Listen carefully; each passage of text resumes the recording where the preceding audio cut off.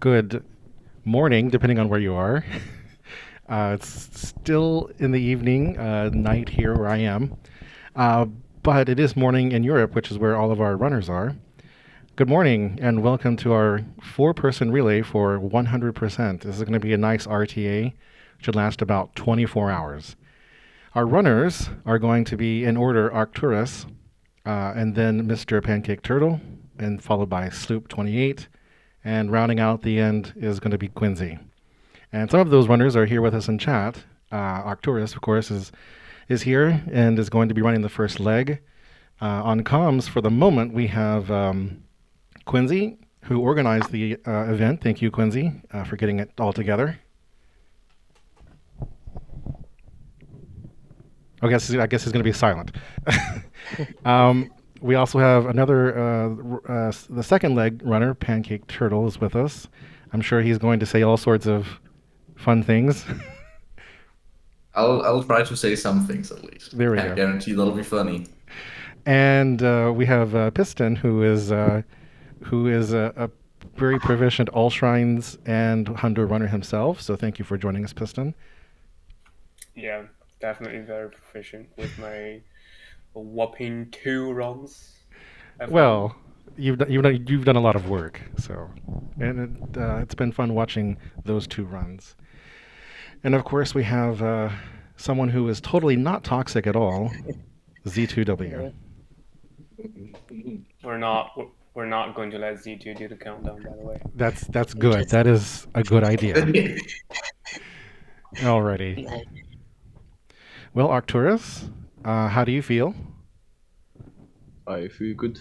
Okay, good. I hope your sleep went better than mine. So, well, when are you about ready to go? Yes, I'm ready. Alrighty. Well, just you give us the countdown and we'll start. Okay. 3, 2, 1, go. Good luck. Good luck. Have Thank fun.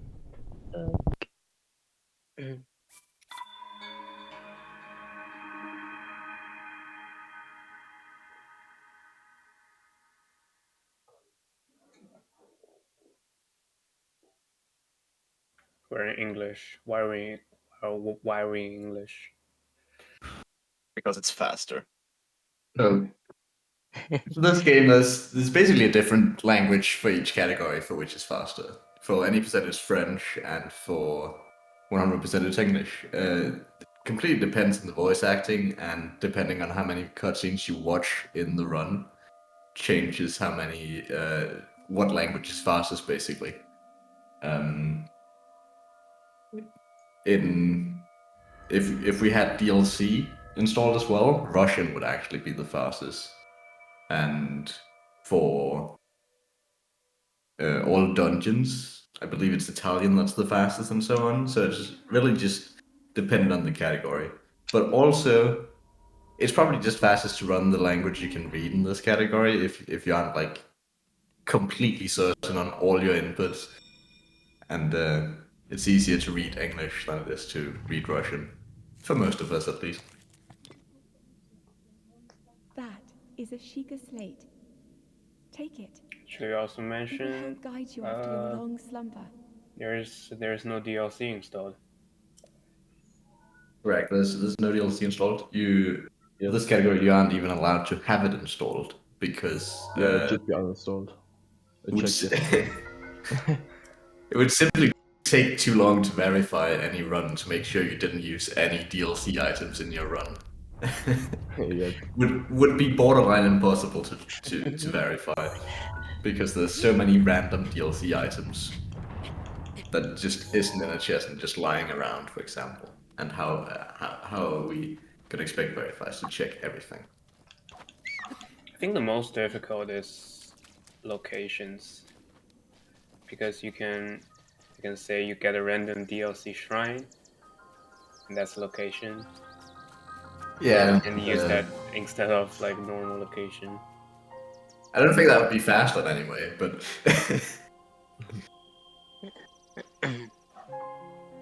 Doesn't it also like mess up the completion? See, you can have 100%, but it won't say 100%.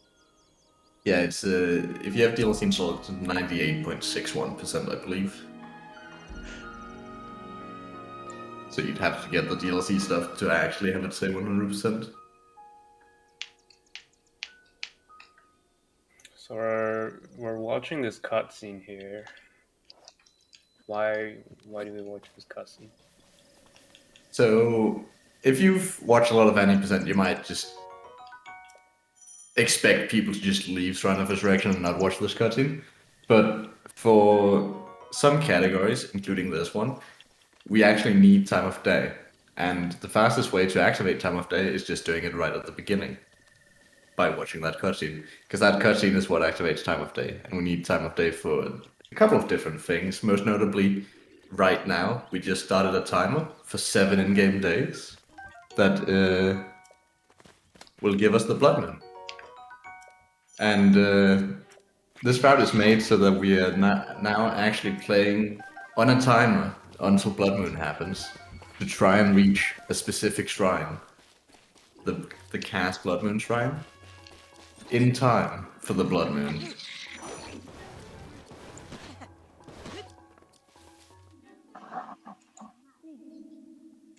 That's actually interesting because Head for the if you point marked on activate the map near time of day in the Sheikah Slate. beginning, that's gonna make Blood Moon kind of tight. So Blood Moon will be a little bit tight, depending on how fast Arcturus goes. I'd be able to to save it, probably. I mean, it's you, right? Pancake, you're doing the Oki segment. Yeah, I will be doing the Yoki segment. So That's where I'll- you actually I'll- have to pray.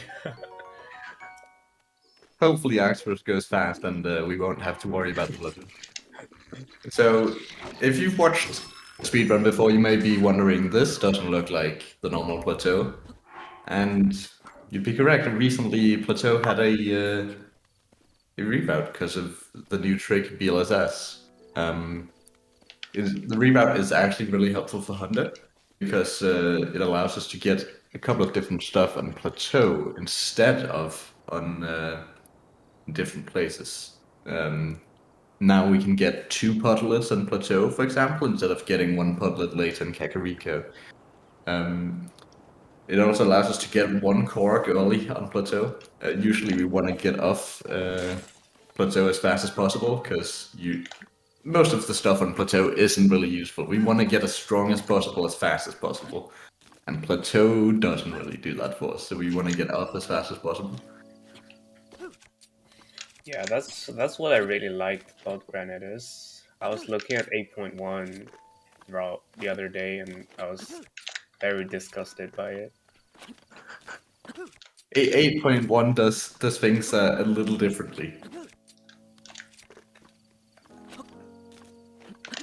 So you also may notice, if you've watched any percent runs, they don't usually pick up a branch, they pick up a spear. But it turns out that we don't really care about what weapon we grab. We just want a weapon to do fall damage cancel with, and then we'll grab an axe in a bit. So we just grab the fastest weapon on our way, which is just the branch that is on our way. So we don't have to like do a slight turn to get out of our way for a spear or a torch, as they usually do in any percent with this round. Yeah, actually, if you come from that direction, it's kind of hard to go for the spear and the Yeah, it point. is. We come from a different direction to the Boko camp as well, so getting the weapons is a little bit harder.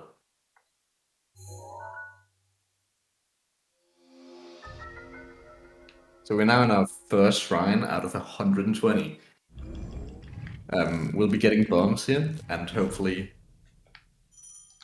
using those for you'll be seeing those rooms a lot this run. Kilo ragdoll cancel. Not doing game room though. Just the 100 run. I don't beat gamer. So that was the first wind bomb of the run. You'll be seeing like probably upwards of 2,000 wind bumps this run. Very user trick. It's just the fastest way to go between Koroks.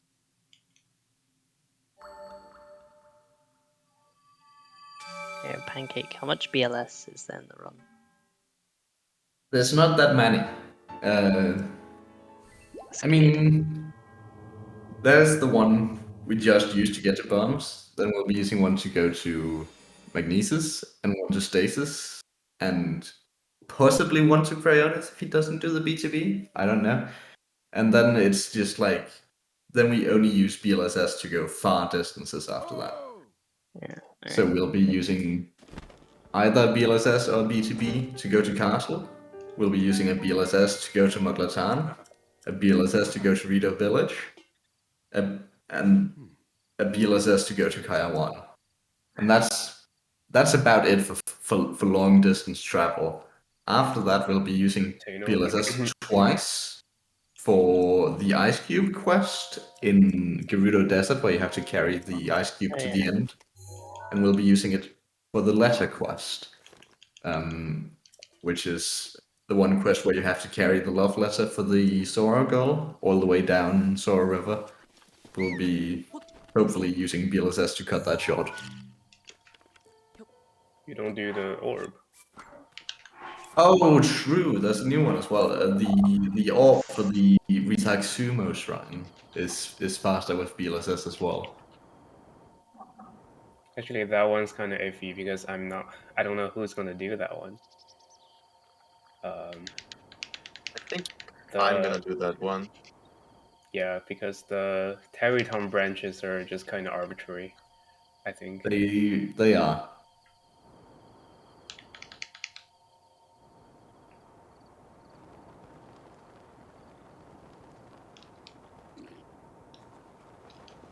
So we're gonna BRSS to Mag, it looks like. So you guys are basically giving all the physical tricks to Arcturus, I see. Yes. I can only win bomb. I can't do any of these tricks. And cube weapons. Don't say that. If I mess it up now, kids, it's on you.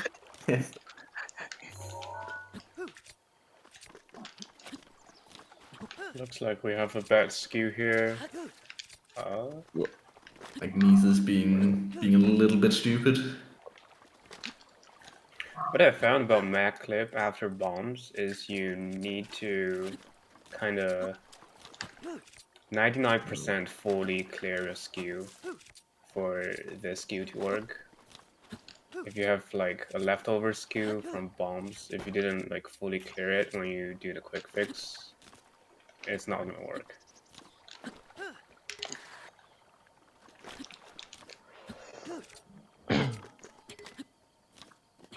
There we go. There we go.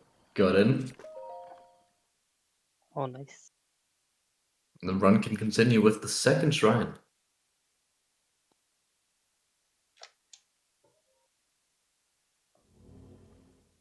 So, I don't know if any of you know how this run is structured, but I'll try to give a short description of, well, short in quotation marks, description of how the run is structured.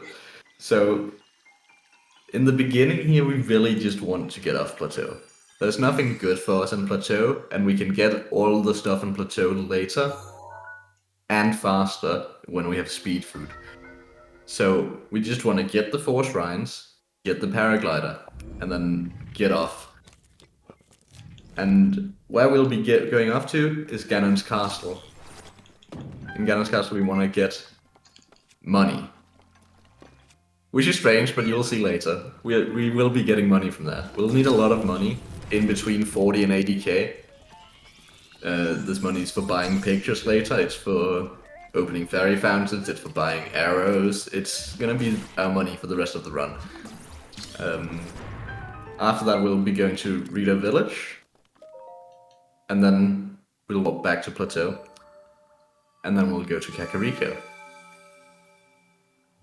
Then, after we've gone to Kakariko, we'll go to Hateno. Then when Hateno's done, then we'll go around, do the Divine Beasts, and end up at Ganon. When all that's done, we don't really have that many cores. And we don't really have that many shrines either. So Copium. in the last half, we'll be getting a lot more cores and shrines than we will in the first half. The first half is mostly just getting all the stuff to make us strong, so that we, at the end, can get all the cores and shrines faster.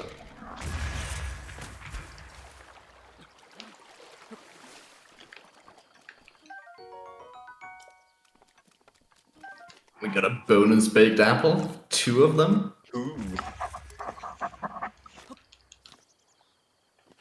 It's actually a baked apple routed in because we need it for a quest, but we could technically skip it now. That means no more good RNG for the rest of the run, so... Oh, don't say that. Don't say that before the Pancake. RNG segment.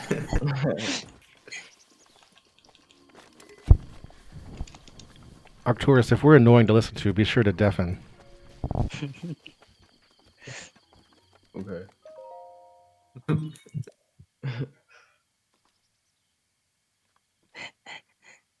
I can imagine some of us are more annoying than... Yeah, you are. Shut the fuck up. You set yourself up for that one. That's not my fault. So why are we activating tower now? So if you watched speedruns before, you might think, hey, activating the tower is slow. They don't do that in any percent. And in other categories, they do it after plateau to skip the cutscene. In 100%, it's actually required to do it before we finish plateau, because the quest we get from the old man after falling down the tower here, if we don't activate the tower, we'll be soft-locked out of it. This is because the quest only has 2 triggers. It has one here, and then it has one at Temple of Time. If you only get the one at Temple of Time, it'll just be active forever, and you'll never be able to finish it. So you need to get the tower first, and then get the Temple of Time, so it finishes at Temple of Time. In some routes, in some plateau stuff as well, like tower's faster to do earlier than later, even with, like, I'm pretty sure, even with the doing tower later stuff. Yeah, so tower used to be very slow to do on plateau while doing the shrines, because we get this cutscene when we jump down here, which is very slow if it's not required for the quest, because this cutscene is where you get the quest. But now with the new plateau route, we actually have the bombs unlocked when we activate tower or when we get there. So you can get the tower and then just wind bomb off plateau, and then do a bit of finicky strat to still survive the fall damage, which makes it faster to get it on plateau than get it after for categories that require it, but not the quest. Yeah, there's like a barrier, you can just wind bomb over it. So. Also, it's nice because you don't need to do shield clips anymore. If you accidentally wind bomb over that barrier and forget about it and soft-lock yourself out of the quest for the entire run, you will cry at the end. Trust me, I've tried. Pancake, would you like to elaborate? Oh, how? No. How did you forget the tower, Pancake? I'd rather not elaborate. Okay. But if you really want me to. Okay. So it was before BLSS. It was back when New Game Plus was the hot new stuff. In New Game Plus, you'd start with bombs as well, because you start with the paragliders. You can easily wind bump. I got to the tower, and I wind bumped off, and I played for another like 16 hours, finished the run, looked at my quest, and was like, oh, I'm missing a quest. I can't get this quest. I've soft-locked out of it since the 2nd minute of the run. Troll despair. So I played the entire run and just never thought about for a second that I should probably, check if I got the quest. So here we go to the old man's hut and we get the axe, which is the weapon we used to get on plateau, but we can't really get any more at the beginning, so we just get it now instead. And then we get another potlet, and we get some food. This is where we'd get the baked apple normally as well, but we got the lucky RNG baked apples. And then we do a sketchy wind bomb here to get to stasis. The reason the wind bomb is sketchy is because we don't have paraglider. That is basically the entire thing. Not having paraglider makes wind bombs really hard. Also getting a torch here, forest farming, and Oh yeah, so there's a torch next to Old Man's Hut, which is very convenient. Usually we had to pick up a torch in like either Vito Village, I believe, or like where was the other place we picked it up? There's like a Boko Tech camp, Lab. like the 80% one. Tech Lab. Tech Lab, yeah, we got the torch at Tech Lab instead. Now it's just right there on Plateau, conveniently in the place we're going anyway. So we pick it up there and save a little bit of time by not having to pick up some random wooden weapon to use for carrying the first flame. Actually, I have a question for the Honda runners. Have you ever had the torch clipped through the ground when you're farming forest? No. Yes! I've had it happen if I place the torch in the ground first and then put the wood on top of it, then the wood will clip the torch underneath the ground after you've set at it. Yeah, I've had that. So what had happened is a choo-choo attacked the campfire, and then I had to remake the campfire, and the lit torch is still there. So I was like, oh, let me save a fire arrow, but just putting on another wood. Yeah, no. Then I lost like 5 more fire arrows because of that. Unfortunate.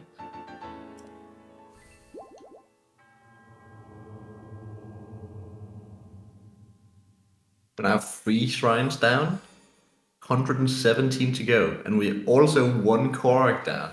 Don't know if you noticed our first Korok on top of the old man's hut. That'll be the only Korok we get for like another 10 minutes. Maybe 20 minutes. 10 minutes. Well, we need to finish Plateau and then actually get rupee printing before we get the next Korok. I think we get the one on the No, you got the flagpole. flagpole. Oh yeah, no, the flagpole, true. Maybe 5 then.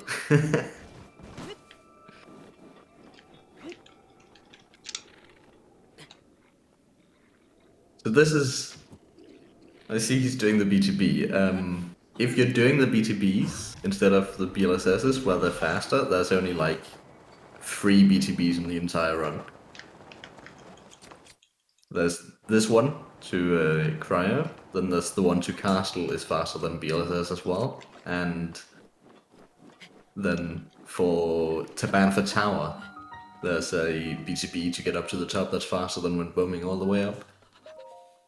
And that's the only BTBs that are in the run, which is a far cry from the original Honda routes that were routed around BTBs and stasis launches.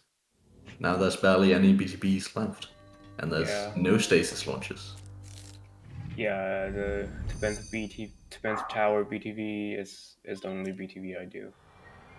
It's the only one that's like quote unquote required, because the other ones can just be replaced by BLSS. The Tabantha Tower BTB can be replaced by, I believe, 3 wind bombs, so it's not like optimal to replace it with wind bombs, but it can be done. I mean, I feel like Tabantha Tower BTB is, if you know the right setup, really not that bad of a trick. Compared It's to the also other really BTBs. easy, because it's not precise at all. Yeah. Just press B. You can land anywhere on the mobile, and it doesn't have to be precise at all. It's just like, just land in this general area. Do you get enough height if you immediately unequip the shield? Yeah, just like hit it anywhere and then unequip shield and bow, and you just go flying directly upwards. Because I've had something happen, like I tried to delay a bit to get more height, and then I bump into a rock, and that sent me in a completely different direction I want to go to.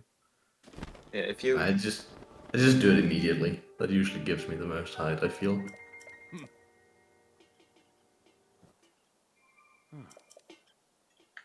Like for the Akala Tower BTV that's in the old All Towers route, you have to wait a little bit to get more height. Interesting.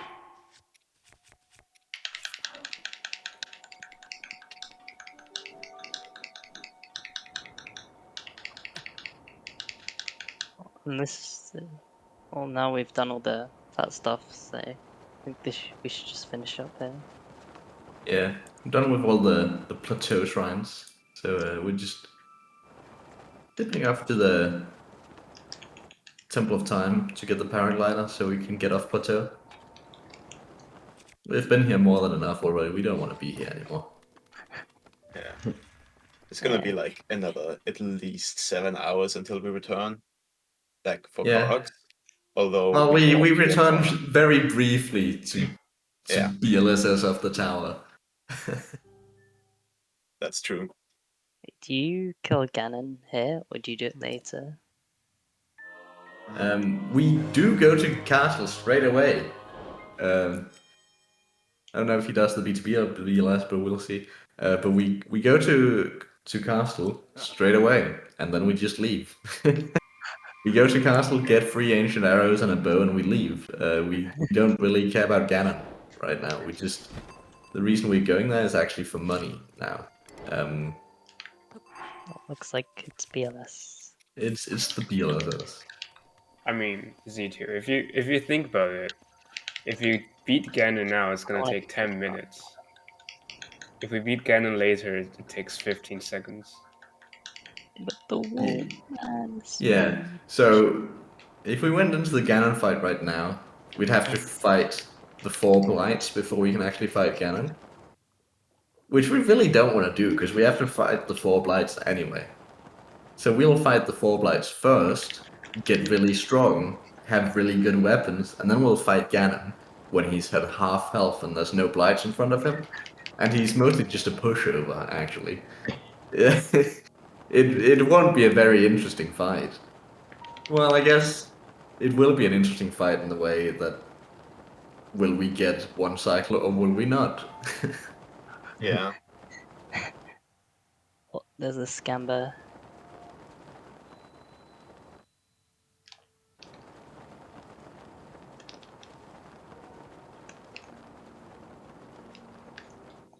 So yeah, something that this route does a lot, that past routes didn't really do that much, is, for example, you'll see Arcturus go to observation room here and just ignore both of the Koroks there, ignore the location that's there, and just go again. So this route likes to ignore stuff in the early game, just because we don't have health, we don't have speed food, we don't have good bows. And it's just a lot faster to return later and get the stuff then than getting it now. Yeah, old routes like 8.1 or even older routes really did not like going past an area without getting the stuff that is in the area. So if they went to castle, they'd be getting everything in castle, or if they went like the way we went to castle, they would have never done that in 8.1. They would have gotten all the cogs in between while going to castle.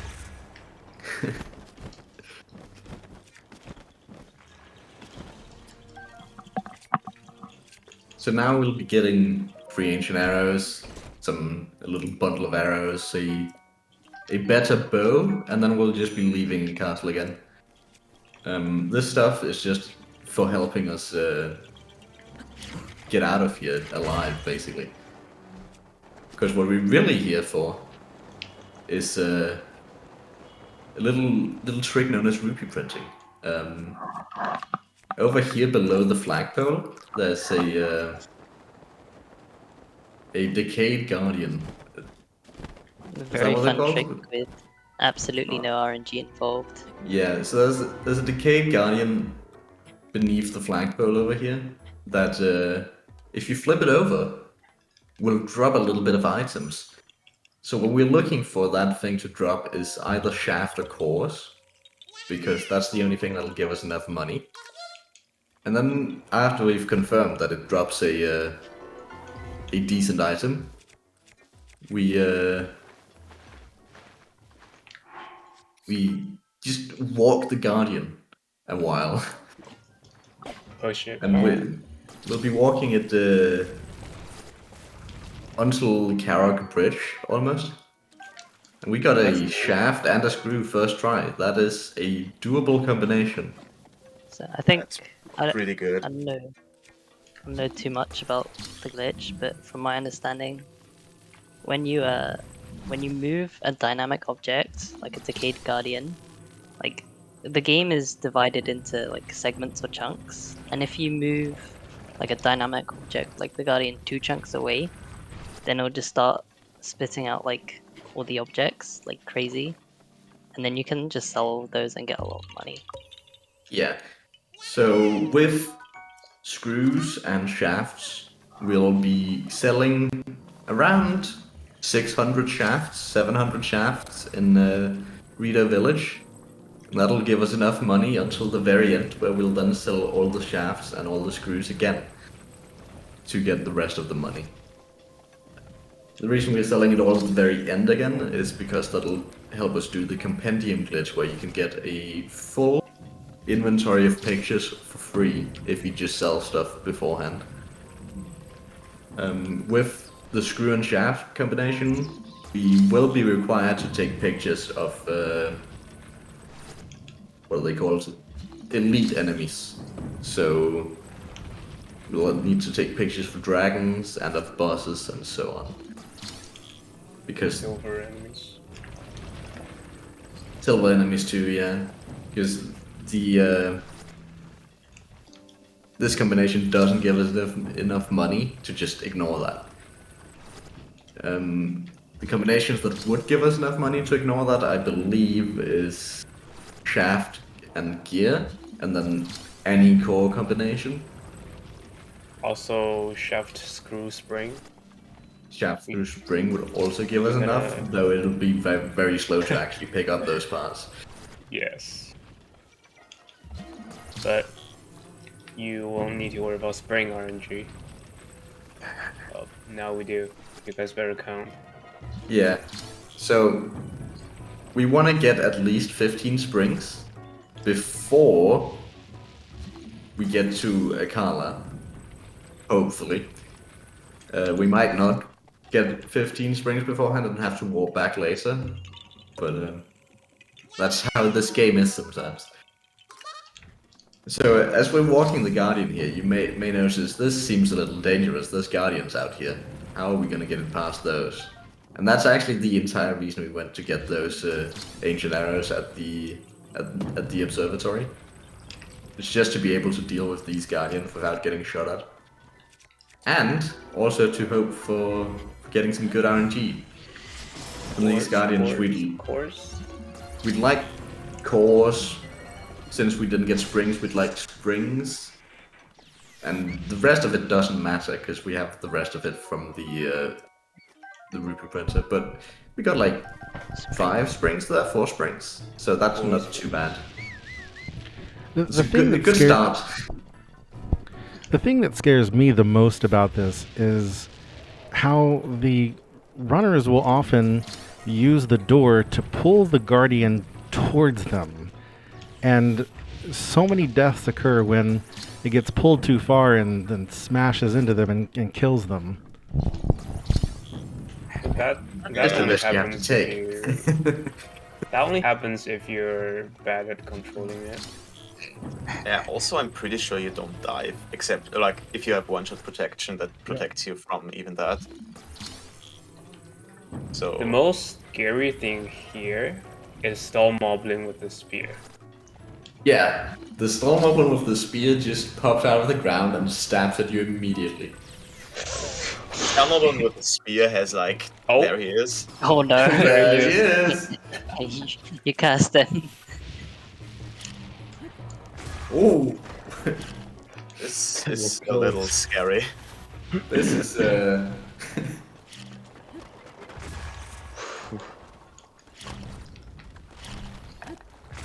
Yeah, You're the the Star boss Moblin, guy. yeah, the Star Moblin with the spear is a lot more dangerous than any other one because it has a very fast attack. I'm not sure if it's frame 1, but it's very close. So you can't really react if it pops out right in front of you. It's very fast, and the spear hitbox actually stay active for very long. Like the spear can hit you when he's pulling back the spear. Yeah. And he really just does attack immediately if he drops out of the ground, just like right in front of you. Like if he pops out of the ground like a meter in front of you, you're dead. Or at least your one-shot protection is gone. He really just attacks as soon as he can. No mercy. Yeah. And also, Arcturus is pushing this Guardian look pretty easy right here. But it's actually a lot more finicky than it looks, because the Magnesis controls are less, like, they are really bad in this game. Oh yeah. Yeah, So- Magnesis is a suboptimal rune, to say the least. It's Yeah, the worst. it's, One in of the my other opinion, one of the by far the things worst one. one of the other things about this part of the run is you're very low on food, and so if you start eating everything, you may not have enough to get your one-shot protection back. Yeah, I think we got pretty lucky on food this time around though, because we have 2 extra apples we can use. So we should be fine. Usually don't have that much food here though. And also we just killed the last another guardian and got fairly unlucky drops from that one. As far as I could tell, it was just shafts and screws. We didn't really get any springs. The shaft and No, screw I- drops we are really unhappy to see because we're already getting shaft and screws from this dynamic guardian. Mm-hmm. So now we're gonna see a lot of frame drops. God. Oh, no. Extra storm moblins. And, yeah. One shot protection. Oof. And there we Okay, see the Storm Moblin basically instant teched us.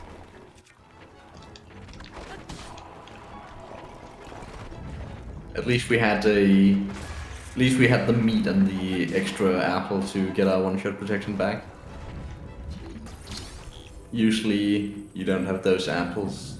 I'm not even sure if you usually have the meat. I guess that depends on preference. Yeah, I feel like for the race, it's a very good decision to pick it up, because, or like for the relay, because you can't Yeah. reset if you die. Turned out to be a good decision because it got our one-shot protection back now, so... Actually, I don't know if Arcturus is going to do the controller swap method, but now we're warping away after rupee printing. So it doesn't matter how much health we have. In Old Row, it's the lower the better because we're killing ourselves. And Yeah. that's for getting 3 hearts back, and that saves food. So here we can just eat. It doesn't really matter. Also, the Guardian's being very finicky right here. We want to get it into a position where we can stand next to the opening in its bottom, so we can grab the parts. But we also want it to, like, point upwards slightly so it doesn't drop all the parts on the floor, because that'll create a lot of lag. So Actually? we're trying to... Sorry? No, I was gonna say we're trying to basically let the part drop freely onto the ground. Yeah, exactly. Because if they hit like this broken house room thing, the game has to calculate like extra collision for the parts, and that creates lag. That does not look good. So it's, Actually, have a very good setup with only the door. So I tried to use both to push it, which I think is what normal runner do, and it sucks. I usually throw the axe and push it into the last position with the axe. It's really finicky to get it into a position that's good. It's because Magnesis isn't a great rune. Yeah. So now Yeah, the Guardian's just spewing out parts, and we'll be grabbing all of them. For 5 minutes. So if you need a break, now is a good time to go grab a drink or similar, because we'll we'll actually just be pressing A for the next 5 minutes. It's a break for us. It's not for Arcturus. No, Arcturus has to mash the entire time. Poor guy. it's pretty like physically hard to like just mash for that long, that fast. Like you have to actually practice the mashing to get a decent time here. And Yeah, also, it's a finicky mash because you have to like get in a rhythm. Because if you do it like too fast, he'll skip some of the parts. Because he'll be still trying to pick up the previous parts. It's super finicky and very annoying. You have to just get in a consistent rhythm where you just keep getting the parts. I always like pull out the weapon or bow here so Link doesn't do the pickup animation. It makes me Understandable. want to. It's giving me a seizure. Sasuke. yeah, also you can't like go too hard on the mashing because you still have to do like I think 4 long distance BLSSs in the next half an hour. So Yeah, if you tie your left hand too much, you can start dropping those, which loses a ton of time if you drop them in an Yeah, inconvenient spot. I just use my right hand to mash and use left hand occasionally. I usually use both hands, like double thumb, gives me the best results.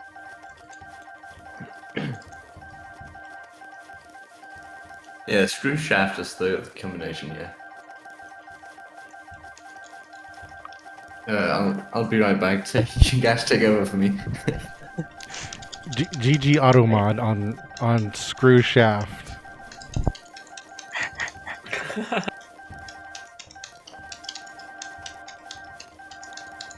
But yeah, I think we did not talk a lot about lag in this part, but it's actually a pretty big thing. There are some combinations that would give you a lot of money, but they are really laggy, especially gears, ancient 4 gears. gears.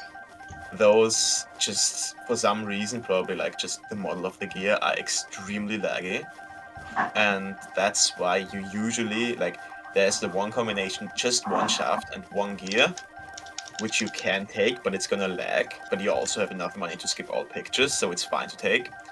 Anything else that has a gear and like isn't core or something is not recommended to take because it just takes so long to mash here because it lags, and on lag frames you can't pick up parts that fast. Yeah, I So, think yeah. after a lag spike, it usually just stops. And obviously, if it stopped, you can't pick up any parts. And then as soon as the glitch starts to happen again, the lag happens again. So it's gonna take like 30 minutes instead of 5 minutes for you to pick up all the parts. And also, if you have a combination that has a lot of parts, a lot of different parts, there is a chance that you can't like just pick up parts or shafts or just pick up cores, but you are forced to pick up a part that you don't really want. And if that's the case, you lose around 3 minutes just mashing for that one part just you can get to the other parts. So you also have to keep an eye on that. Yeah, I think one time I wasn't rotating the Guardian quite right. So I had to pick up all the cores and like 300 springs, which isn't too bad, but not optimal.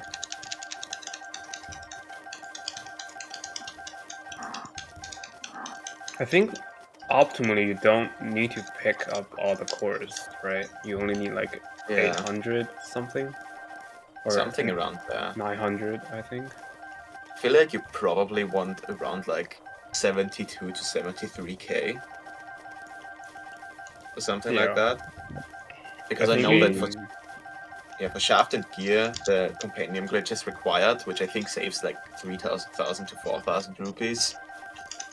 And It's not required actually. it's not. We just do it because it's faster at that point. Oh, Yeah. okay. Because we need to sell 2 times anyway. Because that we makes still sense. need shafts for a couple of things around the map. So we sell the shafts in 2 rounds. So then it'll just be faster to sell the gears in the second round, which just saves time because we have to buy one less. You actually, I think, I don't know how many ancient arrows you need to buy, because if you're only buying 3 ancient arrows, you can technically just drop 11 shafts. Yeah, but Wait, I can mean, you drop 11 shafts? the more ancient arrows you buy, the better, honestly.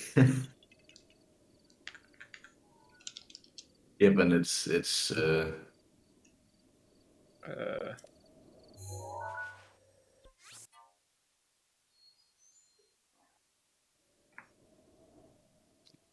looks like we got the warp. Nice. nice. What's scary? Nice. Very scared. So, because the guardian keeps spawning parts as we like open menus, and since in menus they can't despawn, so the game will just crash if you open any menu. That includes like warping. So we're trying to warp in between lag spikes, and try to do that fast enough so the game process the warp before it has a chance to crash.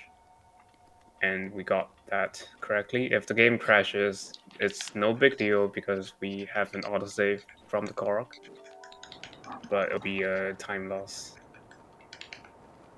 Yeah. Also, I just looked at it, how many rupees we need. If we don't take any pictures, we need 42,700 for pictures only. And then we need another like 10,000 for the last fairy fountain and a bunch of rupees for all the other stuff we need to buy as well.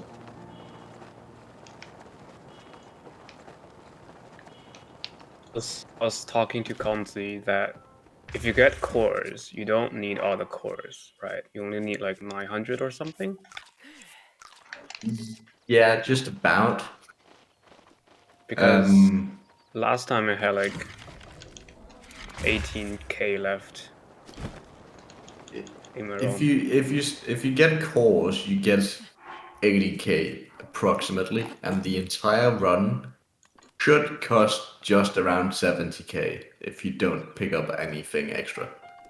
Right. So you'd have 10k left over. Satori is just like Satori here is just like a nice place for food and good place for warp as well. Yeah, It's pretty high in BLS, whatever. But I guess in Hundo it doesn't matter as much. So we want to go to Rito Village now anyway to get Bameda done as quickly as possible, and Satori is just on the way and has a lot of like nice food for us. It has some wood for us as well. We need a lot of wood in this run. I believe it's like 130 just for Terrytown alone. Tarrytown that is right? like 110. I think it's 140 for Terrytown and then Yeah. time of day stuff. Okay. Yeah, so we need like 160 wood total or something. Maybe more, depending on how bad we get with time of day. Unfortunate to miss that rush room there. We want to get 55 rush rooms. That's for a quest. Rush room in this game has the worst. Like They do, Link, that's... Link can be directly over it and not able to pick it up, like that. Yeah, exactly like that. It's really bad.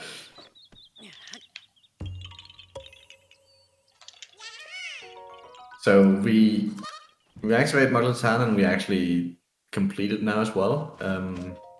We used to not complete it, but it turns out, seeing as we skip the shrine in Kakariko now, this one's just Ooh, on the way for us to get right now. nice. Because we want to get 8 spirit orbs by the time we get to Athena. So we'll need to complete 4 shrines, and this is just one of the faster ones to complete without speed food. Oh yeah, that's another point. So you might be wondering why we're going to Rito Village to do Meadow first. And we have a lot of reasons. One is we get an extra heart container, and that's gonna be helpful when we do the heart duplication glitch. So now we're super rich, and the next thing we want to get all the hearts and stamina we can get. Which by the rules, it's required that we get all the upgrades that we could get without any glitches, which is full stamina and 27 hearts. And we're just gonna use a glitch to get them early, although we have to complete all the shrines, because it's actually helpful to be able to wing bomb anywhere. And to do the hard dupe glitch, we have to go to Hateno and talk to the horn statue. But before that, we have to also get a memory. And normally, memories require the camera to get, because that's how you activate the quest to get the memories, with the exception of Divine Beast memories. So by completing Meadow, we get a Divine Beast memory, and we're able to do the hard duping glitch the first time we go to Atheno, which will save a lot of traveling. And To also, recap. to get a Sorry. bow. Yeah, I'm not done. Turns out there's more things we can do after completing Meadow. One of them being we get a good bow, which we'll be duplicating later. And we also get Rivali Scale, which is kind of useful. What else do we get? We also get a core in the shrine. Yeah. And in Meadow. To recap, we go to Rita Village to get. We need to get Gales. We need to get a memory for Heart Dupe. We get a heart container that'll make Heart Dupe faster, and we get a weapon we use for the first part of the run. Like basically exclusively that weapon we use for the first part of the run. And we get 2 cores. We want to get 3 cores before we get to Athena to get Stasis Plus. And 2 of the cores are just in Rita Village, basically. So we only need to get 1 more. There's another feature of getting cores from the ruby printing instead of shafts, is that you can just skip the core chests because you already have them. It looks like we are doing the BOSs again, because I think we forgot the Silent Princesses. No, I It think was we dropped it. mistake. Yeah, I was just jumping accidentally, so I had to reload to be Oh, okay. I thought you warped back. Never mind. Yeah, that's very annoying.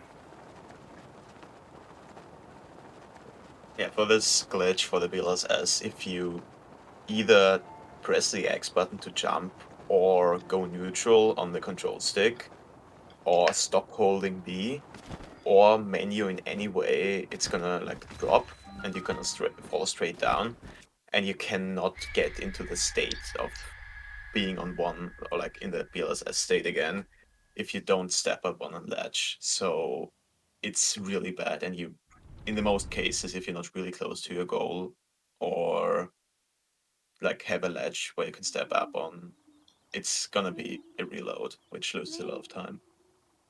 Basically, if you hit any extra buttons, it's bad. Yeah. Yep. Like target can mess up You your must angles. find a way inside in order to free it from So now we're in Rito Village. We're getting a cutscene here from Zelda telling us about the divine beasts. This cutscene is actually able to be skipped if you go to Impa first, but going to Impa first is not really an option for us because we need the memory before we go to Impa, basically. Because after talking to Impa, we want to go to Hateno, and when we arrive in Hateno, we already want to have the memory, which we can't do if we talk to Impa first. I was actually thinking about that. Like, if we get enough rupees, we can theoretically first BOSS to Kakariko, and then do CAC 1, and then BOSS to Castle. But the problem is we need enough money to buy all the arrows and the carrots. Now I should sell 600 shafts. Will sell my springs? Let's see. No, you just sell 600 shafts. Okay, good. So we're now going to ruin the Rito economy by selling all the shaft we picked up from the Rupee Printer, or the Decayed Guardian, whatever you want to call it. And then we'll actually be buying out the entire shop afterwards. Which is actually really helpful because we get sunshrooms for cold resist. We get a bunch of arrows. We get butter for some cakes we have to cook and some other dishes we have to cook as well. And some annoying kid we have to deal with. Yeah, and we get sugar and wheat we also need for different quests where we need to cook stuff. 24k exactly.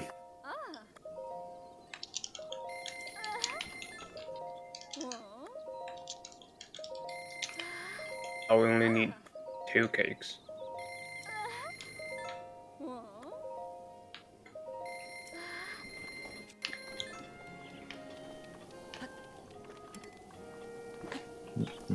Oh, there.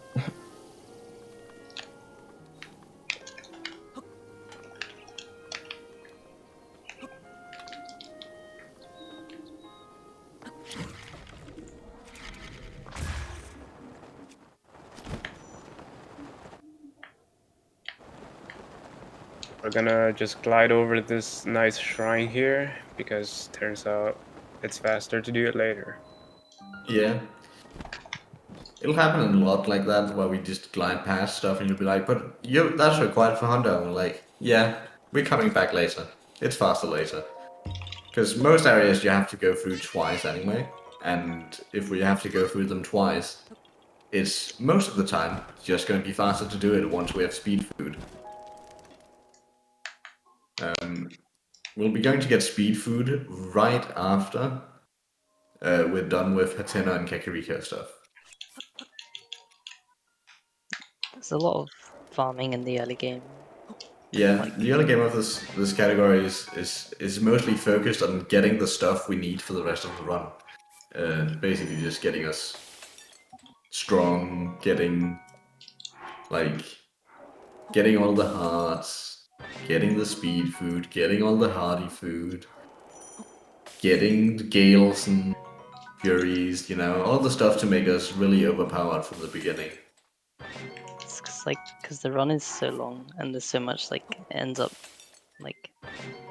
saving time in the end, even if it may seem really long. Hard duping is 10 minutes, but overall it's still better. So. Yeah, hard duping takes a long time, but it just saves the sheer amount of time it just saves by not having to eat food all the time. It's just way worth it. Yeah, it also saves the time of not having to worry about heat and cold, and it's just so much less annoying to not have 3 hearts constantly. Yeah. Yeah. So here we cooked the cold protection. Thanks for the follow. Meal. And that's because inside Meadows it's kind of cold. We only have 3 hearts, so. But after that, we actually don't have any cold protection because we have enough health to just tank through it. Yeah, we'll end up with 28 hearts once we're done with all the divine beasts, and a full free circles of stamina. The unfortunate part about doing Hundo and then maybe doing a different category is Oh no, that don't you give up. Please don't. is that you'll probably die a lot because you're used to having full hearts. Suddenly you only have 3 because most other categories just doesn't get any extra hearts.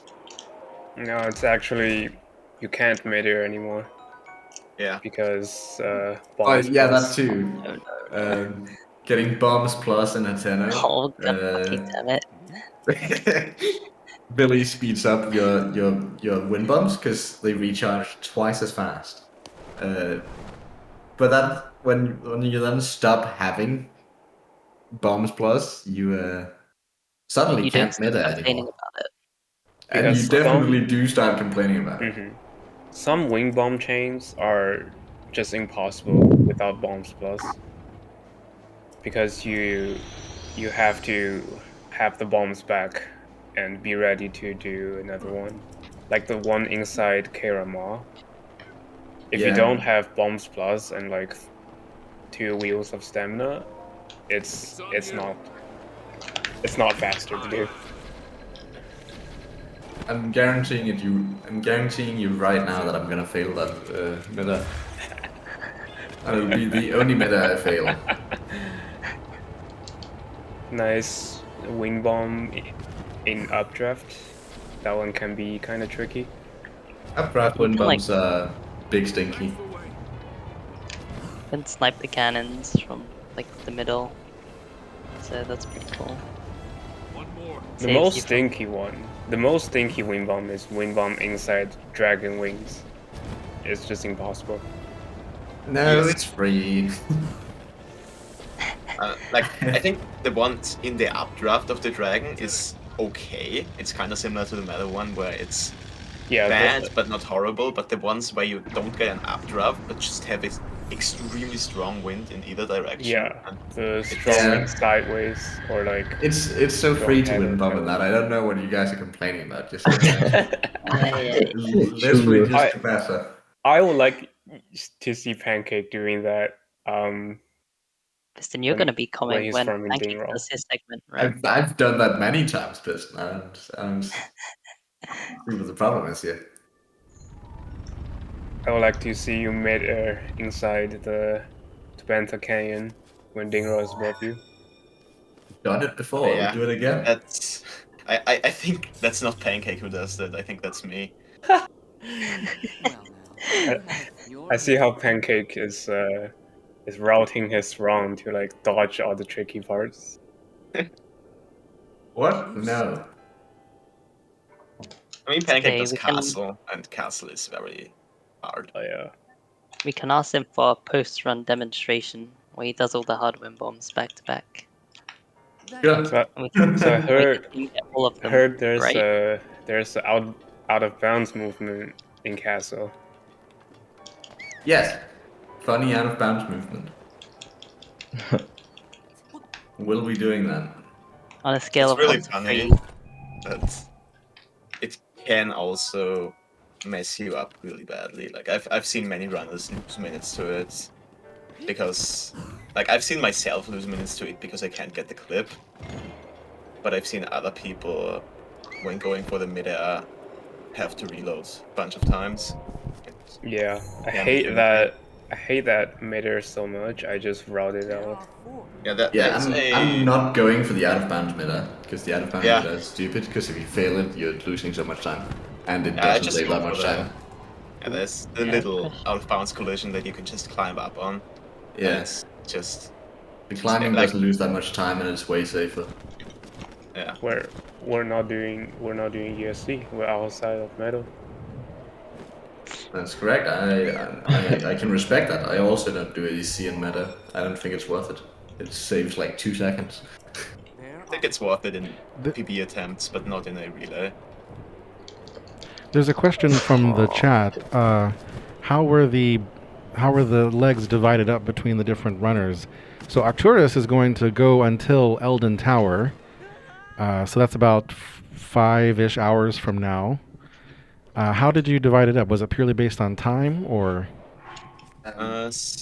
Yeah, so I made just like a quick Google form just asking who can do which part and who wants to do which part. And then we just kind of were like, yeah, okay, someone does this, and then this person doesn't want to do the last part, so the other person does the last part, and then just like said, yeah, just decided like that. And the length of the segments were decided between me and Coensi by looking at our PBs, because our PBs are pretty even. So we just saw, okay, if we had to split this up to 4 equally sized segments, what would be the best handoff points? I think I actually So- used world record. Did you use world record? Okay, I used our 2 PBs, because we both have like just around 18 hours. So I tried to split it up to 4.5-hour segments, and then Kenzie modified it a little bit, and we ended up with segments splitting at Elden Tower, Rakasunso, and Barita Nanak. Burrito nada. Which is approximately 4.5 to 6 hours segments, depending on how fast we go. What's interesting is that if you look at the route doc has 1,732 lines in it. However, that the content of the different parts is very, very different. So you can't just like divide 1732 by 4 and get your answer. No, because the early game has a lot more notes, for example, than late game. Because, well, I should say mid late game. Because mid late game is just from one card to the next card, so the only note is just get this card, get this card, get this card. While for early game stuff, it's like a lot of, hey, if this happens, do this, and if this happens, do this. Remember to get these and these quests. Oh, and then get this card. Yeah, So, yeah. The early game notes are more concentrated, I'd say. Definitely. So, small thing about Meadow, but kind of like skip the stone and sequence break a lot of the terminals. Oh yeah, I didn't And then even it think works, about that. Yeah, No. pretty cool. We skip the map in Meadow, but I don't think about that because it just seems so natural to just skip it now because there's no really hard tricks. It's just flying around. It's just I like mean, Wing Blades, it's kind of hard in Hondo now. In the regular Hondo, not in the piston version. Okay, Piston. Shut up about the Piston version. I don't care about your free shot Lionel bow. I do not care. It seems slow to get the free shot Lionel bow this early. I don't care about it.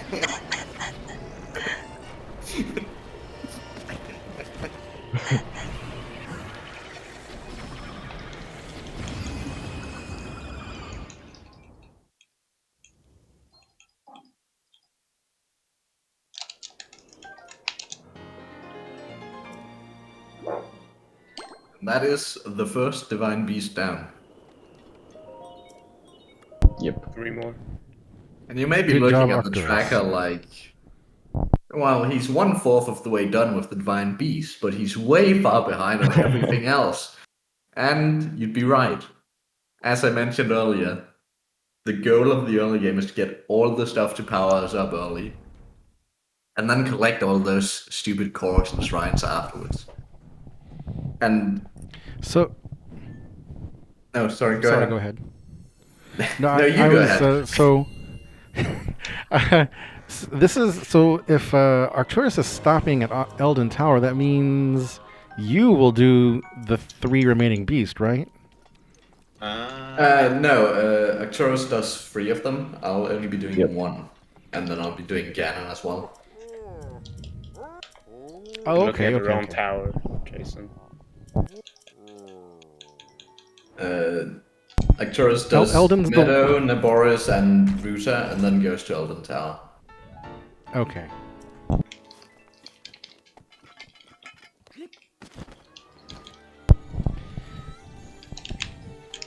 Batiste, I think that's how you say your name. Yes. So if you like Koroks, then come back for Quincy's leg when he'll basically be doing Korok. Yeah, Sloop and Coensi are both gonna be just getting Goroks. Mostly. I mean, I think whoever does lake will have the most Koroks. Lake region is just Yeah, cramped with Koroks. I think Sloop will have the most, because Pancake still has like Ganon and Rudania and stuff to do, and I Yeah. have cleanup to do, which is like 30 minutes with getting 1 or 2 Koroks. So Really? I'm pretty sure Sloop has the most. Yeah, Sloop probably has the You know- most. I'll only be getting like. How many am I getting? Am I getting 200? Oh, nice. Yeah, I'm getting just around 200 Goroks. Do you guys go for the bomb strat here? Like square first or like. What's mean, the other the- strat? For the door. Well, Yeah, you for the see, core, usually you just get the core before you go into the shrine, so you don't have to collect the shrine core. I just got lucky on the Ruby Just printer. get lucky. Just get lucky sounds whole like 'Cause- just a reset to me, but you know. Yeah. So Well, to be fair, if I don't get a single RNG core, I'm very considering resetting, so it's a good thing I'm not doing this segment. Thing Early is- game in this run is very, very reset heavy. Like, especially Ruby printer, but also like if you die in mid-oak or stuff like that, it's so easy to just lose your run before hard duping. Yep. the thing is, for that puzzle, right? You're supposed to make the fan spin, and you can use the bomb to do that. But it's possible to make the fan spin at like speed just above the limit for the door to open, and then slow down to the speed below where the door can open, and it just you're stuck in that cutscene for like Oh, I two saw minutes. Skepto's clip on that. That was so funny. I got that Oh, first try, no. and I was like, I'm never doing this strat. Oh I no. saw Skepto's clip and that was so funny. Just stuck in that cutscene for like a solid minute. That was so good. It's funny to me because I heard you can do that, right? So I tried it in my like practice ROM, and I was like, what is this? I don't think this is supposed to happen.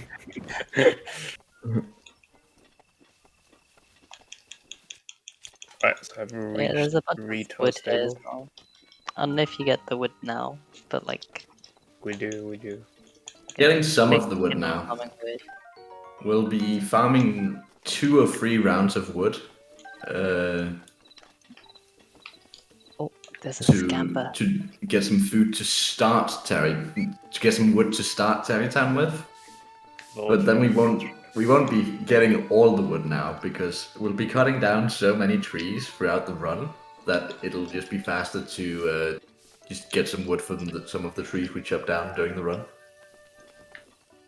Also looking for Beetle. Beetle not seems here. to be gone. No, mod check. Beetle mod check? Get the vault fin here as well, right? For the quest. Hopefully we get lucky and get a Walt Veneer. Yeah. I don't know what the chances are, but like It's It's- pretty high. It's pretty high. It's pretty high. It's like It's- 30%.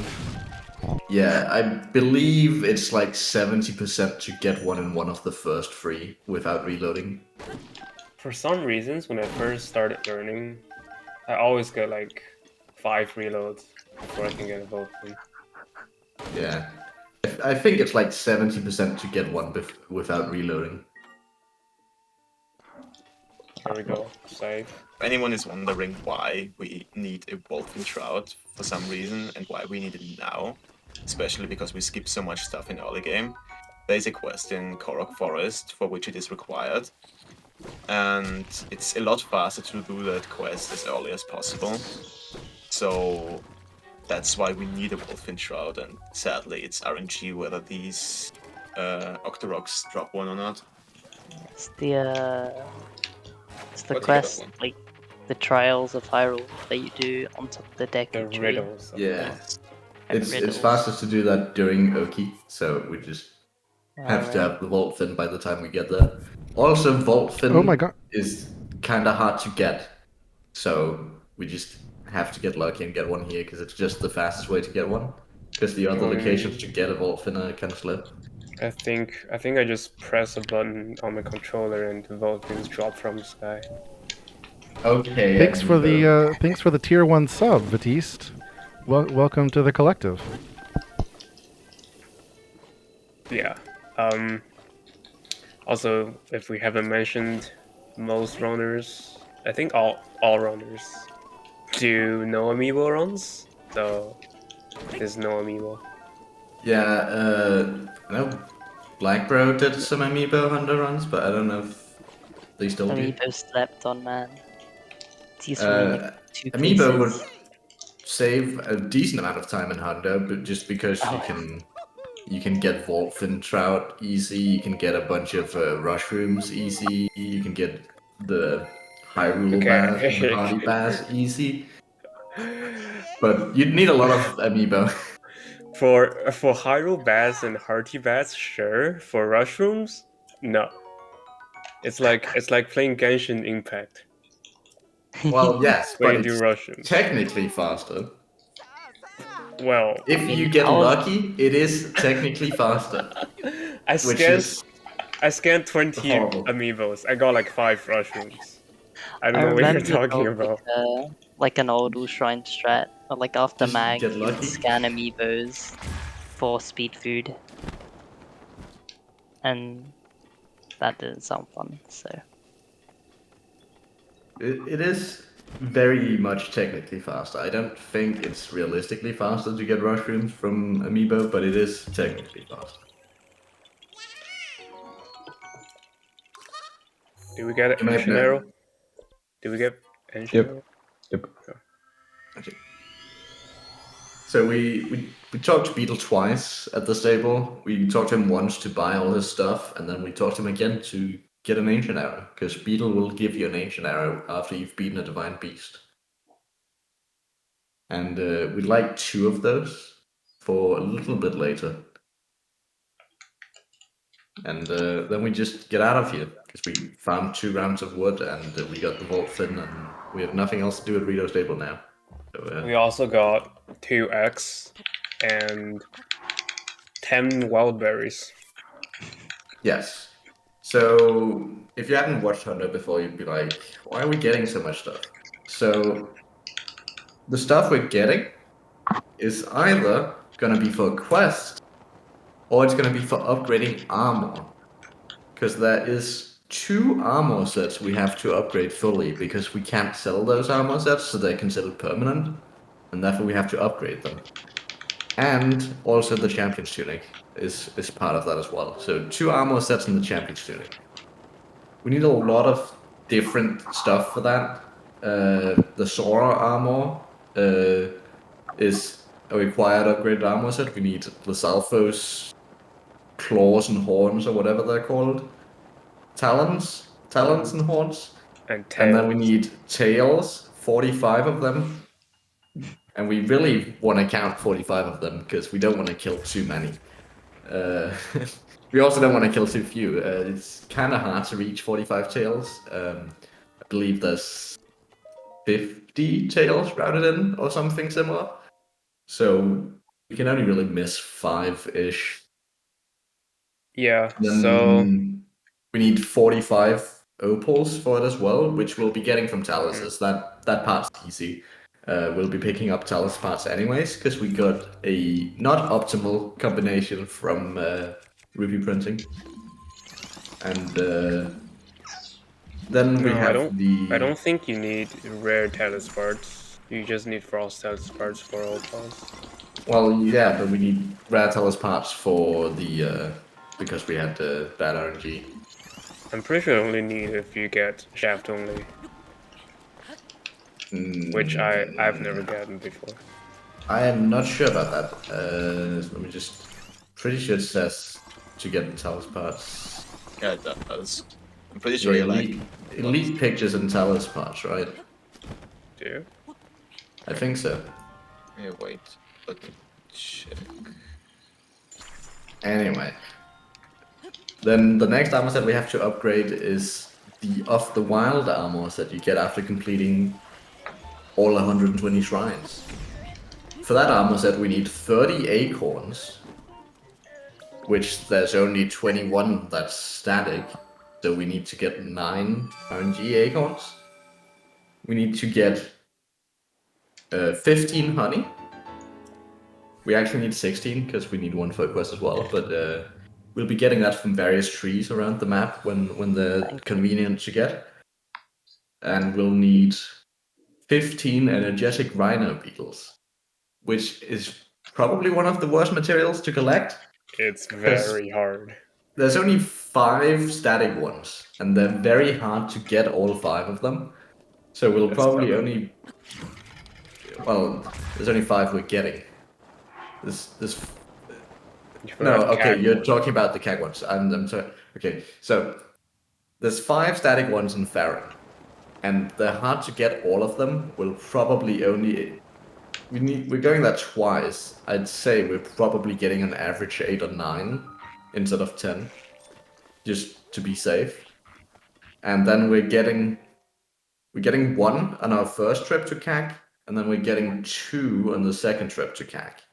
So that makes 12, meaning we'll need around 3 beetles, maybe 4 or 5, depending on how unlucky we get, that we need to collect randomly. And they only spawn during nighttime, which is extremely infuriating, because that's also where nighttime enemies spawn. And Yes. nighttime enemies scare them away, so it's really annoying to get them at times. The only time you can really get them is between like 4 a.m. and 6, 7 a.m. without the enemy spawning, and Yeah. they're very And annoying. also- Probably gonna be the material that's hardest to collect. We're getting the 5 static ones in Farron twice, so we'll be getting them after Farron farming, and then we'll be getting them way later when we go to Farron during. Is that sloop segment? Yeah, that's Loop. Yeah. And that's because we want to give the game plenty of time for them to respawn, right? Yeah, every in-game hour that passes in the game, they basically have a 1% chance to respawn. So we want to make as many hours pass as possible before So we I go was- back for them. I was gonna say this way earlier, but nice super to Doctus. Oh, he got the super nice. I didn't notice that. I saw a cheeky unloaded as well, but like loaded in his face. It's too busy complaining about material upgrades. How far did we get? Got after the rhino beetles. So we need 3. What are they called? Star fragments as well for the Of the Wild. Those are fairly easy. You might think we need to collect star fragments falling from the sky. We thankfully don't. There's 1 in a chest in Ganon's castle, and then we get 2 of them from quests, which just rounds up to 3, which is exactly what we need. And then the next things we need for the Of the Wild set are way more annoying, because each piece of the wild set requires different dragon parts. So the head requires, for the first upgrade, it requires 2 scales, then 2 claws, 2 fangs, 2 horns for a dragon, and then the next part requires the same for a different dragon, and so on. So we need to Do you farm a actually lot remember of. that? I don't remember which part is which dragon, but I remember they need 2 of each. 'Cause, I only remember you have to get 4 horns and 2 of other parts. Yeah, so you may hear, well, it was just 2 of each part. Why do we need 4 horns? The champion's tunic. The champion's tunic needs 2 of each horn, as well as silent princesses. So we'll for each dragon we'll need 2 of each part and 4 horns to actually get the stuff we need to upgrade the Of the Wild and Champions tunic. And then we'll be getting a bunch of extra horns from Farosh, because he's the fastest dragon to spawn. We need a bunch of extra horns from him to get speed food, because dragon horns makes buffs the effect of whatever food you cook up to 30 minutes. So all our speed food will be 30 minutes long, which is really helpful, considering the standard duration of just cooking, 5 lotus seeds is like 5 minutes. So we basically 6-double the duration of our speed food just by adding a horn to it. And we're gonna be on Like- speed foot for basically the entire run after we get it. Yeah. And that's also kinda finicky to calculate because you have to know how much speed food you will need to farm as many horns from Farosh as you need. For example, top runners use 20 horns for a time around 17 hours, but we're gonna get like 25 just to be safe. Yeah. So you go. No, go ahead. I had nothing else Okay. to say. Another small thing is like you may have noticed Arcturus eat, like before when he blew himself up, he ate and then reloaded. That's because if you reload in bullet time with an exploding bomb, your load is like a minute. Yep. Yeah. Yeah. Also, that I don't know why movement the is- game's like that. Also, that Speaking- movement is a good example why bombs suck and bombs plus is good. Yes. You're just complaining. We just didn't as get to hear easy. Japanese Impa. Should I do my impression? Go ahead. Please. やっと目覚めおったか。久しのリンク。すっかり年を取ってしまったが。覚えておるじゃろ Clap. Yep. Proud of you. Good job. Listen. Alright, Pancake, Now what's do your the impression? whole trailer part that we are gonna skip. Oh lord. I'm kidding. Even I skipped that. You wouldn't skip the law in casual play. So here we're I- reached Kakariko. Okay, are we gonna? I are we gonna didn't. commentate? What do you? Well, there's 5 levels of talking to Impa, and it's Hundo, so you have to do all 5 levels. Okay, it's fine. When we come back, we can get Pancake to do a few more voice lines. I will be doing 0 voice lines. Do 0. Yunobo. I will not be doing any. Maybe I'll do a Korok like once. You could do like.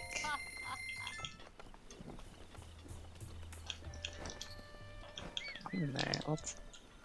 Oh So- my god, Here in that Kak we get, scared me. so here in If you Kak have we the get Sheik armor, you don't have to. Yeah, well, Yeah, the but Sheik armor is Jason- slow. Become very slow. But I don't know if Arcturus does this actually, but there is a strat to make the beetle farming later a lot easier with cooking a stealth up meal. Yeah, if you cook 1 silent princess, 1 silent shroom, and 3 nightshades, which you can all get on the hill, you get a stealth 3, which makes you able to jump next to beetle and not scare them away. Get the beetles normally. Don't waste time cooking. Anyway, you may have noticed we were in Kakariko and we bought like a bunch of carrots and boka guts. The carrots are for speed food. The boka gut is maybe not so obvious. It's for a speed potion. Why are we Because- getting speed potion if we can get We- speed food? Because the time we have between being able to make the speed potion and having the speed food is actually makes it worth it to get the speed potion, because we can dupe the speed potion at hard duping, so we actually get the speed potion twice, which is half a speed food, and it actually just turns out to be worth it to get that before we have the actual speed food, because it's just like another 14 minutes of speed food before we actually have the speed food. Yeah, When we we're get- gonna do some clips in the shrine. Okay, maybe Not not. during Never the mind. shrine. We're not doing Never the shrine. mind. Never mind. So we're getting Come on, 2 sit hearts here. and we're activating the shrine, and then we're leaving, because we actually have all the spirit orbs we need. So doing that shrine now would just be slow, because we want to go in hard deep as fast as possible. I forget you Good. guys do it like it's for the. I think you do it for the quest, right? Because you have to wait. No, we do Okay. it after we warp back. When we walk back, not When next we- time, but yeah. way later, Yeah. we get it because we have speed food on, so it's faster that way. But also doing it now would take away time before Blood Moon and take away time before we get to hard duping. So it's just better for us to do it later. I see. We used to do it now before we did Muglatan, because we need 8 spirit orbs before we do the hard dupe to make hard dupe faster. So we used to do it before we got Muglatan. But now that we have Muglatan, we can just skip it.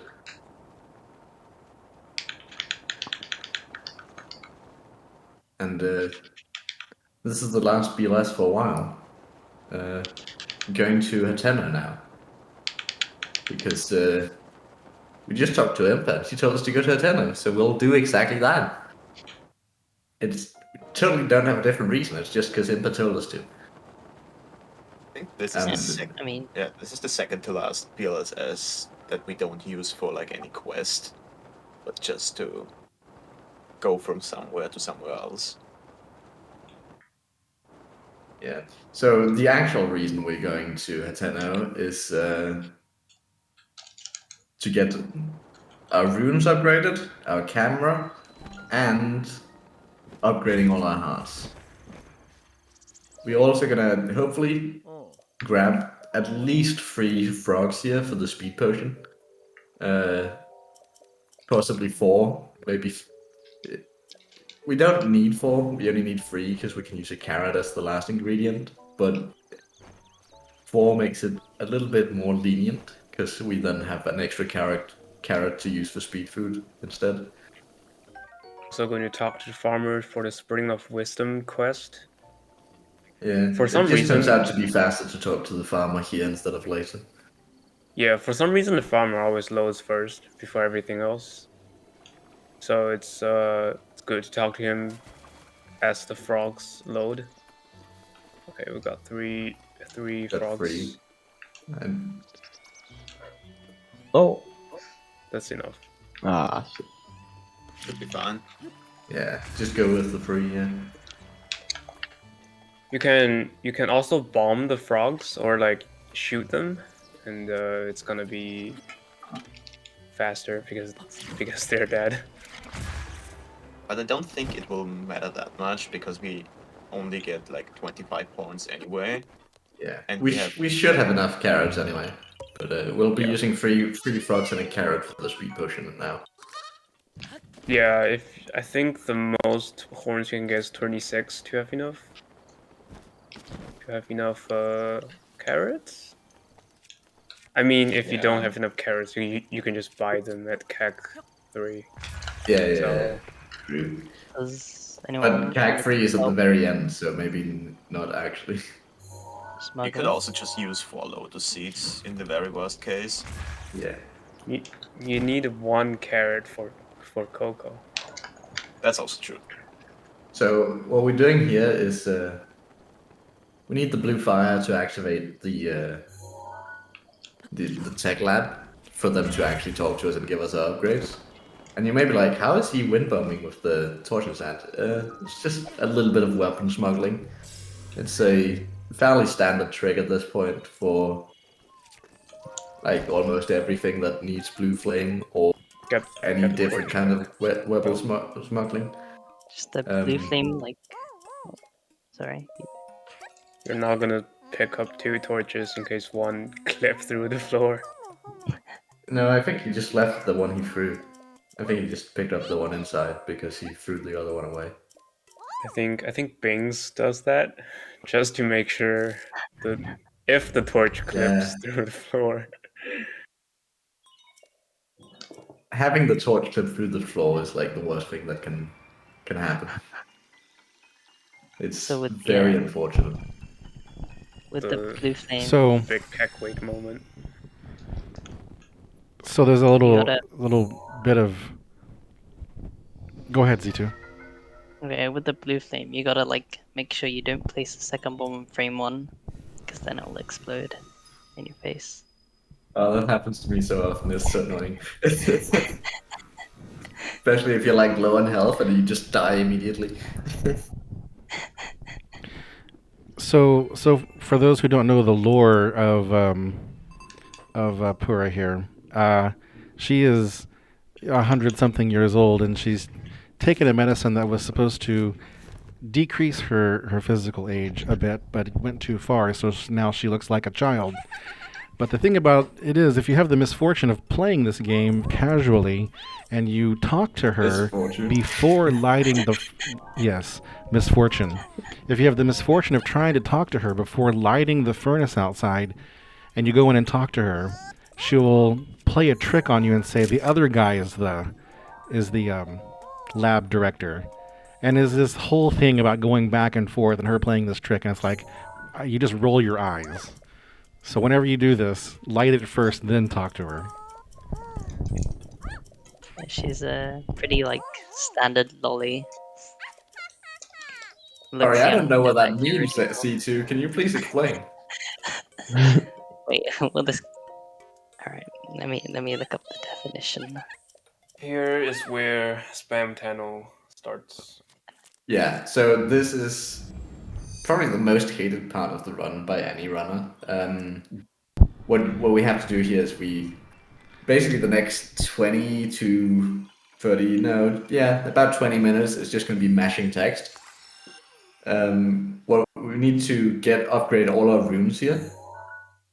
We need to upgrade bombs because running Hundo without bombs plus is horrible. We need to get the Sheikah sensor, and we need to upgrade stasis because it's slightly faster to have stasis plus because you can skip some second phases of some boss fights later. Then after this, we'll be going and we'll be hard duping, which takes like 10 minutes, just about. Do you guys? Sorry. Do you guys remember? Like, do you guys memorize the text options for every NPC? For the heart Kind statue, of. at least. Not really. I just look at the dog to see what the dog says most of the time. But some of the dialogue I just remember by now. I'm still confused about the guy, like the guy in Goron City, about whether it's a 1-2 or 2-1.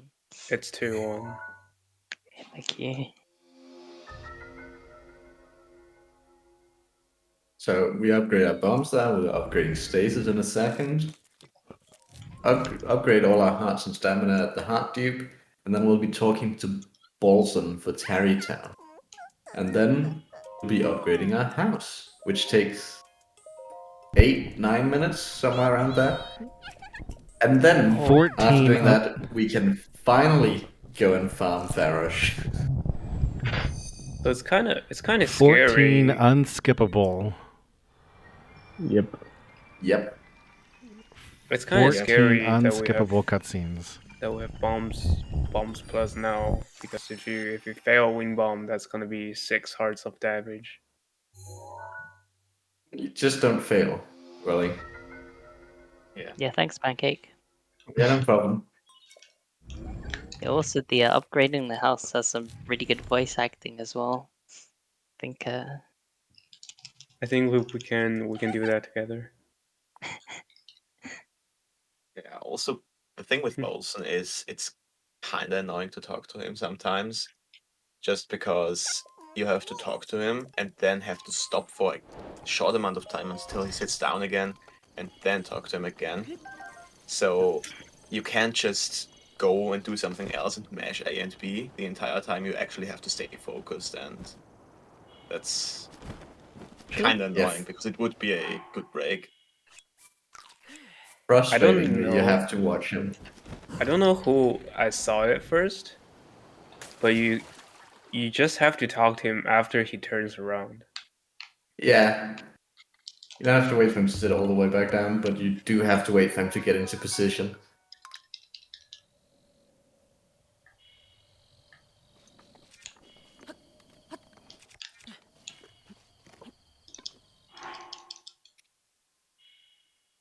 We have upgraded everything.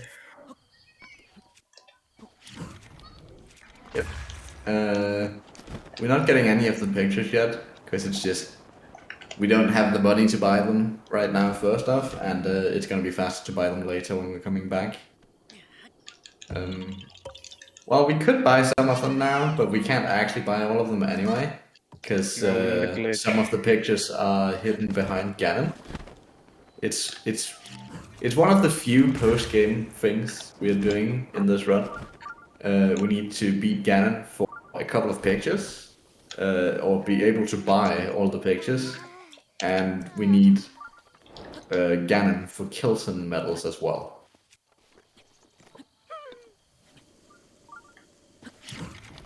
Now we're going down to Bolson Hudson. And Did we get the quest? Or the sheep rustlers, yeah, I think we landed. Yep. I didn't. I think the banner was like cut out between frame jobs. Oh, If you by the talk to way, her, you can't dodge the quest. Both options gives you Yeah. the quest. do you know you can actually softlock here if you talk to Bosun before the other two guys load in? That is awesome. I didn't know that. That's amazing. Yep. This game is kinda. Like this cutscene where these two people Remember to cook speed food. Remember puts down the speed food. hammer. It can't play properly if the actors aren't loaded, so you're gonna make sure they load before that cutscene plays. Okay, we got a Make chili a- elixir. We make a chili elixir and we make a speed elixir here. The chili elixir is for a quest, and the speed elixir is for us to go fast. Can get crit potion. Yeah, don't but it was know. crit on the food part and not the speed part. Oh no. Oh, we get a funny panic moon. Now you can pick up double the hammers because I think they respawn. Yo. Wait, do things I'm pretty respawn? sure. I'm pretty sure they Things respawn. respawn on panic moon? Actually, don't pick Yeah, them they up. should respond. If you pick them up, you're not gonna have enough inventory slots for the axe and the knight's sword. Pick them up, I'm gonna have to drop so many weapons.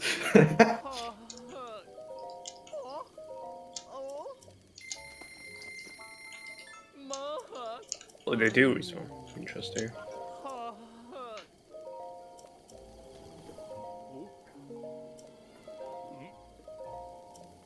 Bye.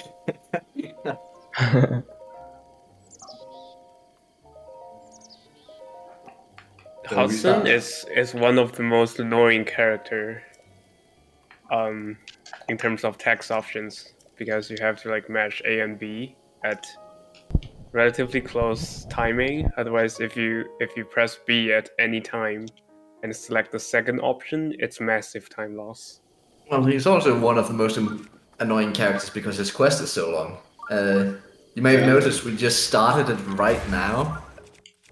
We won't finish it until the literal last section of the run, like the very last when we're doing the cleanup. That's when we're finishing the quest. That quest takes the entire run. I think And it's also like it has to be pain to route something around Hudson. Exactly. Especially in EX. Oh my god, this guy is literal pain. Yeah, because you have to do stuff in a certain order for this guy. Like, first he wants a Goron, that doesn't make sense. We don't want to go to Goron Village first. Then he wants a Garuda. It's like, okay, so now we have to go back that way? And then it's like, oh, now I want a Rita. And it's like, oh, I have to go back up that way now. Really? Okay. And then he wants the Sora. And I was like, you couldn't want the Sora after the Goron, like, so we're in the same area? That's whatever. So it is very annoying. You have to backtrack a lot of the map to get all his stupid helpers.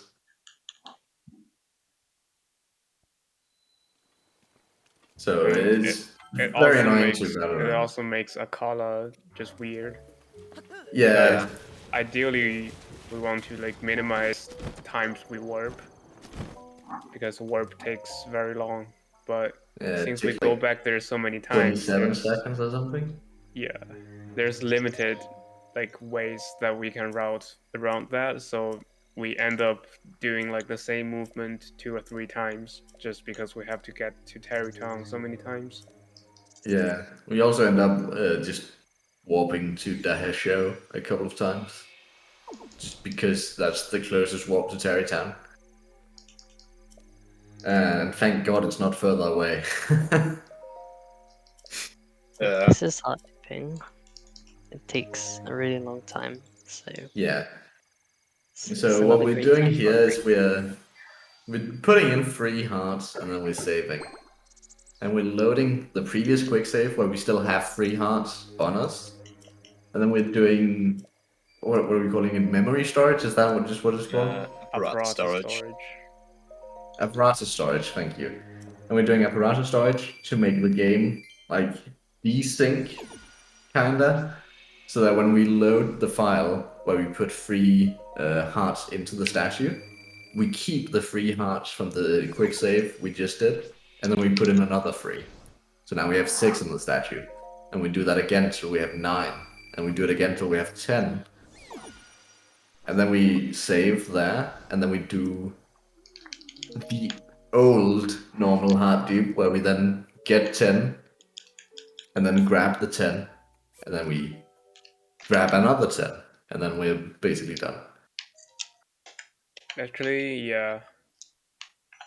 Many people don't know, but apparatus storage can be used to transfer a lot of different things, like your hearts, stamina, potion time, Yeah, and we're using it also to transfer potion time actually, if we remember. and also what we're not using is champion's ability recharge time, and I believe master sword recharge time is also transferred. Did not know that. That's actually interesting. Huh. I wonder if it's at any point fastest to transfer a Burst Fury over. Like just once. No, That'd be interesting. it's not. I believe it was discussed, but then to like dupe 30-minute speed potions with this. But I think it turns out it's kind of tricky to like route in apparatus shrine just as your speed food runs out. I think Yeah, but it's people easier did to some route it planning. with Fury, I'd say, because you just put a shrine and then put a thing you have to kill with Fury right afterwards. Maybe I don't know. Maybe that's a bad idea. I'm not gonna think about it. I mean, if you don't have Fury, right, you just shoot the thing like 5 times and it's dead anyway. Yeah, it's probably not ever gonna be a template. Coensi, when are you going to sleep? Good question. Probably like sometime around when Pancake stops and Sloop starts. Don't oversleep then. Yeah. I'll make like 5 or 6 alarms so I wake up in time. It always scared me to see people like load too fast. Yeah. And I was I've wait. never ever loaded too fast here. I'm not sure it's even possible, actually. Really? It is. Like, loading too have- fast is. I've loaded so fast and still haven't worked that I'm surprised it worked. I have like, I think on my first Hondo like learning session, I finished everything, and then okay, I was like testing two things. So the route doc says you have to get hearts and stamina for like both trips. I'm like, why? Let me just try getting only stamina, and I Yeah, lost all my same. stamina. Ah, And then I was like, Yeah. and I got like kind of frustrated, so I reloaded too fast on the last trip and lost all my progress. yeah. So when you start withdrawing the containers, you want to do it so that you. Well, first you want to withdraw all hearts, then you want to withdraw some stamina and some hearts, because if you just withdraw one of them, the one you previously did will just disappear. You need to modify your count in between each reload, otherwise it just disappears. Yep. And this is why basically in the last trip, in every trip you do, if you have duped essence, like if your stamina or heart count is different than what your actually what your actual save has, then you have to get that essence. So what we're gonna do here is we're gonna dupe until we have 10 essence stored in the statue. Then we're going to buy 10 hearts back. And in that case, we still don't have any extra stamina. So the next time when we reload, when we do the glitch, we're going to buy hearts and stamina back. And that's because if we only buy hearts back, then the next time we'll have to only buy stamina. And then the next time we enter loading screen, we're going to lose all the duped stamina because we haven't modified it. So that's why we have to get some hearts and some stamina, so that in the last trip we get both hearts and stamina. It's kind of confusing, but you'll see. So right now we're only buying hearts, and we're getting very strong.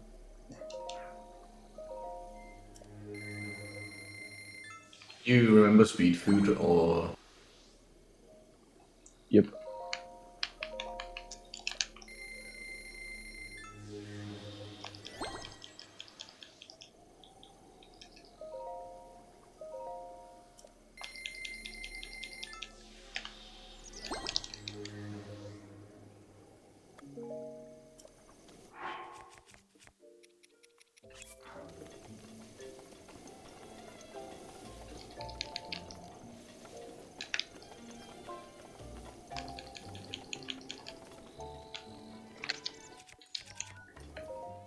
Damn, you gonna do me dirty like that, person? Fucked up. Wait, don't you need the DLC to set up the file? No. Well, yes, you do need DLC to set up the file, but you can just download the file and then turn DLC off. Do you keep the upgraded champions abilities? No, you just have the normal champion abilities. That sucks. Why'd you ever You do that? suck. But I think you do keep the upgraded master sword, right? Because that's just a No. flag. You don't. Wow. No, you don't. You do keep any DLC armor if you have it, though.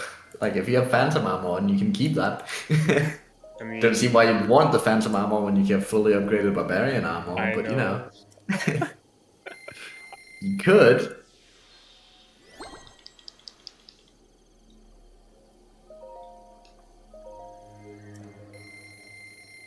The New Game Honestly, Plus though, file starts with just all the yeah. items needed for Weapon Connoisseur anyway. Yeah, I'm pretty sure you get like max attack claymore.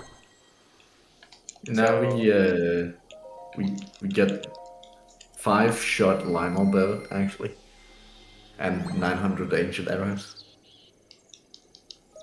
which is very Sounds fast killing enemies. slower. That sounds slower, actually. It's really not. You kill a red Hinox in 2 shots. Oh wow.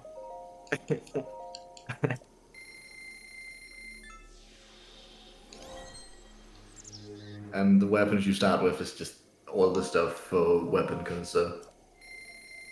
Yeah, and the Lion Bow has the same durability as the Hylian shield. So. Lino bows Yeah. are just not very pleasant to use. No, they really aren't, but it just does so much damage. We have the, what is it called, Bow of Light to actually get Korgs with. But then we have the Lionel Bow that does like 160 damage per shot or whatever, with Ancient Arrows to actually do damage. Range is unfortunate on it though. Yeah.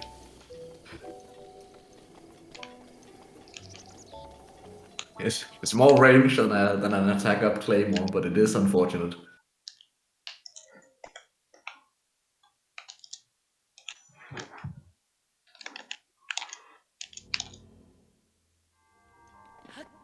Engine arrows creates less lag than bomb arrows. They create less lag and do more damage, so it's only a good thing. Like when you get Water Blight, oh my god. It's just Dude, Water Blight is so laggy. It keeps saying shoot as far away as possible to create the least amount of lag. And it just still lags so much.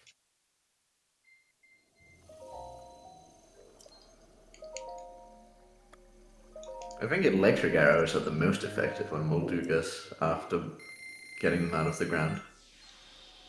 Or is that No. only the King Molduga? That's only the king. Okay. The king has like 90% or more damage reduction on non-electric type attacks. Yeah, I was doing... I was trying out DLC with like duping the Royal Guards Claymores, and I was spin attacking him. I was like, this does no damage.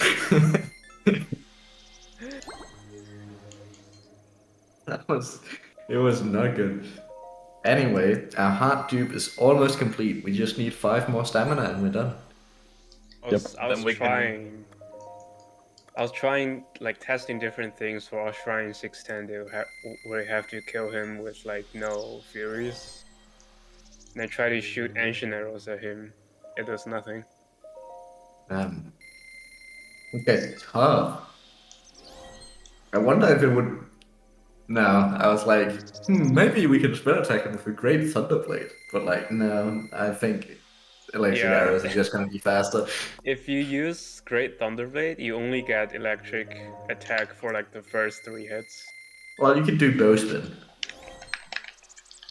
Does that give permanent? Yeah, it keeps the effect. At least it does with the Frostblade. I don't know if it does with Thunderblade. I assume it does. It's still not faster. Like It'd yeah, still be slow as fuck, because the Great Eagle Bow does so much more damage, but you know. yeah. Still, 3 Furies plus 1 shot takes care of Yeah. him. And now we're doing house upgrades. Woo! More immersion. You think we're done? We're not.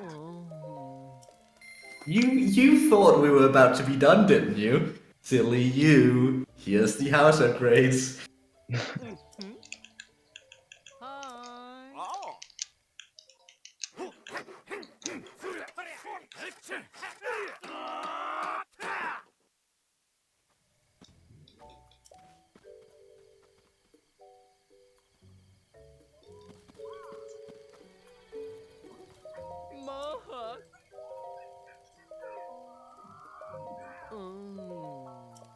Pancake, do the bosun voice. No. Why not? I wouldn't do a good job. Fair.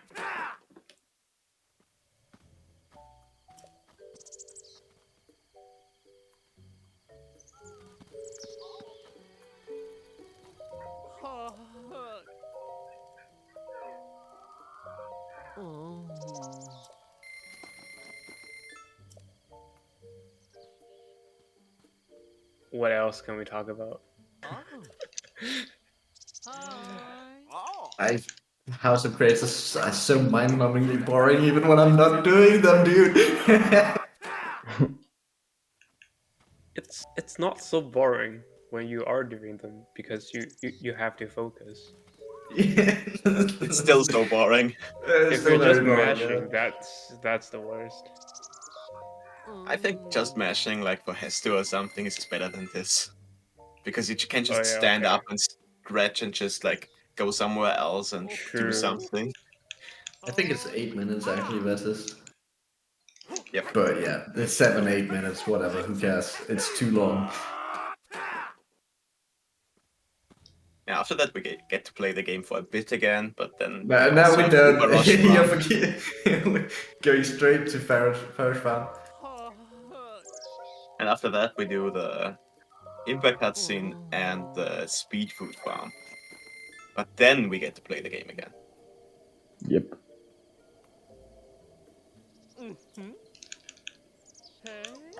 Can't say play the game again if you don't have a strong bow and full attack up armor. True.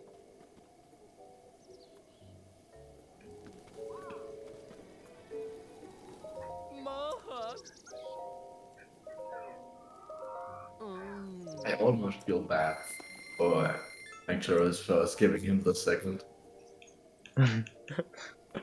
It's fine. Yeah. Almost. Almost. Wait, Sloop is doing third? Yes. I see. Did he volunteer for the SCW? Not sure. Well, I he think may it not was do just it. like. I think it was just like Arcturus was doing the first one and Pancake the second one, and then Sloop and me just said, okay, I do the last one, he does the third one or something like that. Imagine if Pancake missed the location. I won't. And then Don't miss observation room. I've backed that up way too many times already. I won't miss that location, promise. I will, however, fuck up the the duping part and like transfer a 1 durability weapon to the to gas claymores. That sounds fun. Just using every claymore on every tree once and having to dupe every 5 minutes. Could just transfer different durability onto one of them. Probably.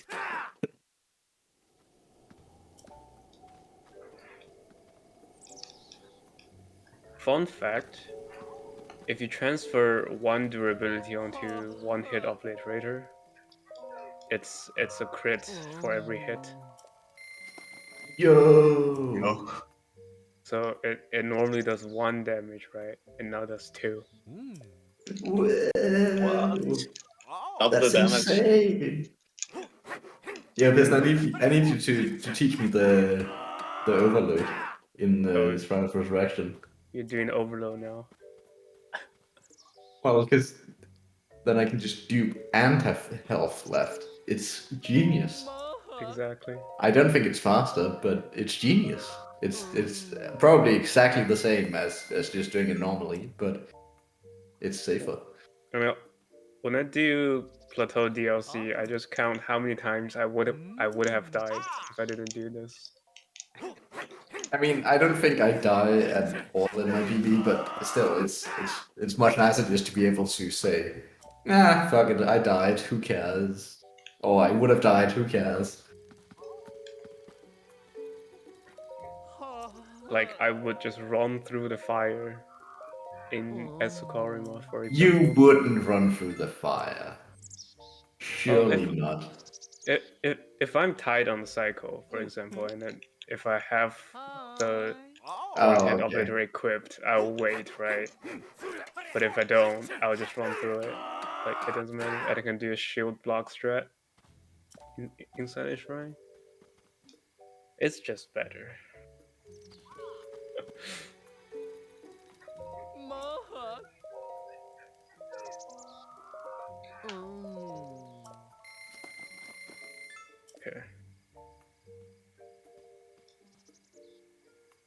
How far are we in the house upgrades?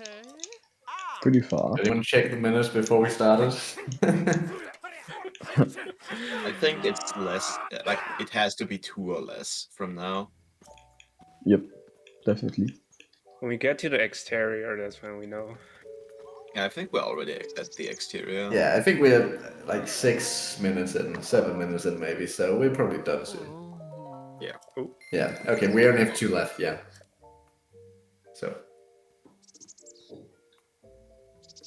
Oh yeah, also something we maybe should explain is the state that Link is in at the moment. You can right. currently not really see it that well, oh, but the parrot, if yeah. Arcturus just went somewhere and put the paraglider, you would see that he doesn't glide, but he just falls straight down. And that is a side effect of apparatus storage, which is why he is gonna get the next Korok, and after that he's just gonna reload to get rid of that state, because you technically can wind bomb, but then you can't glide, and also midas are impossible, and you need midas to get up the tower, so it's So important to Yeah. reload. It's I a side believe- effect from hard duping, so we just have to get rid of it.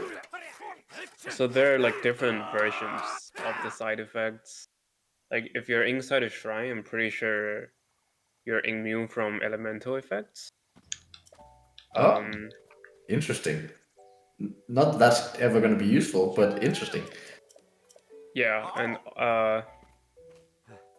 the only outside effect I know is your temperature is locked. So if say you get apparatus storage and you reload a safe in Death Mountain, you won't be hot because your temperature is locked as the in-shrine temperature.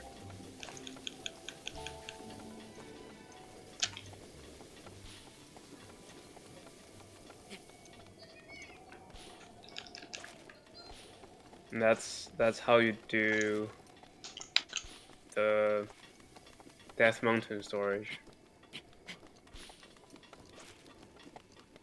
where you can just explode bomb arrows anywhere. I do actually like the one with getting up Death Mountain, like without taking damage, could actually be interesting for bingo. I feel like.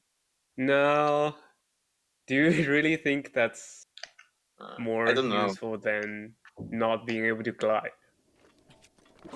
I mean, if you place your wind bombs well and do what turns well, I feel like you could probably make it, but it would require some practice, and I don't think anyone is going to do that. Yeah, you can just buy 3 fire resistant potion for 150. Yeah.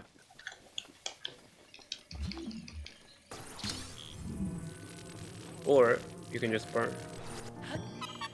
Also an option. What I usually do is just buy the butterflies from Beetle at Kaya 1 and just cook the potions.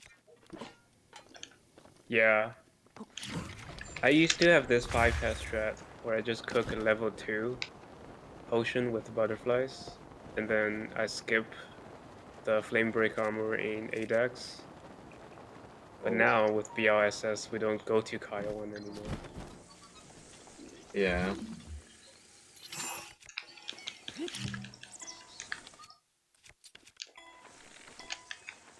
But yeah, Arcturus is gonna do a pretty cool strat here.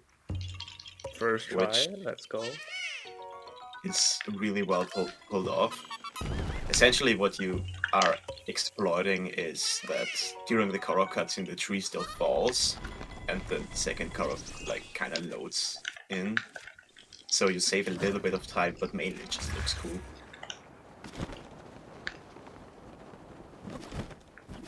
I think the only one like this I do is the one near Foothill Stable,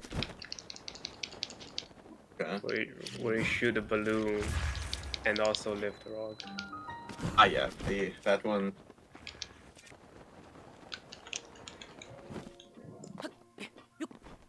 He's having some trouble mid-air up the tower. Looks like we're just gonna climb. Yeah, there's some wind there, which can be annoying. Yeah, this is another advantage of Bombs Plus, because you need to get a lot of height within like a short horizontal distance. So with a lot of stamina and a fast bomb recharge, you can like wait for the bombs to cool down in bullet time, so you don't lose height or distance, and you can immediately like mid-air afterwards. A fun fact, like bombs is the only rune that recharge the same time in bullet time.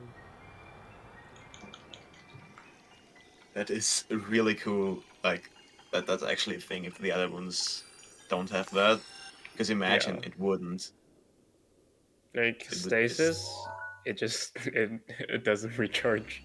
It's so slow. Okay, getting the Hateno tower. Now we can't win bombing Hateno because also we don't know like directions anymore. I recently found out that if you go to Pura before getting any tower, you don't get the like little cutscene of here you can like use the Sheikah sensor to use shrines, Yeah, which I didn't know before actually. That's pretty interesting. that's what we're doing all shrines. And that's what we're doing Hundo, right? We don't get any towers. I'm not sure if it's intentional. Like I don't think there would be any towers in the way, but it's a small time save. That's pretty cool.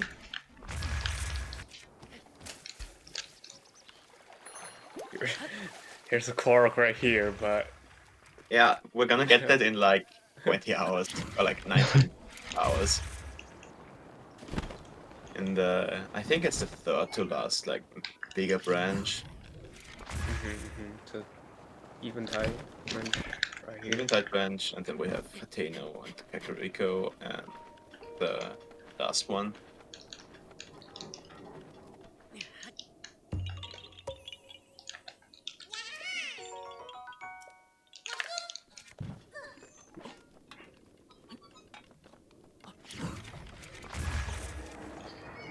Time for the worst basketball, in my opinion.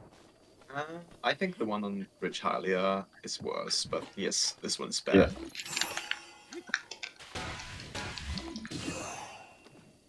That one's not giving me too much trouble yet. I have lost over 5 minutes to the one on Bridge Hylia before. Yeah, same. I hate It's it. just really hard to like aim at exact direction when you have an object in your hand. Why couldn't they just like either make you be able to go into like camera mode or something, scope, or just make notches on the control stick, because then you could just do a setup or something. But yeah. Yeah, it's. I was joking, well, maybe not joking, the other day, saying I suck at basketball in real life. Why do I have to also suck at basketball in this game? Yeah, I don't know. It's like really weird because also the rocks just rebound off the circle, and it's like they rebound very hard. Like they fly away really fast if they do that.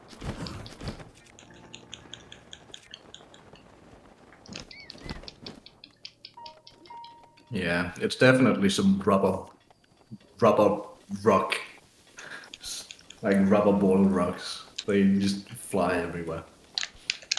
Especially if you do it with golden gauntlets, then it's just like they just fly. Yeah.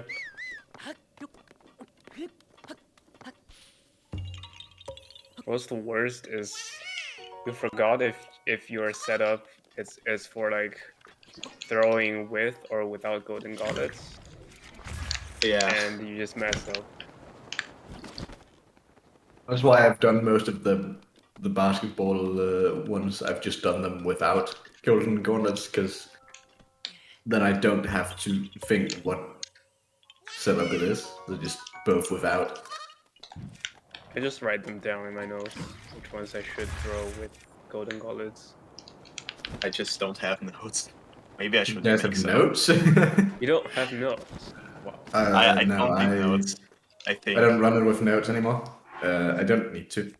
I've started to remember the route now, so I don't need the notes. I mean, like some things are just good to have notes. I think, for example, read the stones. I usually end up not having to back up too much stuff without notes. I just have been doing this route for like a long time, and I'm Yeah, pretty true. comfortable with it. I got my sub 18 without notes and had nothing that I missed at the end. That actually Wow. really funny thing. I think I have ever completed a like blah, words hard.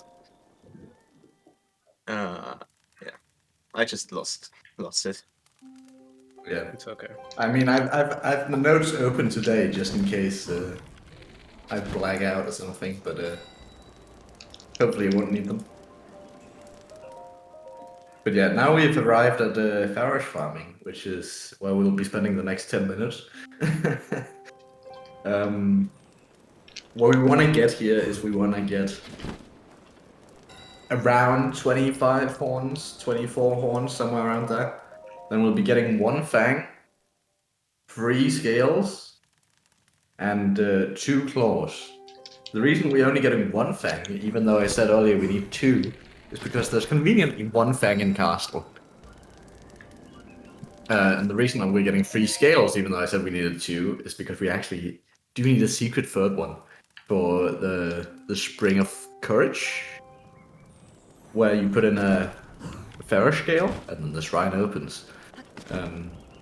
You can dupe the scale technically, so that you only need 2, but it's just faster to get another one than it is to take the time to dupe it, and more consistent to just get another scale. I think it's you, Pancake, who doesn't do the Dingroll skill dupe. No, I didn't want to scale dupe. I think Smitch doesn't do it, and Oh, I yeah, also okay. sometimes just don't do it. This is set up from just exiting the cutscene at Dinwall. That's fairly consistent for me. Where you just hold target out of the cutscene, drop it straight down, and then you stand like halfway down the stairs and just get it every time. I shouldn't Yeah. say that because now I'm gonna fail it, but you know. I have a consistent setup for it that works 95% of the time, but it's slow. But yeah, Just copy Johnny, and it works sometimes.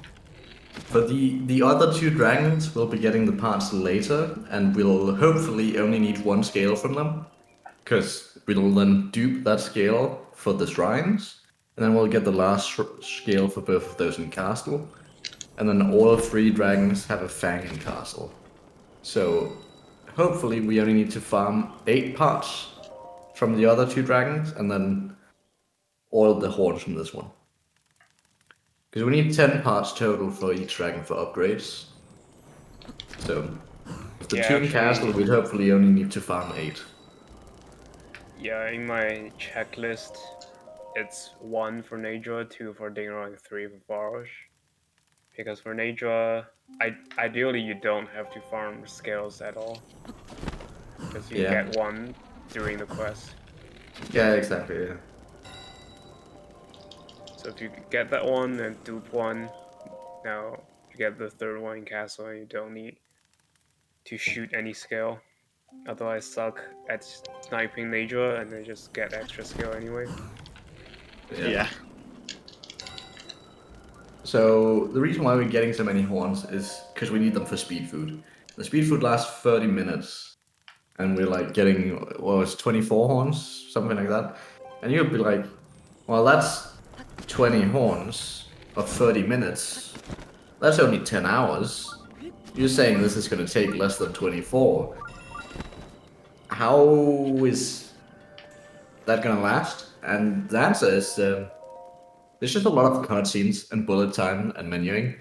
So 30 minutes of speed food is going to last more like 45 minutes, maybe even 50 minutes.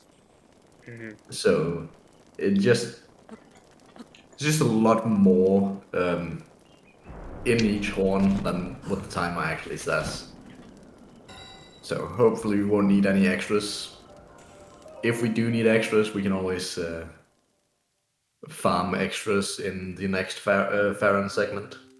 Like, it's not that big of a deal, but hopefully we won't need any extras, and this will be the only time we're farming Farron. Also, this Farosh Actually- farm is, yeah, you first. I actually missed the scale one time because I think lightning hit something and I thought it's a scale, but it's actually like a claw. Oh yeah, that can happen. So I got an extra one like in Lake Hylia. And it actually worked out super nicely where the scale like dropped right next to a Korok. Yeah, if you're only missing one Farash part, there's a lot of places you can get them. Like, you can get them in Gerudo Highlands, Lake Hylia, when you're running around in the Farron region. If you're missing multiple parts, you can even go up here and farm it in Farron region after getting the Korok in the middle of the lake. So, like, there's plenty of opportunity to be able to get Farash part if you're missing them. It's more annoying with the other two dragons, because they're really difficult to make spawn. Faris is a good boy. Natra and Dinwall, not so much. Natra recently had a improvement so that we can farm it similar to this, but way slower. But the problem is that if we then miss a part, then we have to do like stupid slow spawns later while doing other stuff, and it's really annoying. And Dinwall is just eternally annoying. There's no good spot for Dinwall to keep spawning like this, so we just have to set it morning, hope Dinwall comes, shoot a part while doing other stuff, then set it morning again and keep doing other stuff, hope Dinwall comes again. And then, I mean, Dinroll at least spawns consistently. The problem is the stupid wind. Can't wind bomb with that. Had Dinroll no-show many times. Yeah, I've had Dinwall no-show many times too, even after warping back to the previous shrine and whatnot. I have never had Dinroll not spawn. Okay, so Coensi's cheating. Yep. Yeah. Paris is a good boy. Nadra's on its way. Dinwall's a shitter. Your Nadra made it so much better. But if you get the Dinwall scale dupe, it's not that bad because you don't have to go out of your way for extra parts at any point. If you don't get the scale dupe and only get 4 parts, it's a bit more tight. Oh, there goes Piston.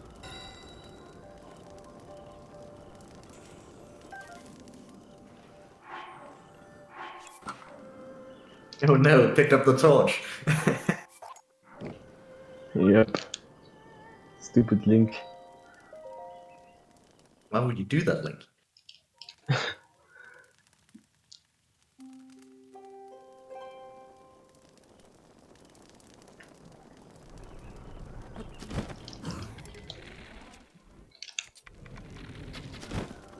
Okay. Arcturus makes this look pretty easy, but Farosh has a lot of finicky stuff that you kinda have to just learn. Like, it's not as simple as just make a campfire, place down a torch, and then just shoot Dinroll.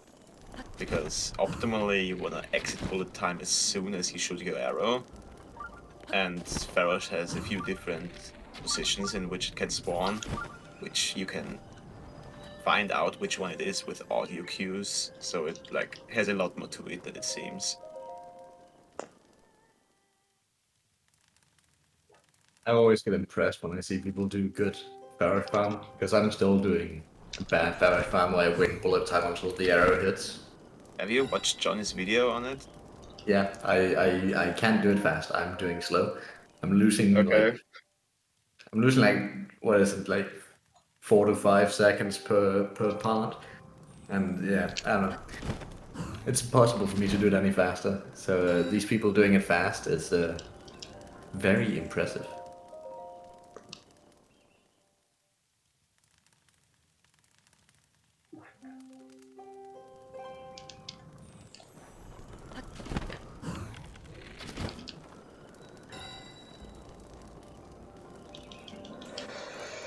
Okay. I think I got everything except one scale. Oh, are we done with Farrish farming? Can we get... No, never mind. We can't get to play the game. We still have to do beetles. Then we can get to play the game. We still have to get like lotus seeds and Well, historic grades and stuff. that's part of playing the game, because you're getting cogs while doing it. Ah, okay. I can accept that.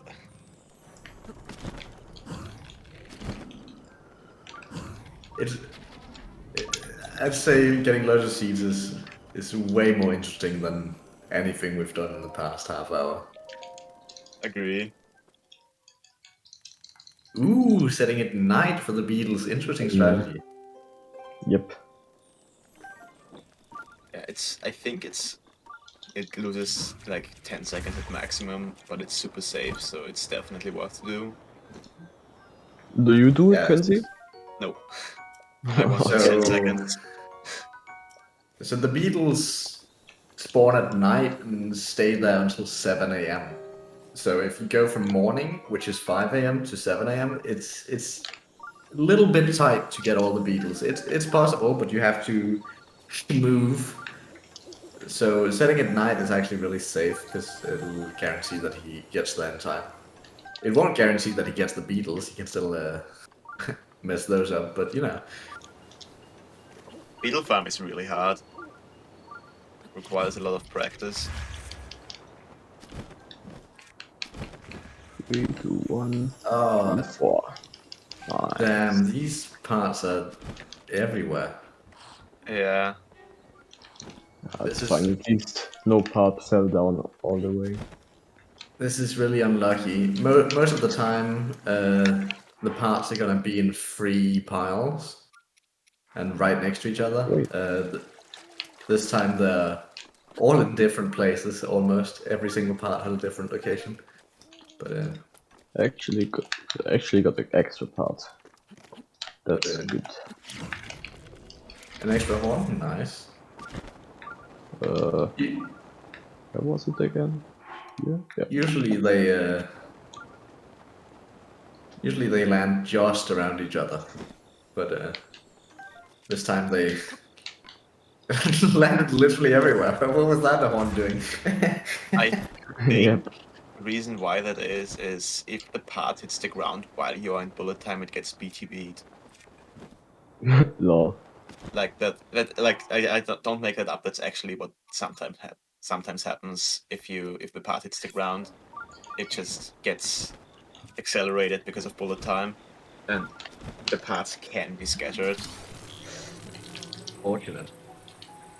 Yeah, it's really hard because optimally you want to shoot for rush, let the part fall down, and shoot the next part before your part, like the first part, is all the way down so it doesn't get BTB'd. And then you want to make it night while it hits the ground, so that doesn't happen. But it's like really hard to get a good rhythm. Yeah. In case you're paying attention to the in-game timer, you can see it now passed like 2 hours. So if you hadn't said at night, the beetles would have actually been gone by now, because of how unfortunate the part locations were. He just lost so much time collecting the parts that the beetles would have despawned by now if it was still morning. So setting at night was the safe bet here, because now I can still get the beetles. Hopefully he gets all 5 of the rhino beetles, the energetic ones. Because that way we are well on our way to get the 15. But missing 1 is not the end of the world. Neither is missing 2, but preferably get all of them.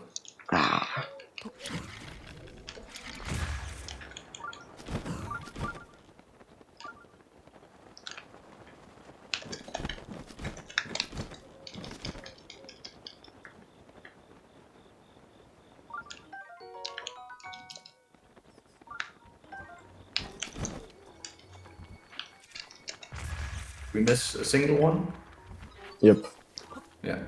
So we have 5 beetles total now then, which is not bad. We're supposed to have 6 optimally here, but we have 5. We need 15 total, so hopefully next time we're down here, we'll get all 5, which will put us at 10, and then we get the 2 in Kakariko, which will put us at 12. And then we just need 3 beetles through RNG. Hopefully we get actually 4 beetles, because one of the beetles in Kakariko is kind of slow to get. So if we get lucky, we get 4 beetles before Kakariko. But that's way later. We actually aren't collecting any beetles for a long time now.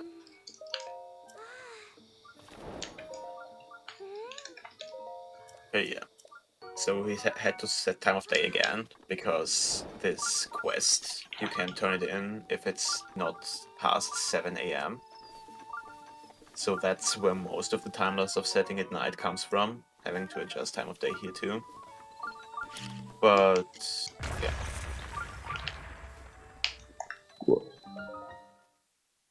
Remember to get the core in the back.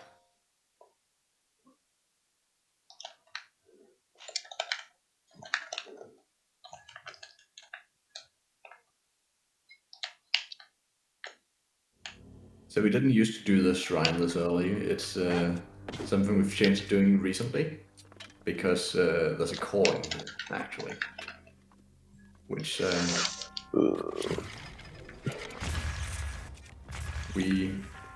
useful to get. I think I need the when, core, right? Yeah, Yeah, you do. need it. It's Damn useful it. to get that core when you don't get cores from the Ruby Prince and don't get any G cores. You need this core. So That was bad.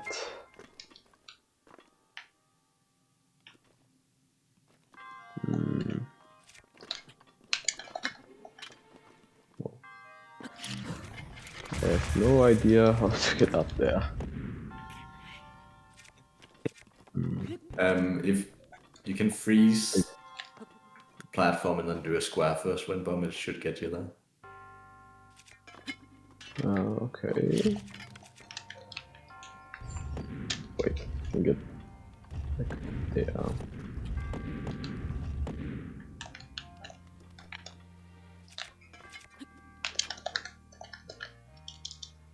Okay, there we go. Sick.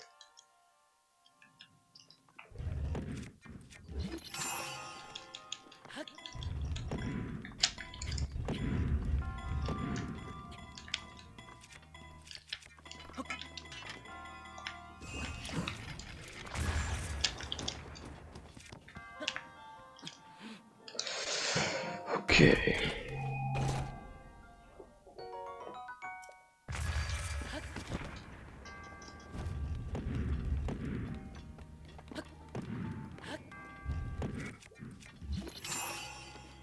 And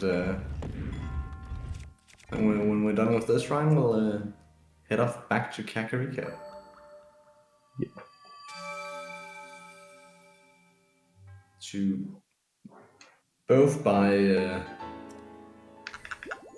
what they call more carrots, but also to start with Hestu, because we need weapon upgrades.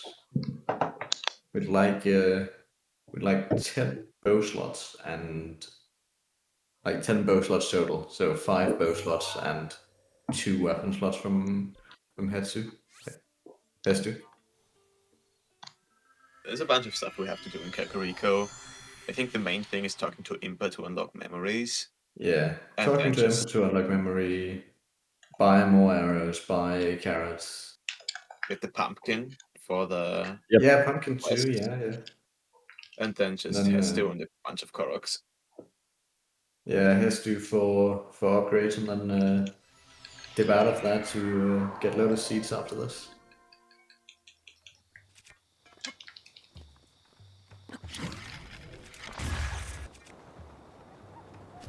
And after that, we're gonna make our way to Naboris, second Divine Beast. Yep. Yep.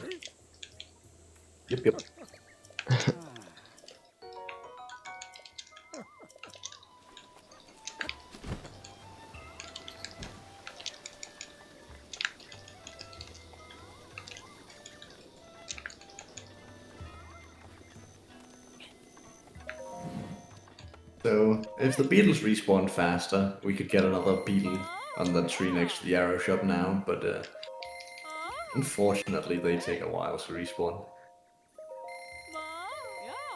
I mean, I guess if we got super lucky, you could. Well, if we get extremely lucky, it could have spawned by now, but it is unlikely to have.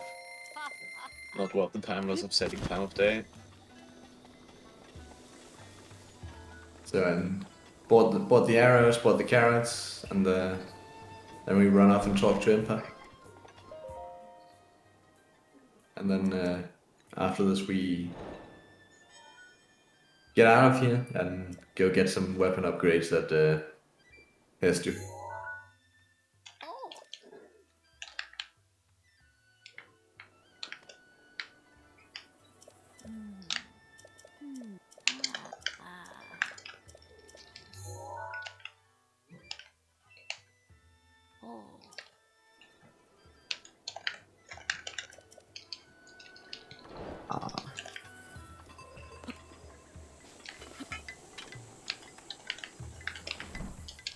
Okay.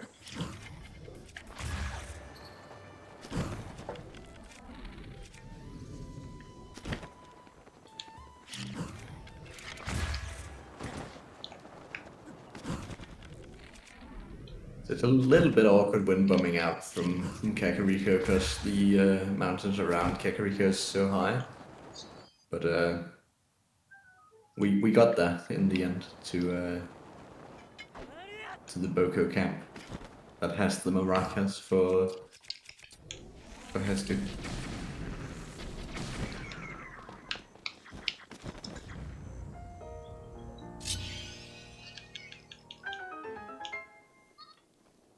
Yeah, right now, it's basically just getting more buffed, getting Hestu into Korok Forest, and the bow slots that we need for the bow duping, and farming stuff for hearty foods, maybe.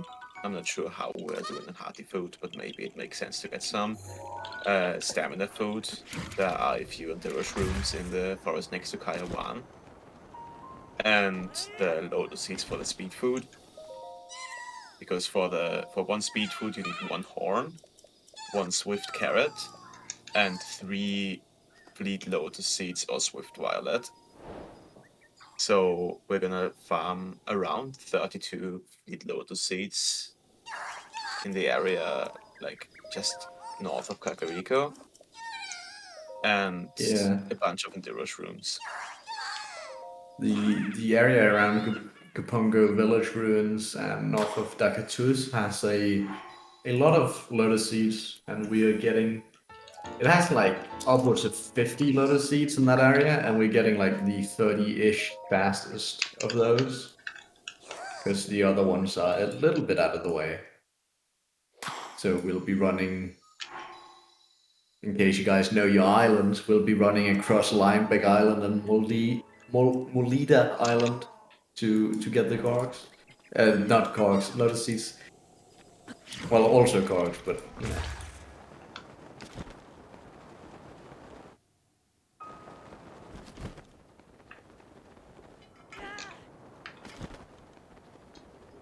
Yeah, you're just cleaning up a bunch of Koroks that are more out of the way to get later than they are now. Because we only come back to this area very late in the run. And it's just on... Like, it's just very far away from everywhere we go. Yeah, it's So a it very makes sense awkward to part of the map as well, because you end like in water, and you can't really get anywhere from that water very easily.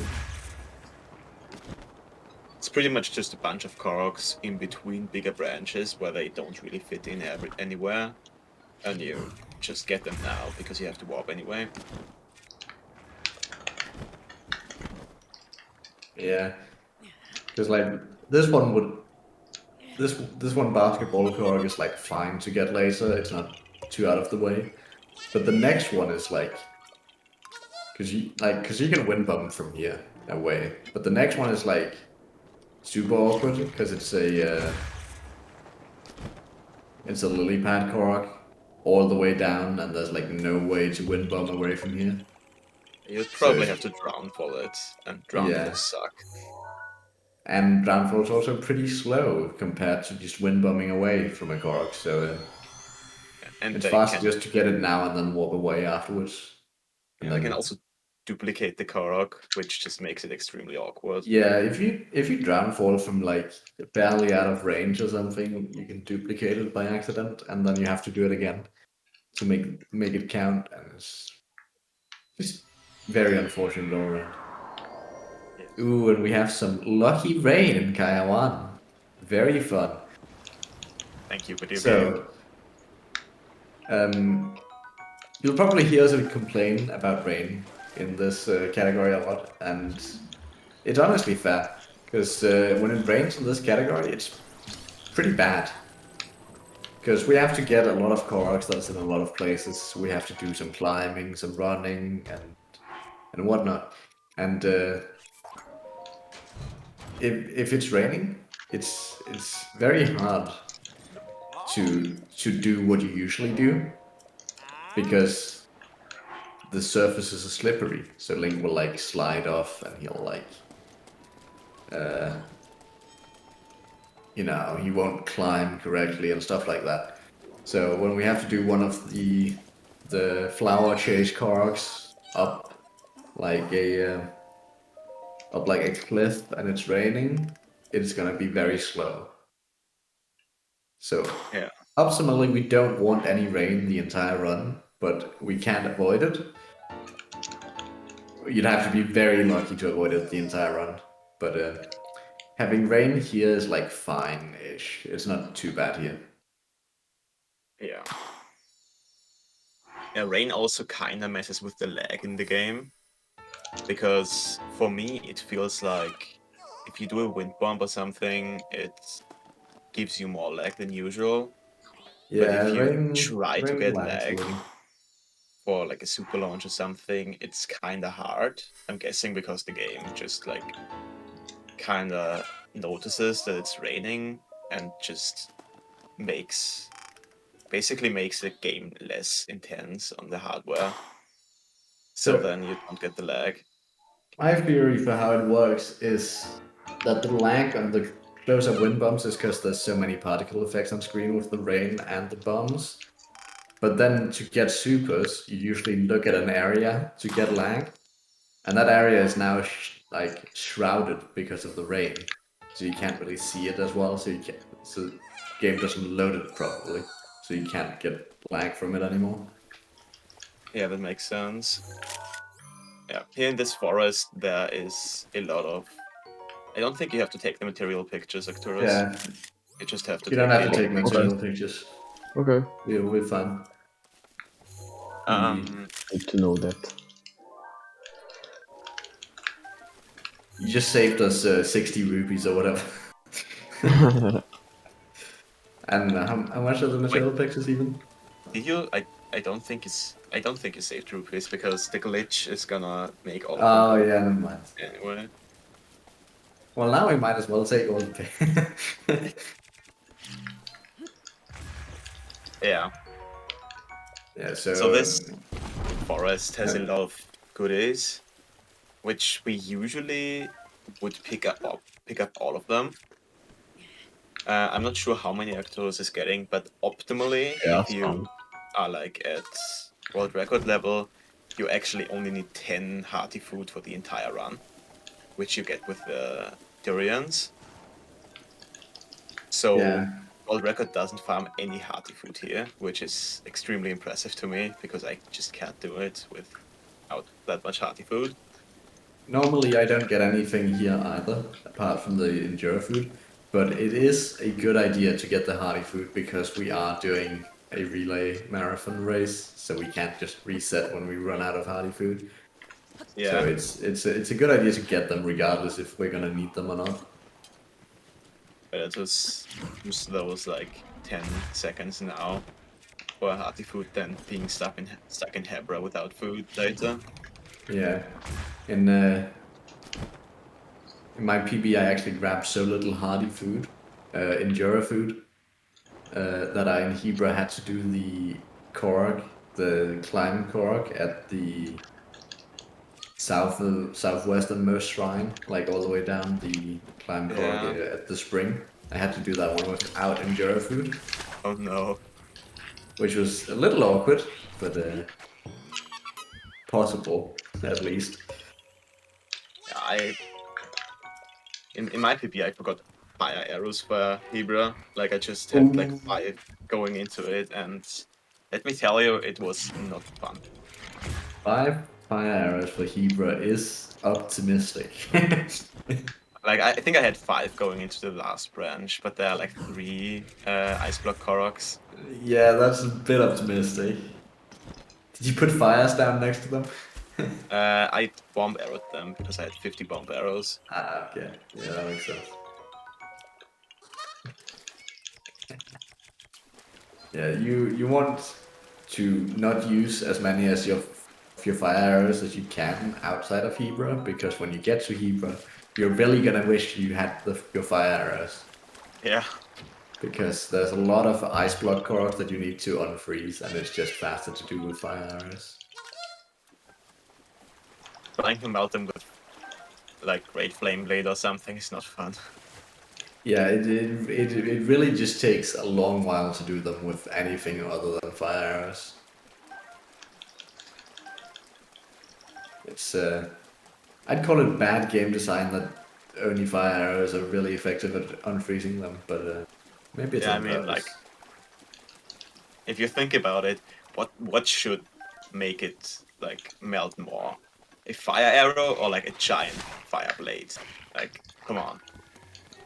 Yeah. Makes sense that the fire blade melts it more, or at least like the same. So we'll be using fire arrows to melt all ice blocks that we need to melt. Hopefully we don't run out. Wait, you're doing the Hebra, aren't you, Kenzie? It's gonna Yes. be your problem. I'm- I'll make sure to use as many fire arrows as possible. Yeah, well, like right at the start of Hebra, where it gets like boring and annoying, is where I start. I don't think Hebra's annoying. It's not annoying if you have fire arrows and it's not snowing all the time. So That's- what you're saying is it's annoying. Yes.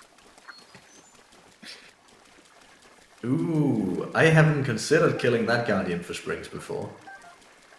That's Yeah, that not a makes bad sense. idea. Yeah, he just came too close. I wanted to kill him. Yeah. I wonder if it would make sense to, or if it would be possible to route in another ancient arrow. Because I Probably think it's not, but it's probably very effective. No, actually, if you really want to, there's an ancient arrow where, do you know the rusty shield card? Yeah. There's an ancient arrow on the wall there that's like a single wind bomb away from where you're pushing the Guardian. Okay. So you could get that one, I suppose, if you really wanted to. Yeah. Maybe. How much time would it lose to wind bomb up to one of the Lionels in the gatehouse and kill it with an ancient arrow?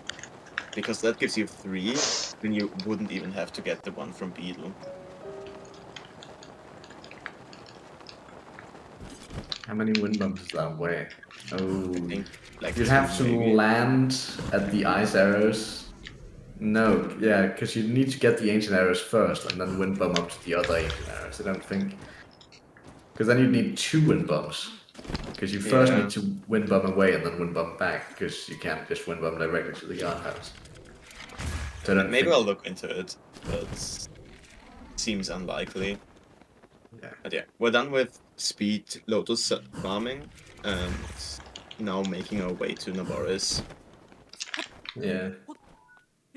Making our way to Gerudo Town, grabbing some stuff on the way. And then when we reach Gerudo Town, we'll be cooking all our food. Yeah, I have to say actually, yeah, go first. Yeah, I was just... The Guardian he killed, I'm wondering if that's faster to kill than the... like, faster to kill that one with an Ancient Arrow than it is to kill the one in Elden later with Great Eagle Bow. Like if you're really low on springs. Because I Yeah. feel like that one's less out of the way. So you kill that one with Ancient Arrow, and then kill the 2 at Tarrytown, where you kill one of them with normal arrows. And then you don't go out of your way to kill the one in Elden with normal arrows instead. Yeah, I mean, the only downside to that is that at this point you don't really know how good you do on springs. Well, if you have like 2 springs, you know you're doing pretty bad. Okay, if you have 2 springs, it's fair, but yeah, it's not as easy to Like, judge if you actually need Like it if or you have not. like 8 springs, it's maybe harder to judge, but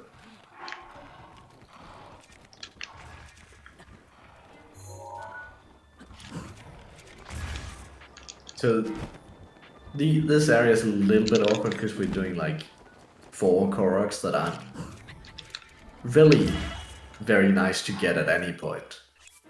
And we're getting them while we're still like kind of low on speed food and kind of low on other food and just like kind of struggling really to. But At this point, you also have pretty low health, like just because you did so many wind bumps before. So yeah, I would usually recommend to just eat, because even if you can make it, there are whiz ropes around the next shrine, which you have to spend a lot of time melting. And if those hit you, you are just dead yeah, with that little health. it's very hard to do the entire segment from Shayuto to Kuteka without healing at all. It's possible, but it's very hard. And if you're doing Hundo, you shouldn't feel bad if you can't do it. Definitely just eat instead of die. Yeah. Also, you don't have the fairy yet at that point, so You could have if you got lucky. you'd have to get extremely lucky at like wood farming. Yeah. You can also actually get it at the Guardian. While you're throwing the axe, there's a chance the fairy can pop out of the grass. Well, I actually didn't know that. I've had it happen once, but it didn't matter, because I got screw. So I had to Okay. reload anyway. So you have to Screw, not only screw. get lucky on the ferry, but also the part at the same time. Yeah. So we have to melt this shrine, and while we're melting it, we're just hitting these luminous rocks and picking up the luminous stones and the flint too. We actually need, like, all of this we're picking up. We need 10 luminous stones for a quest and 1 luminous stone for a shrine. And then the flint, we need 11 of it for quests. 10 for one quest and 1 for another. So it's actually just like, when we're melting this, we're just collecting resources in 0 time, which is not bad at all. We love getting 0 time resources. Yeah. It's really convenient. I think this is what people used to do in all dungeons before BLSS, or even earlier, for money, because you need money. But right now it's just convenient for all the quest stuff.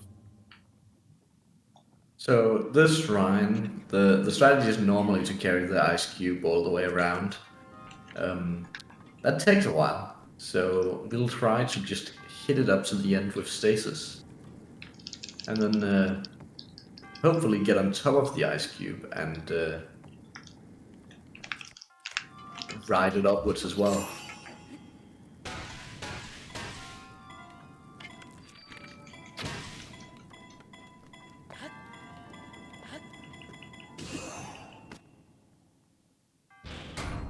And he makes it look so easy. Getting It's- on there is extremely hard. Yeah, in practice I've it's never very gotten finicky. It's you have to aim it in like the correct way, and you have to like jump on it correctly and jump off it correctly. It's very finicky. It's a lot harder than it looks actually. It's one of the few shrines we don't just wind bump through. Most of the shrines is just fastest to wind bump through them, but if there's any shrines I remember with a different strat, I'll point them out. That one's one of them, where it's actually like fairly interesting, where the fastest strat is actually not wind bumming. It is possible to wind bump up to the end, but then the door is closed and you'll have to clip through, which is a very hard clip because the wall's very thick, so you have to do an extended shell clip with a very specific skew. So it's just much easier to just put the ice cube up there, and then instead of wind bumming up, it's faster just to get on the ice cube and ride it up. The wind bomb is still good as a backup, because as we said, it's really hard to get on there, on that spot in time.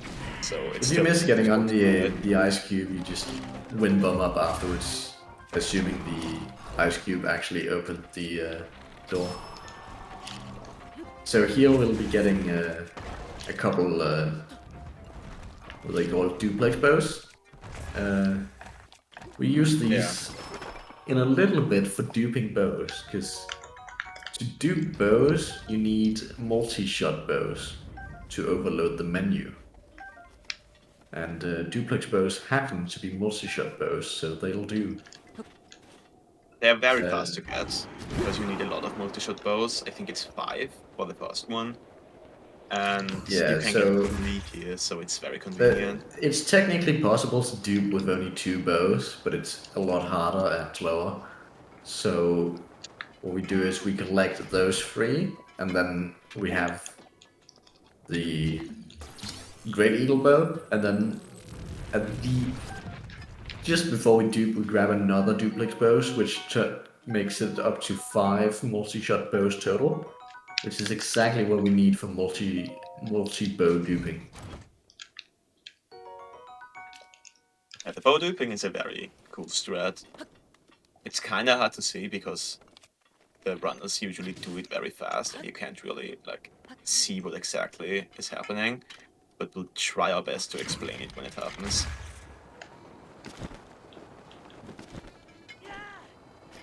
So here we just abuse the fact that we are very far already to get Gerudo Tower and Gas Quest, so we don't have to wind bump up here later. Yeah, this skips a kind of annoying wind bump change later for like mid-game.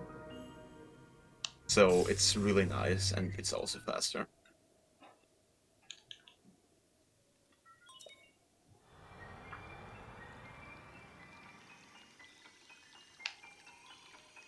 Yeah, I think it takes like 3 wind bumps to get up here from the shrine below. Yeah. Which is what we usually did, but it's just way easier to get this now, so we don't have to do that wind bump chain. Yeah, I mean, it's 3 wind bumps if you do them optimally. So, also definitely potential to fail some of them. For sure, especially because the mid-ass have a higher failure rate than normal wind bumps, I'd say. Yeah, I can't remember. I think there's even wind here, slight wind. Because wind makes mid-ass still, like, they're usually still possible, but they are extremely hard, and often you have to not only adjust your timing, but also adjust Link's angle, because the bomb gets blown off to a side. So you have to, after entering bullet time, aim in one direction to just get the wind bomb. And because you like don't have a consistent setup, but just do it with like feeling, it's really inconsistent and bad.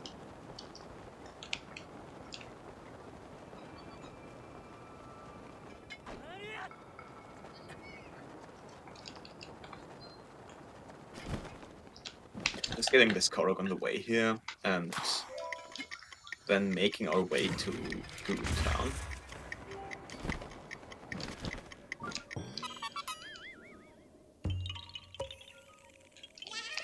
So here's another thing that we need rupees for, but we don't really care about rupees anymore, because in the very beginning we did the rupee printing to get as many rupees as we could possibly need for quests.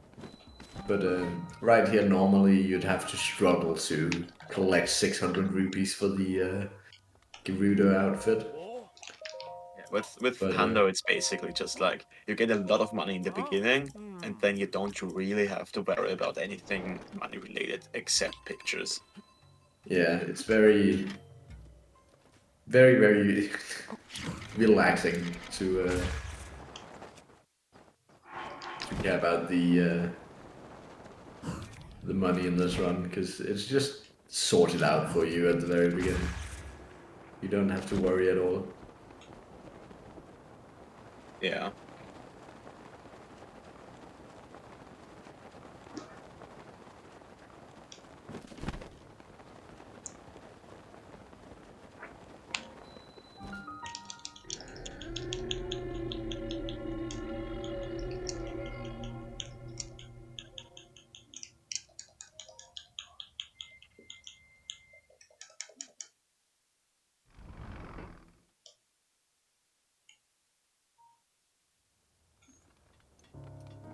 Hi. Ah. Oh.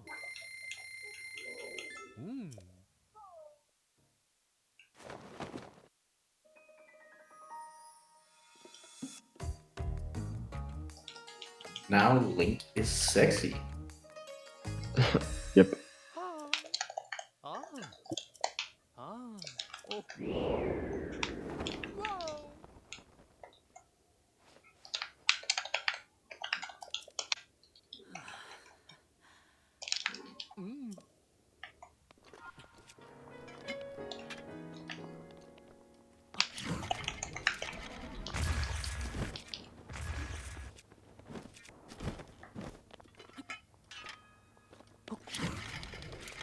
Yeah, the wind comes from Gerudo Town to the Karakara Bazaar and also back are kinda challenging. Yeah, then a very awkward direction that often ends up in a dead angle. Yeah, you have to like be really good with turn wind bombs, and also like for the wind bomb there, it's basically impossible to get all the way there if you don't have a super launch. For the wind bomb back, it's possible, but you have to have a like very good height and speeds. You But can actually do both ways with just a single good turn, but it has to be really good yeah, to for the get first one, to Bazaar. for the first one, you oh, go ahead. I think I've made it to the Bazaar with a turn like 3 times without supering it. It's very hard. It's a difficult with both. I don't think I've ever made it without super or midair. Yeah, here we're gonna cook all of our food. Speed food, hearty food, and stamina food. Yeah, so finally we get to run fast. Yeah. This is It's where we'll be actually using all the horns. yep. This is a real thing that like for me, Link just feels slow when I don't have speed food. Like I'm actually used to Link having speed food and Yeah, just feel bad for not like when I don't have it, I feel like Link is slow and doesn't really do what I want him to do. It's yeah. yeah. When you've run this category for a while, you get very used to running with speed food, and then when you like, it can be very jarring. For example, if you do one run and then the next day you start another one and you're like starting in Shrine of Resurrection, and you're like, why is he running so slow? Did I do something wrong? But no, he's just actually that slow without speed food. The game is just lagging. Yeah.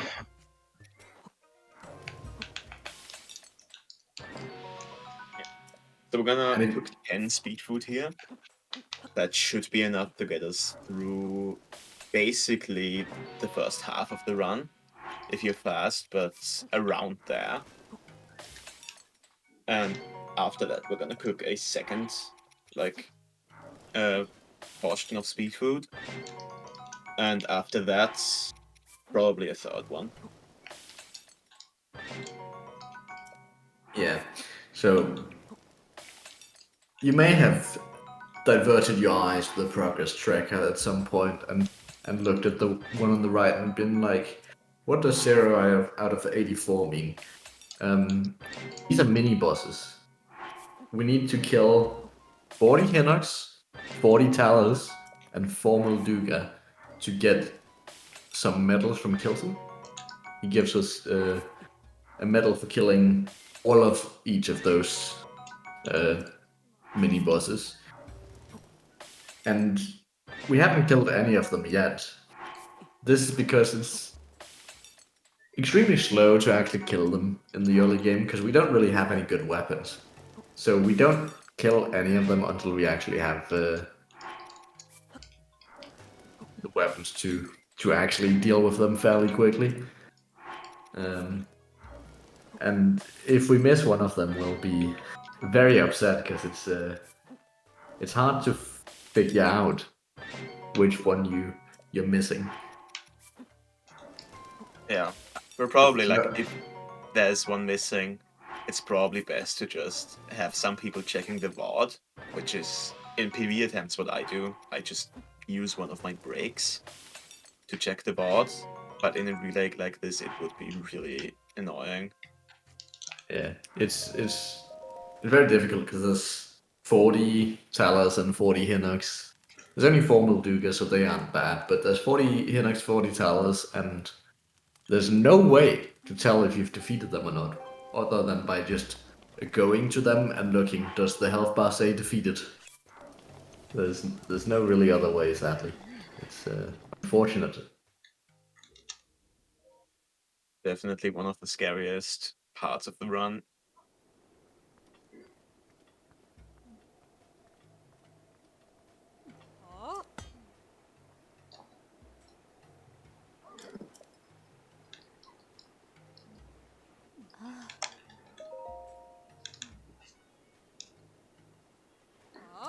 I'm I'll just be right gonna. back. Coensi, you take the commentary first.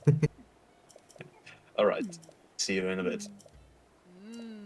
Okay, so what we're doing now is basically just following the Naboris quest and also getting some Koroks along the way. It's not that painfully slow anymore to get any, like, some of the Koroks, because we have speed food now, we have full health, so it's not a lot slower than doing it later, but it is still faster to, like, try to stay or try to complete the Divine Beast as fast as possible while getting only a few Koroks. So we'll get like 3 or 4 here, then do Koga, and then do Naboris. And then there's gonna be the first branch of just Korok collection and not following any like Divine Beast quest.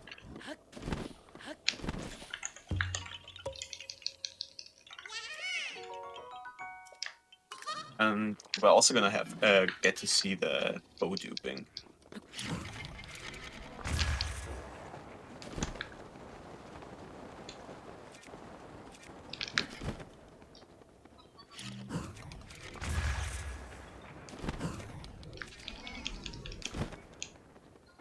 This is a really scary section, because if you fall down from the air at any point, it's very hard to get up. And that's why you never want to get to the ground right here, because you, like, the wind don't set up from just the ground is possible, but extremely challenging, so really important to stay in the air here. Yep. Elite pictures I need, right? Yeah, you need to look at pictures. Okay, yeah. So Koga and Thunderblight. Alright. For all the viewers, it's basically like, I think it's around 43k for all of the pictures, but you can save around 7.5 or 8k by getting all of the elite pictures, which combined with getting some Talus drops is very, like, is pretty easily enough for all of the pictures, especially if you do the glitch too. If you just buy all of the stuff that's routed in and nothing extra, you're around 3,000, a bit more than 3,000 rupees short at the end if you do the glitch and all the pictures. So that's gonna be easily made up with Taluses.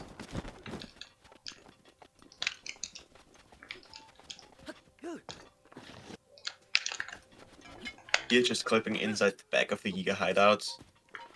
Usually, if you just go here,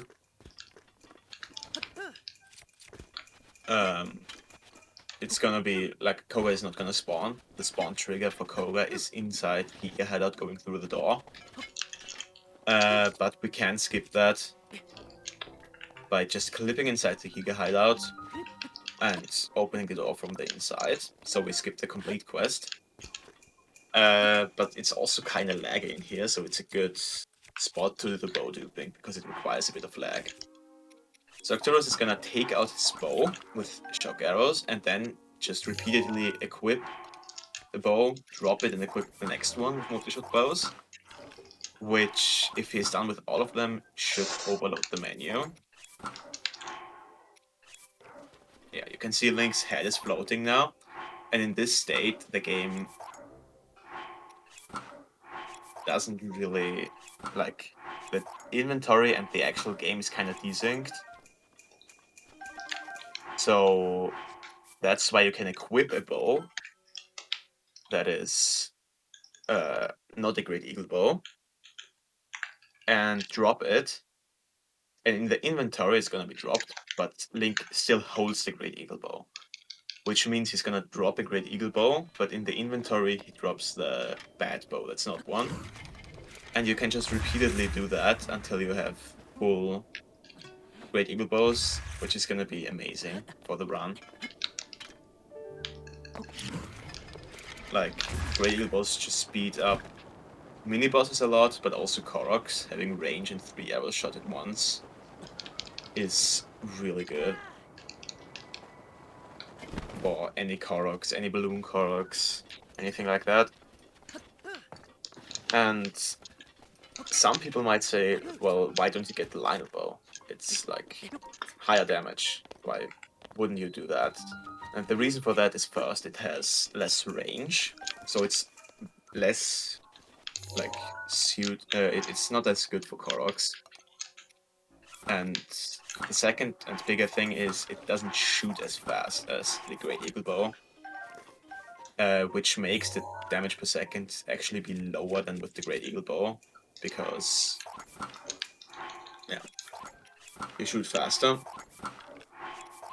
So the Great Eagle bow is the overall best bow in the game that we can access. Technically, a 5-shot Lionel bow, as we said, would be faster, but you would have to get amazing RNG for that.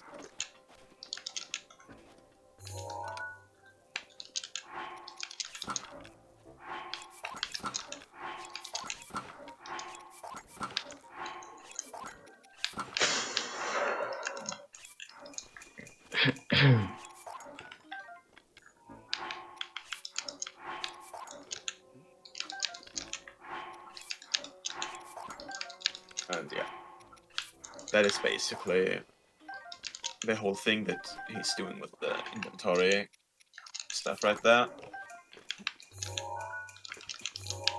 Well, and we have to overload twice for getting 9 Great Eagle bows and 1 duplex bow.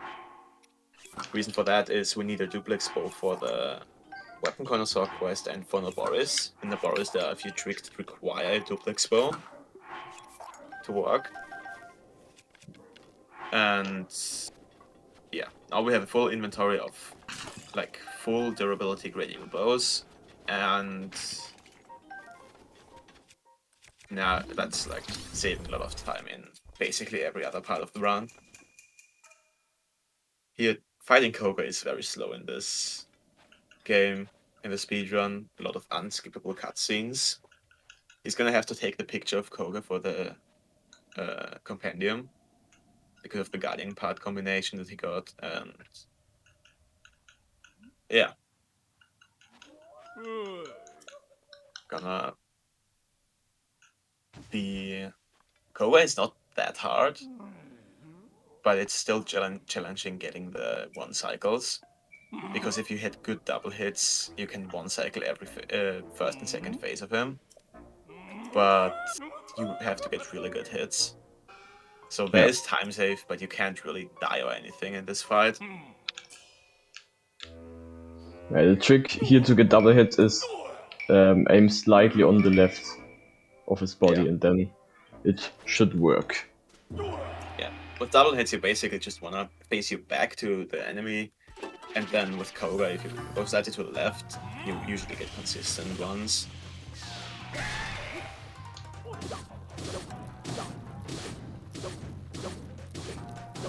Beautiful.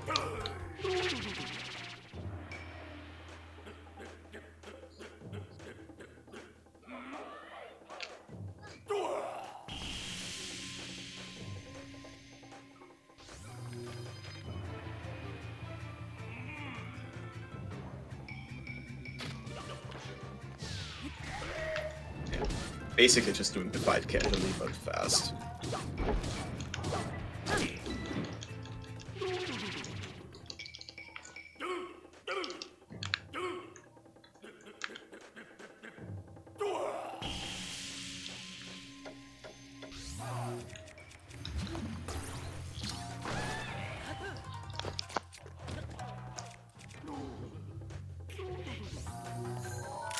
He has to take the picture. The pictures lose around 3 seconds per picture, which is not a lot considering that we only get like 14. So it's less than a minute time loss to taking the pictures. I think it's less than a minute. Yeah, I think Koga went quite good. But Koga, that struggled Koga fight quite is on really with, clean. BOTW. Bow duping is hard because you can also like sometimes you just delete a bow, Yeah, which is when you drop a bow that's not that's not equipped. So yeah, that just kind of sucks if it happens, and I'm not sure if you have to reload, but it's definitely a good idea for safety.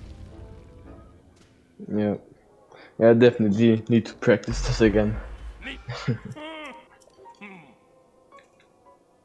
But at least it worked in the end.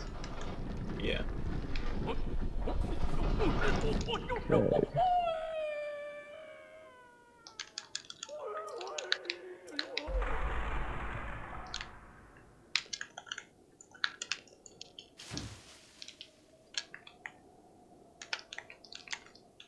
Yeah, I'm back. Welcome back. Did we explain the bow duping at least?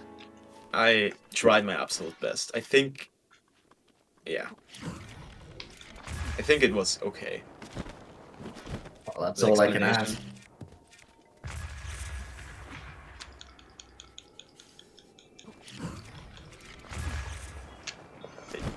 Here's the first instant of killing the Lizalfos. We're gonna have to kill a lot of Lizalfos in this run because we need their tails for upgrades.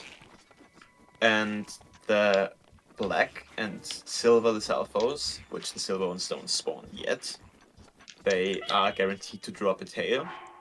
The blue ones have a 50% chance to drop a tail, and the green ones just have a 0% chance you can't get any from there. So we try to kill as many black and silver ones as we can, but also blue ones if they are convenient.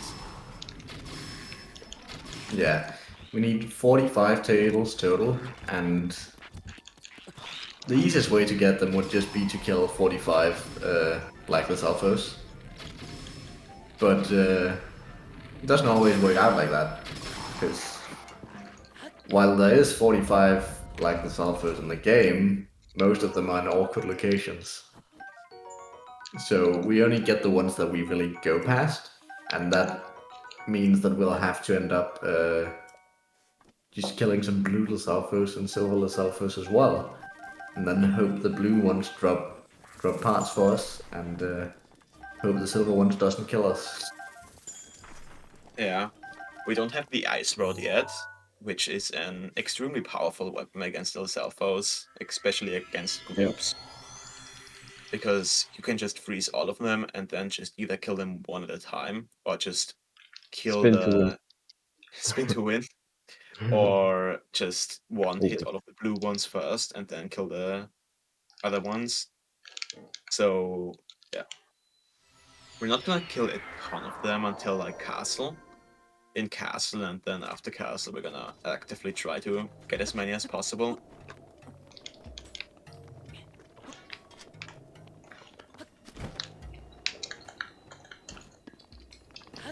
Yeah, remember to do the shrine. Yeah, that can mess you up if you forget shrine. It's really hard to back up, especially if you don't notice. Because if you don't notice and only notice in cleanup, you have to walk back here and then walk back to the shrine to the like temple. So it can end up being annoying.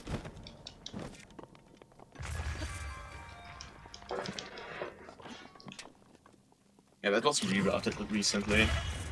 To just It's also really awkward to miss this one now, because you'll be very low in health for Naboris all of a sudden. yeah, And very true. you're maybe used to having full health going into Naboris, and then you suddenly have like 2 health and you die in a single shot from one of the Guardians, and you're like, what just happened? Yep.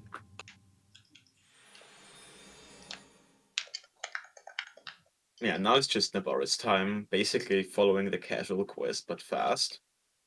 And there's a really cool thing that we do in the attack on Naboris, which you will see very soon.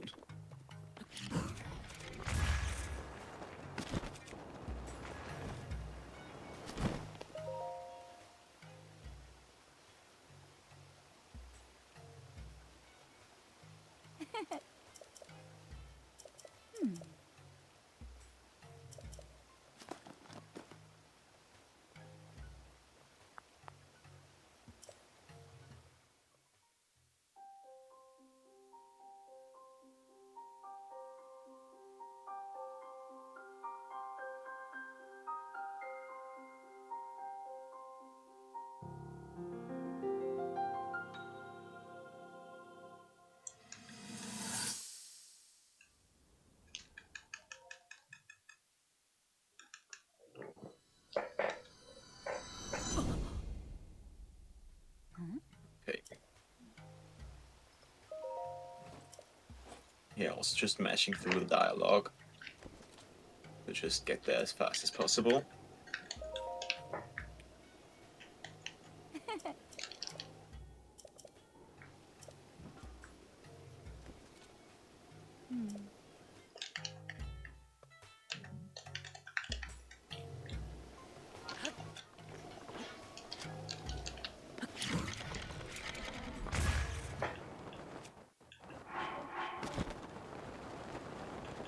Doing a super launch here, which a super launch is just basically the game has a mechanic that if you open your glider on the lag frame, you get, I think, I'm not sure how much speed, but a lot more speed from a launch than usually. And the way we use that is basically buffering the D-pad, which makes the game lag, and then pausing, unpausing, and pausing again, which basically makes the game store the lag frame, or one of the lag frames.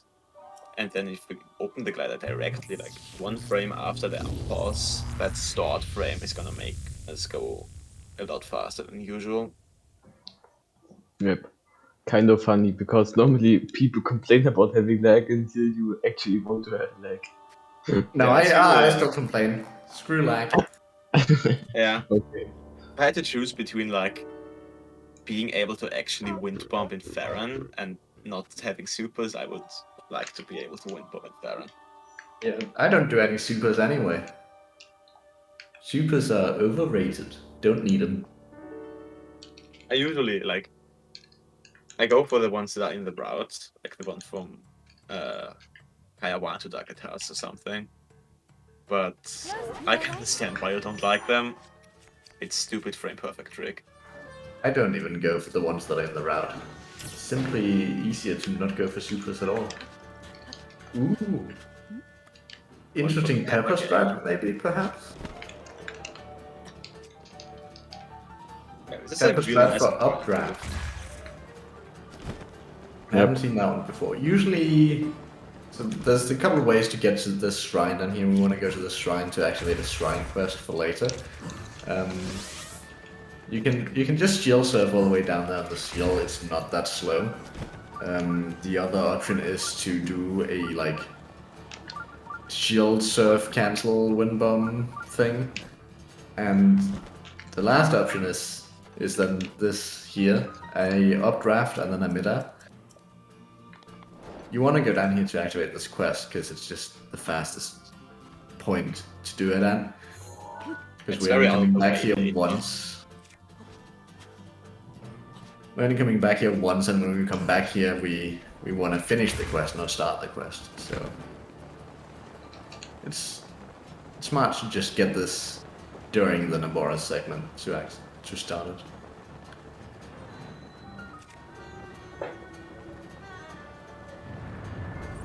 Good evening, gamers. Good evening, Swiffy. Or morning, depending on where you are in the world. True. Alright, so catch me up to speed. What kind of parts do we have? How's the run going? It's going really well. We have. What was the second question? What parts we do each? Yeah, what parts do we have so far? Or what parts do we get from the Guardian? We got shafts and screws. There we go. A doable combination, but not the pictures. best. Yeah.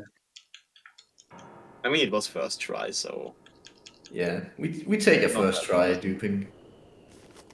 Definitely. So far it's not been going too badly. We haven't had any catastrophic failures yet. So, even though the parts weren't great, if I'm remembering right, Johnny routed out having to get material pictures. Is that right? Yeah. So, like, no matter how bad the parts are, at least that's one less headache. Yes. Yeah. I don't know if he stole that idea from me, but I definitely did that before he put it in the route dog, where I was just like, you know what, I'm just never going to take pictures. If you just pick up Talus parts, you have enough money. I'd rather just... It's in the route dog yet. It still says take material pictures. It's just like everyone that runs it knows that you can just take all Talus parts. Yeah. Instead, you can even do it with just shafts. You just need to pick up a couple of Talus parts from like luminous Taluses as well. Like the whole first 3 hours is just designed around like making it so you don't have to think for the next 15. So yeah. I definitely approve of like just picking up gems and not thinking about it versus being like, oh crap, I forgot a picture. Which is definitely why I'm not doing the beginning part, is because you have to think. True. A little fun skip for Boris here if he gets it, where you can skip doing a little puzzle. Ooh, missed the examine on it. That was unfortunate. Very unfortunate. I think we're reloading to try it again. You can, during that cutscene of the head going up, you can activate the what's it called? Terminal. The terminal, yeah. You aren't supposed to be able to do this. You're supposed to do a puzzle and then get electricity to both of those little things, and then it'll go up and stay up. But just shooting it with the duplex bow, I don't know if it actually works with other bows. I think it's only the duplex bow because it shoots 2 arrows in a row. It gives power for long enough to the cutscene to start playing, which triggers the head to go up, and then it immediately realizes, oh, it doesn't have power when it gets all the way to the top and starts going down again. Great Eagle Bow is fast enough where if you shoot it twice, it can also trigger it, but It's just duplex bows better all around.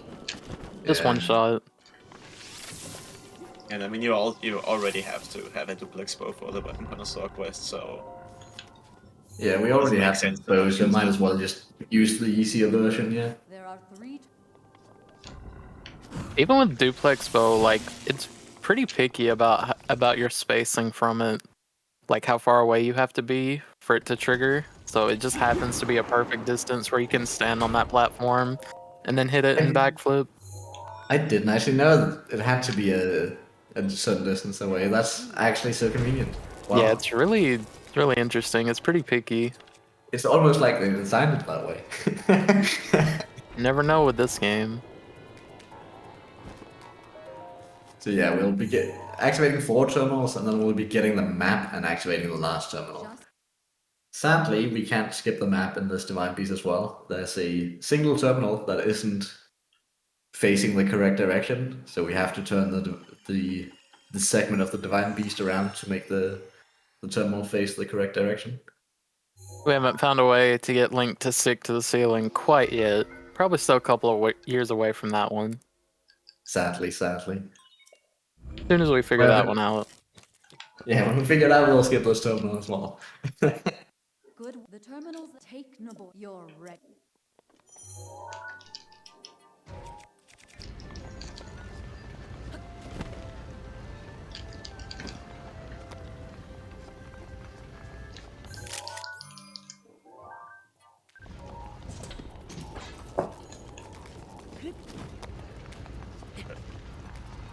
He's gonna go into that like little thingy where the terminal is, and then gonna I think try to clip out. I'm not sure if.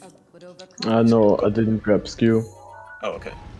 So you could clip out technically, but it only saves like minor time. So This Yeah, clip play- is a bit of a scam. There is an extension you can do to get out here, but you need I think to the clip isn't rescue for that hard, but so when I grabbed skew and then mid-air, the mid-air always fails, so I stopped grabbing skew. yeah, that's fair. yeah, the thing is, if you do the extended shield clip, you'll have to reset ragdoll as well. Otherwise, your first wind bomb after the Divine Beast just dies. I always forget. There's a convenient time, like when he's setting up the rods, where you can just put your shield down and then clear ragdoll that way. But yeah, Well, hopefully we don't see that phase, though. We'd like to get the one cycle. that's true. Yeah, I forget that you guys skip the second phase. So here's the first instance of a possible one cycle, where we... Ooh. Maybe not. Didn't quite get bullet time jumping off the edge in time. What we want to do is we want to optimally stasis him and then shoot him enough times for him to just take damage through his dying animation, so that he also, the next phase also dies immediately. We didn't quite get it there. Has a sliver of health left. Badly. At least it demonstrated how it would work. So basically, you can just take all his health and skip this cutscene, skip phase 2, everything, by just basically taking all of his health before he even enter phase 2. Yeah, so you'd skip the cutscene and you'd skip phase 2 entirely, which saves a little bit of time. It's not like a huge amount of time saved, but it is at least a little bit.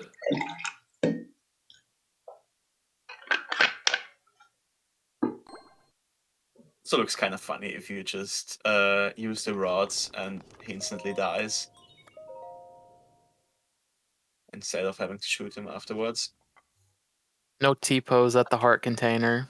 We'll get it next time. Pressed A too late.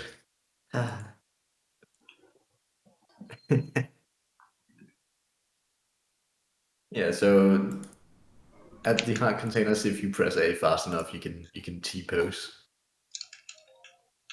It doesn't save any time, it just looks funny. I will try that next time. It saves emotional time. Yeah, exactly. Emotional time. The real time save. And there we go. Second Divine Beast completed. Yeah, so now we've basically reached the point where we are quote unquote overpowered. Because we have the two most important divine beasts done, and we have the speed food, and we have our hearts, we have our stamina. Now we can start doing some different stuff as well. So you might expect us to go straight to the next divine beast, but that's not actually what we're doing. We're doing a little side route first where we collect some corks and some barbarian armor, and then we go do some farming again afterwards. Very, very fun and interesting farming. I guess it's Yeah. not as bad now as it used to be, but Yeah, I would say the new farming is definitely more fun and interesting than the old one. Especially the old one was very painful. I think the new one, like from my testing, actually has like barely any RNG, like 95% skill, but it's extremely hard. Like the one Yeah. that Sketter does with sniping the horn from really far away. I just get Oh like yeah. 2 fixed spawn positions for the parts, but it's so hard to hit the horn. We tried just getting better. I'll go Just scan in a Zelda. Twilight Bow, easy. Do New Game Plus and have the little bow of light already. Yeah, you can hit it, like, if you have Bow of Light or Twilight Bow, you can hit it from, like, the spot where you put the campfire. It's pretty ridiculous. Those bows have such long range. It's I'm kind of disappointed there's no like real bow in the game that you can get easily that has that long range. Yeah. Would be really Like, cool. I guess the ancient bow is like close, but Closest, yeah. also that one's annoying to get. Yeah.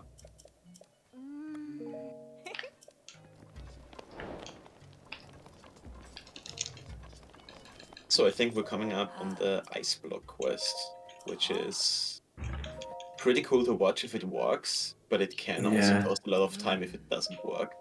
Really hoping for the BLS to just be nice to us here.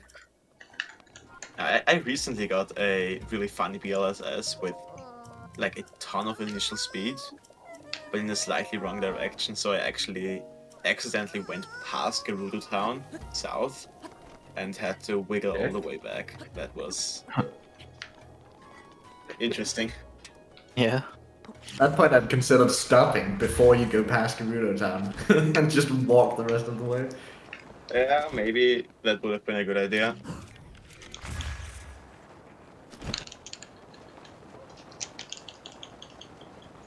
So this is the what is it, second to last BLSS? I think it's the third to last BLS and the fourth to last BLSS actually. This will be What one about for letter quests and then the one for the Shrine Orb. Yeah. I And forgot the Shrine Up one. But what's the last one? I do the one in Forgotten Temple instead of the Oh yeah, Forgotten Oh, Temple right, has yeah. one now as well. Yeah. And I really like it because I can never hit the midair and it's super convenient with the BLSS. I still do the boomer backflip wind bomb. The first segment ends at Elden Tower.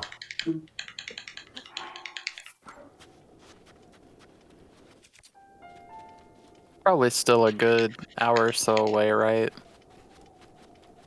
Probably a little bit more. Yeah. Because we were we were a bit unlucky in the other game, so we lost a bit of time. So Yeah.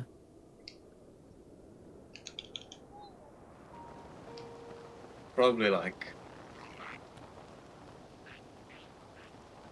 around an hour or two. Really nice BLSS though. yeah, I can't Trick is complain so too much good. about that one. There were like 3 more things that I wanted for Hundo that I had. I don't remember if I ever typed it out, but I was thinking it was probably like late 2019. I was like thinking in terms of 100%, what glitches do I want? And something to carry stuff faster.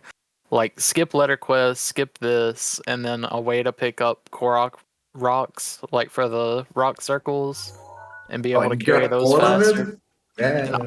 All of that stuff got found last year. Pretty amazing. You actually got all of Yeah. it.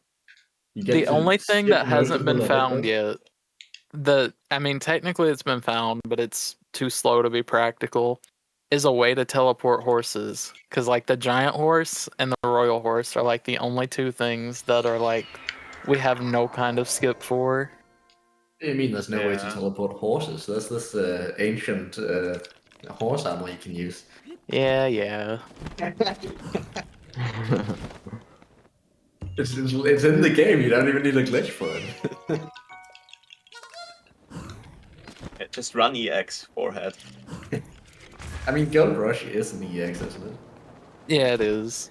Yeah. But I mean, for, like, the quest, you're not going to have them saddled, so... No.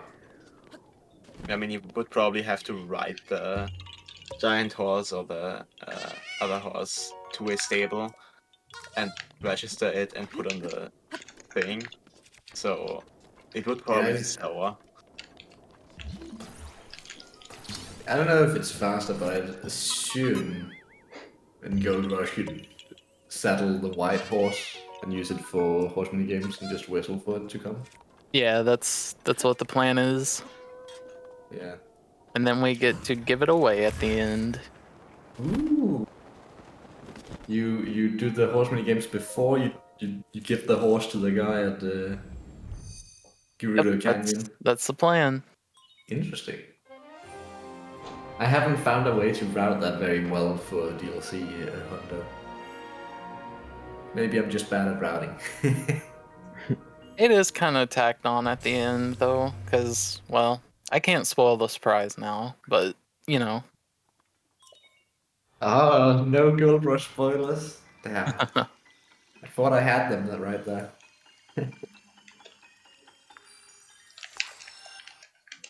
Yeah, the original thing I wanted to do for the good size horse quest was to scan in Epona, but, like, you're too far into Gerudo, so it just scans in fruit. Really? Yeah. That's so unfortunate. Yeah, you have to scan Epona in, like, back at the bridge where the Bokos are, so it's just compared to, like, just whistling it in with the ancient saddle. It's too slow. That's so strange that you can't do Epona there, because Yeah, because it's, could like, ride literally it a all the way to the stable. stable. Yeah. Oh, It's pretty strange. funny.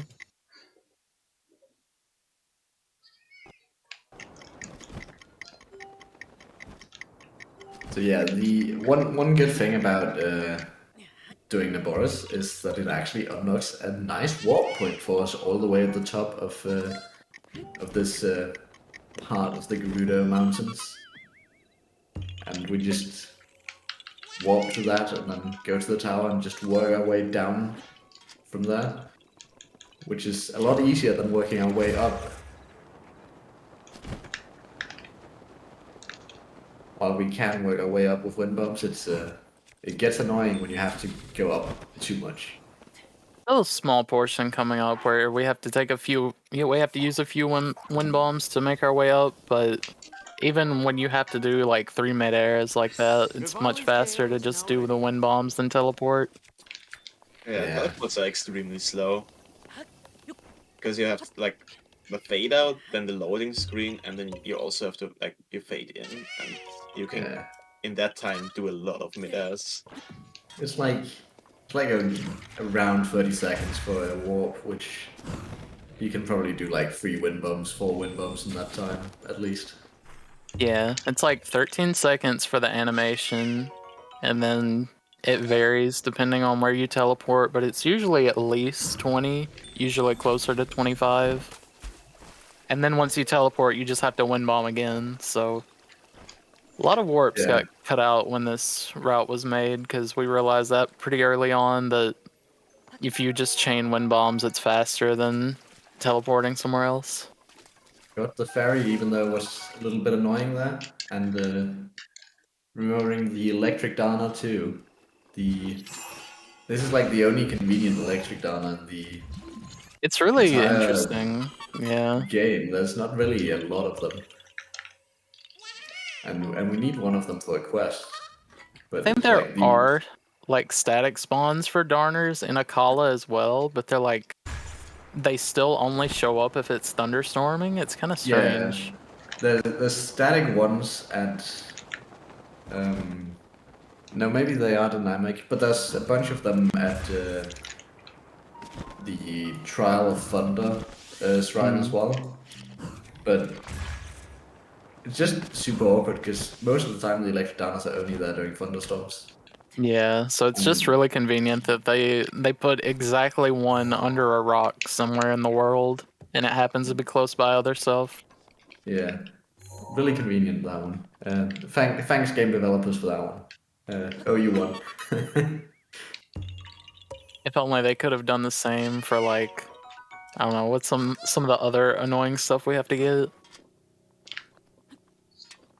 Thinking of like the hardy salmon where we have to wind bomb back into Rito Village. I mean, there's a lot of stuff we have to get like one of, like Voltfin Trout. Oh yeah, Voltfin, yeah, that's a good one. But for the hard salmon, I'm not sure if that's consistent, but I think I can remember recently getting one in like castle where the Sasko shrine is, and you kill the few Lizalfos. I think I can remember one being there. I mean, And there it was is extremely some strange. static spawns of Voltfin Trout near one of the cores we get near TO3. Yeah. But it's just... They're in the water and super inconvenient, and it's just... Yeah, it's just easier to just get lucky from a... what's it called, Oxyrok? Yeah. Placement of those Octoroks is pretty fortunate too. Like, one of the best spots to farm wood is also next to like one of the few sets of Octoroks that can actually drop a Voltfin, so Yeah. works out pretty well. Yeah. It's unfortunate there aren't more static Voltfin spawns though. Like there's for the honey bass and whatnot. At least it's not Stealth Fin Trout. There's literally 0 static spawns for those. Yeah. But I mean, you can usually find a bunch of stealth fin near the Great Hyrule Forest. Yeah. Not that you'd need them in this run.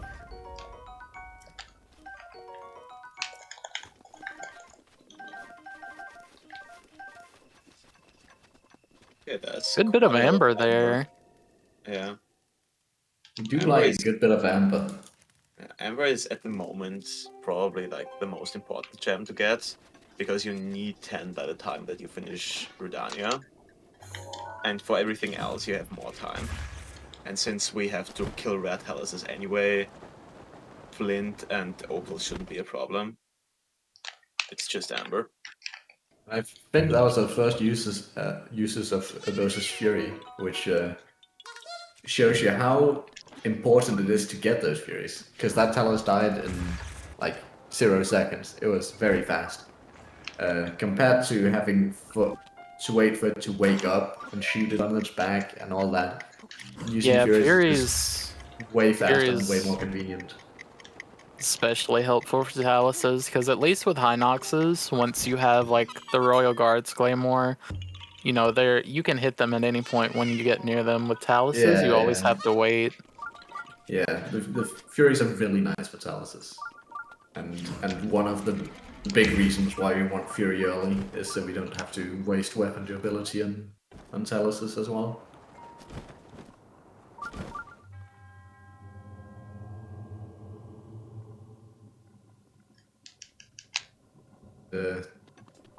Here we're entering our first labyrinth. There's 3 of these. We'll be cheesing all of them by just wind bombing to the end, and then entering the shrine. The good part about these is that they give us a nice piece of armor that increases our damage output. The barbarian armor.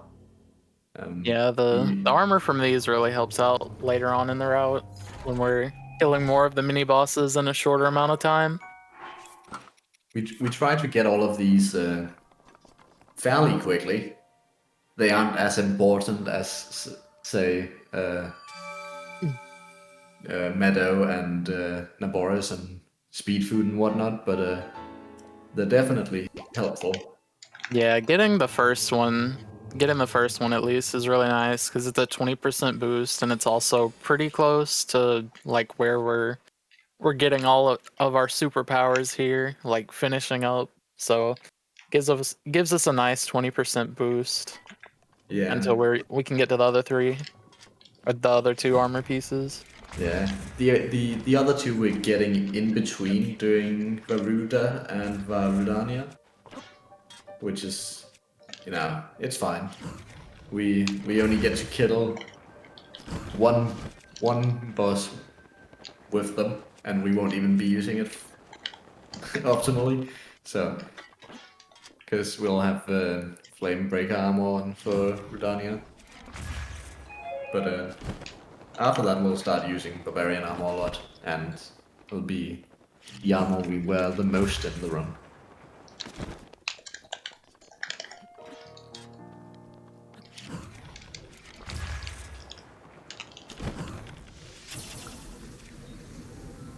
So this Korg is a little bit awkward because it's so high up. You have to do like a couple mid-airs, maybe an extra wind bomb to get all the way up to this Korg from the labyrinth. And during the entire time, it's you're on a timer for this segment because the next shrine is the shrine where you have to cast a shadow. A cold shadow, it says, but I don't think that matters. You have to cast a shadow on the the shrine pedestal, whatever it's called. And you have to get that between, like, is it 4 and 5 it's active between? 4 and 5:30, I believe. 5:30. So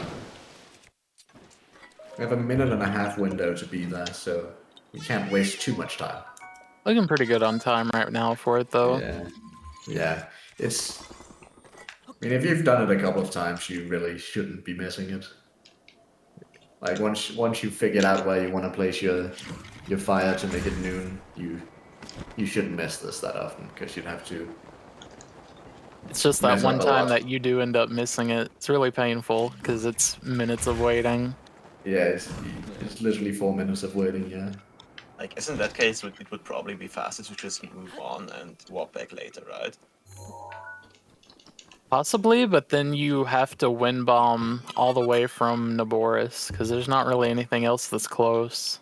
Yeah, you can't walk to the shrine, because it's not active yet. Yeah, that's kind of annoying. Wind bomb from, like... You have to wind bomb from Ishtoso, Dilamark, or Gerudo Tower. And all of those are a little bit awkward. Yeah, we might be a little bit too early, actually, and that's not a problem. Yeah, early definitely better than late. Rather wait 20 seconds than wait 4 minutes, you know?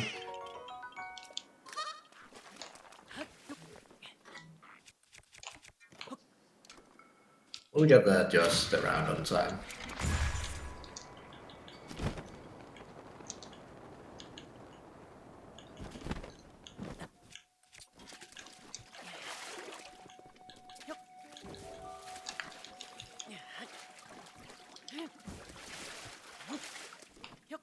Even have time to play around with the snowballs, I see.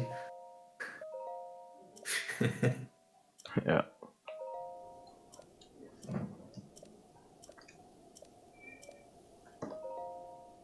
Trying to imagine what Piston's saying about stasis the snowball and run to the shrine. I guess that's a possibility. You could, if you stasis it at the exact right time after throwing it. I don't think it's something I'd want to risk. Yep. Does it still Cryo cast block a is really shadow like that works when it's stasis? I don't know how that works. Maybe you could. Cryo block is really the best strategy here because you can set it from a distance, but you have to get here at a even tighter window of time. I think it has to be sometime after 4:45, so it's like 4:45 to 5:30. It works. I've never done the cryo block strategy here. I've never been late enough for it to work. I've tried it, but the only time I was like setting it really early at like the fire rod, I think I barely missed it with the cryo block. Like I just had to get the snowball anyway. What's the cryo block strategy? You can place a cryo block around there that also is ice and cast a shadow on it, but it only works after like 4:45 or something. Oh, okay. And it's Yeah. faster because you don't have to run there, but it's hard. Yeah. You know, it was 1729 and not 1728. Can you tell the difference between them, person?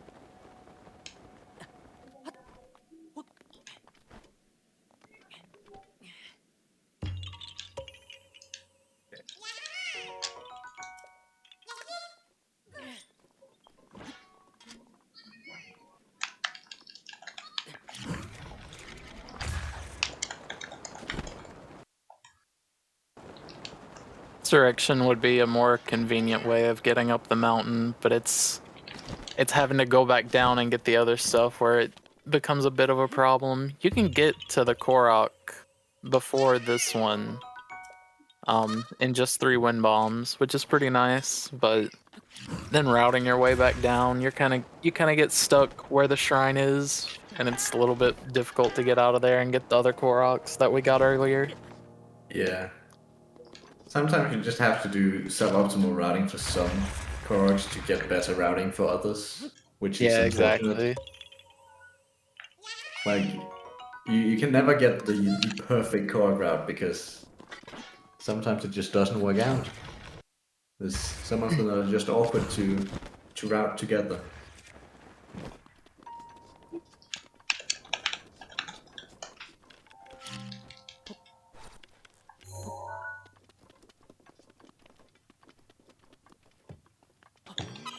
Oh, also, something that we didn't explain yet, but that is used quite a lot, is Golden Gauntlets, which is a small glitch that you can do if you like see Arcturus' scope before picking up rocks.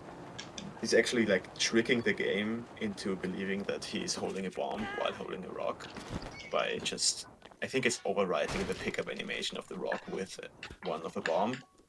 Yeah. And it basically allows us to pick up the rock and walk faster with it like it would if it would be a bomb.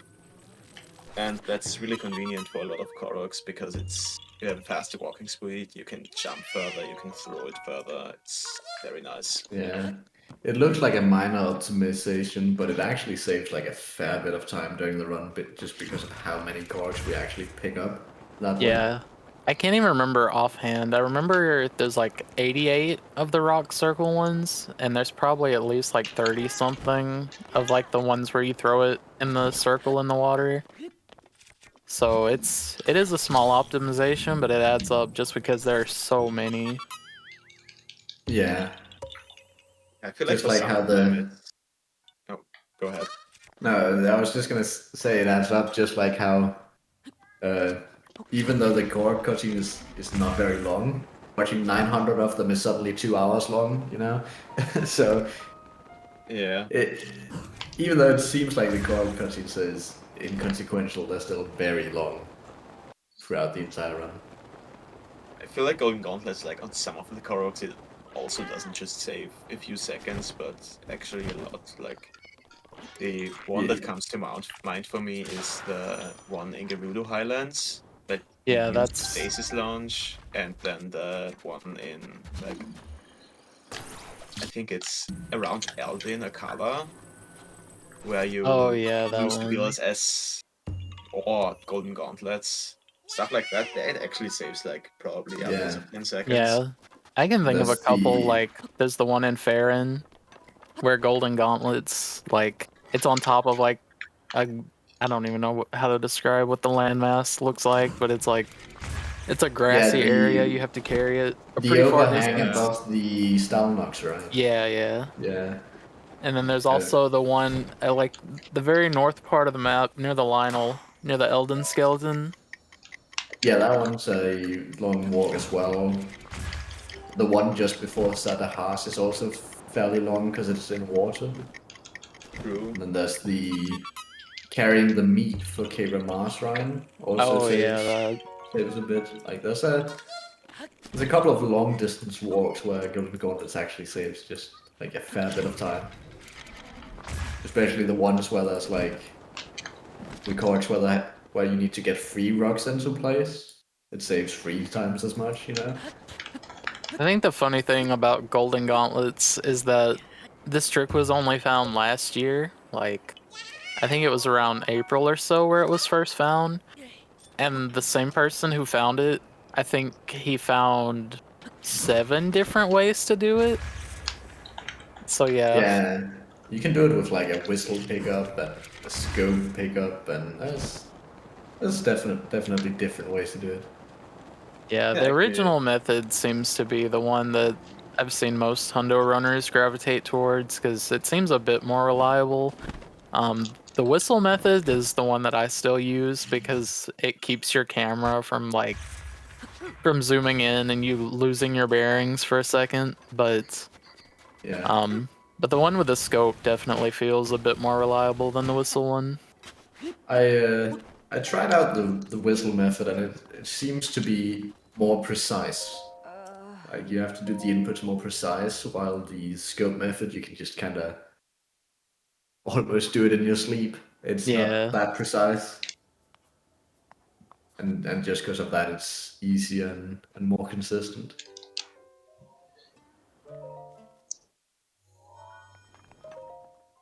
Finishing up I think this the quest only here. thing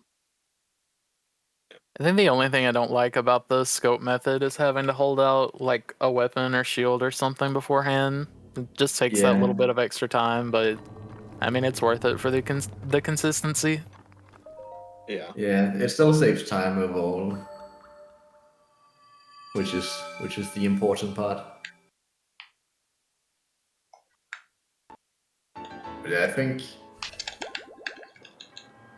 think Golden Gauntlets is probably the one trick apart from wind bombs that maybe saves the most time in Honda. Like on an individual trick basis. I feel like hard duping also saves a ton. Yeah, okay, I guess maybe that one saves more. And But there's also Rupee Printer. There's a lot of tricks you gotta consider. I mean, Rupee printing saves some time, but how much time does it really save? Because you could just pick up every single Talus part instead. You have to kill them anyway. Then you still are like I guess you need to take 30,000 pictures short as well though. then. Yeah. Yeah. I don't know. I don't like going back to 8.1 rupee routing. But yeah, I guess wind bombs, Rupee printing, hard duping, golden gauntlets. Those tricks are what really saves like big chunks of time. Because the other tricks only used like BLSS could technically be replaced with a couple wind bombs, you know? It wouldn't be that much slower. It would be slower, but not much slower. Yeah, where the places where BLSS is in Hundo is it's very convenient, but it's not like a trick that gets used a lot. It's not super necessary. Yeah, but I like it for this category because it takes out a lot of the parts that I did not like in the past, like Kaya 1 BTB, the BTB chain to Rito Village. Kaya 1 BTB was terrible. That was garbage. It was so bad. when me and Johnny like released the route last year, I think that's the one thing that I saw from a lot of people like being hesitant about learning it was the BTBs, because it took a lot of BTBs that were in all dungeons. Yeah. Yeah, I mean the BGBs to Rito, I don't think were that bad, but the Kaya one was just awful, Yeah. and Yeah, then the one to Hateno is not like wasn't super bad, but it's like if you I miss think it, that it one's feels super really bad. bad. I like the one to Athena. I think that one was always a homie. Like, Yeah, I That got it one's fairly not my homie. consistently. I got it fairly consistently towards the end, but if you missed it, you felt really bad. yes. Especially if you didn't save, because then it's all the way back into Kakariko. No, the worst one was if you saved, but you were put back to Kakariko because the game doesn't Yeah, like if you saved too early or something. Oh, Yeah. that. Yeah. Yeah, or you saved and then you reloaded and then the Bokos noticed you and you had to reload Oh, again. yeah, yeah. BLSS really cut out the annoying parts. you could Yeah, say. it helps make it a lot more accessible. It helps make a lot of categories a lot more accessible, which, like, as much as I love and, like, adore BTBs existing in the game, it's like, when you're speedrunning, it's like, it's one of those tricks where it's like, very cool, very flashy, but it's nice to have an alternative that's pretty Yeah, much just as fast. yeah. This. I mean, I believe we timed it, and the BLSS to Kai1 was faster than the BTB, Mm. and as well to Rito, but I believe the BTB to Hateno is still faster, and the BTB to Castle is still faster, technically. Yeah, those make sense. I don't like the BTP to Castle now that we don't get ice arrows because I can barely make it to observation room with the BTB. It's always super close, so that's Yeah. mainly why I prefer the BLSS. And It's then unfortunate for that BTB, and for the BTB, you can't get the three silent princesses plus the like I don't know how they're called. The other ones that are up there to make the stealth food. Nightshade. Nightshade's true. You can't make the stealth food for Beetle's farming. Yeah, so that is that's why I the don't like it. That is the nice thing about the BLSS to a 10.0 is you do get to pick up a few more silent princesses, so that saves you a little bit of time from having to pick them up somewhere else. Yeah. I like the BTB2 castle. I still do it, but I think it's unfortunate that the setup for it is so fast, because that just means BLSS will almost never be faster. You'd have to really just wiggle so hard to keep up, because the setup is just so fast for the castle BTB. I'd like to see a more modern comparison, because I think it was Tapir I heard talking about it recently. Tapir's gotten a really good grasp on like how to control it and have it really close to speed cap the whole way. And it seems like it's pretty comparable. Yeah. Tapir is goated at the BLSS. Absolutely. So good. Actually, a god amongst men at that part. But yeah, as the astute viewer may have noticed, we're now doing the Nadra escort. If you've watched an All Shrine speedrun or something similar, you may have noticed that they don't usually do this, because you can just open the shrine with a normal scale. You don't actually need to rescue Nadra at all. However, oh, nice headbutt. We do need to rescue Nadra, because we need to get more than just one part from Nadra, which means we'll have to rescue her so she actually starts spawning. Yeah, it's actually pretty funny running New Game Plus of this category. You just leave Nadra because you don't have to do any of this, because you already have the parts you need. Exactly. So this is like the least necessary quest. Like this whole portion is like the least necessary thing in the game. Yeah. It's only necessary if you need to farm parts, which this category does. It's very interesting that they didn't make this whole thing like part of the quest. It's literally just dropping the scale in that clears it. Yeah, so if you can just grab a scale from Castle or have a scale in your inventory already for some different mean, then you can just, you know, just place it in and walk in. You don't have to rescue Nader at all.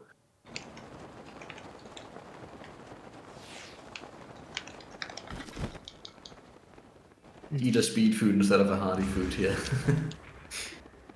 Yeah. Oh, this Korok. Yeah, it's unfortunate with wind over that pond. Makes it a little bit awkward if you stop the wind bomb and try to mid-air it there. I remember my early days trying to route this Korok in. It was like, especially before we had wind bombs, it was like, why is this one Korok just all the way up here? Because there's nothing nearby that is like on a it's similar really, elevation. It's really just awful to get it.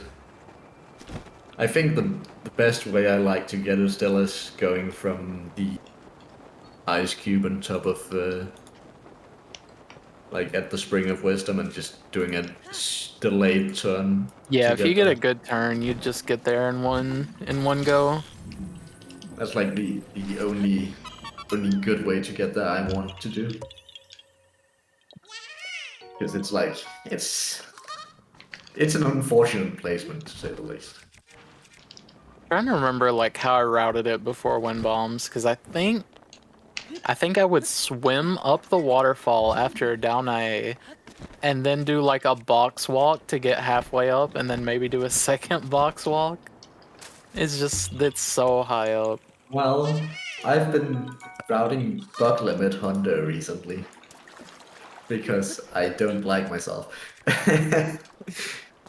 But I did exactly that. I basically said put on the Zora armor, swim up, and then just maybe do a tree rocket if there's a tree nearby, and then just cry.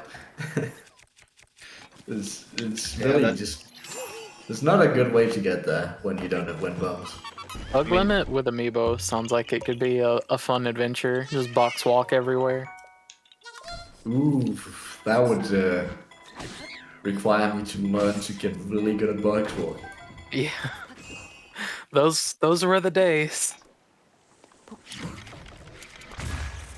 It sounds like yeah. I was about to say that sounds like a gold rush problem. Yeah, no, I was thinking of doing a one-off bug limit run, but just without knowing any bug limit tricks.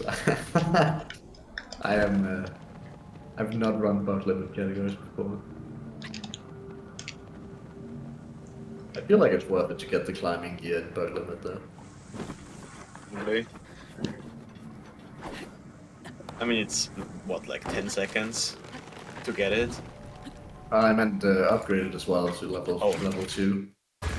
Because you just do so much climbing, because you don't have wind bumps. You also probably have to have a really good gale routing. Yeah. We'll see if I actually end up doing it.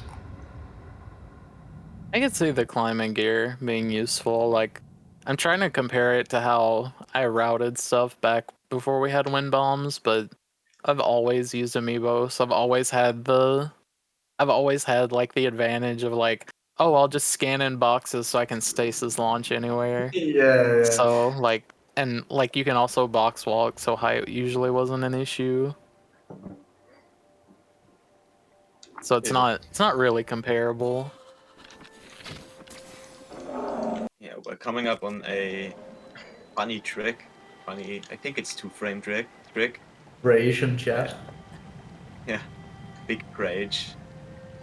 Arcturus is gonna try to duplicate the scale that he gets here.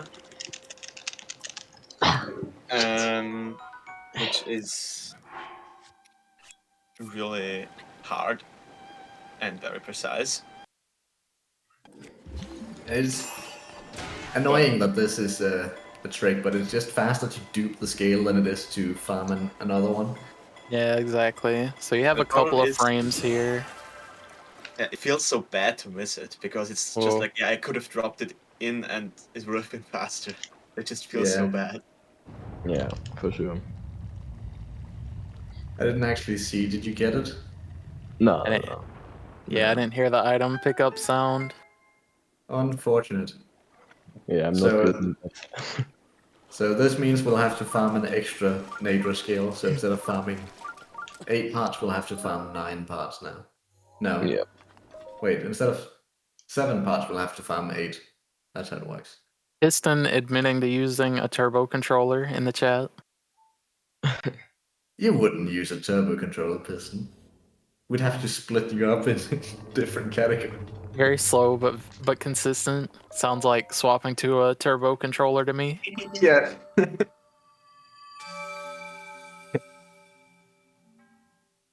I mean, no, actually, I'm not gonna say anything because I'm gonna do it in this run. So I'll just hope that I get it, and then I can talk about it when I get it. Well, it didn't roll scale dupe? Yeah. Okay. Yeah, also, it's time for If I start talking about it now, I'll miss it. So I just won't. Okay. Yeah, with the scale dupe, it would be nice if like when you dropped something, it would always drop the same exact way, because that's how it was originally found. Is like somebody dropped a scale and then picked it up on the same frame that it went in the water. So, but it's inconsistent because the way when Link drops stuff is a bit random. So sometimes it could like fall to the left or the right, and unfortunately we can't make a consistent setup with that. I usually just pick it back up and throw it again if it falls like really bad.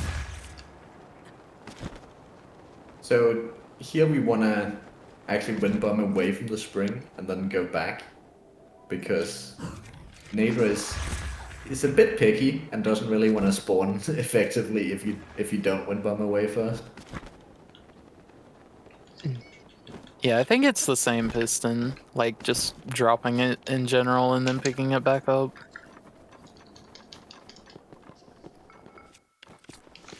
But yeah, the dragons are a bit strange. We still don't really understand how their spawns work exactly.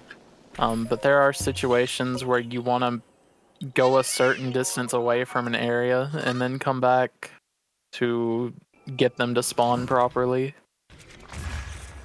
They are very strange. Neighbor specifically is very picky. Yeah. Farish is the nicest one, not very picky at all. I had tried doing the scale dupe with Magnesis drop before, because I think I also had that idea, but I don't think you can cancel the animation fast enough to pick it back up before it drops. Okay, so we're on to the new nature farming spot here. Much better than the previous one that was used. The old one was a spot near Lanayru Promenade, which has a risk of when you wait by the fire, there is rain, but also the parts just scatter everywhere and some get drifted down the current. With this one though, you can get all the parts to land fairly close to one of the Koroks further down the mountain, and also the spawn is very consistent and there's no risk of rain. Yeah, the old one at Lanayru Promenade also just had a chance to just have Natron not show up or have a really slow spawn, where instead of being at Lanayru Promenade, she'd be all the way back up the mountain. And you'd have to wait for like 2 or 3 minutes for her to fly all the way down. It's definitely a huge improvement. Like that Nadra farm used to be like together with rupee printing the worst part of the run in my opinion, and now it's just like it's still hard, but at least it's not RNG. Oh yeah, I did see this piston. This is a pretty interesting setup using the cryo block.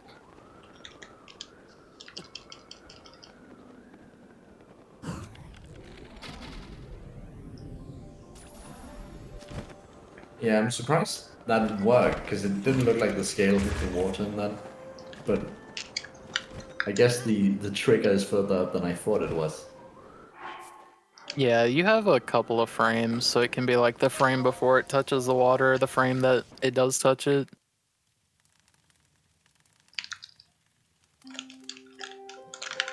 Yeah. I like seeing Pistons normalize jump setups, because they remind me of like OOT setups. Yeah. There's like front up, backflip, side up, side up. ESS right 6 times.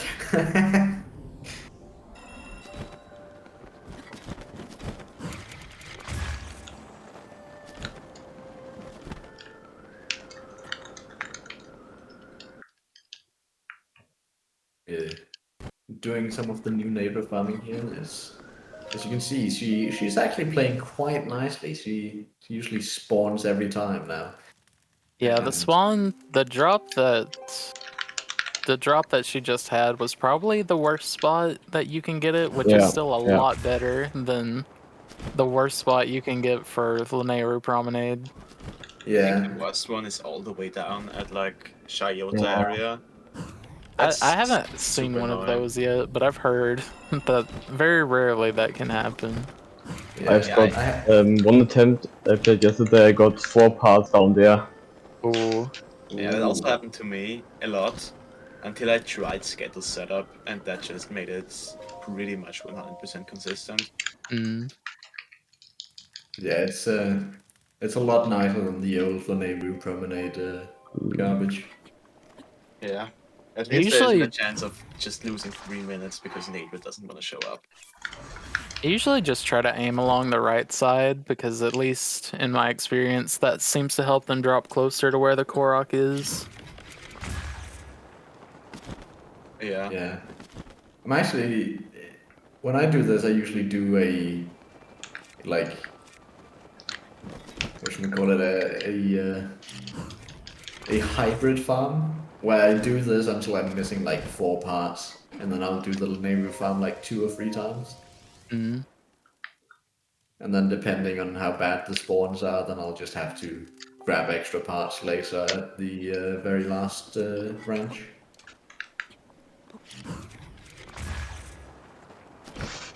Uh-oh. That doesn't look good. And it was back. We good. Just a little bit upset and didn't want to show up one night. Yep. It happens. The dragons are very inconsistent, sadly. Even when you think they're consistent, they're inconsistent.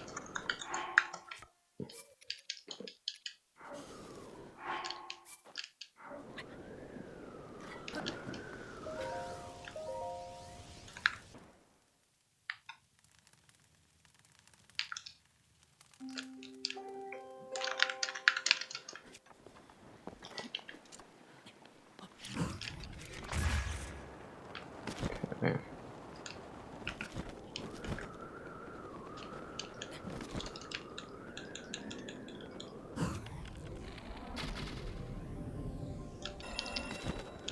It'd be really interesting to see if we can somehow skip most of the dragon farming one day. That would be awesome. But So I don't know. they're not that bad anymore. It's just like there's always like it's a bit slower pace than the rest of the run. There's always like a speed bump. Yeah. And there's also still a random chance that they can just not show up even though they should.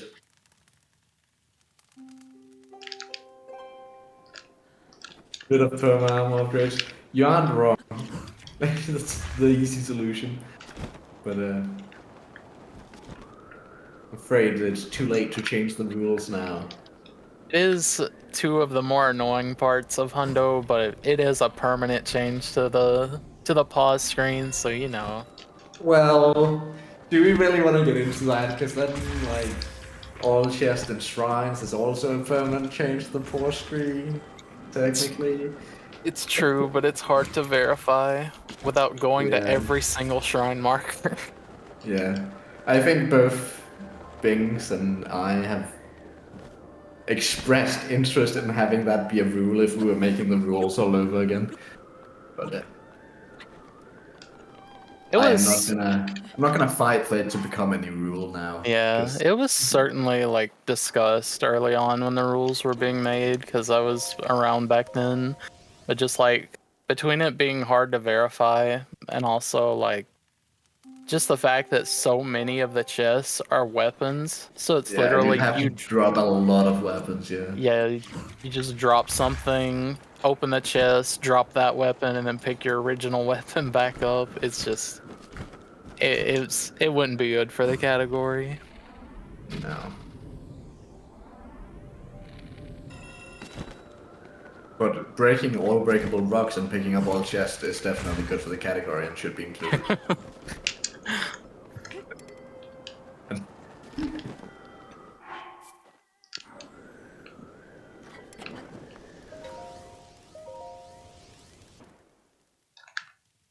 I will neither be routing it or running it first. Someone else can do the funny or permanent flanks.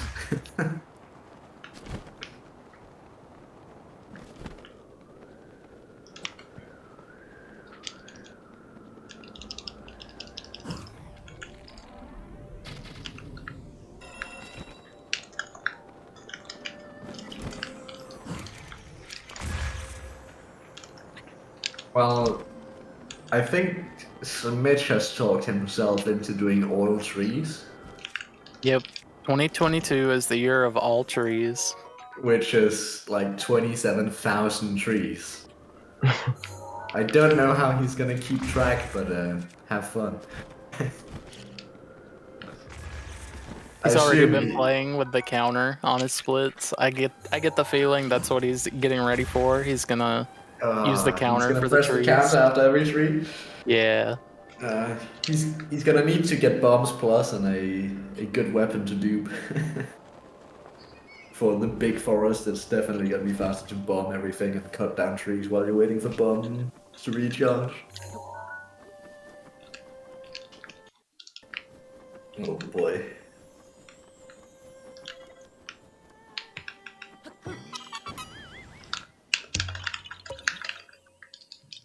Just bomb arrow everything. How are you planning to get that many bomb arrows? Can't Asking believe for a friend. Can't believe we're gonna do rupee printing for all trees just to buy bomb arrows. And heart duping just to get around. Actually, I guess you wouldn't even have to. You can just walk from tree to tree because they're all so close. Yeah, there's a lot of forests where you'd just be walking and just cutting trees while walking. Or bombing trees while walking, I suppose. Ooh, that part is further away than it usually is. Ooh, and there's a part all the way down there. I assume we're skipping that one.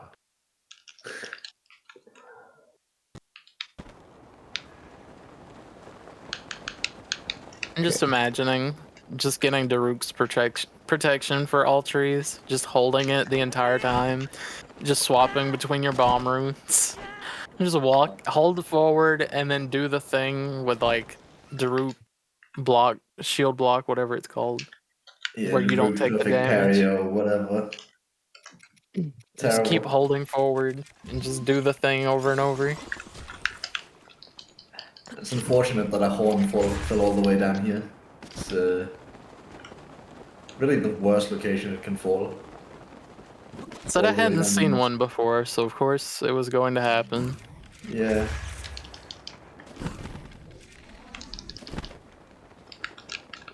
What part did we end up getting? What? What parts did we end up getting? 4 horns, 2 claws I think I found. One too much. And 1 scale and 1 fang. Oh, that's perfect. I think Okay. that's literally perfect. Nice.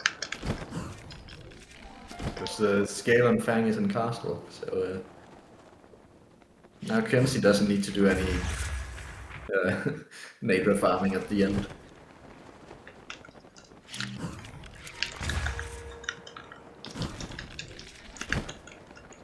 Just unfortunate that one part fell all the way down here. Yeah. Such. Wind bombs are so cool, just like scaling this entire mountain. Yeah. Yep. Thank God you can. Ooh, and if you had to go down there for a part in the old days, you'd have to reroute the entire route. Because there's no way you're getting back up. There's a point where I was routing where I would like go from this race Korok down to the rock circle down there, but like the amount of time it takes to fall that far, just not worth it. Yeah, it's a very steep drop.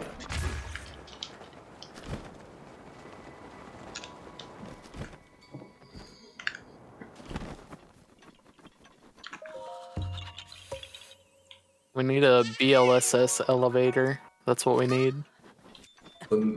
Well, currently we have the BLSS that just goes flat, so the next trick would be one that just goes straight up. It's true. It would be kind of funny, like, if we could force Link to, like, rotate and not like, correct himself. I wonder if it would push us vertically. I assume it would. I don't see why it wouldn't. This game is, like, very against Link having any kind of skew, though, because it corrects it, like, as much as it can. Like, the only time that you can have a skew that isn't immediately reset is, like, when you do the weird glitch where you like walk on a horse, and then if you kill the horse while you're walking on it, you can get Link to get stuck sideways that way, but then you can't move at all. Just like the NPCs that get stuck sideways. True. They're always next to a horse when they get stuck sideways or in the ground. Or... Do you know why that happens? Why the NPCs just The theory is like the horses and the NPCs try to spawn in the same spot, and because of that, the horse kind of like takes priority and just forces the NPCs out of the way. And for some reason, it causes them to like rotate instead of just like moving them horizontally. Strange.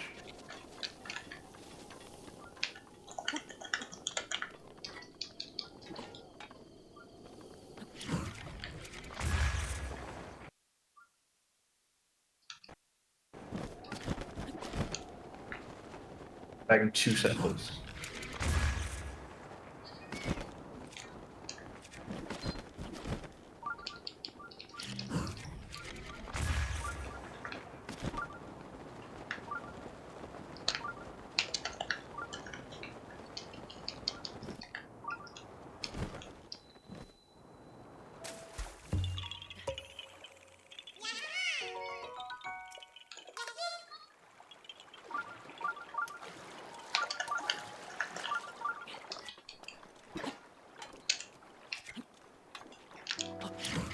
Never really noticed this thing you could stand on down here. I've always dropped a cryo block for this one.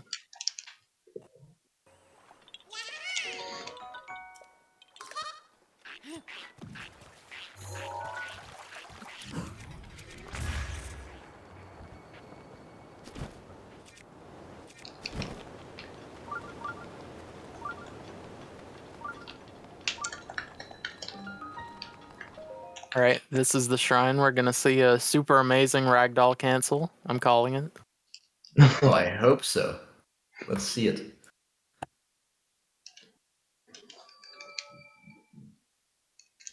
Elden Tower is going to be after Zora's Domain, so we're kind of working our way north towards Zora's Domain at this point.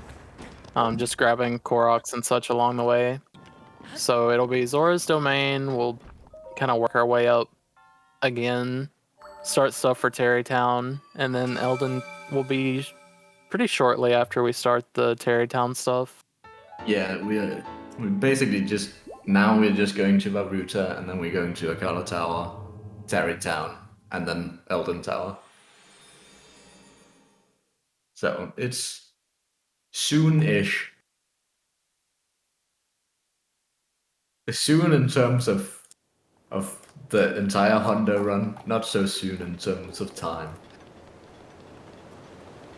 It's like I'd say, is it an hour away? An hour and 15 minutes, something like that.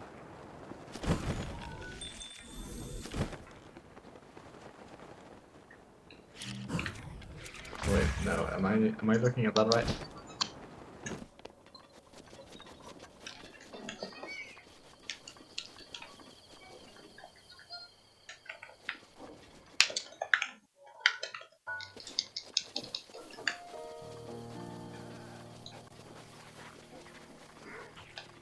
Yeah, probably an hour.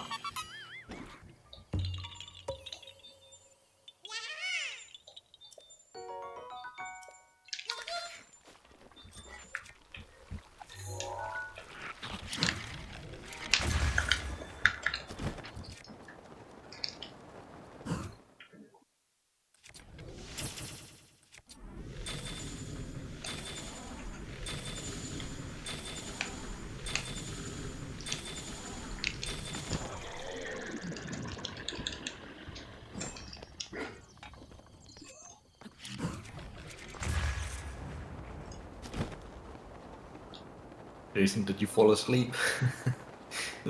the monster track is not up to date. Who fall asleep? Jason. Oh. I wouldn't be surprised if they did. They mentioned earlier in chat setting an alarm Yeah. for like around the time the swap should happen. Yeah, I think we're at 3 monsters now, right? Mini bosses. 1 Talus, 2 Hinox. 3 Hinox. No. Did we do the No, blue 2, one I yet? think. We didn't do the blue one yet, did we? So soon to be 4 mini bosses.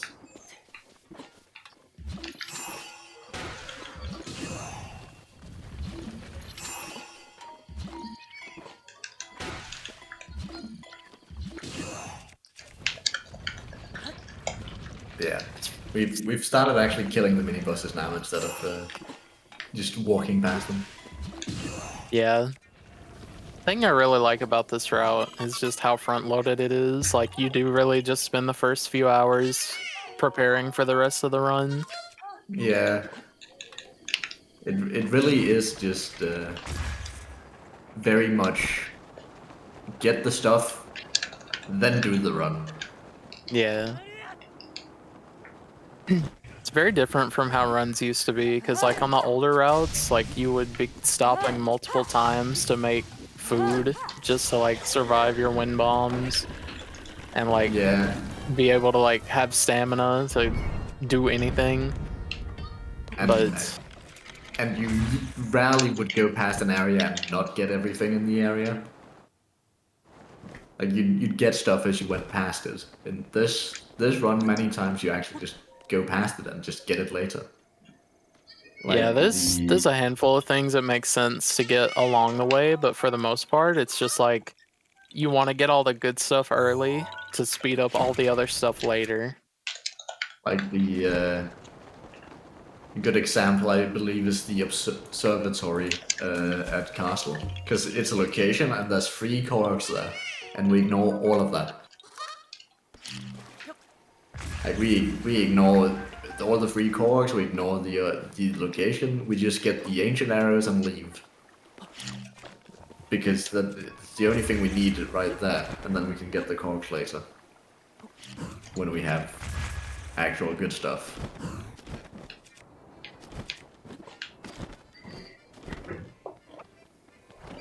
I couldn't imagine trying to run this without Bombs Plus now. Just not having it for like, what, an hour and a half? That's too long. Bombs Plus is actually so good. Being able to just mid-air all the time without having to wait for like 6 seconds is just so nice. Remember when I was helping Johnny route this, like before, like back when we started, like if there was an option for us to get to 10-0 sooner, I probably would have taken it. It's just the fact that we need a memory for like heart duping. Yeah, we need a memory before we get to a 10-0 really. The health is like the the big thing. I was like, okay, we need hearts and stamina as soon as we can get it, because like wind bombs take up so much health over time. Oh. Yeah. Yeah, we talked about this earlier, the fact that we just want to go to a 10 as fast as possible, but we can't really go there before we have a memory. Yeah. And since we are going out of our way to get a memory, we might as well get the ruby printing done as well, and we will get the shrines in the way so the heart duping is slightly faster. Like getting 8 shrines instead of 4 helps the heart duping be just a little bit faster. And the shrines we do aren't ones that lose tons of time to not do without speed food. There are a couple of methods to doing the apparatus glitch to do heart duping without a memory, but they're not really something you would want to be doing in a run. Like, there was an old method that was used for early Master Sword where you have to run on the apparatus at a precise angle, then you have to activate it, and while you're still running, you have to shield surf, land, and then put it away, and while you're putting it away, you have to reload. And like, you would have to do that multiple times in 100% for the apparatus glitch, and that doesn't sound fun. yeah, it's not fun and not something I expect to see in a run outside of like the one time it was used for early Master Sword. Yeah. Okay, I'm back. Welcome back. How is the run, and how was the rest of the neighbor farm? It was pretty fine. Only one part landed down there. Ah, okay. And I could We have all the parts. You don't have to farm anything. Yo. Yeah. Yeah, accidentally farmed the second claw. Can you do... Oh, go ahead. Yeah. It's saying, can you do heart duping with the lily pad storage? If I'm not mistaken, like you can do storage with multiple types of Koroks, but if I'm not mistaken, they always leave you with like 3 hearts. It's as if you like reloaded early at the apparatus, so it's like you're back to 3 hearts and no stamina upgrade.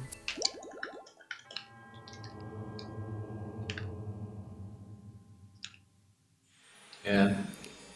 Mario at work is asking why Ruta isn't sooner because of because it's basically free hardy food, and Ruta isn't as important as Meadow or Urbosa, and we already get a little bit of hardy food to get through Hebra and stuff, because it's not realistic to survive all of Hebra without Ruta. And also, it's not... I mean, usually we either have enough health to go from shrine to shrine, where we get a health refill, or we lose so much health that we have to eat hardy food anyway.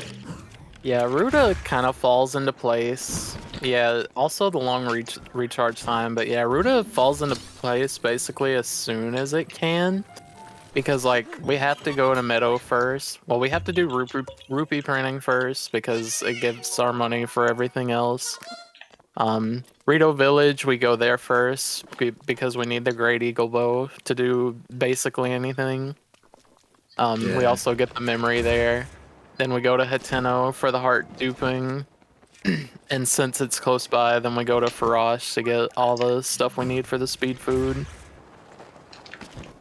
Yeah, and then we really want the Bosa's Fury, so we go there next.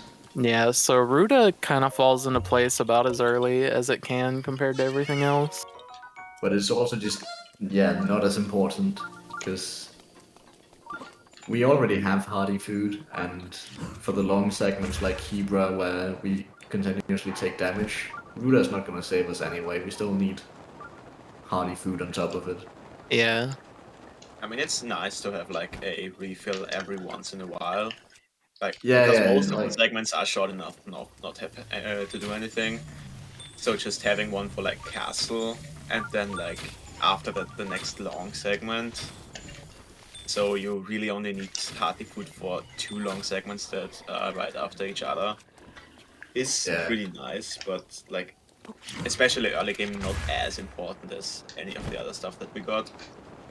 Yeah, because like after Redania, we have 28 full hearts, which effectively translates to 27 wind bombs if we don't fail any. And there's very few shrines where we have to do 27 wind bombs in between them. Yeah, it's really just the cold areas where you get anywhere close to needing Mifa's Grace. That's where it comes in most handy, I'd say.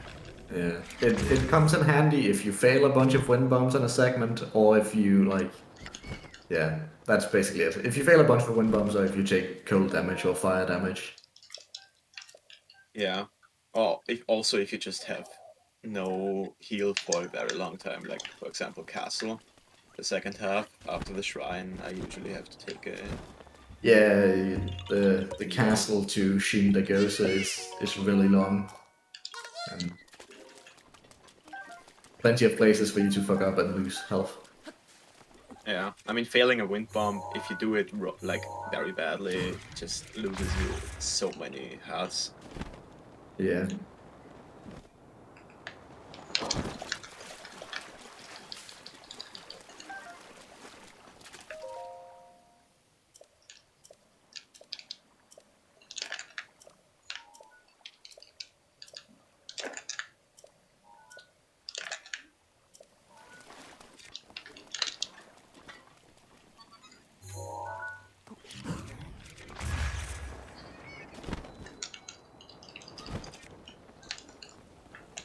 Yeah, I think we're nearly at fish drama.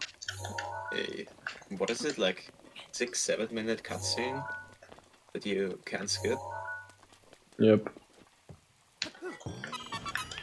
Quiffy, did you see my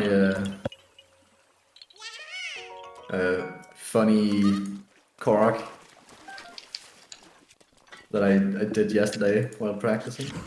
I don't think so. I put it in chat real quick. Let me take a look at this. Actually, no. I'll save it for fish drama. That'll be something for me to do for a couple minutes. I don't know if you've already seen this before, or doing it for Gold Rush or something, but I mean, maybe Yeah. it's optimal.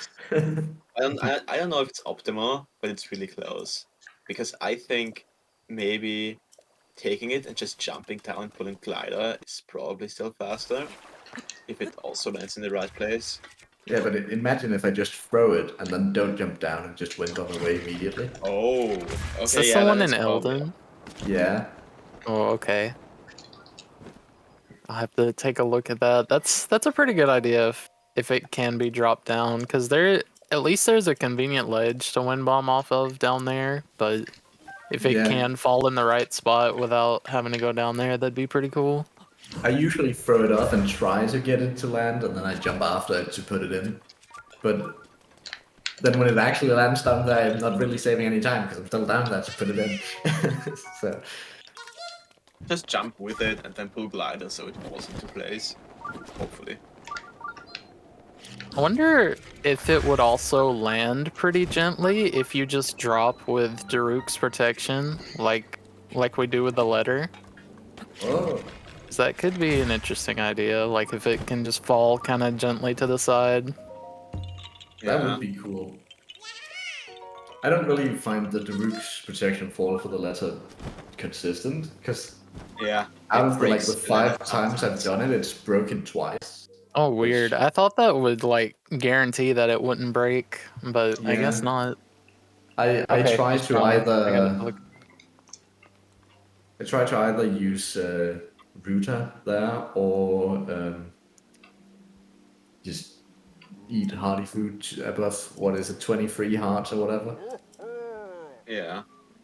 Yeah, well, much more damage to take. Like the only thing where I really messed up in that quest was when I landed in like very shallow water.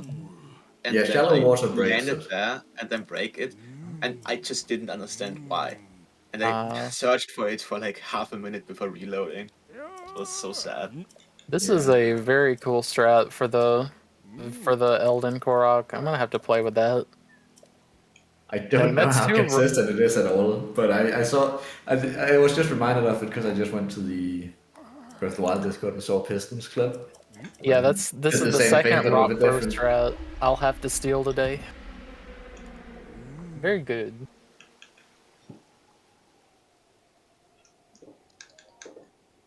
I can't believe they're very consistent because I've been trying to do that for the entire time I've ran Hunter, and I only just got it yesterday. So Nice.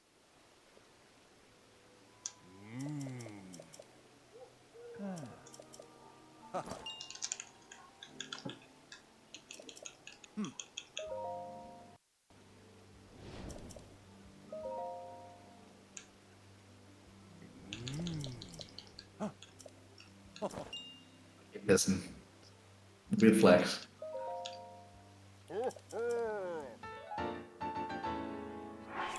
Okay, you got it first try, but if you only tried it once, that doesn't count for much, you know. 100% success rate. It's so consistent. There you go. Yeah.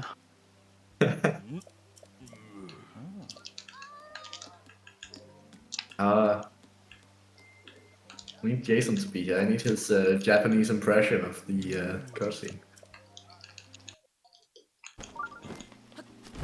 He gave us the Japanese impa. That was really funny.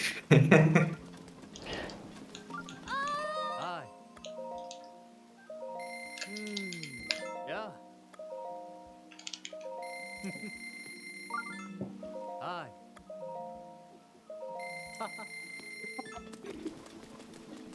Yeah, I mean, King Dorofan is also old. What's your point?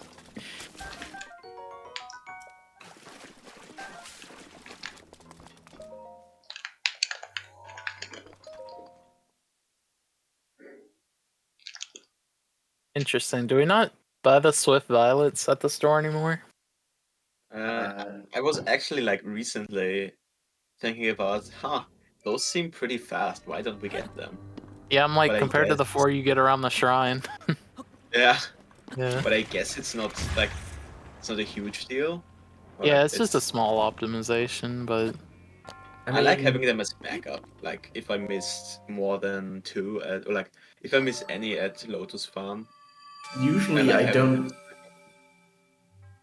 Usually I don't need them because like the 28 odd someone I get at the first Lotus Farm plus the little bit extra I get at Muglatan plus what is it, like 6 after the next Hinox and like the 4 at the Korok If you get beforehand 30, is usually enough for me. I think if you get 30 at the Lotus Farm around Arcturus, and then get all of the ones routed in, you have enough for 21 horns. But the question is, Should I get them now? Well, I don't know. I don't think we necessarily need it, or like the ones in Mount Satori are probably faster. okay. yeah, there's like plenty around Moglaton too. So like, Yeah, Yeah, it's like I wouldn't worry too much. I don't think we're gonna run out. If we Alright. do run out, it's Kinsey's problem. true. Perfect. Yeah. Fish drama's almost done now. Start playing the game again. Does anyone know which of the ones like that you routed in, which 3 are the slowest? Or if there are any 3 that are slow? I would have to mean- look and see which ones are routed in, because I know like mentally where they are pretty well. I'd say the ones at Satori Mountain are kind of out of the way, but that is also like 10. So Okay. Yeah, I mean they're in water, so you can just get the ones in Satori you don't have to swim for. Then you Yeah. skip the ones that are in the water that you have to swim for. Probably the fastest ones to skip. Just because you don't have to swim. you all need to get on that monster extract and cooking frogs with it. That's No, the real speed no. food. Can't all be as lucky as you are.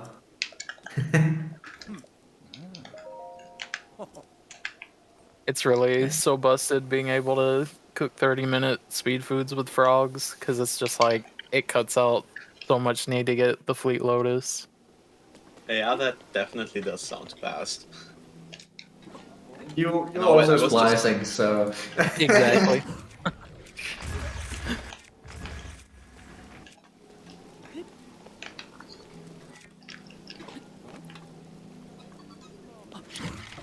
Good old splicing. Looks so cool, but feels so bad when I'm scanning the same amiibo for an hour trying to get a Twilight Bow.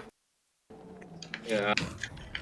All the Um, RNG in like stuff like Gold Rush seems to be extremely frustrating. Like, Yeah, there's been a lot of moments like that. Like recently I finished the Hyrule Castle branch like yesterday.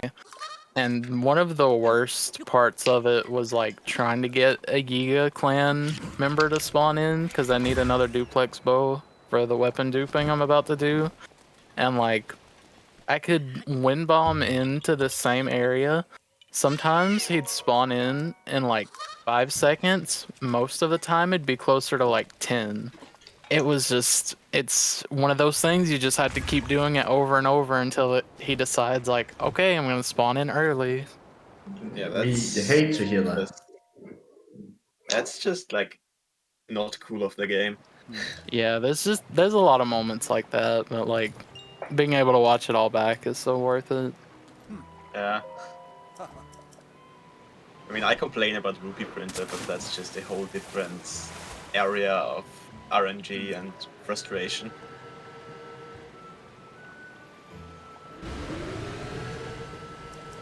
Yeah. What's the longest time it's taken for you to get a segment in Gold Rush? Probably. I think I was on Rupee printing for 2 days. Ooh. But I mean that makes sense because like it's a 6-minute thing and I'm going for like it either has to be like core and screw or core and shaft, and I ended up getting core and shaft, or not shaft but core and spring. Yeah. So like it was the reloading for the RNG that took the longest. I mean, how many combinations did you get where you then got to the end and had to reset anyway? I don't think I had a lot of those actually, because like the one I ended up taking was like core and spring, and it's like it does have a few scuffed parts in it, it being like a 6-minute recording, but like it just being core and spring saves so much time because I don't have to farm springs later. Yeah. No, because I when I've played myself, I sometimes get like a core combination and I get to the end and I like place the Guardian wrong and it lags for like 10 minutes or Yeah, that I recently had. Yeah. Good thing with like core and spring or core and screw is just like you don't have to worry about it because the parts don't really cause that much lag. So I was just able to leave it next to the Korok and just wind bomb out and come back. I think in my PB I got a core and spring and I placed the Guardian so badly that I couldn't pick up cores very well. Ooh, yeah. So I left at like 700 cores and like 300 springs. So I ended up having to do the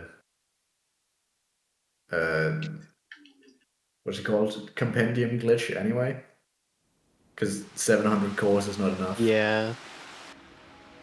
I think another segment that took me like an obscenely long time, which I didn't expect it to, was probably Cryo BTB, which I probably did for like a day and a half, and now it's just outdated because I'm gonna have to redo Plateau anyway.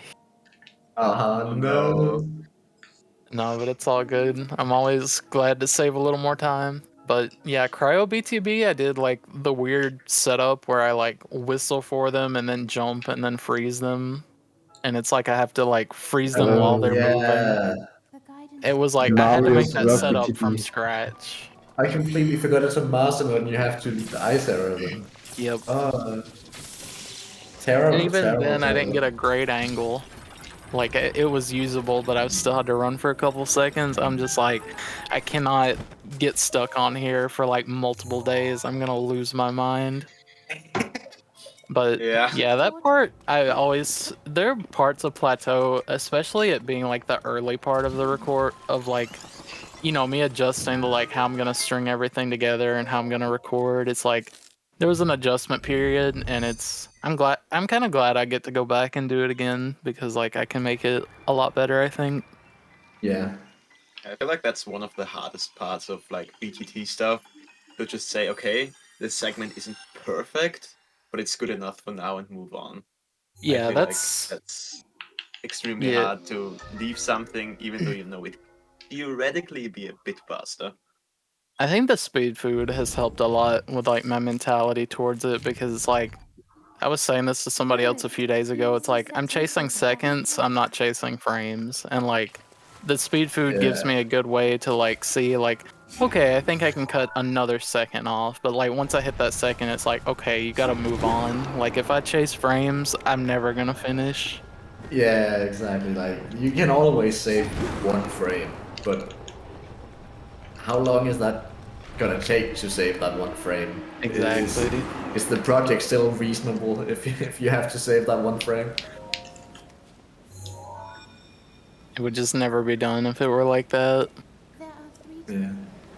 So this is the third Divine Beast we're doing now, and unfortunately in this one we also have to get the map. It's only Meadow we can actually skip it in, because the other ones are annoying.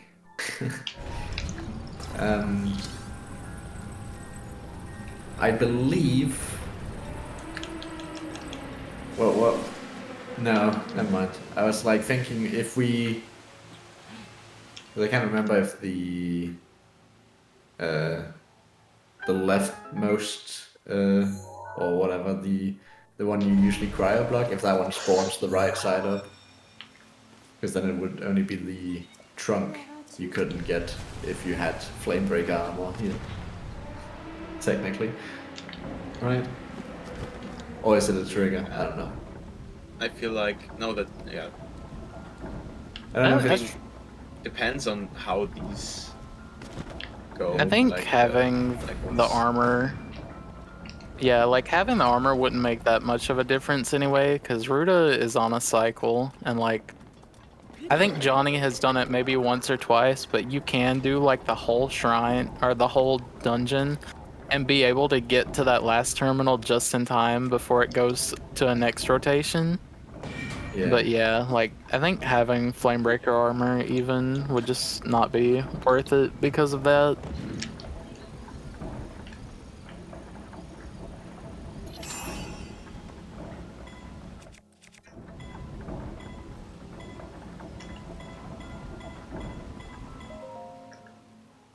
And Router cycles are extremely annoying. Yeah, I think Ruta is my least favorite Divine Beast to do in a speedrun. I agree. You can't I don't just think run it's the through it, you have to hardest. wait. Yeah, I think Naboris is by far the hardest, but Router is just a bit boring. Yeah. And you just have to wait.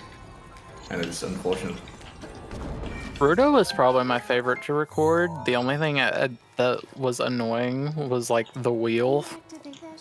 Like my hands literally gonna fall off.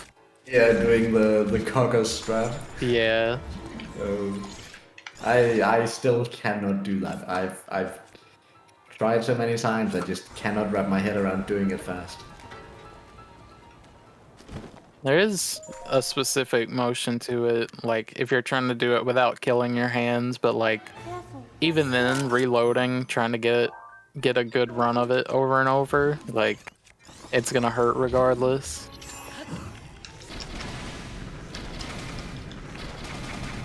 Just a free Gales and Boris is easy. Ah, of course. Piston saying I spin my whole arm reminds me of when I used to do that strat with gamepad on Wii U. You're literally just flailing the gamepad, like trying to hold it still so it's like at the same angle, but also like moving it in a circle. It looks so ridiculous. And this time we got the one cycle. Yep. Very nice, Very nice. water blight one cycle there. Thank you. Unfortunately, it lags every time because of all the bomb arrows, but that's just how it is. Yeah.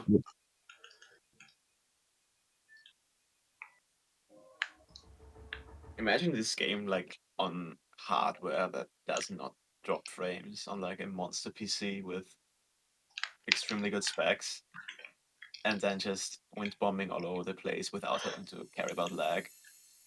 That'd be I so think that would be nice. cool.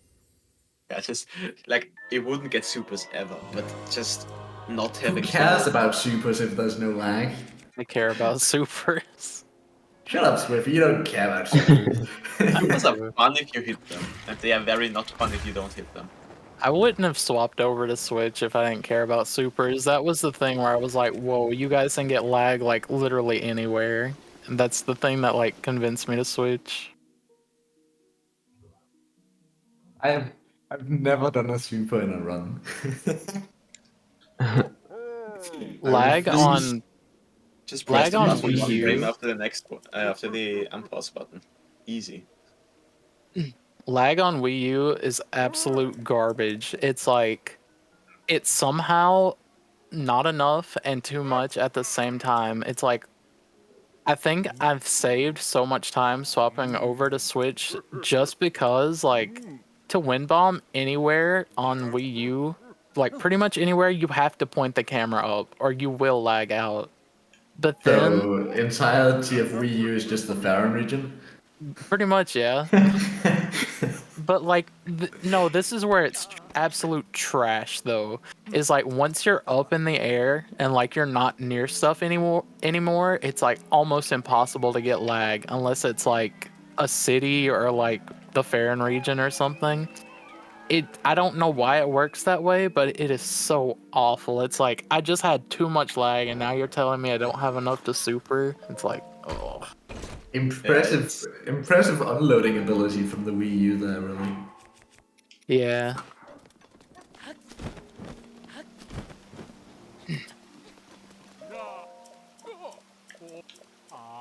I'd love a like Switch Pro with no lag. I don't do supers anyway, I won't miss the lag at all.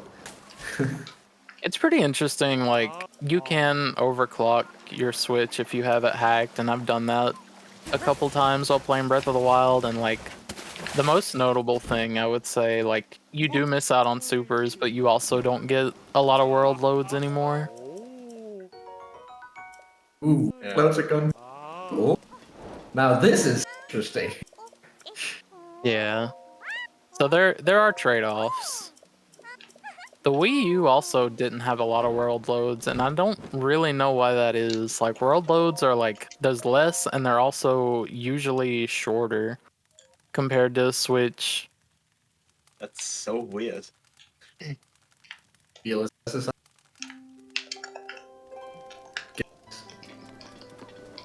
think your mic is cutting out a little bit, Pancake. How many BLSSs are in Hundo?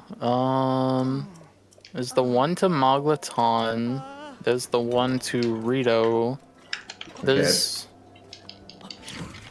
Hey, sorry. Taiwan is this better? Athena? Yeah, there's the one to Hateno. There's the one for Letter Quest. There's the one for the Ice Block. There's the one for the Rekazunzo Orb. Is there another one? Is there one to I think, Gerudo or no? No, the Kayawan one. I'm not sure. Oh, if the you Kaiwan know one, that. yeah. And then free to- like Castle and the Forgotten Temple one if you want to do them. Yeah, And so all the there's Plateau like, ones. what, 8? Free on Plateau, 2 to Rito, 1 to I didn't count Taiwan. Plateau, yeah. And then like the 2 quest ones, the shrine one, and then like maybe to castle, and then what's the last one? Maybe Temple of Forgotten Temple. So like Yeah. 11 or 12, somewhere around there. 10 depending on your BTB BLS preferences.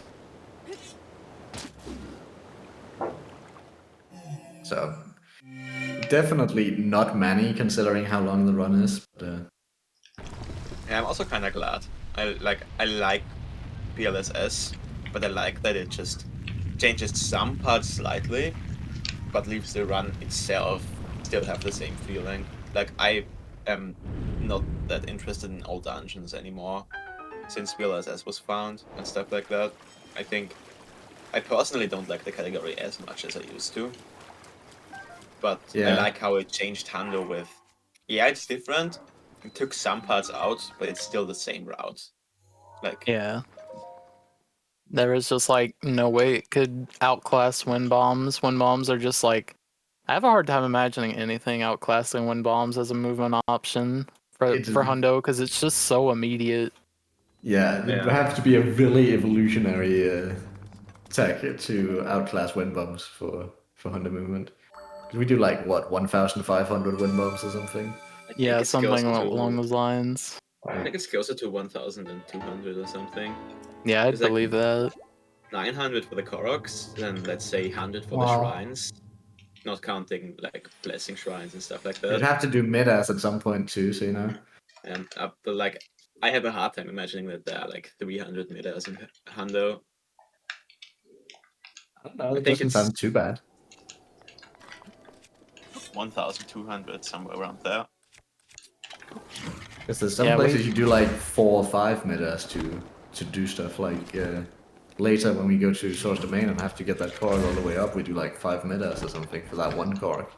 Yeah, I was about to say that, Mario. Like we'd literally have to get a teleporting glitch to find anything that's like because we have so many good options for movement now, like wind bombs for short to medium distances, BLSS for like anything that's super long, and then also BTBs for stuff that's like a quarter of the map away. Yeah, also or for immediate height. Yeah. Like- Looking at you, Tower BTB. The ban for tower, yeah. I just wish that, like, similar to Trial of the Sword, it would have been cool if they put all the shrines on the same map, because that would have opened up so many opportunities to, Oh like, my God. clip out of a shrine and then finish a different shrine. That would have be led so to some broken. really cool options after clipping was found, but we can't call it shrine coordinate warp, so what are we calling it? yeah. That's similar to how they did the fairy phantoms in Majora's Mask. Yeah. They're all on the same map, This so you time just we go have to a different glitch where areas. this time we have a glitch where we can just move around midair wherever we want, so it's probably even more broken than in MM. Yeah. Because in MM you have to hover, which is slow and needs explosives, and in this game you just need help and bombs. Hell, yep. I am so glad you can't run out of bombs in this game. Yep. That would be horrible having to farm bombs for all the wind bombs we're doing. And I'm just imagining that feels like it'd be a nightmare, just like having, especially if there was like a cap on how many you could have, if it was like you set to could've- 30 or something. Yeah, You just just like the have to standard old constantly bomb bag. sidetrack. Yeah. You do like There 15 would be a wind lot more bombs and that. stasis launchers in Hando then. 15 wind bombs, and then you have to stasis launch until you can farm bombs again. I feel like if it were like that, actually I don't know, but I'm just thinking like I wonder if there would be a mix of stasis launch and wind bombs in that case, but like wind bombs would still be like so immediate compared to doing any stasis launches. I mean, I feel like you could be like, okay, so we have 15 wind bombs, and then we can do stasis launch until we can farm wind bombs again. Or Yeah. like 2 or 3 stasis launches to get to the next part where you can get bombs again. It just reminds me of like how we had to manage weapon durability for stasis launches. It's like that, but like 10 times worse. Yeah. I never thought about that. Like, back when there weren't any wind bombs around. Like, of course it's clear now that I know it, but like, I never thought about weapon durability for stasis launches. Mm. Yeah, back before weapon duping, Ooh, like before Weapon Dupe 2, you'd have to pick up weapons all the time. there was a part where I was routing Gold Rush that I had planned, like in between wood farming, I was gonna scan in like 14 big Goron swords Oh to my use for like the rest of the run. Oh, 14? That would Yeah, so it was require like so around much luck.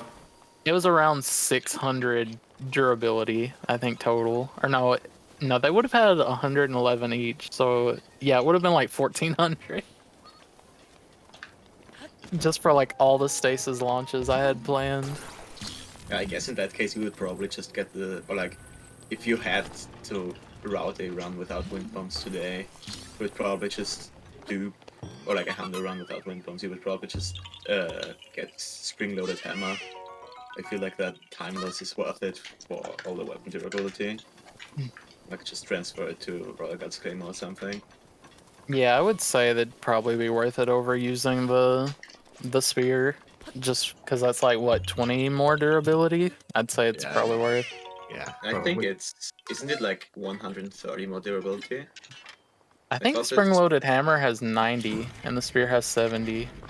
I always thought it had. Spear definitely has 70. I'm not sure about Spring-Loaded Hammer. I'm gonna double check that. I feel like it is, but I may be The wiki misremembering. says 80. 80? Okay. Oh, okay. So That makes it's sense. 10 more. Maybe I just confuse it with the price. Like, I'm definitely sure it costs 200 mon. Probably that.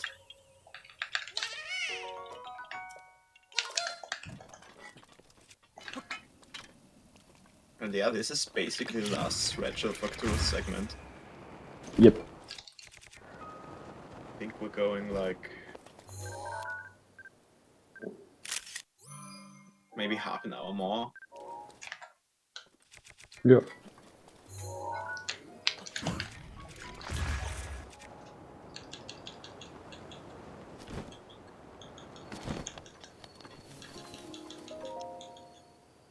I really appreciate that I can just scan in one big Goron sword and be done with it in the modern route.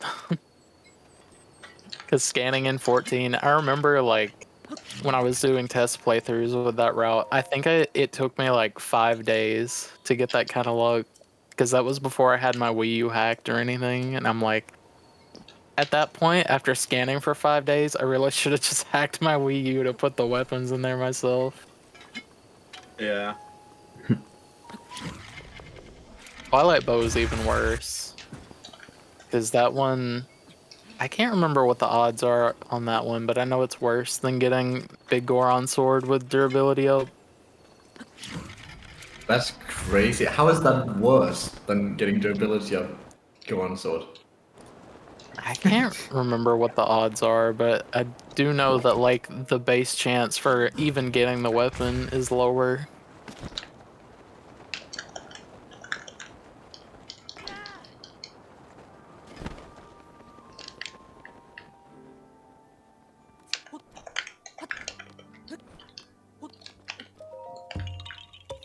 So let me take a look at this Big Goron Sword.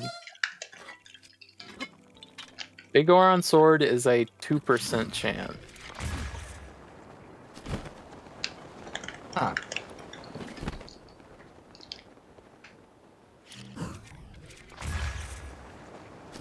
The Twilight Bow, it's also saying it's 2%. But I think Twilight Bow is harder because you also have, like, with Big Goron Sword, it's you either get durability or attack up. Or, no, you can get long throw, so I guess they are the same odds. Yeah, that's right. Because with Twilight Bow, you either get durability or attack or quick shot. How much durability does the Twilight Bow have?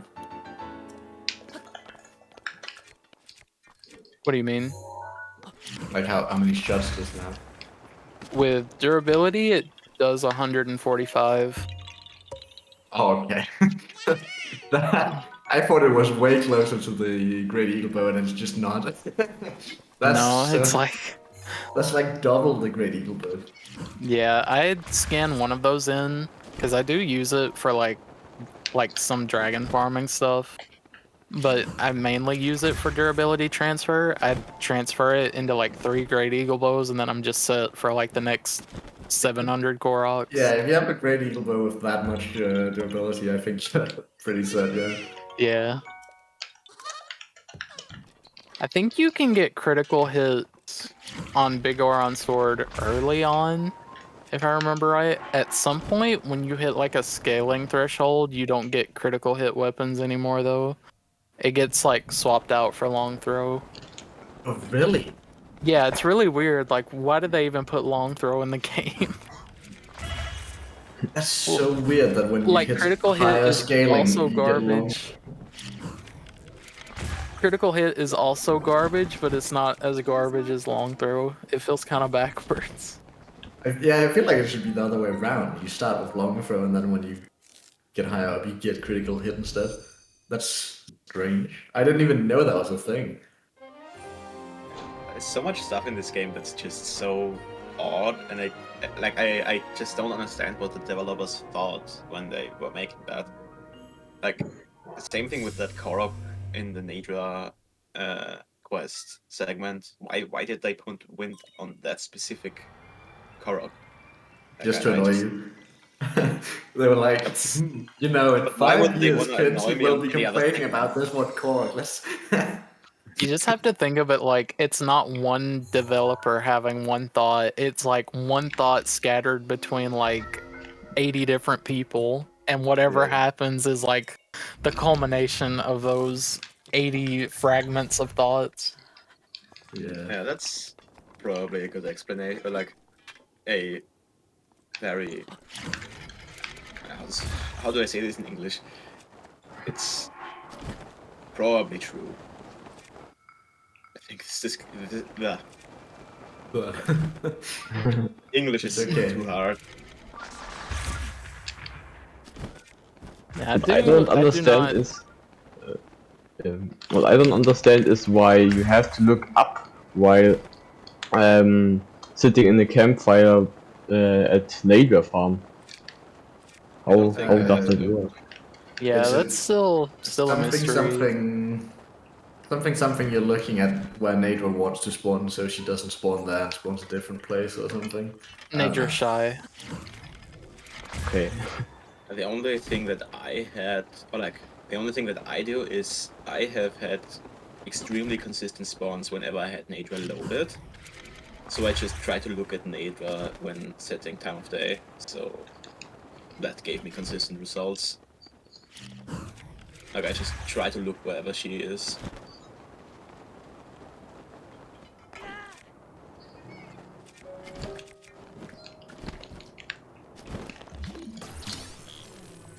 Another Korok that was always kind of awkward to get to. And still kind of is. Like, you were using like very 2 out of wind the way. bombs minimum to get up here, but You use like wind bomb plus meter to get up, and then you also use a wind bomb plus meter to get back. So it's kind of awkward, the position of this one. Yeah, this one and Shadow Hamlet runes are kind of out of the way. Because there's nothing really close by them. Like, at least when you're running DLC, you can kind of just drop down to Shadow Hamlet ruins from the shrine. But in it's Vanilla Hundo, still a far drop. It's still like Yeah. you have to drop down for a couple seconds. But that one Korok is definitely out of the way. It's so far from everything. And it's also far up, so it's not like it's kind of close to some of the Koroks in Rock Woods if it was same elevation. The problem is just that it's not the same elevation, it's way higher up.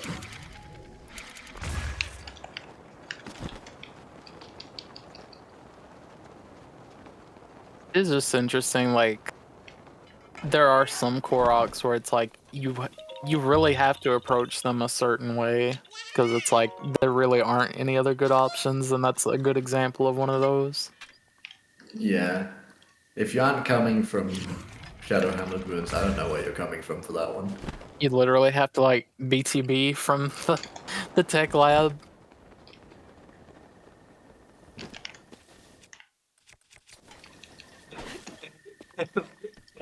Just thinking about what a BTB from the tech lab would look like. I can only think of terrible options. I remember somebody did a BTB like that, but I can't remember what category it was for. I don't think it was in a hundo route, because I don't feel like that makes sense. I don't see why you would BTB away from the tech lab in a hundo route. Because you either go to the labyrinth or you'd go to one of the cores nearby afterwards.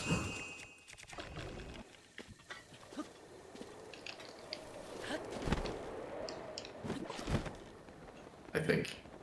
I don't see a route where you'd ever just leave. Yeah. It's just in a weird spot. It's faintly in my memory, but I don't remember what that BTB was used for. If someone can jog with his memory, go ahead. Most of the Elden DLC is already recorded. Because I go to Goron City twice. I come back later and like work my way down after I start the Terrytown stuff. So that's when I like hook forward and do the Talus stuff, and then kind of, or that's its own branch actually. It kind of works its way through Akala, but yeah, most of the Elden stuff I've already done. It was kind of early on because I had to branch off of it to do, to go get the travel medallion and then talk to Kilton so I could get monster extract. Yeah.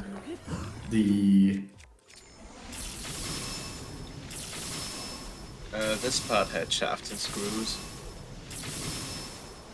The SCW sent from posted on Twitter from Kiramar. I don't know if that was the final clip, but that was fast. Yeah, that was the final. That one felt so good. I've got another one of those coming up in like a couple branches where I'll have to do the one for Ruta for that area. Ooh, I hope the SCW is just as clean. I strive to be that good at SCWs. I don't think it's that I'm that good. It's just like I'm mashing the buttons until it works. That's what it feels like most of the time. But you also have to know what you're doing, right? Yeah, that's true. It's just you only have to do it once and not consistently.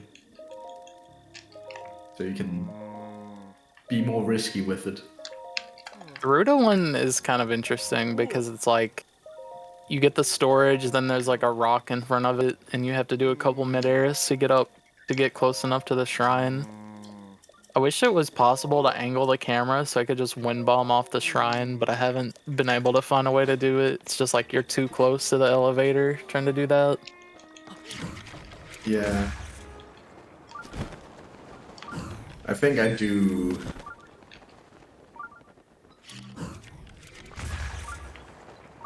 Yeah, I think I ended up just swimming up the waterfall with Sora armor. Which is like kind of slow, but what can you do?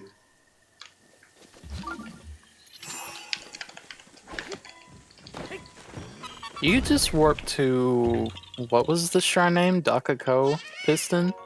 Because that's what I ended up doing. So you only have to warp through Danya for like the one with the rings. You just have to get Dakako like during the Yunobo stuff. Well, what Piston is doing is he's doing Shaolin SCW, and then doing all the shrines, and then warping to Udania only to fight Udania and not actually to... well, so he can fight Rodania and do the race at the same time, instead of doing the race and then warping back up to fight again. I don't like that, because the SCW is actually so slow from Sato Kodar to Shaolon compared to the Kirama SCW.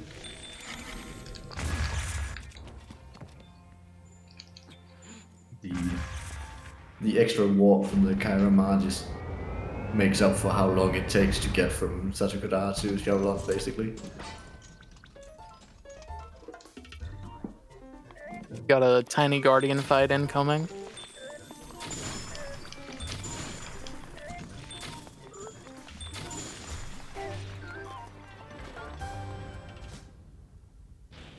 Little Stunning display minor of test skill. strength.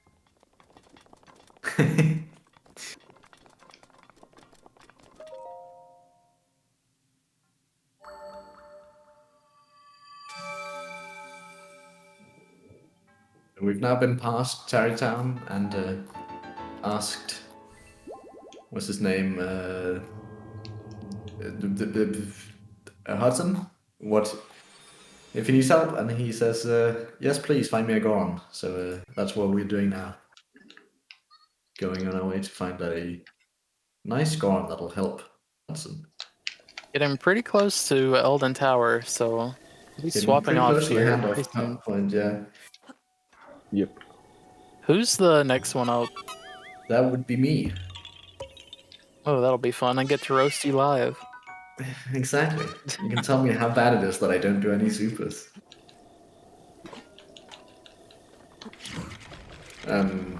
Not sure how we're doing on Blood Moon though, so I'll probably have to skip it inside some shrines, I think. I think we should have it past, like, Dinroll Farm. So you probably wanna... Maybe you wanna delay in, like, Great Tor. Then in... Yeah, I don't know. Rudania, and then probably also in Quarime to not have it during Oki. It's, the Blood Moon timing is I feel is kind of awkward when you're doing relay, because you don't actually have that great of an idea about how well the previous ones played in.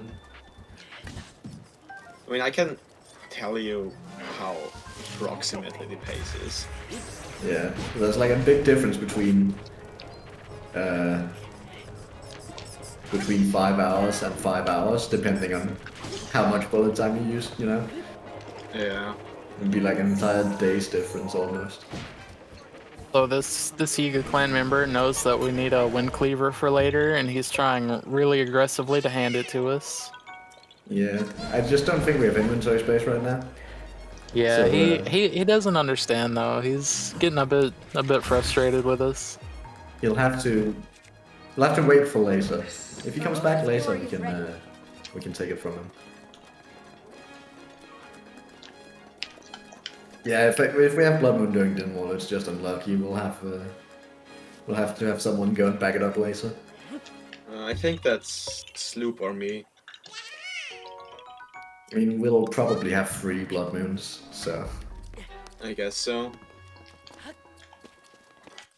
Because to only have 2, you need to be in like sub 18 pace. Yeah. I think this run is, or like, I at least started my timer. My timer says best possible time low 18. So it's still Yeah, decent. but that's playing up to your goals for the rest of the run, which. Yeah, that's gonna be. Which I'm not sure we can do. I mean, I'll try my best to play up to my own goals, but. How fast do we have to be to only get 1 Blood Moon? Fast. Well, we'd have to be below like 13, 12 hours, depending on how much we delay the first one. Or we just delay the first one until the very end and get the Blood Moon to try and last. That's true. That's. We could just delay the first one Good forever. answer.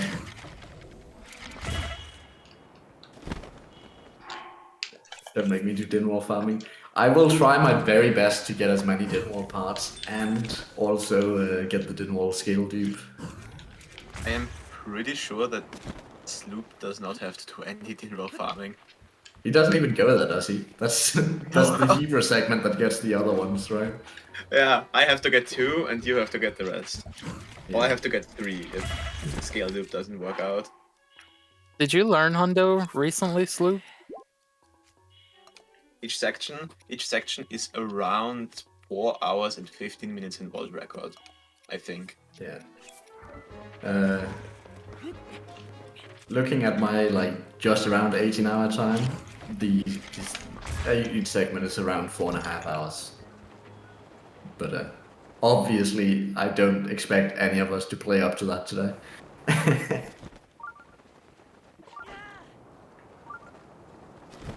But yeah, here at Elden Tower comes the first segment where we hand off, and then the next one is at Rakasunsa, and the last one is at Barida Nag.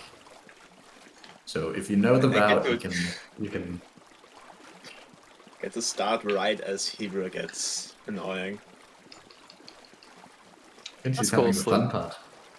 I'm also kind of scared about my part, because my part is where I lost 5 minutes yesterday. No problem. I always feel surprised, seeing somebody learn, seeing new people learn Hundo, or who have learned it, and I just hadn't paid attention, because it's we really could have just left it with no breaks, and then it would have been an awful category that nobody wanted to learn. So I'm glad we were able to make it more accessible. Yeah. I mean, I originally started because New Game Plus looked fun, and then I just decided to, let's just do the normal one as well. So I it's very cool to do it, run Hundo. And then I was like, okay, there's this new route that looks really interesting, and it's fast, and it's fun, so I'll just do it, and I ended up playing for a lot longer than I expected.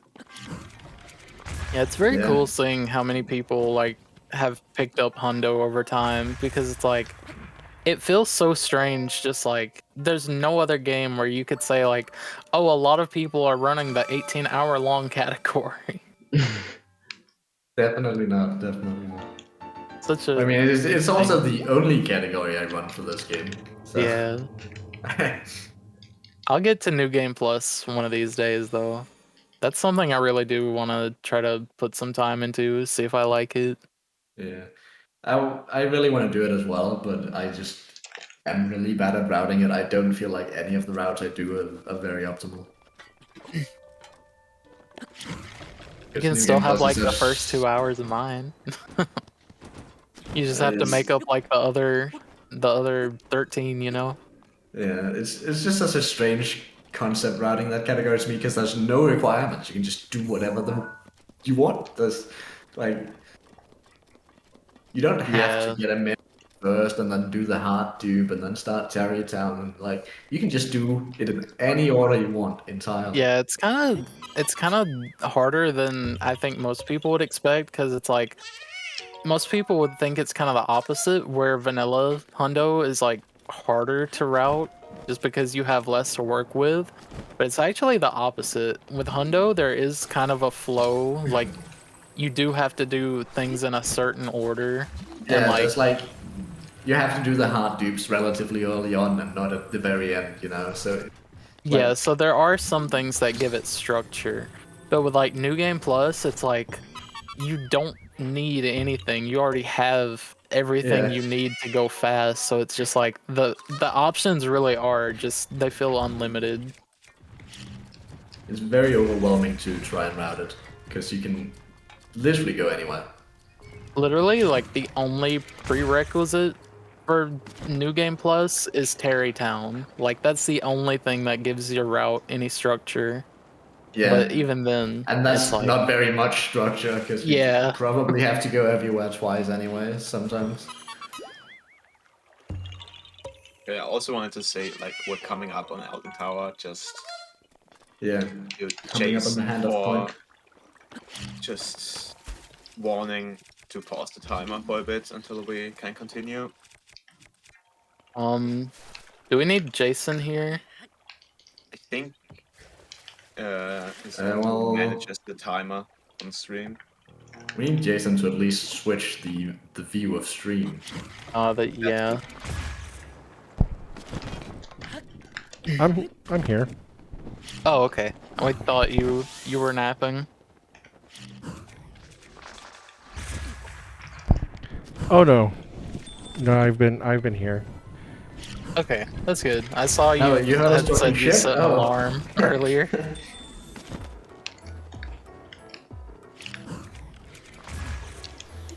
Yeah, I set an alarm just in case, but I never actually dozed off. No, he's been hearing us talk shit this entire time. Uh-oh.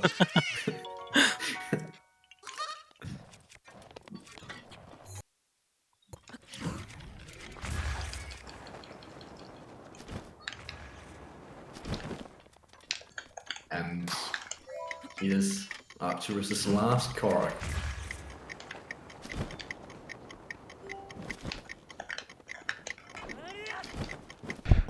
One thing I don't know is at what point do you split when you open the tower? What's the cue? Usually you split on the little drop hitting the Sheikah Slate, but for the timer, just like taking a break, I would say as soon as Arcturus pauses after the tower to save. Yeah. Because you can't After really he's gotten the save tower, he'll pause and save, and then just pause it there. Yeah, that's when I would do it.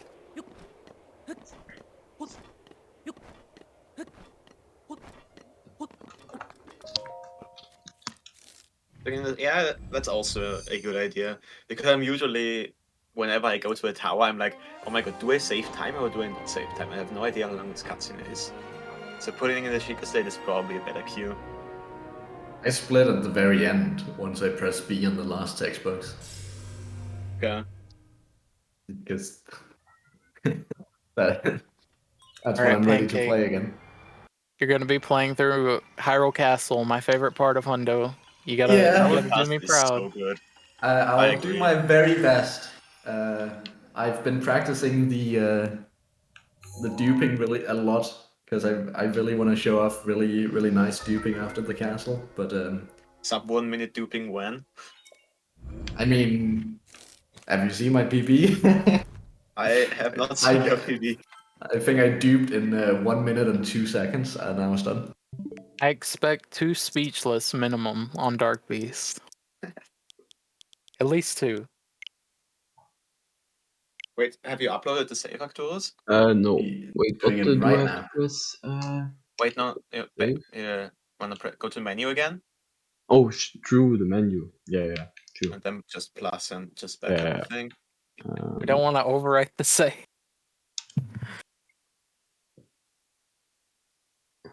And Okay. you can from that menu. You can from the save data cloud. You can back it up as well. There's an option to both upload it and download it. Okay.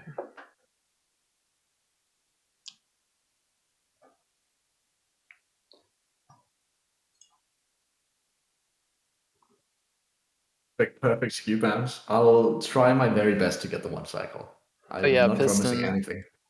Piston, thanks for the mentioning the thing about using Fury on. Oh wait, yeah. Okay. Yeah, using the Save. Fury on Calamity Ganon, because I had no idea about that before. That it would skip like the second phase animation.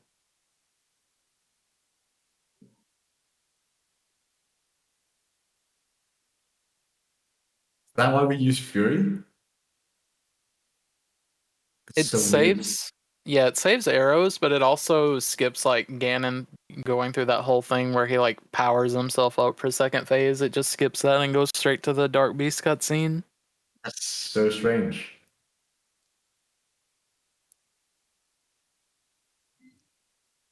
Why is it? Oh, I guess it depends on internet speed too. I'm like, why is it gonna take that long for 64 megabytes? I've started my stream in case you can't see it yet, Jason.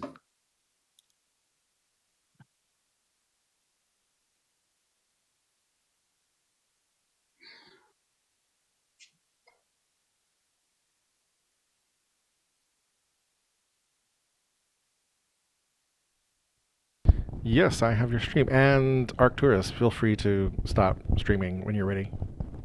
All right. Just tell me when it's uploaded. Yes. I'll I'll grab it as soon as it's done uploading.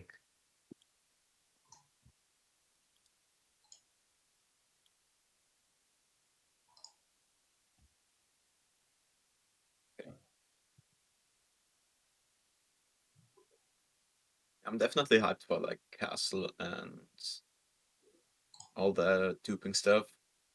I'll Because I'll try my it's just very best to really- do you proud, but I'm not promising anything. Yeah. No promises. Probably Okay, won't be it able says to. backed up on my screen. So Probably it won't be should able to be in call that late, but I'll be here at least like another 30 minutes or so. Können Sie now turn my console off, right? Yeah, I think so. Alright.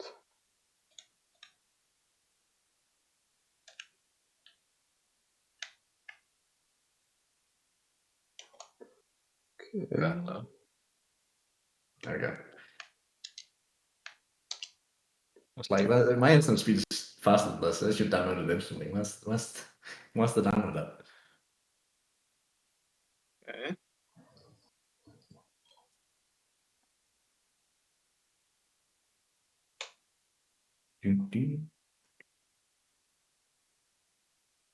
Yep. There's a nice little Elden Tower save here. Very nice. Nice. All Yeah, I right. guess Pancake, you pause and then do a countdown, and then you unpause and we start the timer at the same Yeah, time. sounds good. Very nice.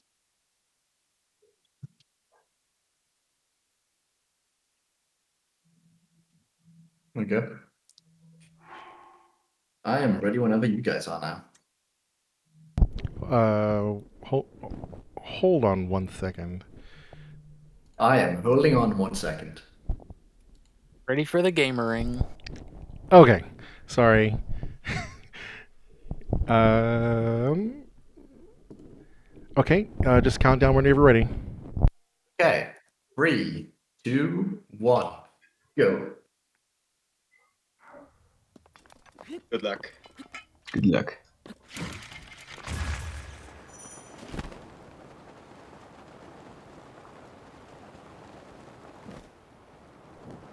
Did you do any warm-up, Pancake, or did you just like jump in? I went in cold. I've been Yeah, I'm just gonna like do a been too warm-up. busy commentating. No need to warm up when you're in Elden Mountain forehead. Whoa, true.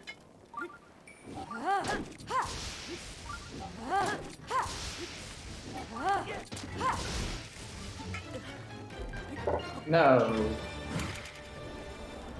Already failed my first one. No. I'm doing this much better.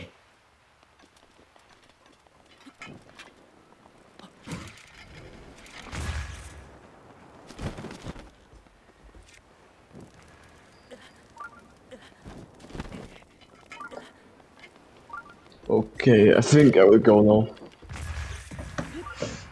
See you all later. Yeah, thank you for a good first Yeah. segment. GG's, good stuff. Arcturus. Enjoyed watching you. See you. Yeah, thank you. It was a great GG's. experience. See you later. Bye.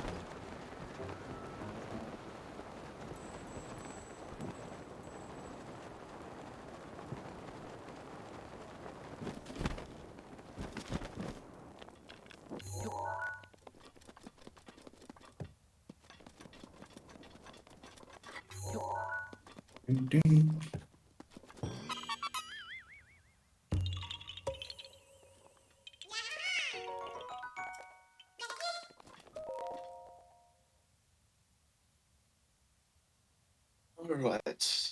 Is the sound Yeah. alright? I think the sound is Well, fine.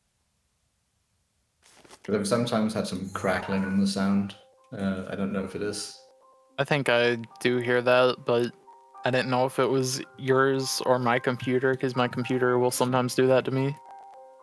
Okay. I hear it, but I don't think it's super bad.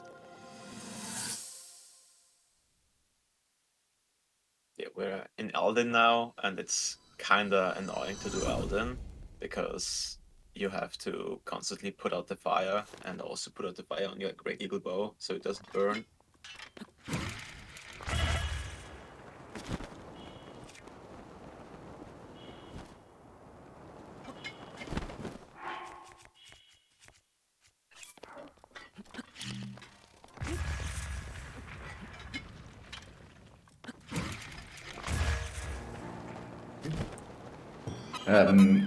If the crackling is like bad, what I can do is I can restart the stream real quick. I don't think it's too bad. I would leave Jason to make that call.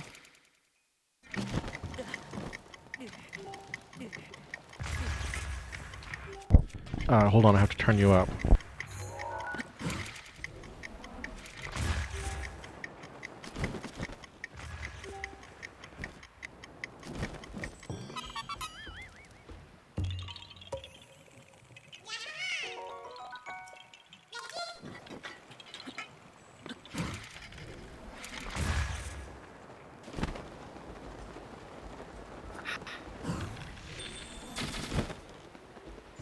I think I really only notice it when it's like the Korok jingle. Besides that, it's pretty normal. Yeah, I had some problems with it recently Yeah, I don't particularly notice anything. on recordings and stuff, and usually it just fixes itself if I like restart the stream for no reason.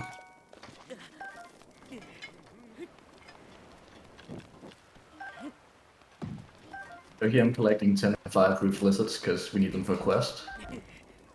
That is also conveniently right here. Hopefully I have 7 now. I didn't actually count.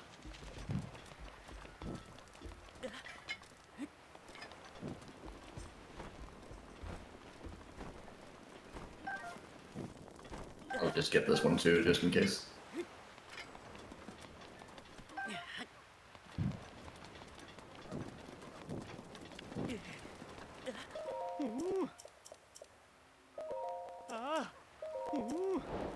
And that's the quest we needed them for. So, very convenient that there's at least 10 here. Yeah, and also now we have the flame breaker armor, which means we only have to worry about the bow burning and not Yeah, Elden just became a little less annoying. but only a little bit. Yeah.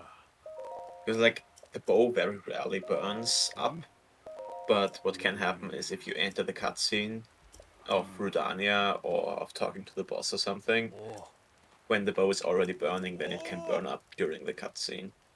Yeah, Which exactly. is very bad and very annoying, even if you skip it. Do you guys want me to do a Radiant Shield as well, just for backup? I can live with Radiant Shield if the Radiant Shield doesn't work.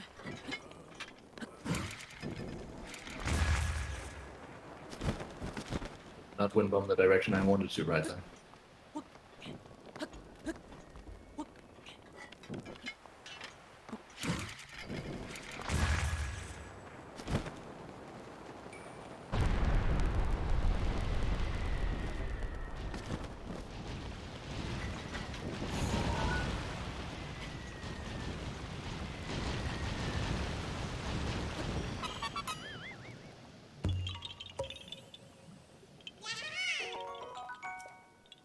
Really want to land at the bridge here, So so that I actually remember it.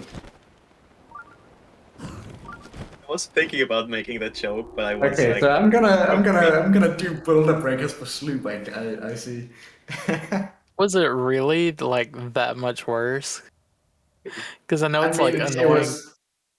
was kind of worse because like okay, you like use an extra hit for each, an extra hit or 2 for each enemy, which is not the big deal. But the big deal is when you have to cut down the tree and you have to Yeah. switch weapon every time, and you have to reorganize your menu all the time, and just, I remember when you did it, you talked about it like it was the worst thing ever. I'm like, it couldn't be that bad. it was pretty bad.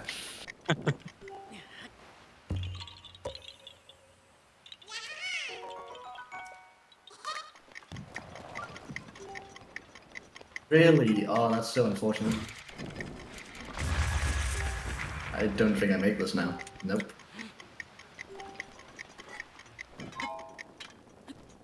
I still do those Koroks with the like ancient movement from a long time ago because I just can't is make anything. it's a lot safer. Because if you miss that wind bomb, then back you go. Always wouldn't be forget a there's a problem. wind bomb for this one. Yeah, it Because I wouldn't be a used to have problem like with an the old wind bomb. strat of like just running and galing Pancake. up, but the timing for it's pretty tight. Sorry, what, Jason? Pancake, does it feel weird to be continuing a run that you didn't start? A little bit. Because I feel like I don't really have influence over like how much money I have and how many parts I have and stuff like that. Feels like, oh, here we go, just completely R&D what parts and when the blood moon is coming and stuff like that. But I don't think it's like terrible, because it's a bit like just coming back from a break, apart from the fact that you don't know what happened before the break. Like a break plus amnesia. Yeah. Break plus a little bit of amnesia. Just a little bit.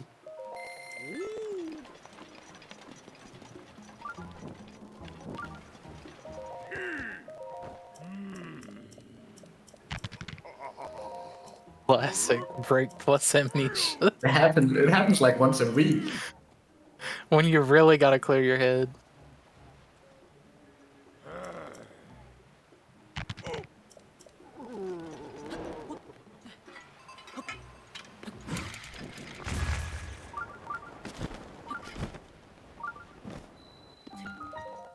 Then after the shrine, well, there's actually a cool strat in the shrine I hope I get. There's two different ways of completing it. There's we have to get this barrel here to wind bomb off, and one of the wind bombs you can do sends you up on the higher level so you can skip the next door, which is what I'm gonna try to do. But and I got it. Nice. So I can just skip this door down there. If you fail that, you have to switch to stasis and like hold down the switch for the door. Which, it doesn't take that much time, but it's kind of cool when you get it. Very convenient that the developers left us a little bit of a gap there so we could skip the gate. Yeah, very nice, very thoughtful of them. And then upcoming, I'm hoping to get unloaded rocks at Unobo. Because we have to rescue Unobo, and basically, if you get there fast enough, the rocks will be unloaded, and if you don't, you have to clip in. And the clip in is sometimes awkward, and if I get unloaded rocks and the clip is being tricky, I will end up just using a cannon and being slow. Come on, don't load. Loaded rocks is a scam. I've, like, every time I get there, there's like, yeah, it's unloaded, and last time, like last second it builds in. I don't think I got good skew. No, I did not. You can't clip in here normally, which is why Pancake has to do an ESC, which is re-equipping your shields on a specific frame, and it's a lot harder than a normal shield clip. Okay. Then we can just conveniently run in here, and I'll get these 10 arrows, because backup arrows. I love that there's two different strats for this. The fact that it's just a trigger you have to walk into and not something that's triggered by like using the cannon. Yeah. If you ever need to save anyone trapped behind some rubble, you know, just unload the rubble. Or flip in behind it, and it just disappears magically. Exactly. Take the easy way. Yeah, the rubble is fairly hard for me to get unloaded. I don't get it consistent at all. It's it loads just before I get there a lot of the time. And I just bombed myself right there to get rid of Ragdoll, because I clipped in instead, and that gives me Ragdoll. So this wind bomb would have failed. Would have been really funny if I failed it anyway.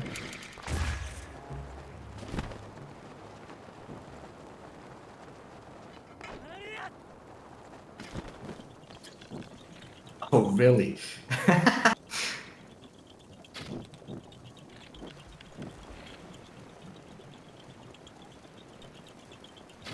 Ooh, nice. Good dodge on that balloon. Yeah, and it's cheating. This one has to be one of the more annoying ones. I don't really have a big problem with any balloon ones. I just hate the boulder golf and the like basketball ones way too much to think Really about considering these. using a gable now instead. Oh, come on. There we go. Will I get it?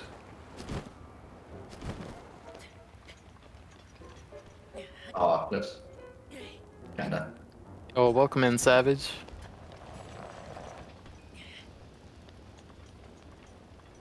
Good rock tossing attempt. I You tried it. definitely did toss it. That's the thing I did.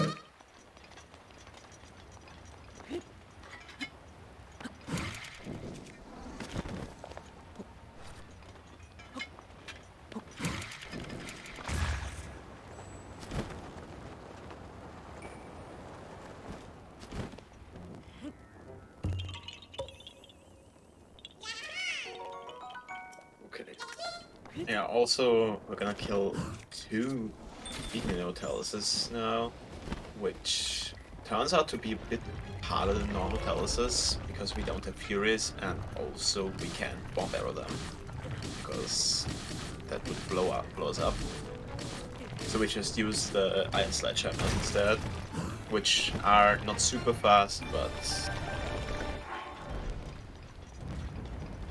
Oh, really? it gets the job done. Fortunate thing about these Taluses is that it does have the gem on their head, as opposed to having it on their back. So at least they're still fairly quick to kill using Yeah. the sledgehammer. Because we also wouldn't be able to use bomb arrows here if they did have one on their back. I imagine that would be a terrible thing to route these in if they didn't have them on the back.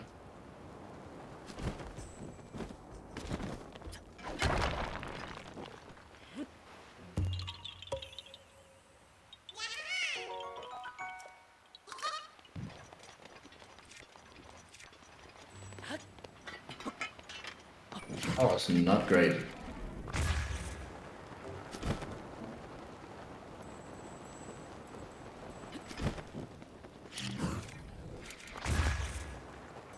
Still don't know how to optimally do the movement from that Korok to Shuraha. I always I think just it's kind just of go and eternally gonna be a bit awkward, this movement, because of the Skedo had big cliff in the way. Skedo had an interesting BLSS for this one. I don't know if either of you have seen it. I have not. Good morning, Tal. I think he failed it last time he did it in a run, though. I'm not sure exactly how high it puts you above the shrine, but I think it's kind of like at an awkward height where you can't go all the way in, so there is a risk of like you falling in the lava.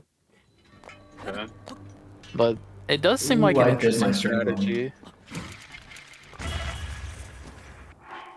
That is not how I usually do that.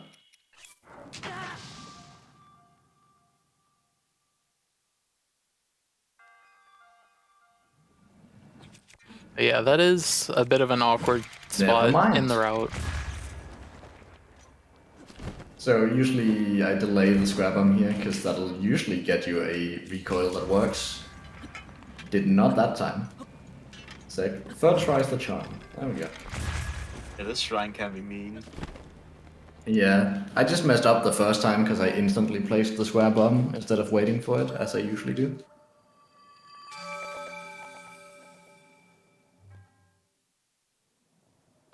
So, that was a mistake on my part.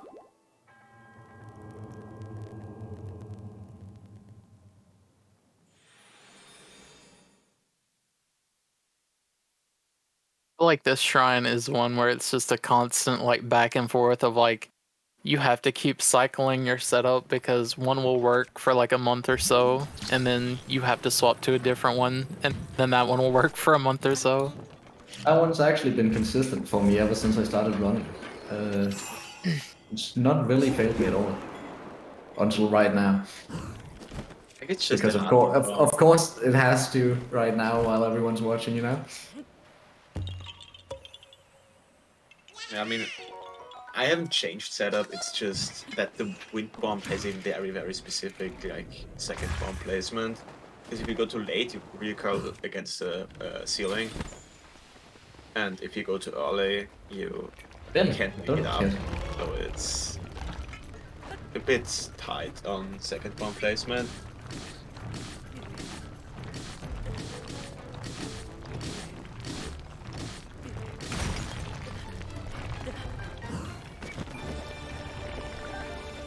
I guess it's fine. We're probably gonna get rupees later from the round houses anyway. Oh, that's what it was, Tal, saying that you're racing the burn timer. That's what I forgot about. So that's why he fell in the lava when he tried it last time. Mipha's grace is ready.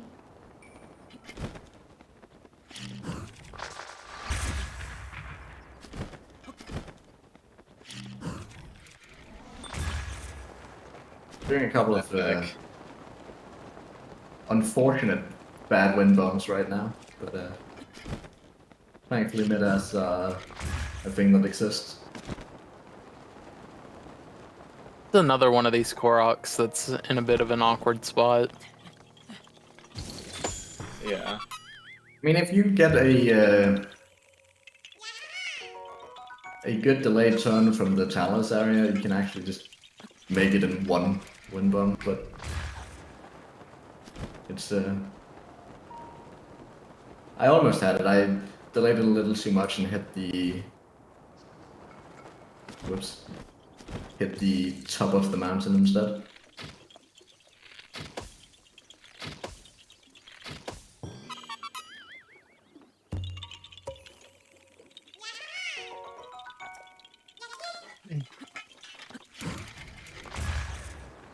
Need to ask Johnny about this bit of routing here, which I'm not sure when or if he's gonna be coming back to Hundo anytime soon, but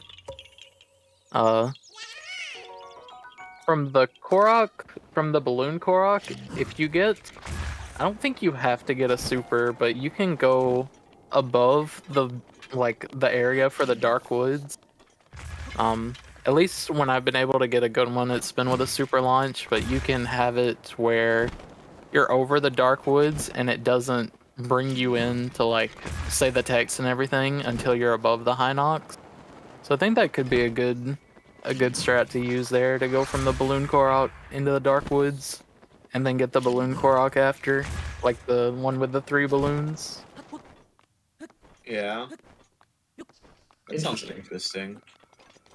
I mean, I guess it would be kinda like. I mean, I hard feel like to this do in entire rounds. bit of the route is a little bit awkward because these Koroks are quite far out of the way. Yeah, everything between dark or everything between exiting hot area here to Sunakai feels kinda weird because the Koroks are just are just placed in very weird spots. Yeah. Lots of changes in elevation. Yeah, and also Farmington Roll. I really don't like the segment with Farmington Roll. Because it's mainly the wind.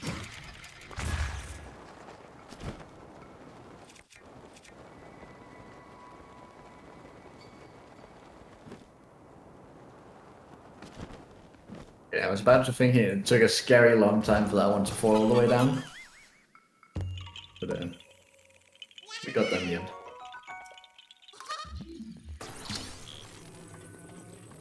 Oh, come on. There we go.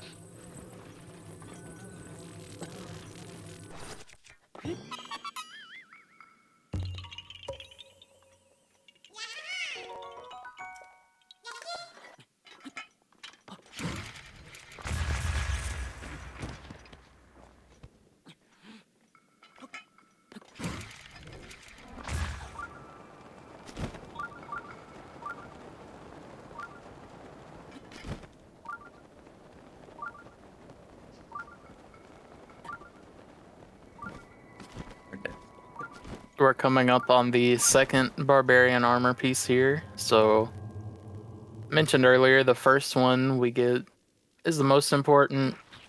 It gives us a 20% boost. Having the second one will boost us up to 30%. So that can sometimes be the difference between an extra hit on a high nox or something, but not as too impactful as getting the first one.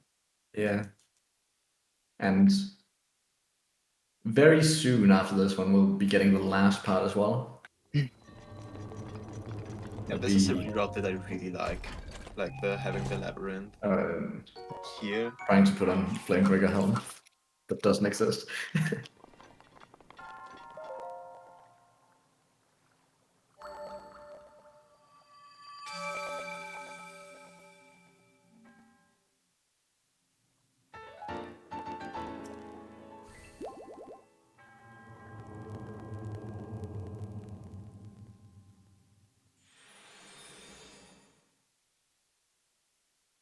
And I need to remember to set it morning here.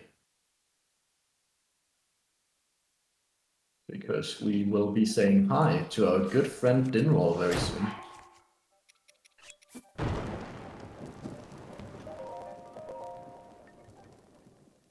And we did have the Blood Moon now. Unfortunate. Ooh. Okay. That is At a least very you early just Blood Moon. At least you just got an autosave, so that's convenient. Well, I can't really not do the Blood Moon though. Because we have to farm Dinroll, so it'll just happen in 5 minutes instead then. Mm. So. Yeah, I guess we'll back it up. Hello? How am I missing the tree? Thank you.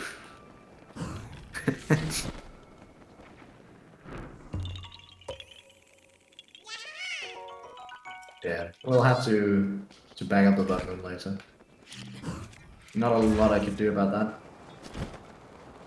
I'm pretty sure with this we're gonna get it.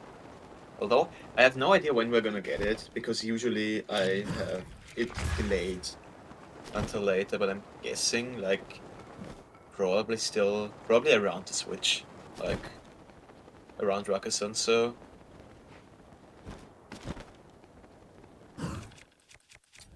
Would be pretty convenient if it was the night after Rakkasan, so, because in that you have to walk anyway. So that would be very.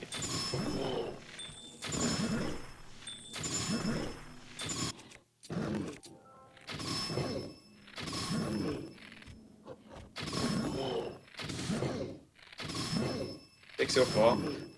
I think it's around when Blood Moon happens for me. Yeah, usually. it's probably around right. It's just usually we're Late. We have a ton of cutscenes. Like we have all the Divine Beast cutscenes where in-game time doesn't pass. I think around 6 hours is pretty accurate for. That was a nice Dinroll scale. Observing. Wow, that's perfect. I've never Very had a nice. scale land on top of me before. That was very, very cool. Pancake officially hacking. Dinro is never a homie. Yeah, I don't think 604 is too monstrous for Blood Moon. It's just usually we get it like a little bit later, like maybe 6:15 or something, and usually that's due to having watched the Redania cutscene as well. Which we haven't done yet. We haven't done Redania yet, so it makes sense to me.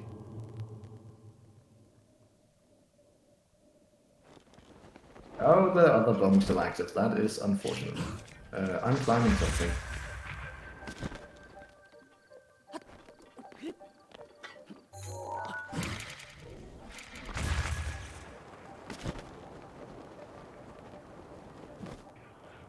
Oh, spin.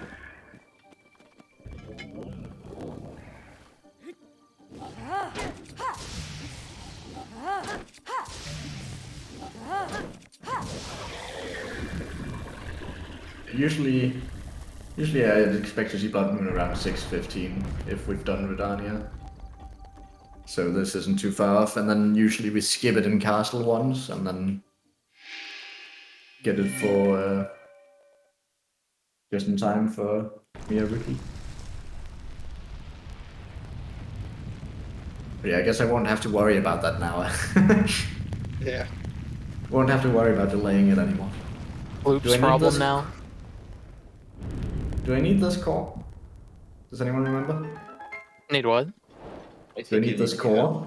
You should need it. We needed the one in. Although I didn't pay attention if any of the Terrytown Guardians dropped on. No, that's what I was thinking as well. I'm not sure. Yeah, just get it for safety. Like, I need one more spring. I saw I only had 14 springs. What are the chances of getting a spring from the Guardians that are posted around the Tech Lab? I think if you search all of them, it's pretty high. Nice little bit of gambling. Can you make ancient arrows with screws? Yes. Okay, cool. Dumpster diving. Yeah, that's a good description for it. Yeah, I will be dumpster diving for a single spring, because I don't want to give anyone the pain of having to walk back later and then maybe forgetting it.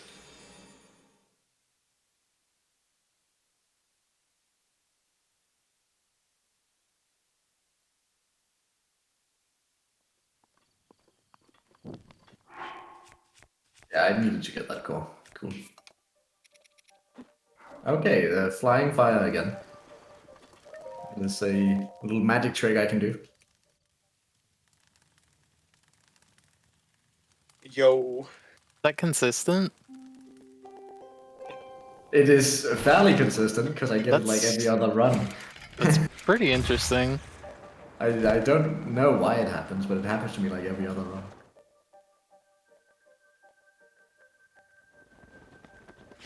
If Dinwall is nice, we see him immediately to the left here. We did not, it's a slow Dinwall. That's probably why Johnny routed it this way, like doing the Dark Woods later. It makes sense to do it later to get another Dinroll spawn.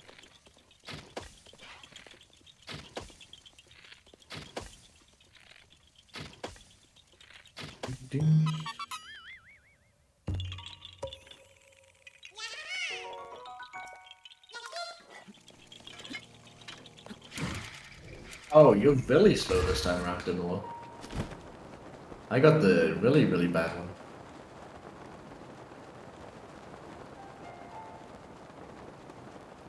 That is impressive. I'll see if I can even manage to get 4 parts with this. Hopefully I will. I also hope so. I really don't want to get 2 parts in the last segment. If they win bumps like that, I'll have plenty of time.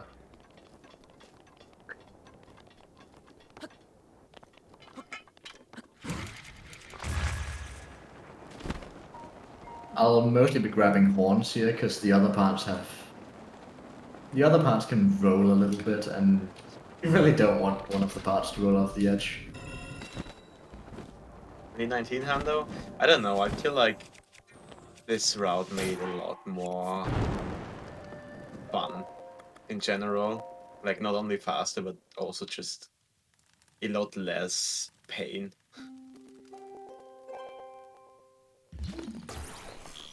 I feel like I didn't watch a lot of Hundo in 2019, but I can't remember. I don't know if DJ was running at that time or not.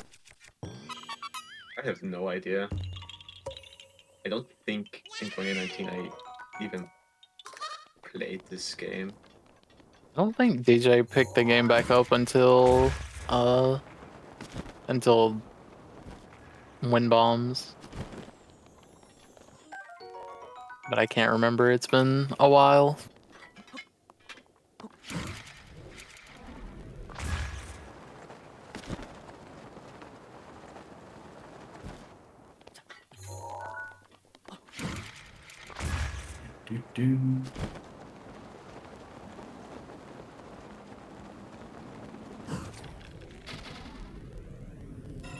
Where are you putting that one? I will say doing commentary for this has been really good for me, like actually remembering how the route goes, because besides like the first 3 hours where I was most involved, like the first 3 hours of the route, there's a lot of stuff that like Johnny has changed over time, and it's just like I don't remember. So it's good to be able to see it all again and actually be paying attention and not just watching bits and pieces. I mean, in general terms, the route is still very much the same as it was. Yeah, there's just like certain Korok sequences where I'm just like, I don't remember it compared to what I have routed for my stuff. I mean, I think the dock hasn't been updated in a while. But really the only stuff that was like happened was a few BLSS things and new plateau. And new nature farm also. Yeah, Bing's made a bunch of smaller changes last month. I think the most major change was just like when BLSS was added in, but then again, besides like some of the movement like to Rito into Moglaton, it's more or less a minor change.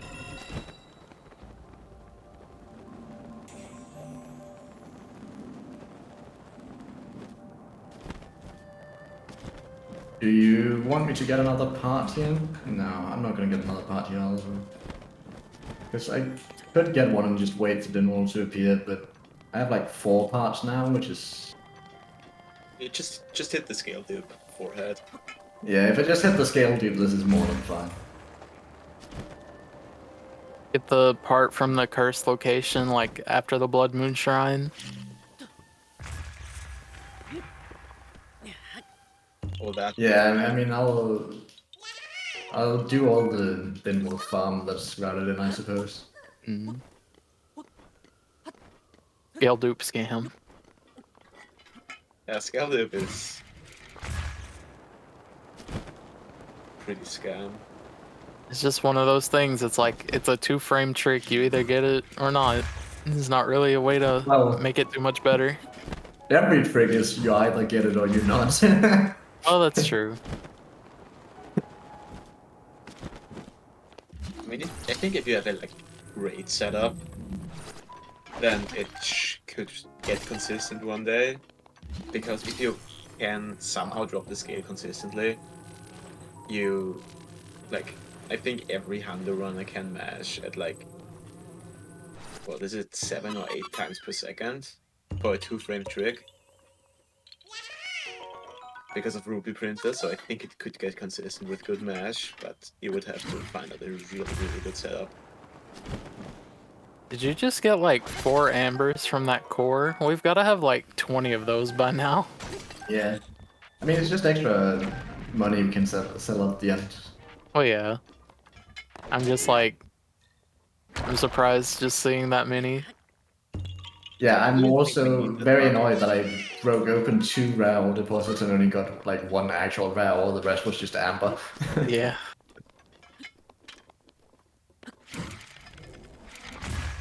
Oh, okay. I was fully expecting to get bullet time there. I don't know if you noticed that. So usually there's actually a gale routed in there. I prefer to use the gale a little bit later. So I just do 2 wind bumps instead. Which is a little bit slower, but it's not too bad. It's just personal preference on a different core that I don't like the wind bump for.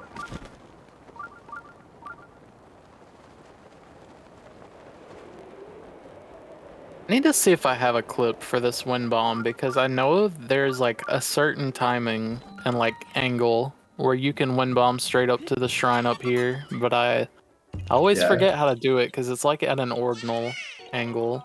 Yeah, I've done it before, like a couple times, but I've never found a way to get it consistent.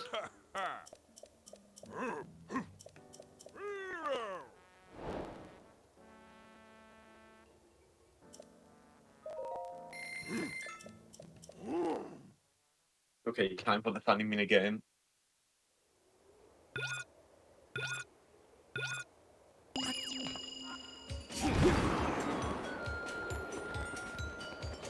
Good enough. I'll climb the rest of the way.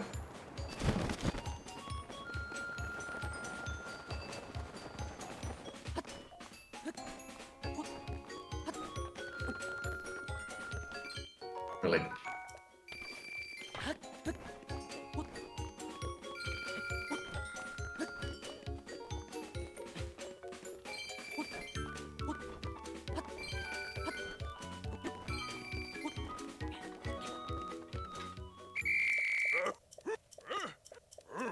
That was not too bad. Definitely could have been worse.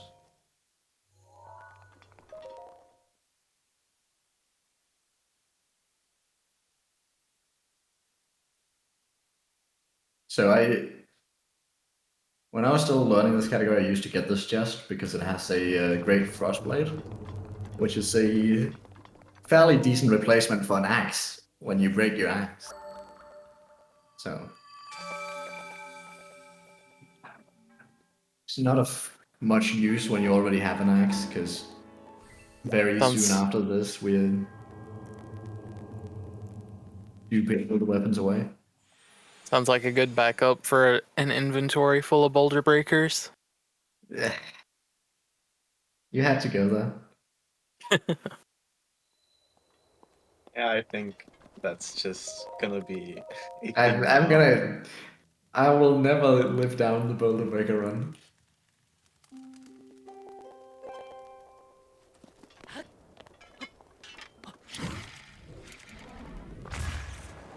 I appreciate your sacrifice for science. We had to at least know how bad it was. At least one person had to do it. I mean, Black Bro already did it for DLC. I mean, I guess in DLC you have upgraded Master Sword, which... Yeah, but you still have to switch weapons all the time, so it's still not fast. Okay. A fair point.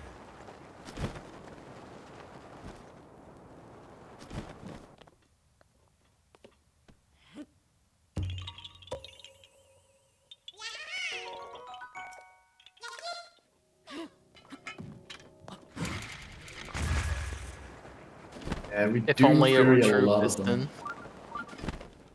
I mean, Fury's on a 4-minute cooldown. We do Fury a lot of them. Yeah, it helps a lot. It's still like, I don't know, trying to space them out.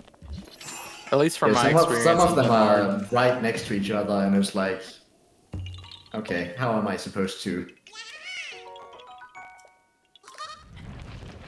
route these two? So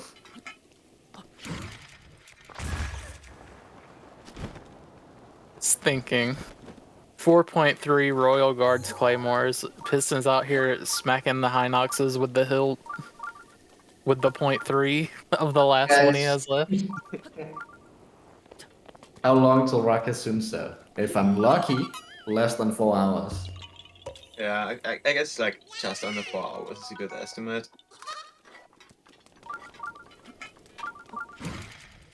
World record needs 4 hours, 15 minutes for every segment, so I'm not sure how long Pancake has been playing.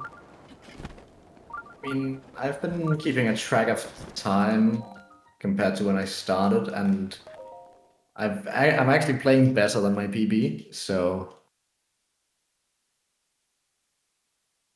far I'm on pace for about 4.5 hours for the split. But that can change. And I'm like 40 minutes in, so.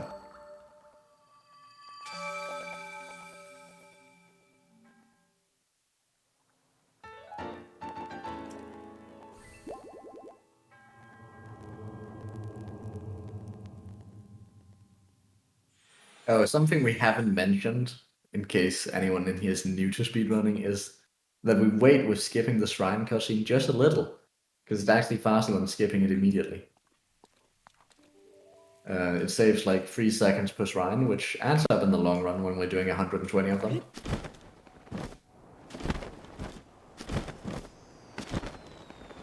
Yeah, also, for example, the digital version of Breath of the Wild actually saves quite a lot of time in this category.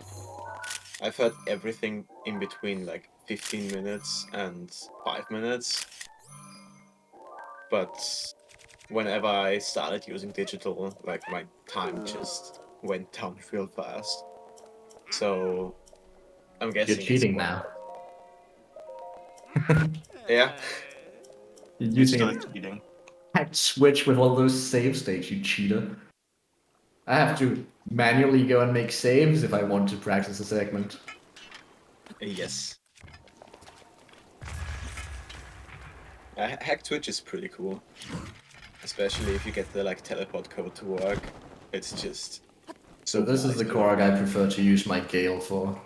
I don't like going bump for this one. I mean, you can be finicky.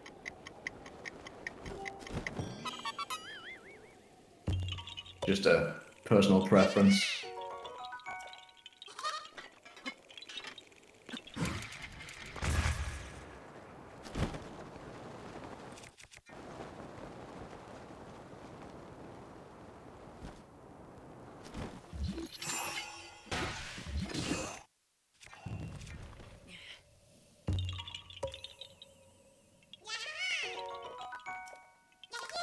I still don't know how scared to bomb arrows these slabs, and they actually go away.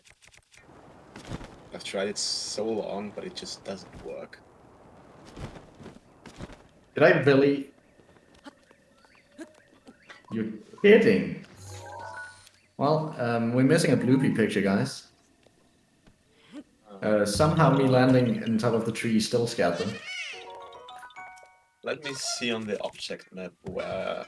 There's a decent backup near Totosa, if you want to keep that one in mind. It's like right next to the stall knocks. Oh yeah, right before the stall knocks, yeah.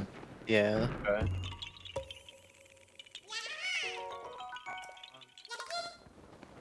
Yeah, well, maybe I'll also just look at Kakariko when I get there. Yeah, I'm not sure how that one in Kakariko works, but I feel like it's only there in the morning or something. Yeah, I'll just try if it, see if it's there, and if it's not, also fine. I'll have to go there anyway.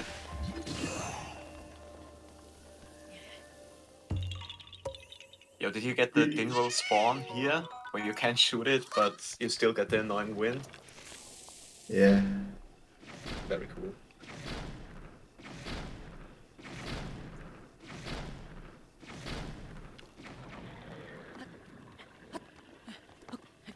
No, not enough height.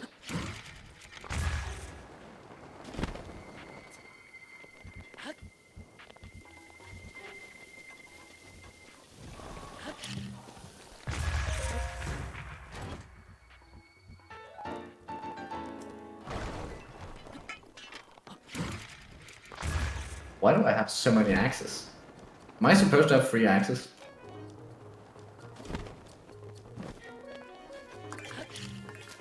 What's the button to swing the axe? Please swing the axe.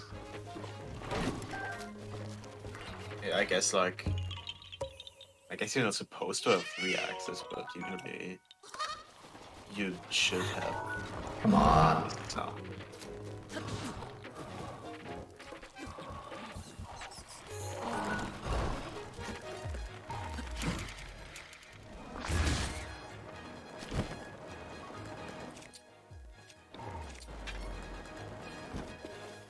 Here's a real fun Korok.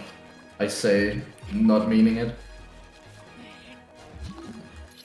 Oh, that goes to the sledgehammer.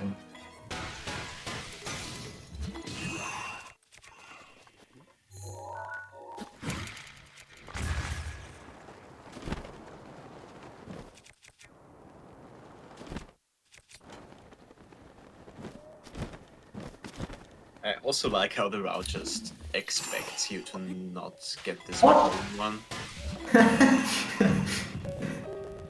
Excuse me?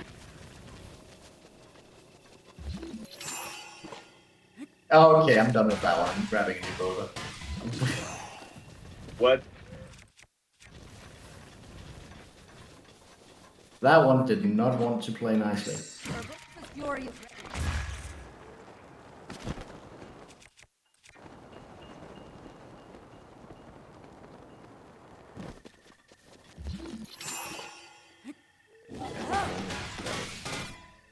Okay. Well, huh? Why didn't you turn me? Why did you do that?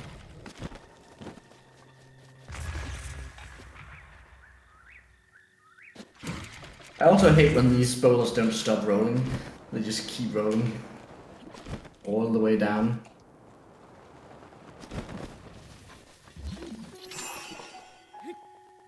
He's good. Oh no, don't tell me it went to the other side. That's fine. If I'm lucky, it goes in from a hit of that one and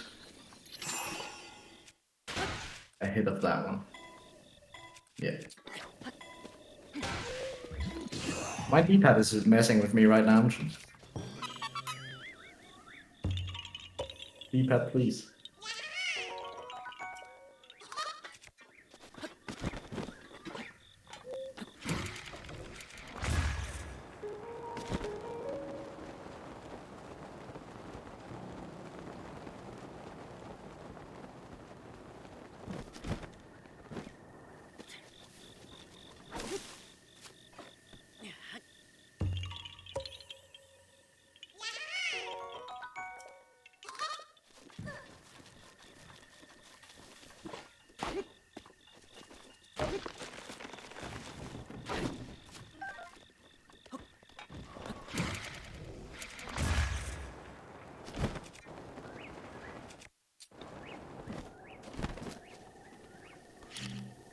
Ah.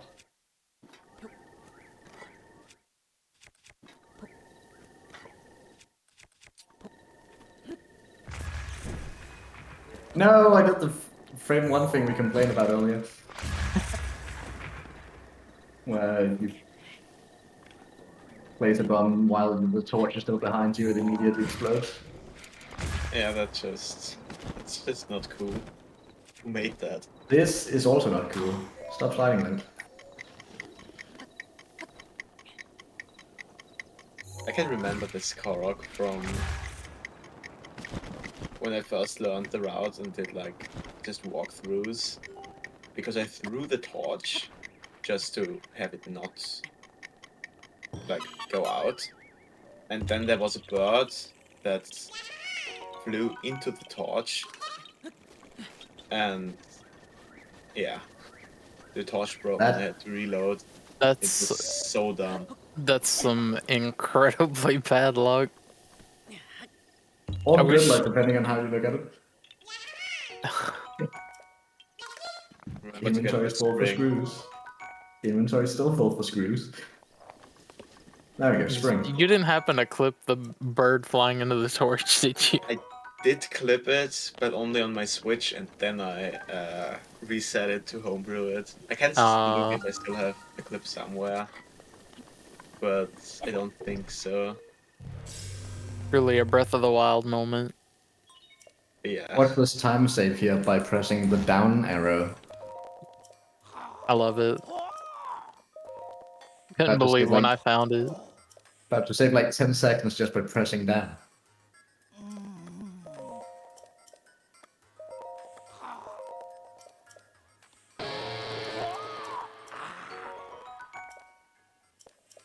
Makes so much sense. He asks you if you want to hear about the thing, you just say you don't have to, and then it saves 5 seconds.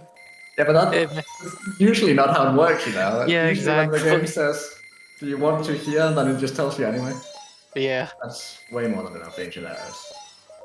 So funny. It makes so much sense. Always been there, but...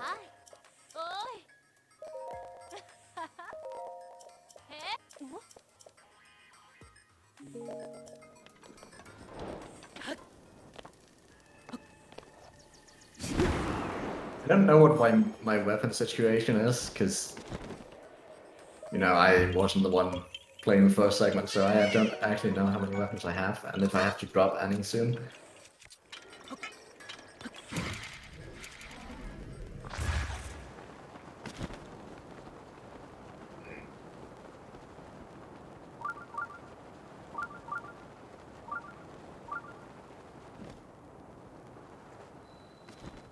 Here we'll be getting the last piece of barbarian equipment.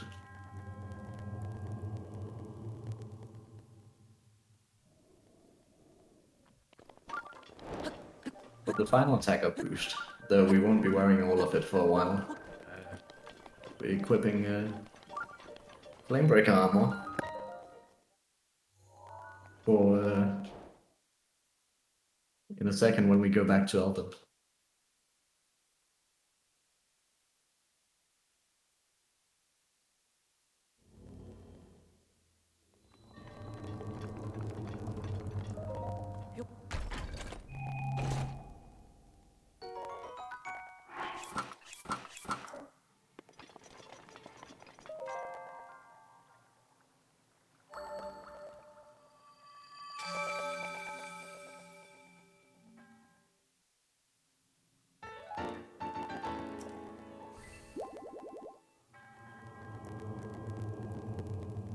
Yeah, in that segment I unfortunately lost a ton of time to the funny golf cart that decided to be mean. It's like, it just happens sometimes. You can't really do that much about it because it feels mostly like luck if that one is gonna be nice to you or not. Don't really see a way to get that super consistent.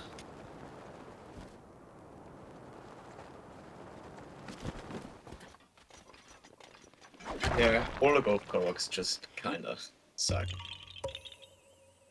Yeah, the couple of long range ones that also go uphill are the ones that comes to mind the most. Like the one just before Spring of Courage, for example, and that one right there. Because they're like, you either just have to get them in the hole and get lucky, or spend like 2 minutes trying to get it in the hole.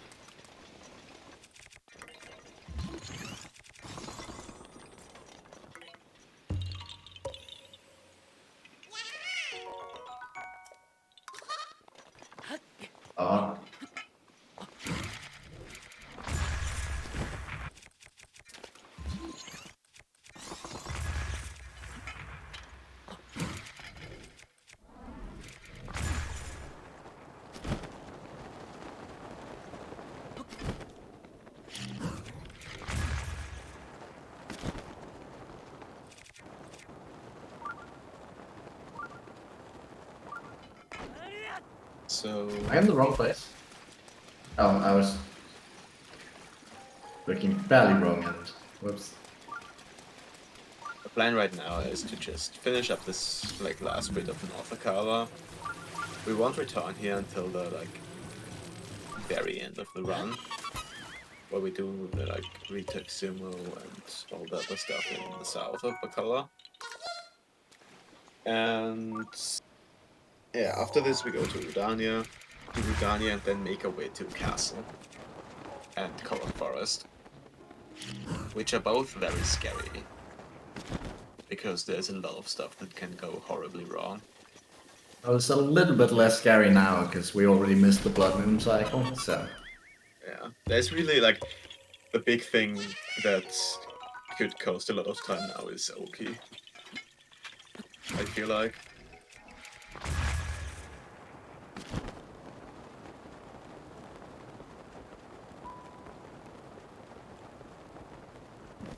And yeah, I think Castle in general is super scary, super laggy, a ton of wind bombs that are pretty hard.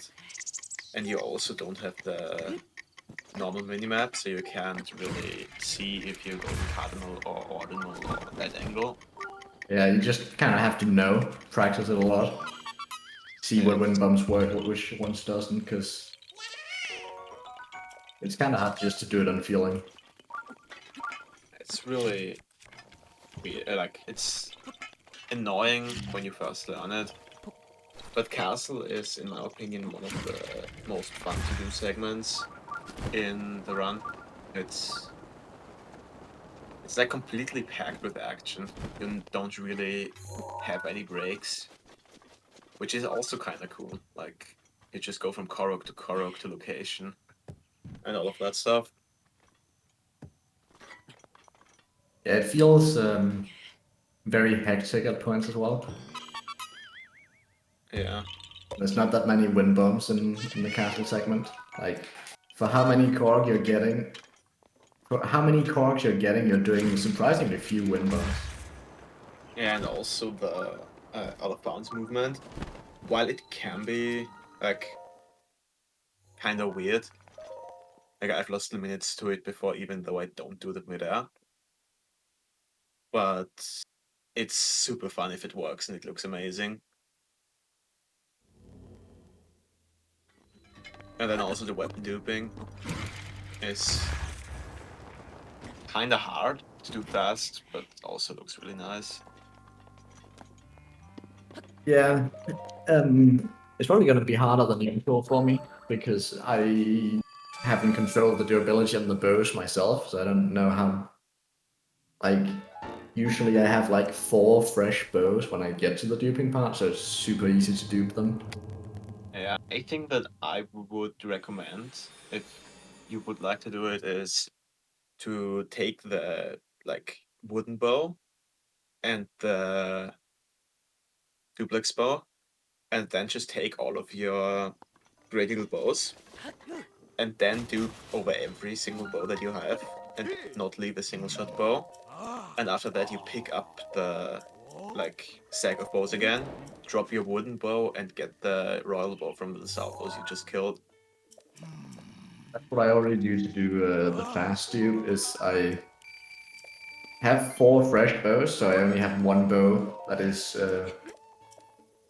close to breaking, so I just dupe over everything. Then I pick them back up, the 4 fresh bows and the 1 broken one. Drop the broken one, pick up the royal. Yeah, that makes bow. sense. But I don't know how many fresh bows we have right now, so I don't know if I can do that. I might have to do 2 rounds of duping, or 2 rounds of bow duping at least. Yeah. Kind of depends on how many. I mean, I guess we also don't need full bows, right? Especially now that we have Royal Guts Claymore. I don't know how many bows you guys are planning on using, but I'd rather give you 1 extra than 1 too little. Yeah. Hello, D-pad? D-pad, thank you. D-pad was being a little troll right there. It happens sometimes. Just wanted to say I have highly enjoyed commentating with you both tonight, but I need to head to bed. I feel very tired. Sleep well, Thanks Swiffy. for commentating. Thanks for popping in, even for a little bit. If I have a chance tomorrow, I'll hop in and do a little more commentary, but yeah, I enjoyed this. Good luck, Pancake, and good luck to, I guess Sloop is taking a nap now, but good luck to you and picking up the end, Coensi. Thank you. And good night, everybody. Thank you very much.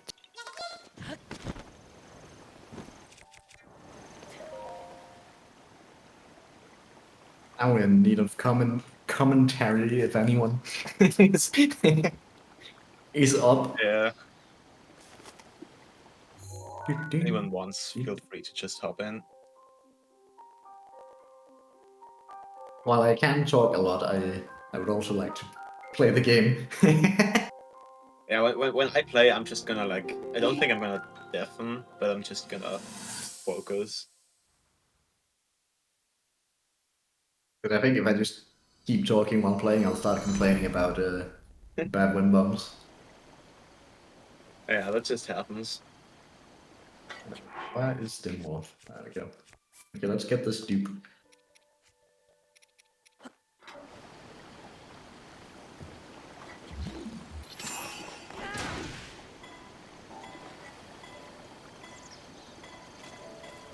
Ah!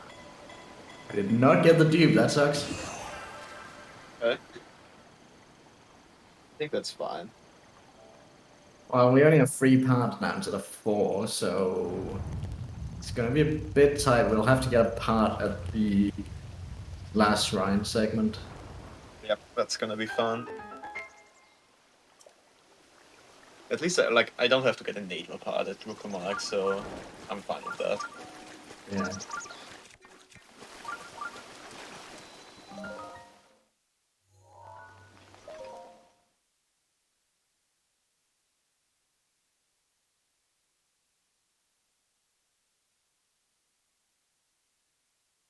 Okay, I think this is also the first non-minor test of strength in a run, which I always found interesting that there are so many tests of strengths, and the first one that you actually need to skip is 6 hours in. Well, I skip all of them. I don't. Even the minor ones. I just suck too much at the clip to do that. Really? Yeah, I don't know. It's like... Oh! I am stuck. Why am I stuck?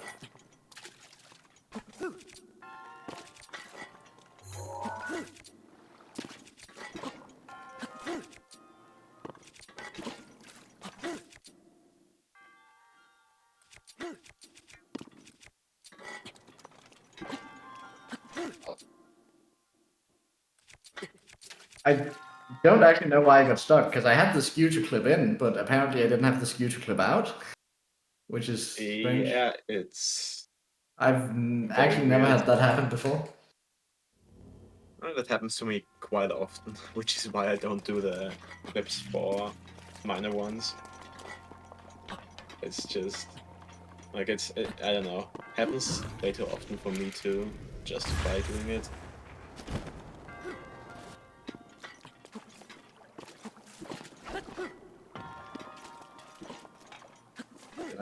That's more like it.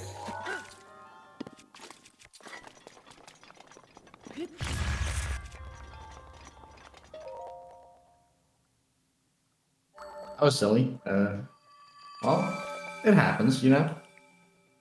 Yeah. It's just dumb time loss, but what can you do? I already missed the scale dupe, so I'm losing time anyway.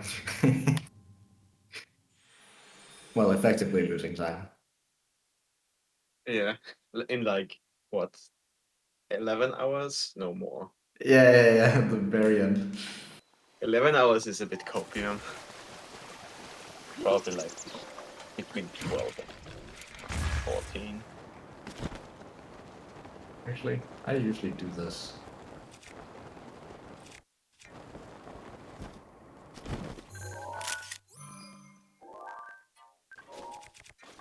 Just because I keep forgetting the one at Zelda study.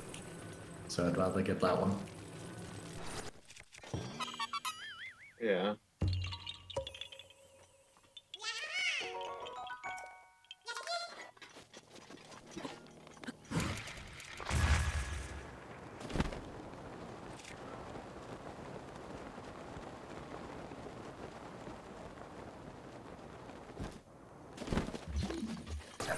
Thank you.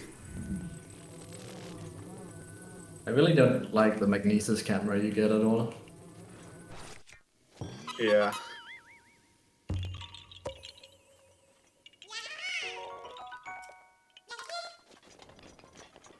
That's not good.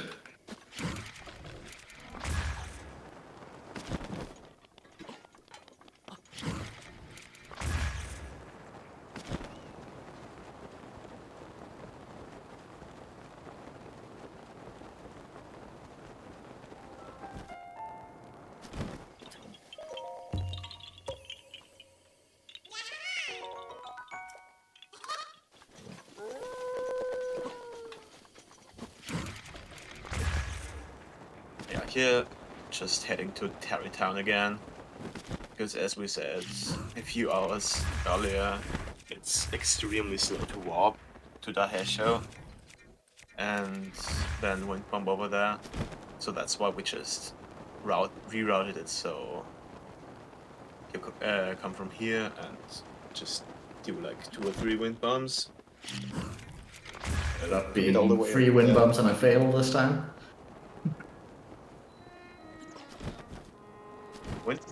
Wind bombs and middles especially are kinda hard.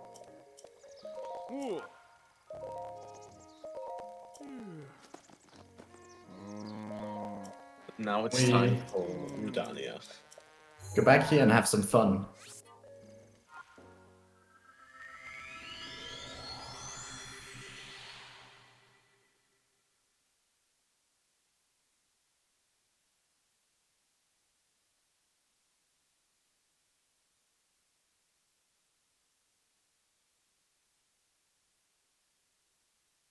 Rudania is sadly a bit...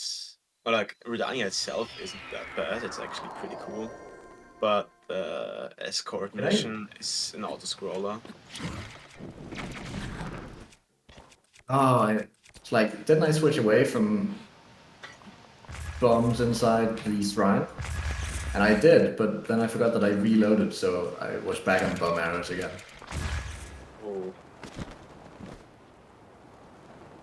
Whoops.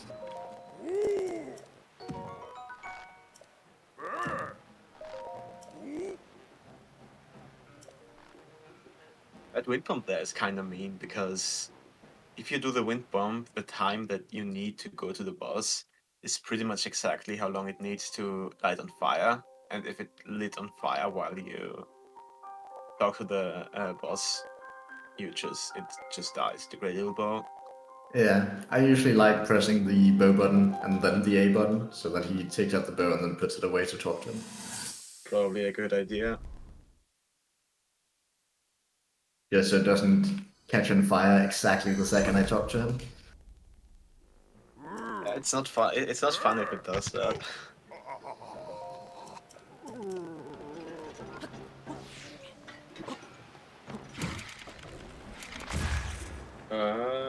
Sure, soup.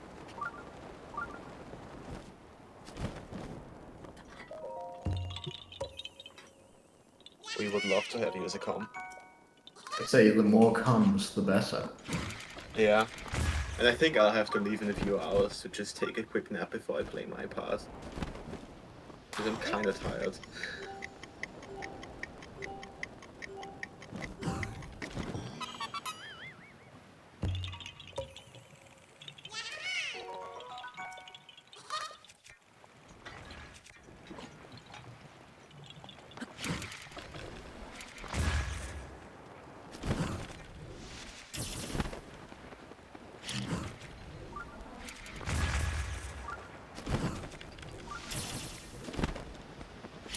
It's too far. I'm out of speed food.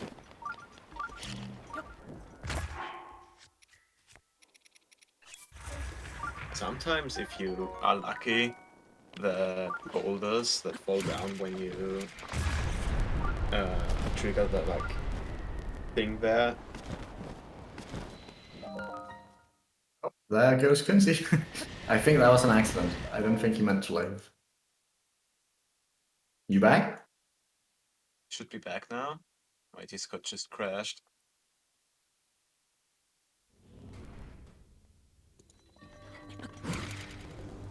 You're saying something about boulders before you got interrupted rudely by Discord. Yeah, if the boulders fall down, they can actually open the rubble in front of the drill shaft there, which is kind of cool. Happened to me in a recent run. Yeah, it's happened to me like once before. It's not consistent at all, obviously. Yeah. It's RNG dependent, but it can happen, and when it does, it's cool.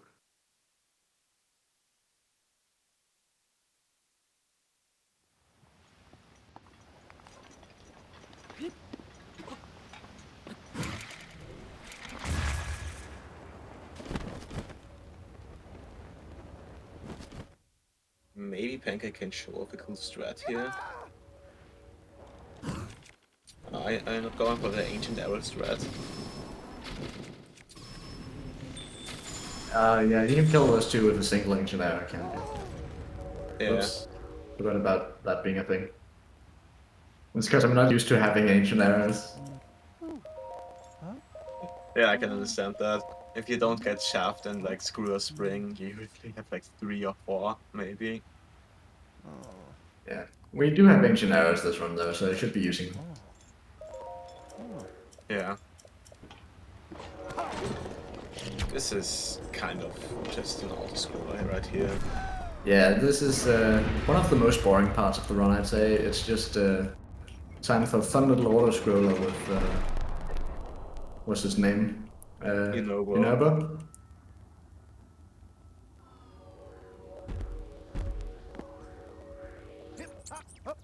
Yeah, it's just like, it's not even that hard of a segment, it's just... I may have just lost that bow. I don't know how this cutscene works. I think that one does take bows, but I'm not sure. It's fine if I did, because I need to pick up the bow inside Redania anyway, but still a little bit unfortunate. Yeah. Because I don't think Arcturus got a metal bow, did he? No.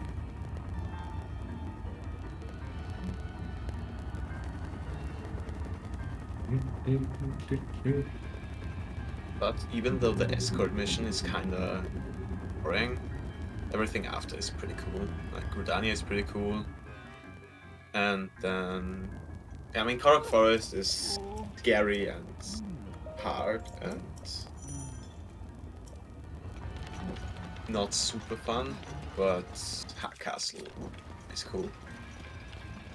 Well, Hey, you didn't take the bow. I'll grab one.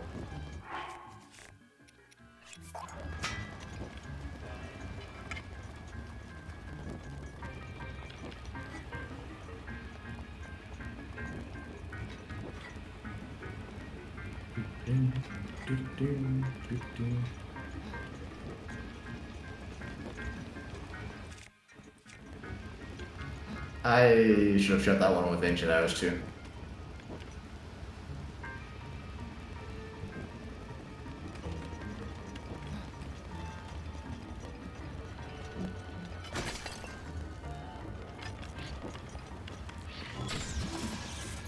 Another thing that is really annoying that you don't see right away in this like little auto-scroller thing is that you cannot whistle sprint, which kind of sucks because whistle sprinting is one of the most essential like techniques that we use for walking fast.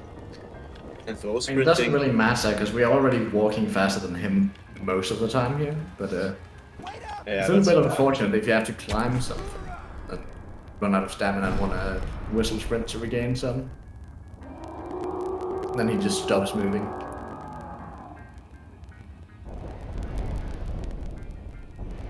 But that's already 1/3 of the way down. With the escort. Wait up!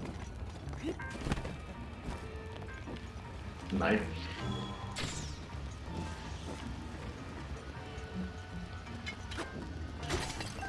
Let's not risk that.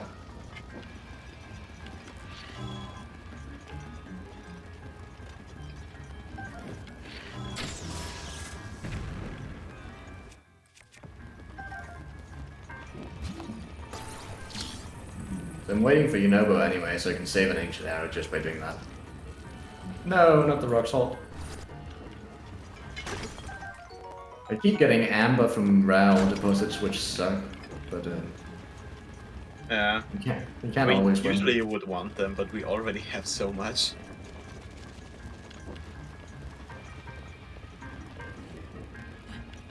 Yeah, we definitely have enough. If you like really need the amber because you need it for the quest, it obviously gives you like diamonds, but as soon as you don't need it, you instantly get all of them. Yeah. You don't need it anymore, that's when you get it.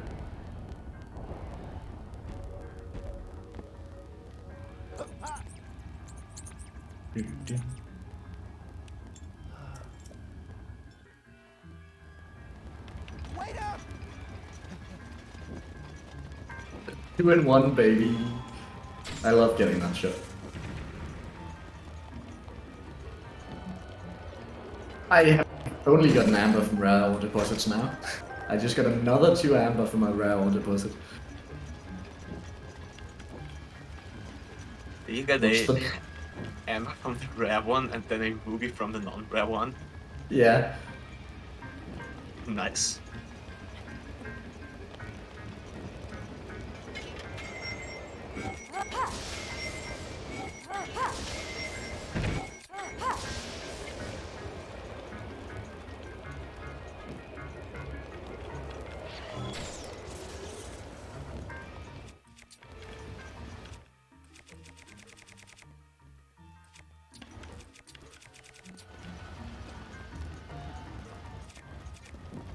Could it be that? I'll switch to this one because I want to break, technically.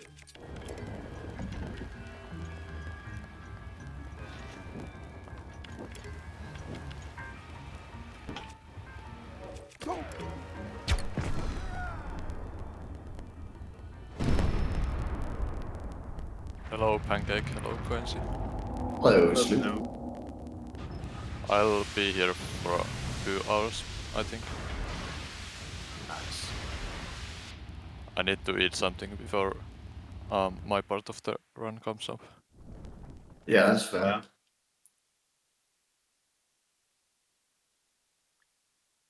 Pancake, will you be commentating for the rest of the run after your part, or do you go? I'll try to be here as much as possible, but I will have to get food and whatnot at some point. Yeah, okay, sounds good.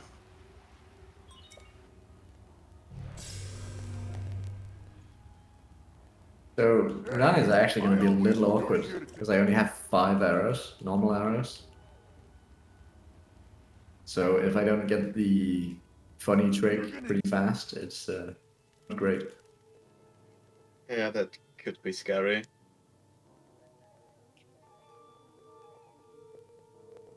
But I mean, I think 5 attempts should be fine, right? Yeah, 5 is enough. I was just unfortunate enough right there to... Happens every time, it's just like... It's so dumb. Thank you. I forgot to check what this is. What is it? That is... That's the slow method of doing that. But I forgot to shoot the arrow while I had vision of it. Do you not do the like crouching thing to the door?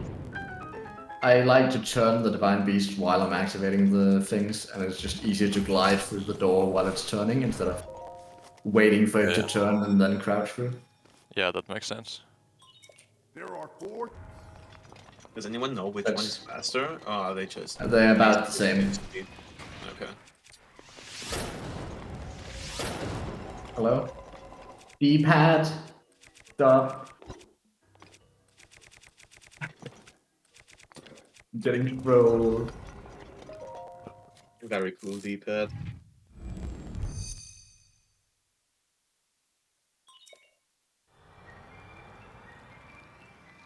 Yeah, also for this Divine Beast, we need the map because some of the terminals are not turned the right way. So Meadow is sadly the only one that we can complete without I mean, getting the map. you can complete the final trial without the map if you do the mid-airs, like through it. Oh yeah. Yeah, well, we don't do the final trial, so it doesn't really count. Yeah, but I guess some people count this as a divine beast, so... Yeah. In that sense, like, you don't need terminal for 2 of the 5 divine beasts. Yeah, so that shot is actually pretty precise to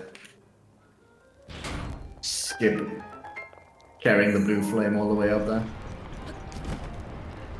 Yeah, as soon as you know what, like, you're doing, it's not super precise, like it's consistent. It's just that There are 3. you can still mess up.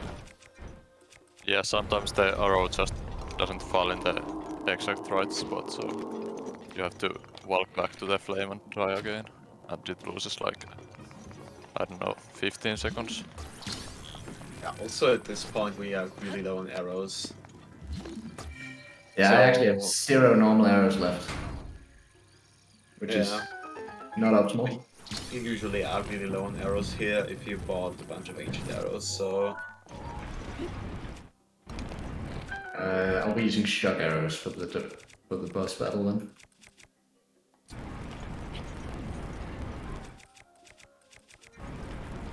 What is it, 10 shots on a headshot with ancient? You do 9 shots with electric and 1 with ancient, all headshots, I think. Even less than I thought. Let me double check before I mess that up.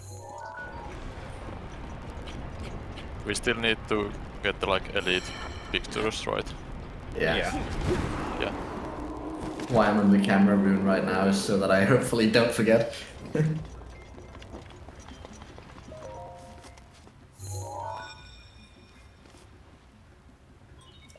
Nice. There should be. Stay. Joy sleeps in them.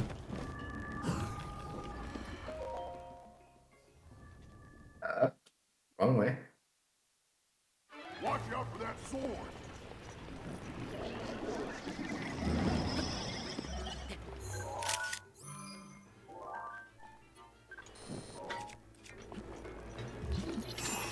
Yeah, 9 shots and 1 ancient arrow. So 10 altogether. I didn't get enough bullet time. That is so unfortunate. I just straight up land on the ground. I'm that's a little bit sad. Because I can't fire bomb arrows at him either, so I just have to wait now. That flaming ball is dangerous.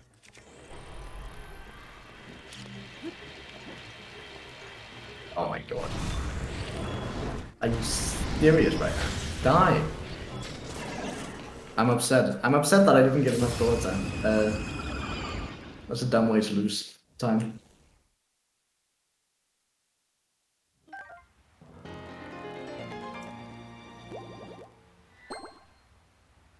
Yeah, for I'm this pretty sure one, I would have gotten it if I just had jumped a little bit higher.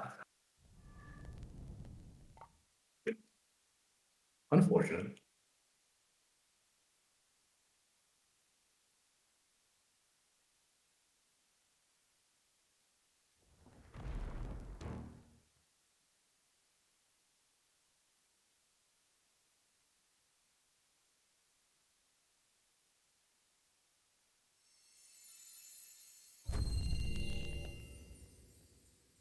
That's the last Divine Beast.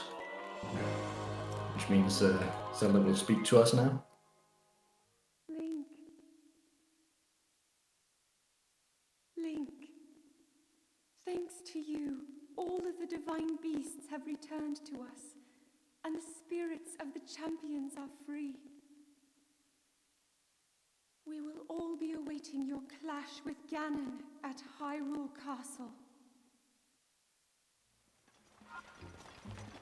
This next build doesn't have like any Koroks, I think. It's only like doing the Coensi quests and then doing the like rock meat shrine. Yeah. There's no cogs in between these two. There actually hasn't been any cogs since Dakako, so... Yeah, well, yeah, I guess.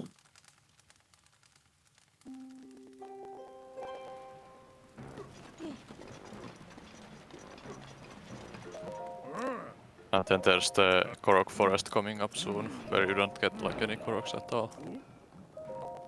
Yeah. You don't Yeah, get there's like... a bit of a long segment here where you just get 0 cogs, honestly. Yeah. Then you also have Cast, where you get like a lot of Koroks in a very short amount of time. Yeah. Directly after. So we don't get any cogs at all almost for like 30 minutes, and then we get like 50 and 30 minutes. Yeah, that sounds about right.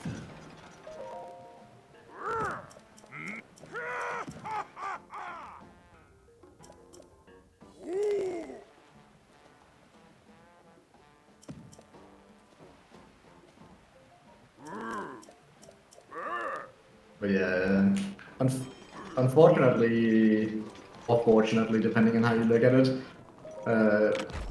I'm no longer on a strict Blood Moon timer because we already had the Blood Moon, so we have to back it up later.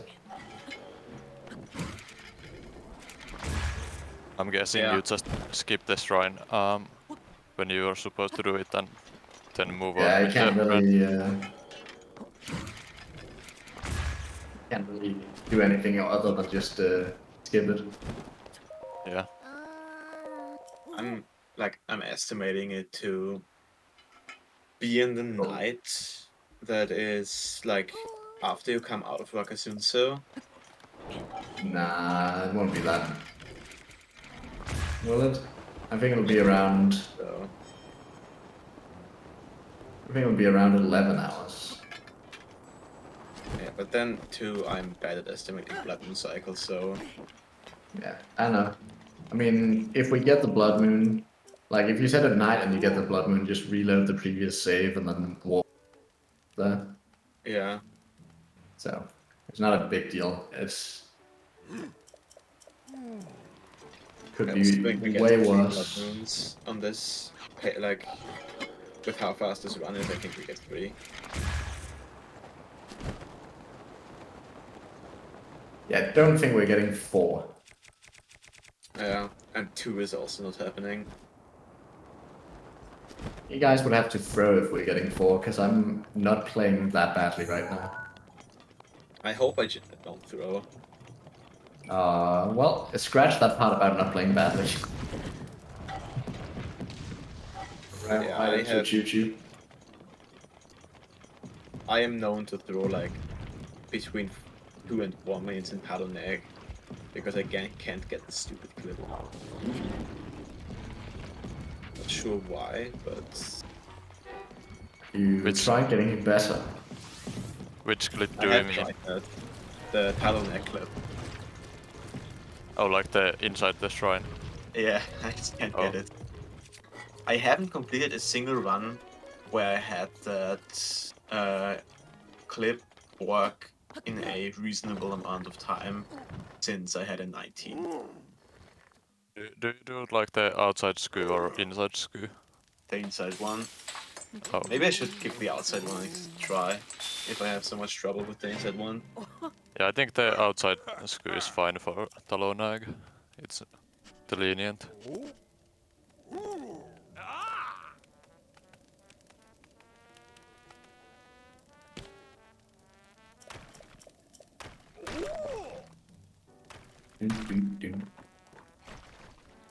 Yeah, I'm a little bit behind my goals. I'm like, for an hour and a half I've played, I'm like 3 minutes behind my goals, which isn't too bad. Like that's pretty. That's pretty good. Decent. So I'm on pace for a decent segment. Yeah, I'm pretty sure like if you can complete this shrine in under 3 minutes, my sob says we're still getting mid, but like my sob is still in mid 18. Or like best possible time. So yeah, I think we can beat the estimate by 4 hours at least. I hope so. Like, sub 20 is a good goal for this. I think.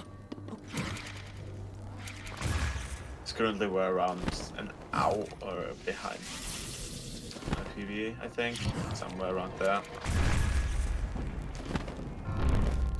That's not how that's supposed to go exactly, but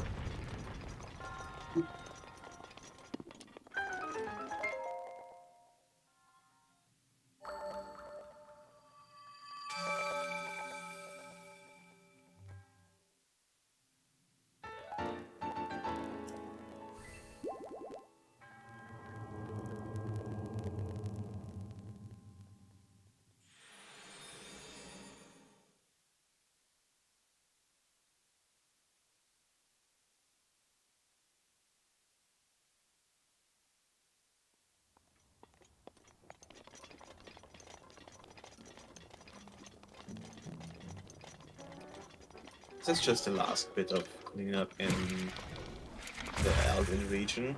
And the fun fact about this is we don't actually return to Goron City or like the hot part of Elden. We still do a little bit of stuff in the south part, but not really a lot. But So you may have just noticed I just did the Rook's perfect parry for the first time in this run. We'll be doing it a fair bit. It saves a pretty decent amount of time that you can just stand next to it instead of having to run away and instead of having to run away from the bomb all the time, you can just stand next to it. You mean the glitch where you don't take durability damage on shield or use like... Yeah, exactly. Yeah. Just did the first one now, because we obviously only have just gotten the Rook's protection, but it saves a little bit having to not run away from the bomb every time. Yeah, I guess if you don't have the protection ready, you can try to parry the bomb too. But that's not that much slower. I mean, with parry and shield durability, it's not a huge deal. You can tank a lot of stuff on the Hylian shield durability, Radiant shield. Oh yeah, you have the Hylian shield, yeah. You just cannot get bullet time. This is unfortunate. There we go.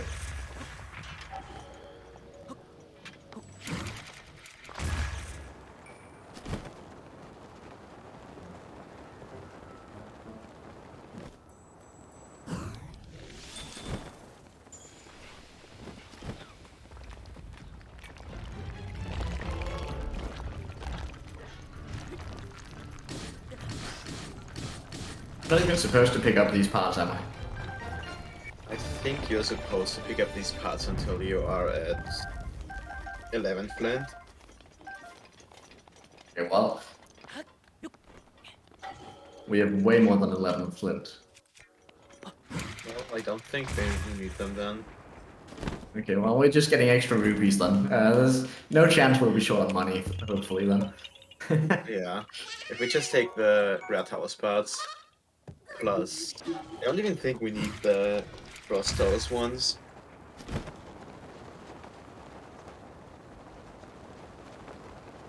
Are we good on opals? Do we have like extra? Not yet. Not sure. But I feel like we are on good pace. Plus, if we pick up like the Rare Tower spots, then we should be able to, like, we should have that. Yeah, I see. And if not, there's, like, I'm just gonna get the 2 or 3 Frost Towers in Hebra parts if we don't have enough.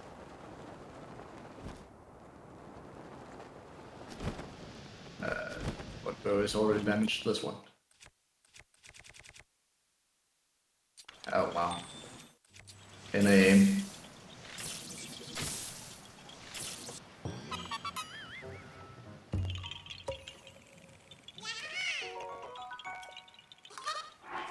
I can see which bows have been used and not... Oh! Don't fall in. No one fell in.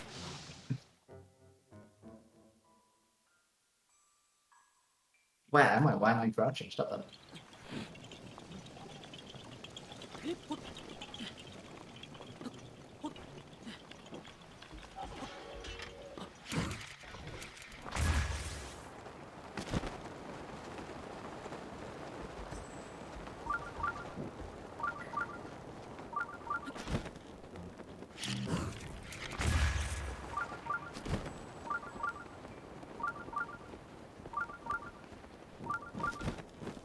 That segment could have been better for sure.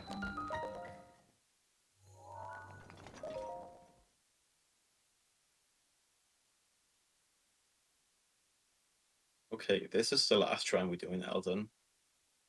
Or at least in the, like, Death Mountain hot area. After this, we're just gonna move out of here, and I don't think if we didn't miss anything, then we don't come back.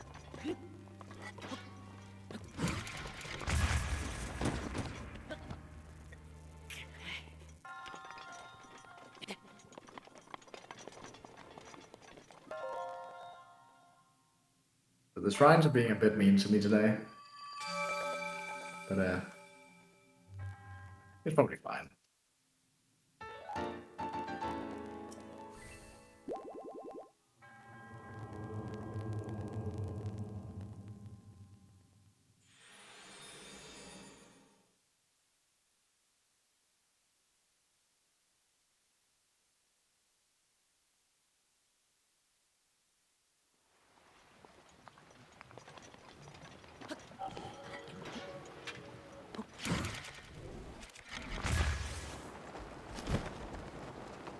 Now we're making our way to Cork Forest, and hopefully doing Cork Forest very effectively and not slow. Cork Forest, we there's a lot of potential to go wrong. You can void out at basically any point. And also, if you void out or get noticed by Aoki during the quest, then tend to lose a lot of time very quickly. yeah. At least you don't need to worry about Blood Moon during like the OK quest now. Yeah. So I guess that's the one good part getting it here. But... Yeah, I don't know if you can call that a good part though, because I'd rather have to worry about it. yeah, I guess it's optimal to worry about it there. But...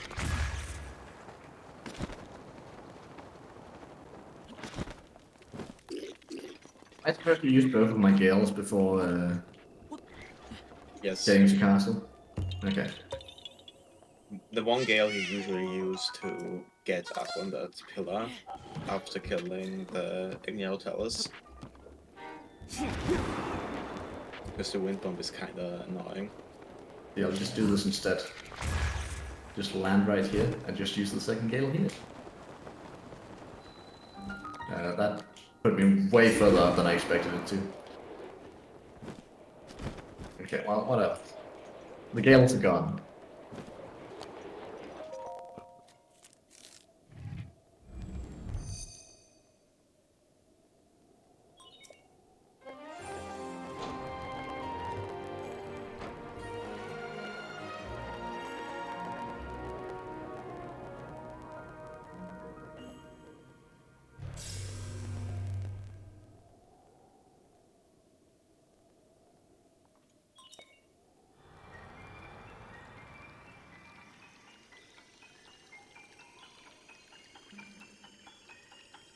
But yeah, the first hard wind bomb is the one into Korok Forest. You can either do a super launch here to get all the way through, or just get through the first barrier and do a midair in a safe zone to get through the second one. Yeah, I wonder if Pancake is doing super launch here. Oh, you wonder, do you? Yeah, I wonder. That's funny.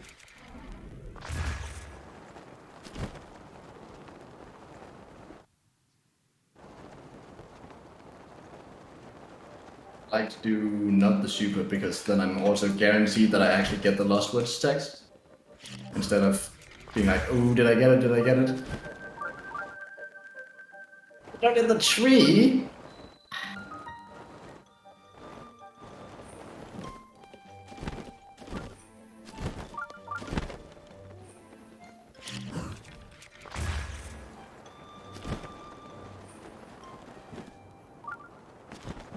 We want to start this question for Oki. Is he unloaded?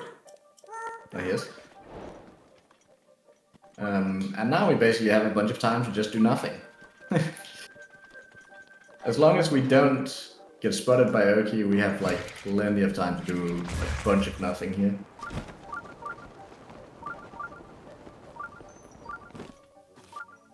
I actually want that second ferry as well, just... that second ferry didn't want me, I guess. Yeah, I'll just use this. That is tree nuts, not acorns. This is acorns.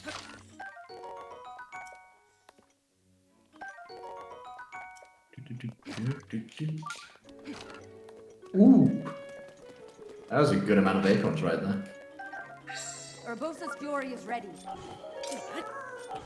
Has anyone, have any of you ever been shot with acorns at the end of a run? Yes, once. I had it happen yesterday and I was really upset. Because it had never happened to me before. I don't think I've seen many people have that happen. Like, usually you get so many from like random drops from trees and stuff. Yeah. We have 4 right now, so we only need 5 more random drops. Also, can I grab 5 fireflies here? Just for time saving camp later? Yeah. I have 5 fireflies, you don't need to worry about it. Slight amount of time saved for CAC later. Nice.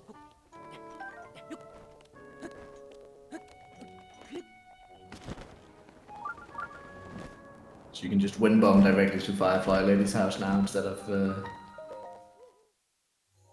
going to get stupid fireflies and then going there. So I did a little bit of a safe strat there. What I actually did was I activated the shrine. So that I'm at the next shrine, instead of wind bombing back and like voiding out 6 times and losing a bunch of time, I'm just gonna walk back. It's not that much slower, so it's slower, but it's not that bad. I think it's faster than voiding out and wind bombing. Yeah, it's faster than voiding out, but it's slower than just getting the correct wind bomb. For the correct wind bomb, you need a super. I actually You can actually do it without a super and without voiding out, but it's a lot tighter to do it without a super. Yeah.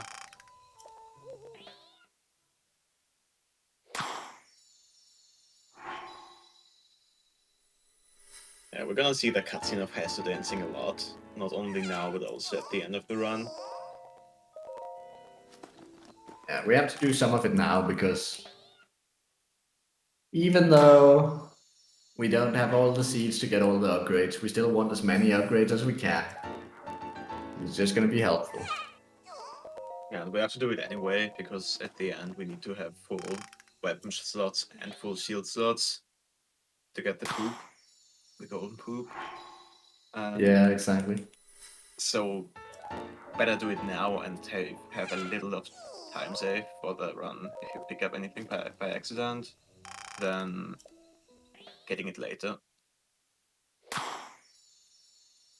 Yeah, we do warp back here in the very end to finish like the few quests left here. Yeah. We need to finish Cork Trials, Ice Rod, and also Ruby Picture because I forgot it. Oh, well, I didn't forget it. Like, Loopies ran away before I had a chance to. Unfair.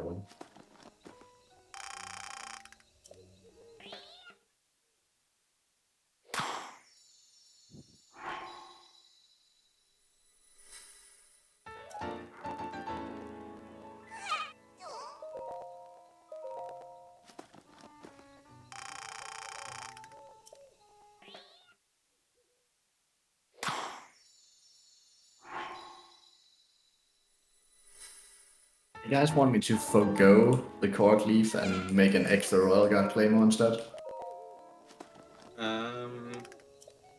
No, actually, because I have to get the Korogli from the Rito. Well, it doesn't lose that much time to get it there. It loses more time to be missing a Claymore. I mean, it kind of depends on how many Claymores we need.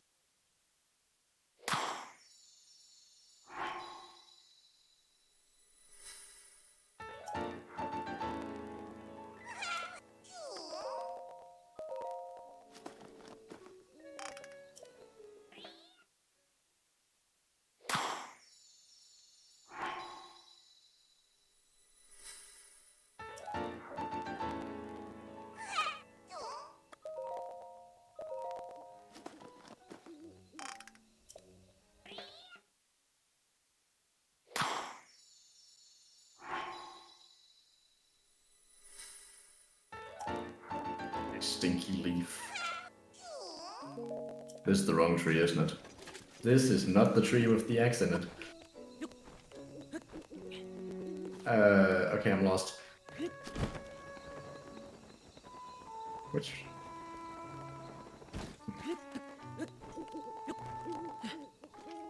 Okay, well, whatever. I'll just get the egg and castle on. Thankfully, none of this loses any time for me to think here. Because we're still waiting for Oki. Yeah. Just makes the like cricket collection a bit more tight, but also not horrible.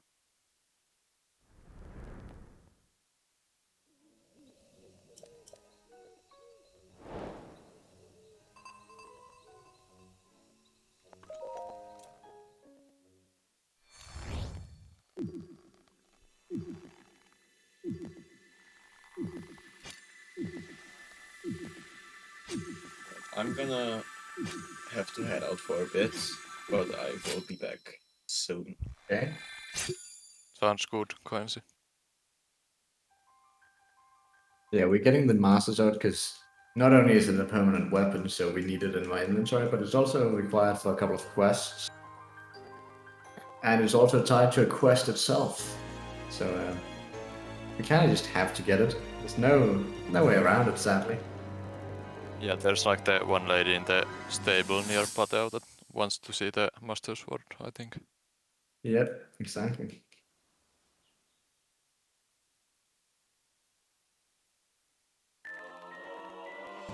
And you cannot do the campfire glitch because you need the main quest here. And the glitch doesn't complete the quest. Exactly. Neutrinos. No! How did I talk to you? I wasn't facing your direction. Sword trials? I'd like to hear how you expect me to get into sword trials when DLC isn't installed.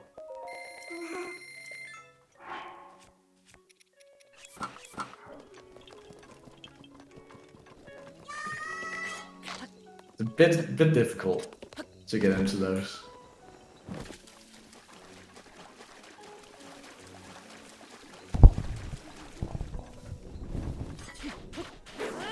You simply start the download, of course. Hunter runners have the habit of removing the DLC from their game because it's after getting the Master Sword here, the next time that he enters a shrine or warps, they will be faced with a minute and 38-second cutscene that you don't need.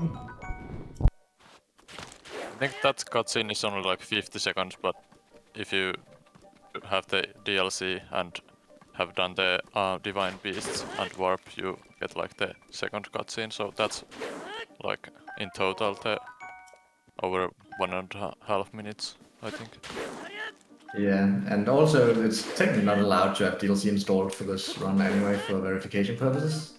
It's just very hard to verify a run that's this long if you also have to check that they use DLC or not. There is a lot of... because the DLC adds... There's just a lot of random chests and stuff that you have to check. Is that a DLC chest they opened, or is that a normal chest?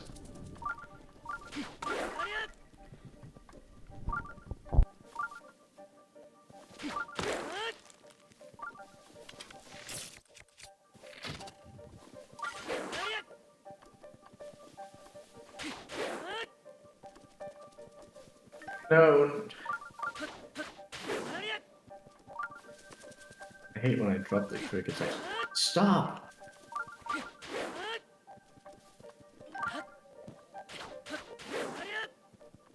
Crickets are being mean. I only have 4 crickets. This is actually so bad.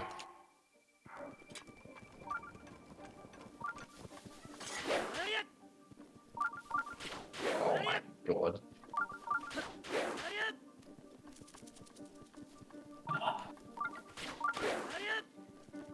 This is not good. Do you have any frogs or? I have all the frogs, but I'm missing like all the crickets. You need like 10, right? 10 crickets. Yeah. I only have 5, and Oki's almost at the shrine. 6, 7, 8.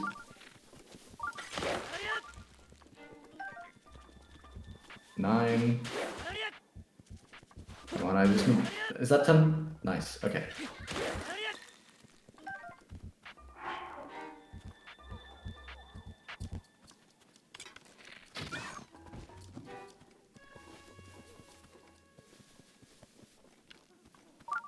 Rivali's gale is now ready.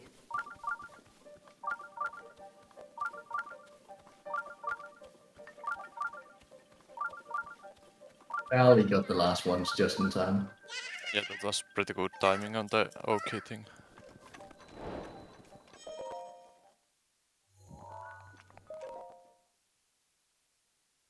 Well, I think it's more so for the other DLC categories. It's like...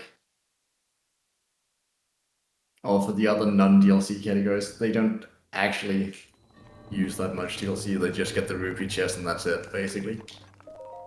Yeah, the ruby chest in like besides Mag is like the only one you really get. Sometimes you see people get the 5 bomb arrows behind Cryonis, but that's about it, yeah.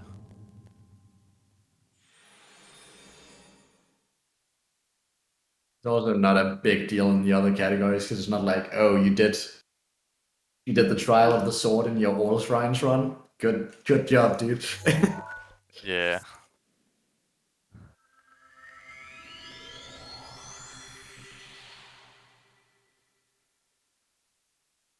If you're gonna do the trial of the sword in your all shrines run, go ahead. I'm not gonna stop you.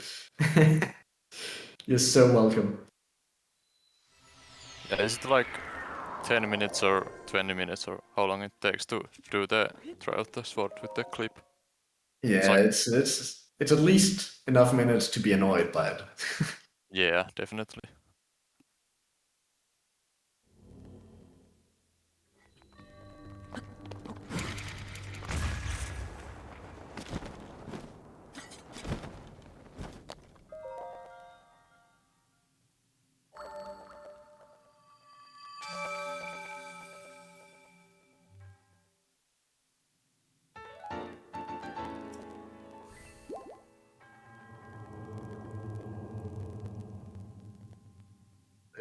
I sadly didn't get to use the Oki as a break because I was a bit unlucky on the crickets. So I have to actually play the entire thing now. SMH.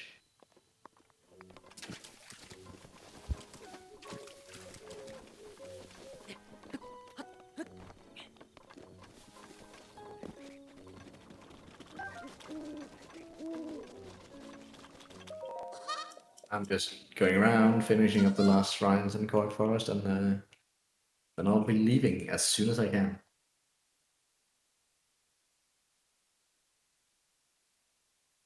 There's not many other breaks like now in this next like few hours, I think. Oki is definitely the best breaks we get if we get lucky with the cricket RNG. Yeah, definitely.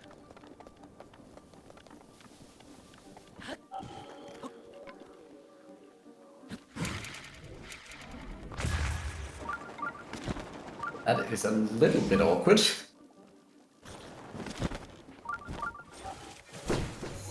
was slightly low wind bomb, but you can just walk through the trial normally if you don't get all the way there.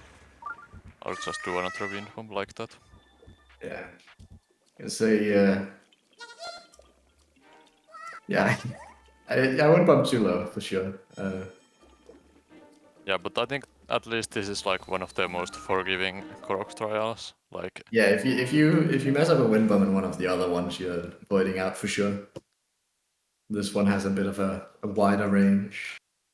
it's wider area, and I think the void out doesn't start like as soon as you go over the like fence. So it's not a big deal if you mess up there. Yeah, the path is also a bit wider than the other ones because there's enemies on the sides, and like the casual way to do it is like fighting all the enemies or dodging all the enemies as you run through.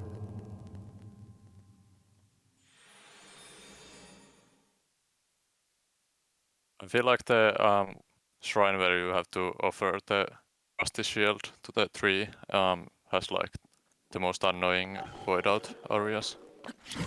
Like there's so many like everywhere, and it's really hard to get there easily with one wind pump.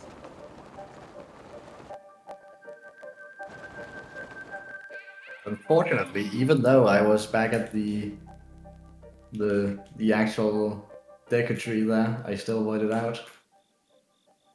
Because I got a load while in the void out plane, which is just unfortunate, but That's a small time loss because not like it puts you back to the shrine, but like the voiding out itself takes a lot of time. yeah, exactly.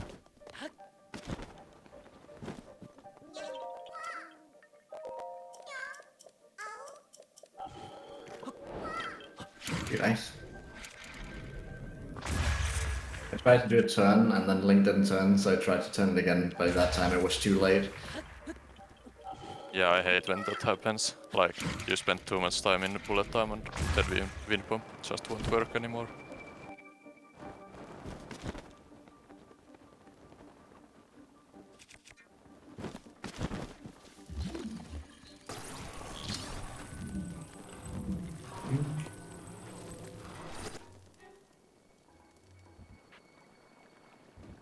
Do you not pick up the rusty shield here again? Now I pick up the one next to Blizzard Rotten Castle. Oh, so yeah, in the like lockup area? Yeah. Okay, I see.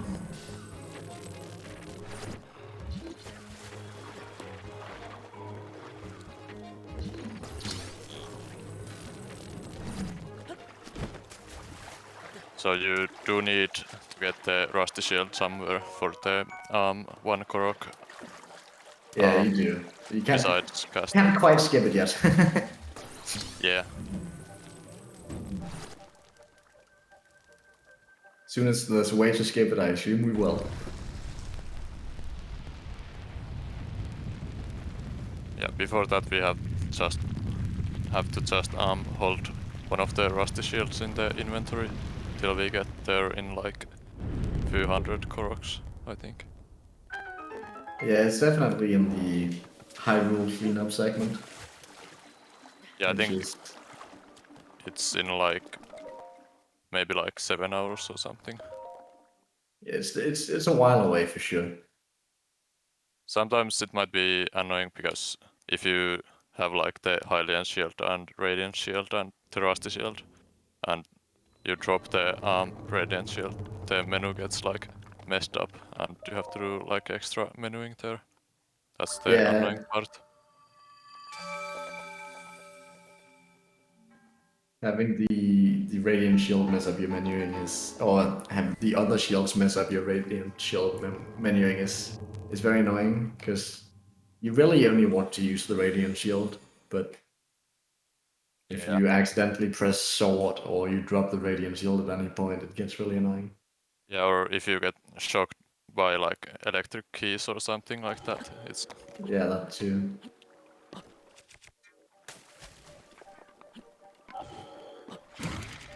Awesome.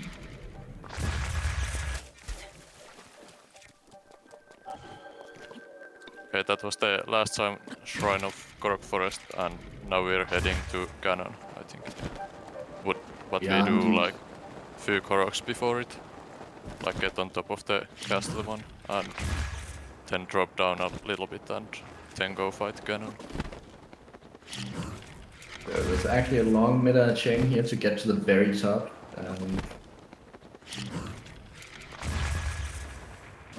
It's basically a consistency test, because if you fail any of them, you won't really make it.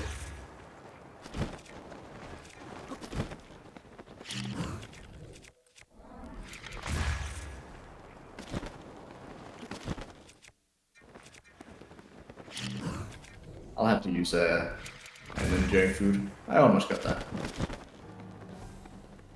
Yeah, that was a close one. That's like almost the same amount of wind bumps as you need to do for the final dungeon skip in DLC runs. Yeah.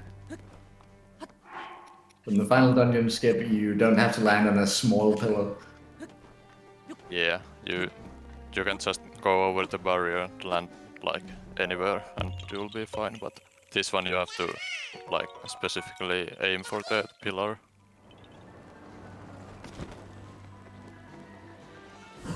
It's like annoying, but what can you do? Yeah, there's not many other movement options there, like maybe a BTB would be a bit easier, but there's nothing, like no enemies in Korok Forest that you can BTB off.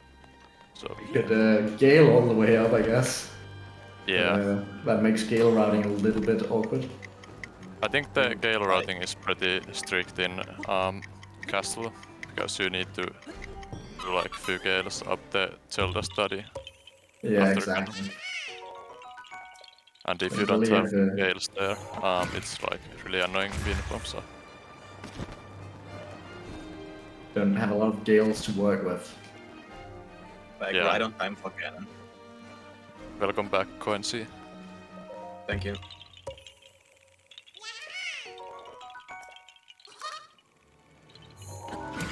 Yeah, we had a pretty clean Korok Forest segment. Like, there wasn't like any major time losses there.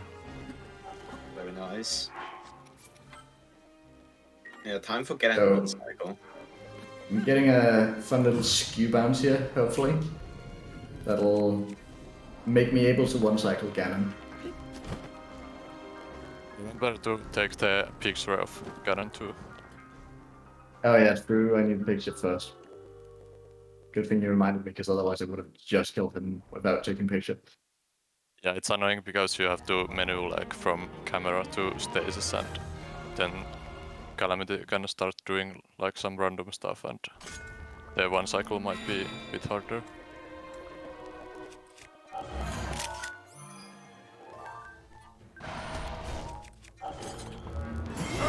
Look, this is the same principle as with flights, just that Ganon has quite a lot more health, and we need to shoot a lot of arrows, plus they have to be 8-hit arrows. There we go, nice. And Nice one cycle. I think, yeah, We only need 8 arrows, but I shot 9 just to be sure. Yeah, you get And the we arrows wanna- back anyway. Yeah, we also want to make sure to clear the skew here, which is... didn't happen there, I guess? Okay. Energy covering Ganon's body is called malak. the skew Yes, is kinda interesting after the skew bounce. Blue as he now is. Yeah. It's also weird that we have to clear it, but it just stays between save files, so we just kind of have to. We don't really have any other options. Also, remember to take the picture of Dark Beast. Oh yeah, true. Is that good enough? Yeah. I'm not used to being able to take pictures, or having to take pictures. Yeah. I messed up my timing a little bit on the... what are they called? The shots I have to do? Because I had to take that picture. So, it's what it is. What? That was awesome. Yo, what? That was awesome. That was sick, dude. That's a cool launch right there. I don't know how you did that, but I don't know how I did that either, but that was awesome.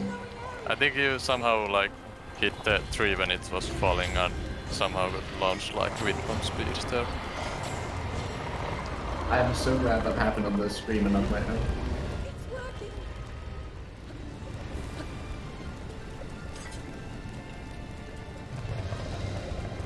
luckily we don't need the horse for this fight really. In any percent and other categories, it's kinda, or like some other categories, it's kinda annoying to do this without the horse, because for the last shot you need bullet time. But we have failed, so yeah, we do what the old ones. For any percent, if you don't have the horse for the final eye shot, it's like really annoying.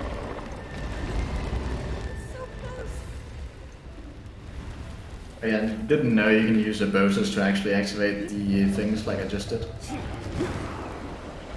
Which is kinda cool, but not very useful. Yeah, not many people like find it that useful because you have like bow light anyway, and you could also use the master sword beams or ancient arrows if you had some. Yeah, there's actually a fair amount of ways to kill this guy. Yo, GG's on any percent in under 8 hours. Yeah, GG's. Good run. Really nails that 100% in under 8 hours, I must say. Yeah. And all dungeons and Master Sword and dungeons, and I finished a lot of runs actually. Master Sword dungeons are unrestricted because we dupe the hearts. And that's yeah, still weird to me. Like having us complete basically everyone except Master Sword restricted because it's because we dupe the hearts. Yeah, we dupe hearts, we'll have this allowed. So that's also like kind of completing EMS too, or like Master Sword unrestricted. Okay, now it's time for the funny castle segment. This is just like super action packed. Yeah, there's like no downtime. You get Korok after Korok and kill like multiple enemies and grab like a bunch of weapons and some dragon parts, and yeah. And also don't forget the Royal Guards Claymore. I don't want to... Probably won't be speaking much because I'll probably be concentrating in this segment because it's... Yeah, the segment is harder than the previous ones. Yeah, we will be commentating it for you. Yeah. Don't worry. So I think Pancake also gets the rest of the Guardian pictures here for Shoga Tatone. That's done later on the run. Yeah. This is basically, I think this is all of Castle. I don't think we ever return. This like little thing in front of Castle, the like Castle Town ruins, we return there briefly, but we don't ever go back to like the main castle. Yeah, it's the castle cleanup segment later that gets like the Koroks in the castle walls and that kind of stuff. Two-player any percent relay. Yeah. And then here, I think that's really nice about Castle is that all the champions' abilities recharge faster. I think it's twice as fast, but maybe 3 times as fast. 3 times as fast, so... Same as having the upgraded version from DLC. Oh, okay. So basically you can use Gale and a Fury for everything, and it will be recharged super fast. Yeah, I think Gale charges in like 40 seconds in Castle or something. It's pretty ridiculous. This Talos is gonna have to pick up the parts, because it's a rare Talos, and those usually give you more money than the other ones. Pretty unlucky the old right there though. Yeah, no diamonds. You usually, like, I would usually expect a diamond from a rare one. And here, just getting like, I think it's 6 Zalfos. I think there's 5 in the library in total, but I might be... Yeah, I might be wrong. I'm not sure, it's like 5 to 6, and basically we just kill them for the tails. It's all blacklist Zalfos, so they all are guaranteed to drop a tail, and are comparatively easy to kill if you compare them to silver Zalfos. Yeah, it's like few hits with Master Sword, or like one headshot with Great Eagle Bow, so they are pretty weak. Yeah. Since you have the barbarian armor. Yeah, Barbar armor makes this a lot faster. Yeah, that's the one thing about the new like Granatus pre-road. Or it's not like exactly new, but you get now all the barbarian armor pieces like before even Rudania. Yeah. It just gets all the buffs as early as possible. And here also the Salvos usually give you a bunch of arrows, if you're lucky. So, while that isn't like super important, it's still pretty cool. Yeah, and you also need to grab the metal bows here for duping more critical bows later in like the next split. Yeah, exactly. And then here, basically, I think this is... Actually, I don't know what this area is called, dogs. Okay, we just get the shrine, and then move on with the castle segment. I mean, we do get the like the star fragment, I think. True. Here The too. star fragment is... It's like, we're really lucky to not have to get any RNG star fragments, because we get one here, one from the Bloom quest that we have to do later, and one from the Master Sword quest, which is gonna happen like relatively soon. And that's all we need for the upgrade materials. We need one for each piece of the wild set. Coensi, which armor do you use for like the star fragments? Is it like the wild set? Yeah. Oh yeah. That's the one that requires us to grab like multiple dragon parts too. So that's like the main reason we farm the other dragons too, besides Pharaohs. Yeah, the upgrade materials for the champions tuning and of the wild set are like mostly dragon parts, and then also annoying stuff like acorns, beetles, bee honey, stuff like that. The one for the Sora set are less annoying. There's really only two big ones, which is opals and the Salvo's tails. Those are very annoying. And then the fish, the Hearty base and the Haru base, those can be annoying, but they are very consistent to get, so it's not that bad. I think there's like multiple like consistent fish spawns, so those are like the easiest to get. Yeah. Here we're gonna get some more Salvo's tails, just because like the Salvos, it's convenient to get them now that we haven't leveled up yet, because they are gonna be, or they would be silver Salvos if we came later, when we have the like up-leveled experience system. So it's really nice that they're so easy to kill.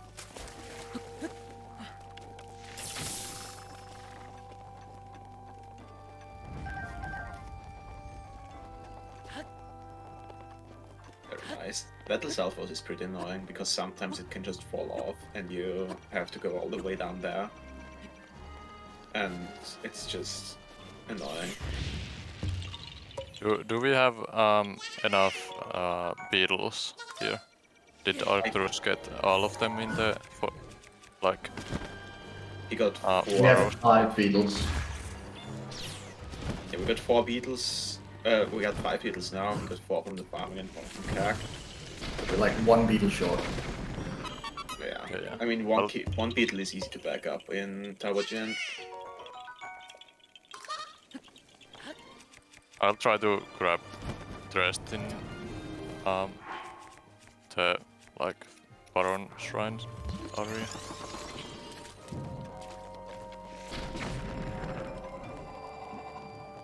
Here we're just gonna kill the Stalnox for the Hylian Shield, and also, like, mainly because we have to kill the Stalnox, but also because of the Hylian Shield. And now we actually used to skip the Hylian Shield, which I found kind of funny, because a lot of people just complained about just skipping it, even though we defeat the Hinox, and it was always kind of cool. But it makes sense to get it so we can durability transfer onto the Radiant Shield, which just has one universal shield for everything, and we don't have to ever switch. So Yeah, we don't actually want to get the Hylian shield, but rather its durability. Yeah. When we transfer it later. Because even though it has extremely nice durability, it's not a very good shield. For a shield something. I think it's above average, but it's not perfect. But the Radiant shield is very good. Yeah, it doesn't slide like at all. If you try to shield surf with it in like like a little bit like straighter surfaces. Yeah. And since we already have the menu overload, it doesn't really lose any time to do this. It's like 2 seconds there. Yeah, and those 2 seconds you easily get back by like the menuing. Because you can't use this shield for like all of... You can't use the shield for everything, because it will break. So you would have to switch between the Hylian shield and the shield constantly, which is just slower than actually transferring the durability.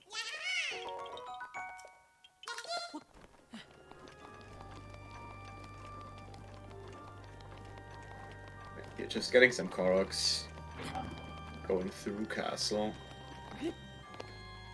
And I think here we're coming up on the draft.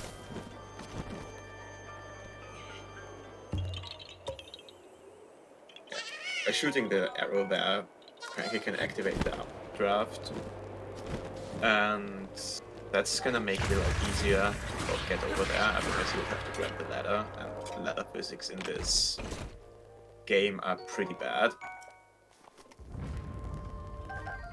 Getting the Dinroll Fang here, yeah. Yeah, sometimes like you go straight towards the ladder and you still don't grab on it, so it's like very janky. So it's just better to glide there. Pretty bad. But then now we can go out of here, heal up twice, get the Valley Princess in Zelda study, and the location. And also take a picture of the Guardian there. I think Pancake already got it. Oh, yeah. Just to not forget here. I always forget here, so I'd rather just have it early. Where did you get it then? Outside the Dinwall Scale Shrine. Oh yeah, from the like Spring of Courage or whatever. Yeah, exactly. Yeah, okay. Spring of whatever it is there. I think it's Spring of Power or something. Yeah, I don't know the names of the springs. It's like really weird. It's the Dinroll one. That has to be enough information. Yeah, I think we all know which one we are talking about. Yeah. Yeah, also the same thing. Pancake is actually gonna run into that room very briefly because he needs the location. And now just more wind bombing all over the place, getting the Koroks on top of the 2 gatehouses, and also one on the wall. And then we go inside castle again.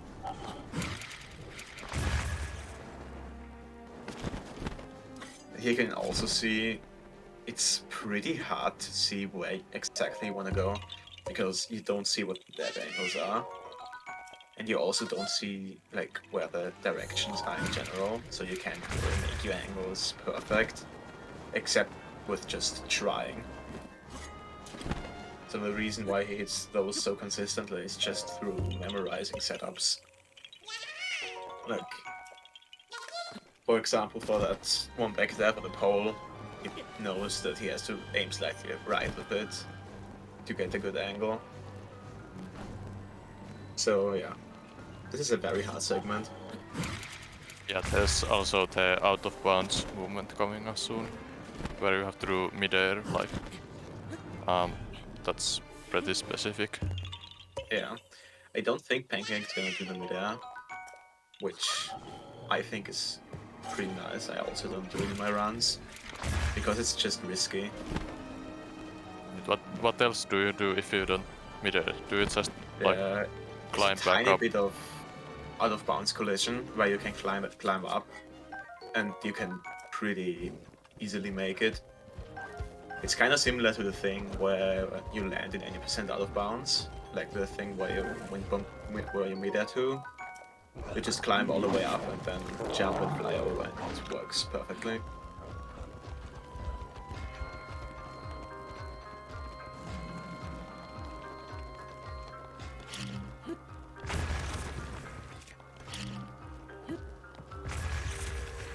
Here's another Lizalfos.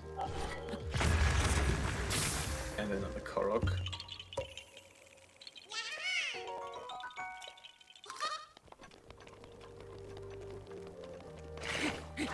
Rivali's gale is now ready.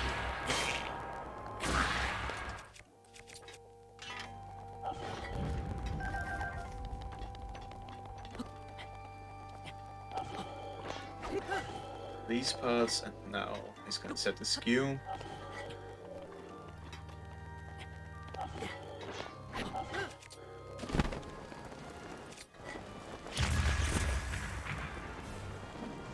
Out of bounds. And here you could do a mid-air, which is a bit risky and can lose a lot of time if you fail it, but it's optimally faster. And he's gonna go on this out of bounds collision here. Yeah. You climb like through the like wall there and then glide over. Yep.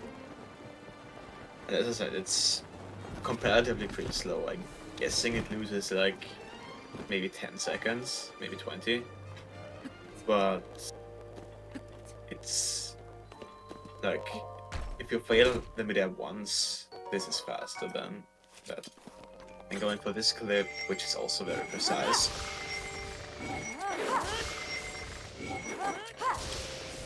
And furying these two Lizalfos, and which you can see also the one that is pretty close on the other side of that wall. So we're gonna go there and also collect the parts of that one. Up here. I think it's pretty nice that you can like kill all the 3 Lizalfos with 3 Furies and don't have to worry about some of them not dying. Like, because you can hit them through like walls with the Fury. Yeah, it's really nice. It's really convenient. Here you can also see the gears are already recharged, even though we just used it. Getting the location here too, because if you just climb down the last bit of that collision and then go up again, the line will won't spawn, but you will still get the location. So that works out really well. And here basically just cleaning up the last Koroks. Yeah, then we'll be entering like the Hyrule Field area and doing like the second dupe of the run. Yeah. The second dupe is, or at least looks a lot more impressive than the first one, because you don't not only dupe, but you also durability transfer and dupe like both weapons and bows. But yeah, here just gonna get the Crest Korok. It's gonna run into that Malice to get the observation room location. And if you remember, this is where we originally went directly after Plateau. But we have to go here anyway because of this Korok. This one is basically impossible to get if you don't have a Great Eagle Bow, or at least a long range bow. So you wanna get that here. And yeah, then just getting the last few Koroks, and then we're basically done with castle. Really clean castle. Yeah, we don't even come back here in the end of the run to kill a Ganon again, because that's not needed for completing the run. Yeah, it used to be needed, but it isn't really, like, people have just come to the conclusion that it's not really necessary. Yeah, since you just killed Calamity anyway. So, yeah. And I mean, at that point, like, just warping there and mid-airing all the way up there and then killing Ganon. Because Calamity isn't even hard at that point. Like, you can just laser Calamity. It just doesn't, it's just like, I don't know, 7 extra minutes added to the run for nothing. But at least we can end off the memory. Which is also a pretty good ending. Anyone tell me why I fell off there? I'm not sure.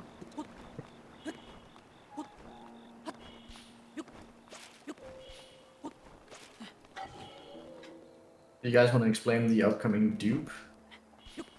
Yeah. I can do that, or if you want, you can also do it, Sloop. I think Coensi you can do it better. You're Okay, more experienced with it. Yeah. So we're gonna do a big duping session with the same glitch that we used in the beginning of the run to initially dupe our Great Eagle bows. Just equipping shock arrows, getting the Great Eagle bow or any multi-shot bow out, and then just repeatedly dropping our bow that we have currently equipped and equipping another multi-shot bow, which is gonna desync the game and the menu. And that makes it so you can do some weapon duping or transfer the durability, which Pancake is gonna dupe another set of Great Eagle bows with all full durability, and then he's gonna take the Royal Guards Claymore and give it the Light Skill Trident durability, which has the second highest value of durability in the game, next to the Spring-Loaded Hammer, which is very slow to obtain. And then he's also gonna dupe those Royal Guards Claymores, so we have around 10 extremely high durability, super broken Royal Guards Claymores to just demolish mini-bosses. And after that, he's, as I said, also gonna transfer durability from the Hylian Shield to the Radiant Shield, just because it basically gives you an ultimate shield that you can use for everything. And knowing Pancake, the menu inputs are probably gonna be super quick, so it's gonna be a bit hard to see what he's doing, but that's basically it.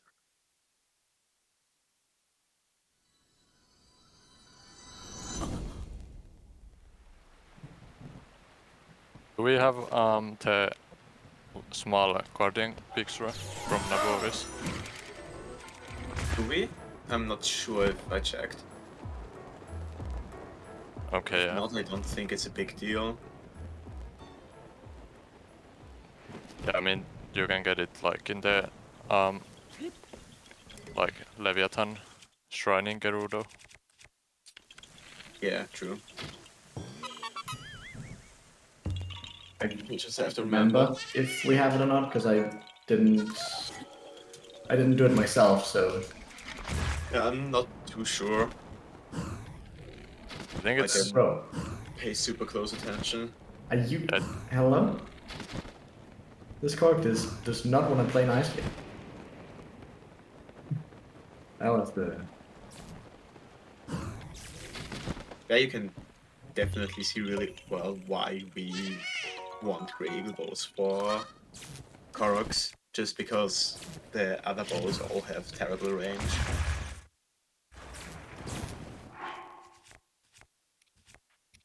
And right now the Ganda is sadly still a problem, because we don't have the Thunder Helm yet. And also rain, so it's basically just really bad at the moment. And also nighttime enemies can spawn Yeah. here now.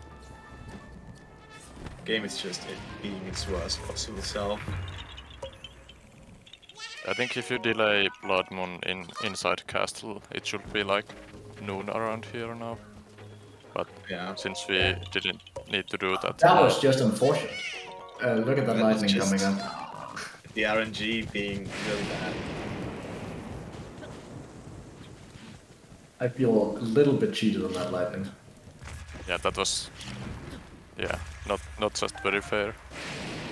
I don't have any metal equipped, so that was just a random lightning that just happened to hit me.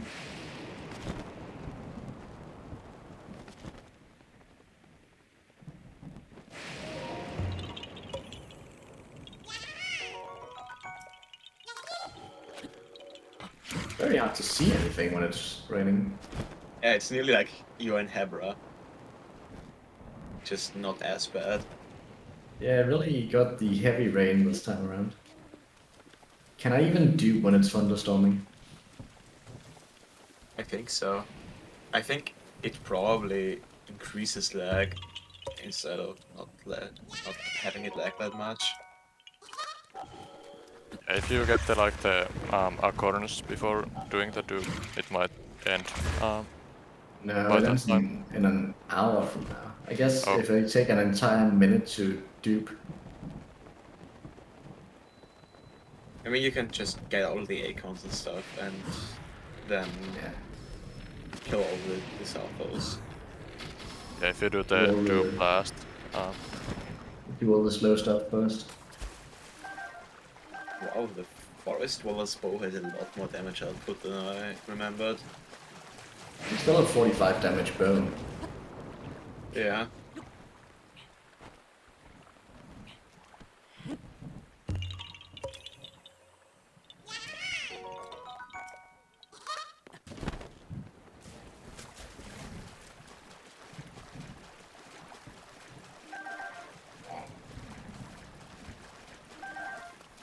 I think this is the longest the longest single segment in the whole run. Because I think optimally this is around 22 to 24 minutes. Although, I think it's around 24 minutes. The other segments coming close are the Onsatori one with like 20 minutes. And the very last one, which is 23 minutes.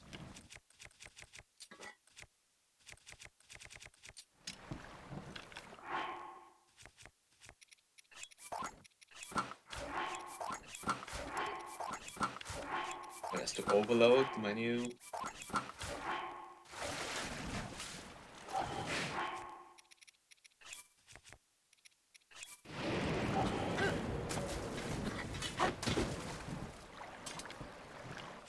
And now you might be able to see that he equipped the Royal Guards Claymore and stuff.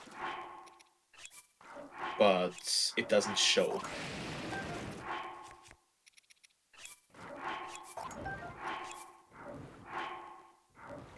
In his inventory. That's because he still has, that's because of the menu overload.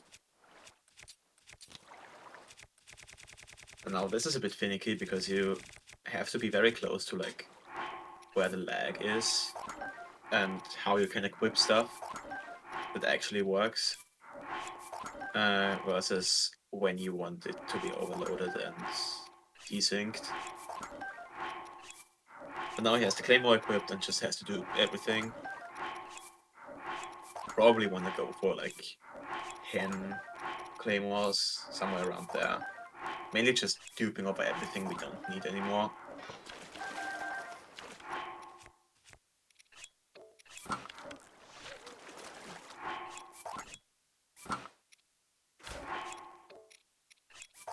And the second round of menu overloading to dupe the rest of the Great Eagle bows.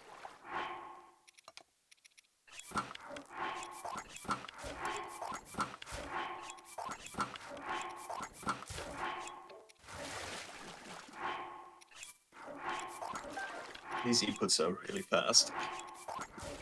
Yeah, this is like really clean menuing, and it's hard to do that like fast when you have to also think about what you're doing. Yeah.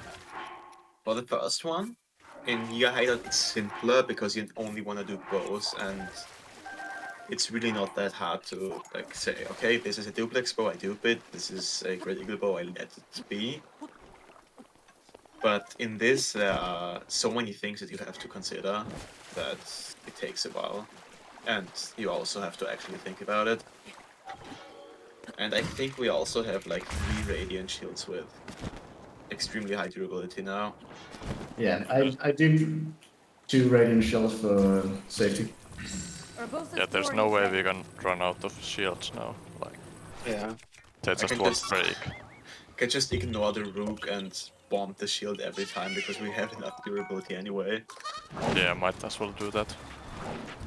Save like that 1 B input when doing the jump there.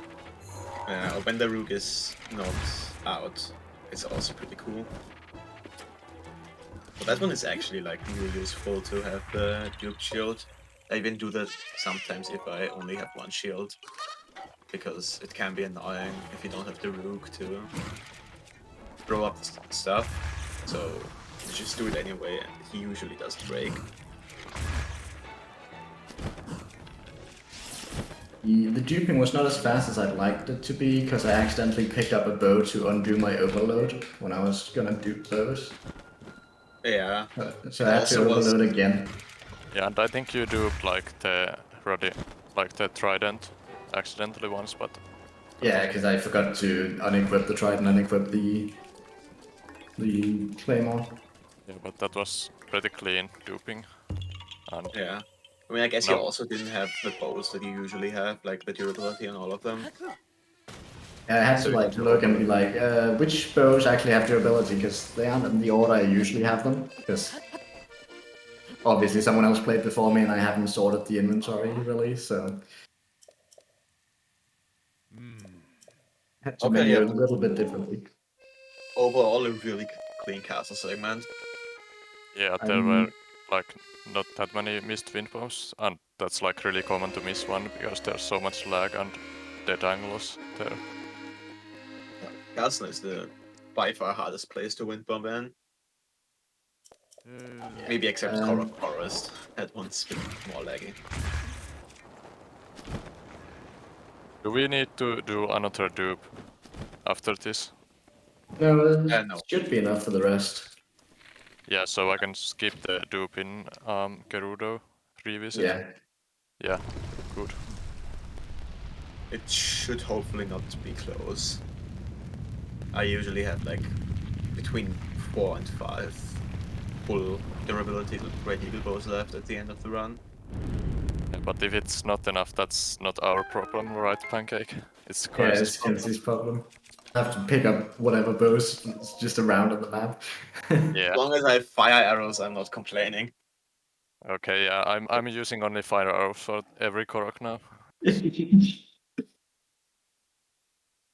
I'm gonna be fun melting all those ice blocks with the... Wait, Pancake didn't get the Great Flame Blade. How am I supposed to melt my ice blocks now? So in this Just one, I fire, like to do a little fun trick instead of just doing a wind bomb, because every shrine has a wind bomb. So I just do a bomb boost over the gate instead. I don't think wind bomb boost is very much different timing-wise, but bomb boost is cooler. It's cooler, and you do have the health to do it in Hundo, so might as well go for it.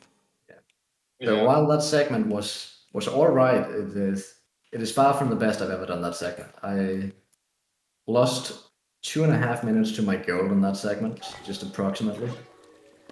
So it can definitely go better, but I'm not complaining too much about it, because in a marathon setting, that's pretty good what I just did. Yeah, but your gold is absolutely correct in this segment. Yeah, my goal is with like a 59-second duping or something. Like, just round a minute dupe. Which is not realistic to get every time, because that requires like no missed input. Yeah.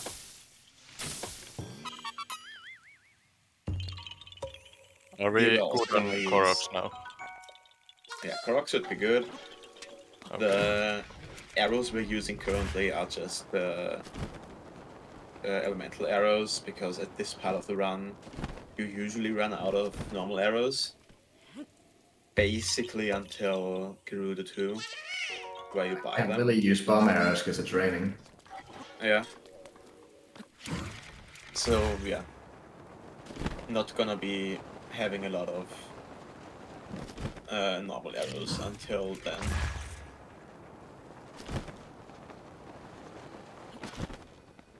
But normally this is why we do the Blood Moon. It would happen that the timing just works out that Blood Moon's here. Sadly, we already had the Blood Moon, so we'll have to skip it. It's a very nice system out of like delaying Blood Moon and stuff, so that even if you get it, like, you only have to get past Dinro Farm. After that, you are basically good on Blood Moon if you delay it correctly. Because for anyone who doesn't know, if you at midnight are inside a shrine, Divine Beast, or Harrow Castle, the Blood Moon is not gonna happen. It's gonna delay to the next day. And you can just delay it as long as you want and then set it night here, which is gonna make it happen. So that's a really, really smart strategy to make the route way more accessible. Because I don't even think World Record makes it in here without delaying the Blood Moon in Harrow Castle.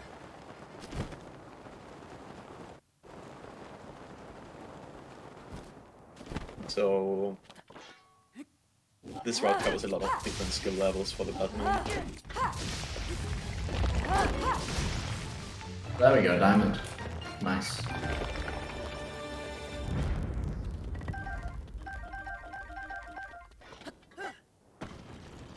Diamond, good. How are we doing on Opal? 36. Okay, 36 is good. It's But like there's- a few more taluses, probably. You probably don't even have to collect any parts of the Frost Taluses, because there still are some of the rare Taluses left.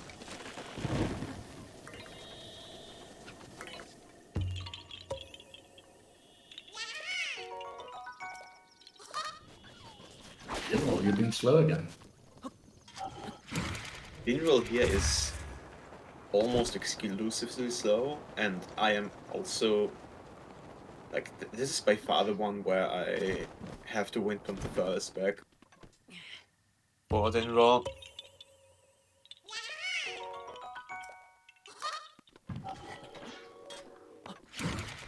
I'll get a claw because that's like the hardest part to hit. Yeah, a claw is good.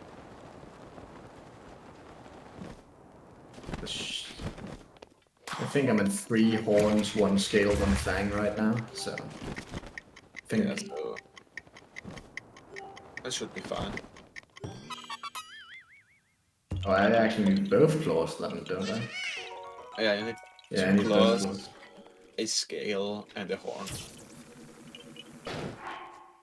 Do you have a fang? You have a So, fang right? from castle. Okay, so you also need a second fang.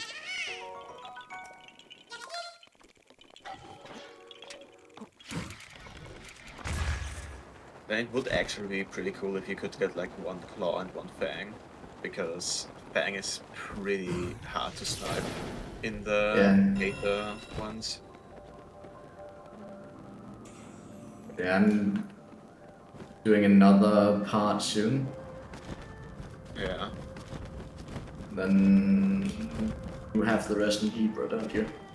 Yeah, then I have 1 horn, 1 scale, and 1 claw. Should be able to do that. Yeah, the horn should be easier and the scale is easy. The claw is maybe the one you wait with until the very last segment, because that's when it has the most time to get close. I'm gonna try to get snipe the claw on like as early as possible, and if I miss, I'll just get the scale instead. Yeah, because if you miss, you just get the scale. Yeah. It's probably the smart thing.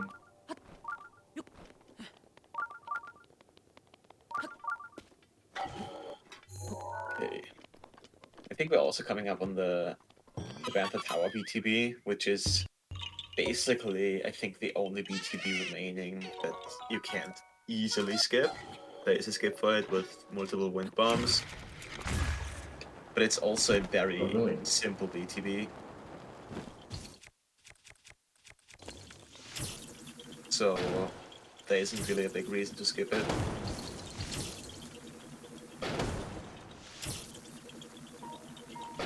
Way lower on arrows than I'm used to. Yeah.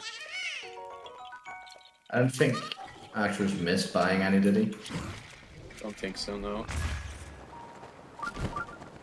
But Might have just missed some extra shots that I don't usually miss, I suppose.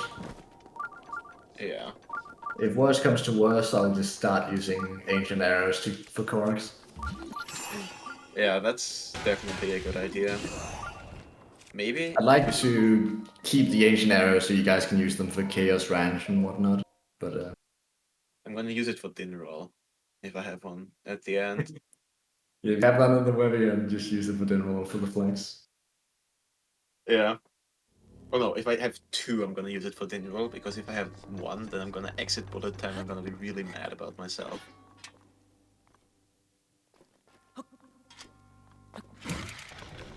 Yeah, true.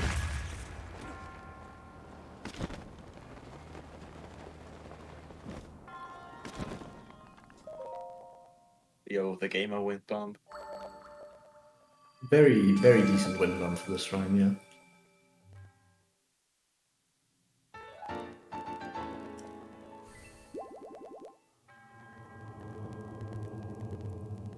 I mean, I saved 2 minutes back in this split, but that's just to not having done the Bloodline Shrine. So Probably still like 30 seconds saved. I feel like a Blood Moon Shrine, or like a test of strength, takes around a minute 30. still pretty pacing for my segment overall.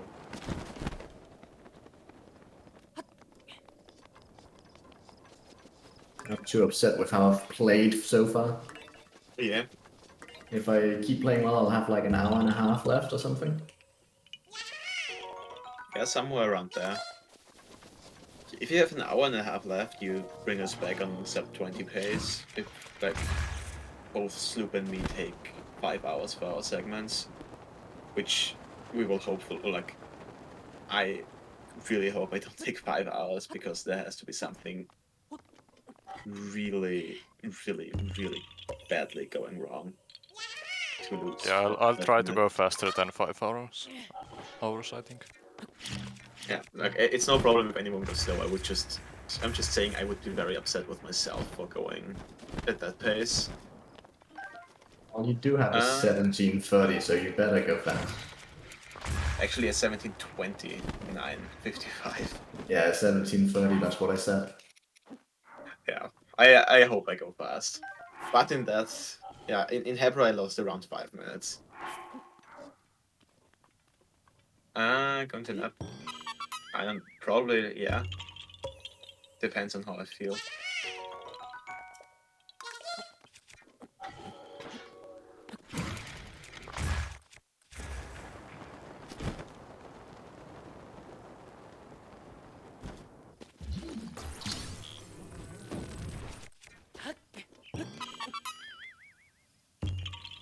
Yeah, this is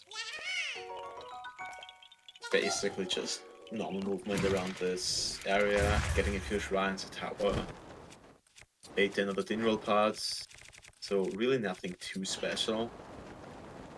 But yeah, the only really interesting thing coming up is the BTV up to the tower.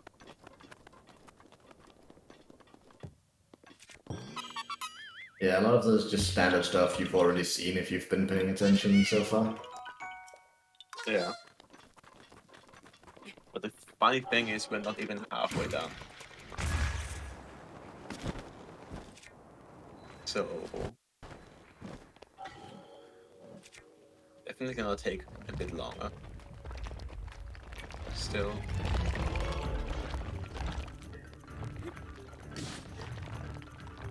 Give me a diamond. That is not a diamond. You get no diamonds from 2 in a row. I got one from the last one. Okay. Yeah, but still, like, getting only 1 diamond in 3 red houses is pretty bad RNG. Tell we you don't know MB about- because I don't actually usually miss anything. I out of my last 3 finished run, I've missed 0 things, so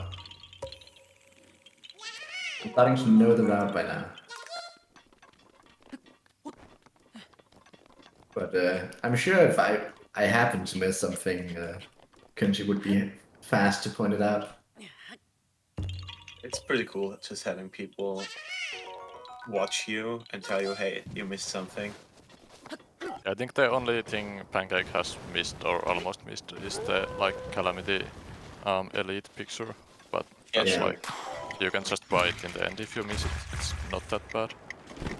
Yeah, I can just pick up an extra diamond in a shrine if it's a problem, you know? Ooh, that is not high enough.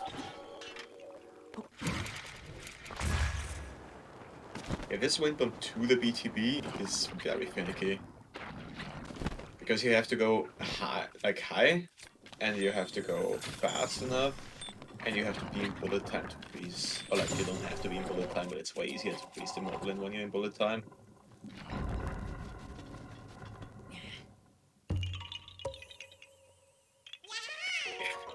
Yeah, if anyone, like, if... That was bad. Yeah, we did the BLSS route, or Arcturus did the BLSS route. And to be honest, the person who has the first segment just...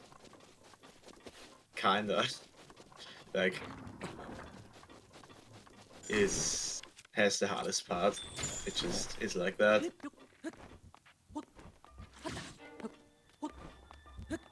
Are you serious? This BTB is usually so easy. Why is it being mean? Better.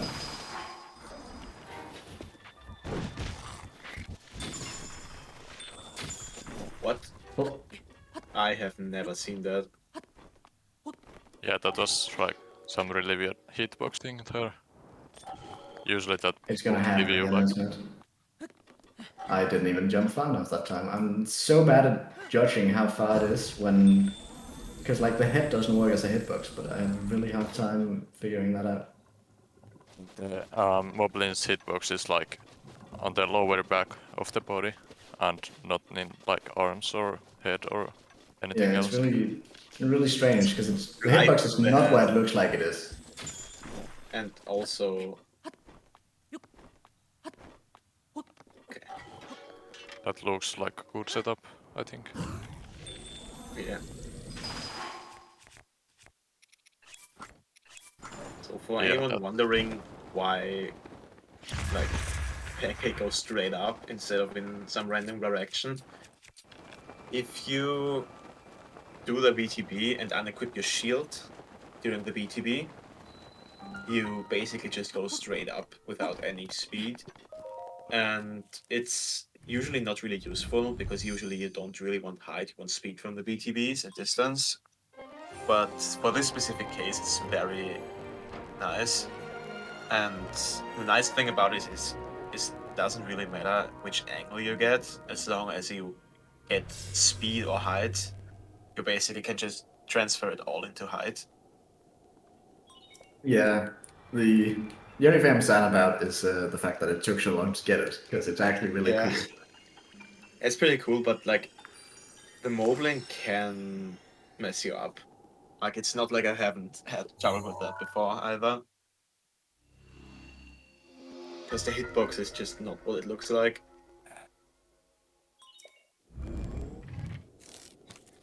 Did we get the Silent Princesses in Muglatan? I can't remember, I'm getting these two. I think we got them, yeah. We have 2 extra now then. Yeah, I think so. I also think Arcturus didn't cook the potion thingy, or like stealth food. So we have some extra now. Well, I'm not planning to cook that thing either. need the stealth food, you're weak. Just grab the beetles without being stealthy, it's easy. Just grab him, forehead. Okay, just grab them forehead. Yeah, to be honest, I haven't missed a beetle since I started doing it, so I'm gonna do it again.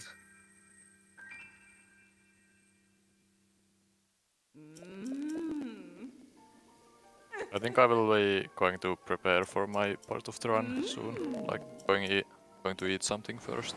And I'll be back in like 1 hour or something. Then Yeah. good luck I guess you have an hour and a half if I keep playing well, so. Yeah, I'll be back in the VC before you're done with Ragazzoon, so. Alright, see you later.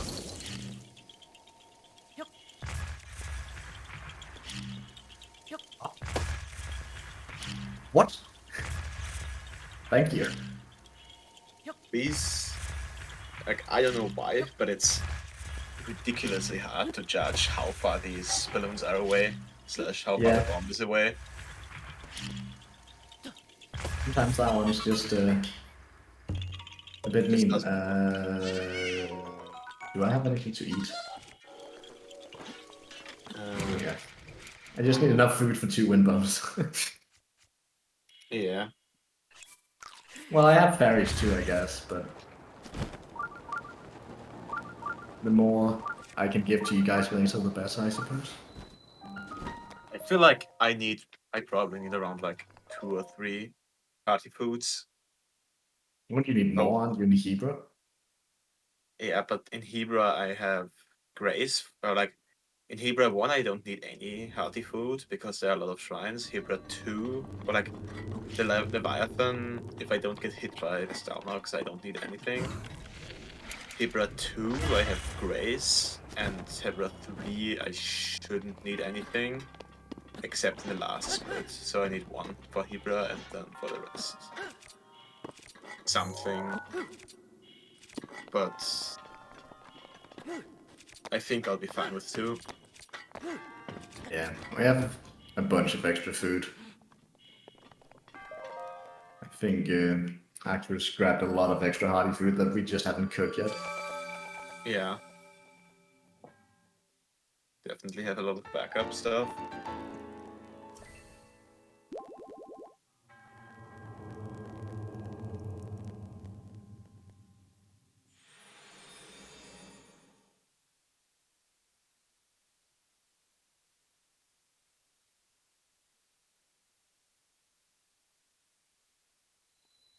Arcturus told me he's gonna be back later. Probably around probably a bit before I take over, I think. But that's good anyways, because I can warm up a bit then. Yeah.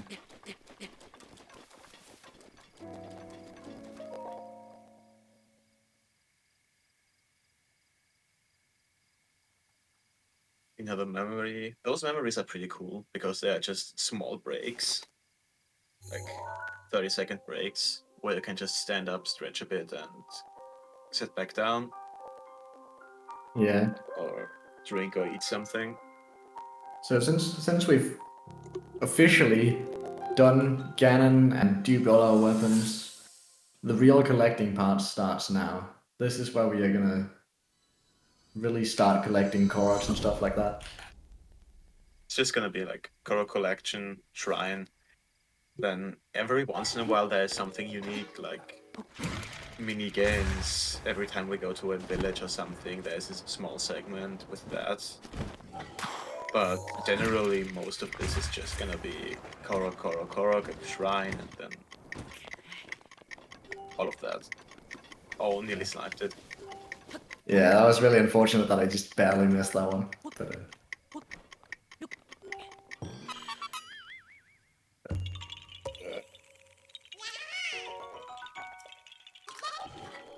didn't remember what direction to go there for a second.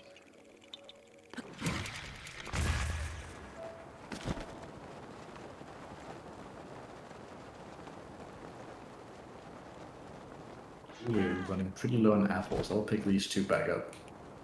Yeah.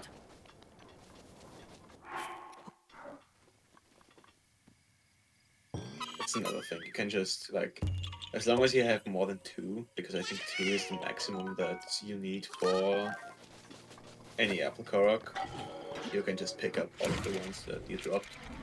Yeah, I think we've already done the... No, that's... is there another one that requires 2? I'm not sure. I'm not sure about the one that is just before... it's just before Lake Hylia. After the race start, after you put Speedfoot for the second time. Diamond, but also just ton of amber. Amber really likes it this run. So the diamond I got didn't really give us that much money because the rest of it was amber. Yeah, the houses are kind of scam today. Because I'm the one playing. When you guys start playing again, I'll start dropping actual good stuff. Obviously. I wouldn't worry about it.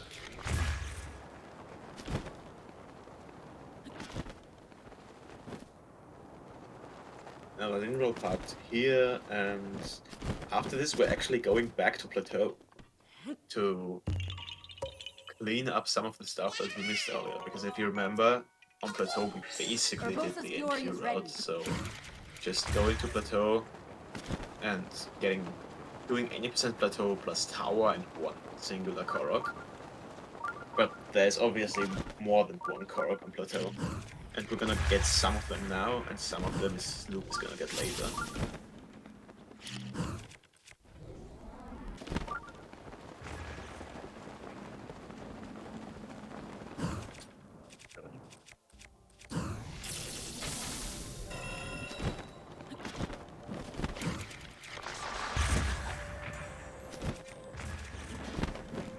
That's a fairly okay location for the part to run.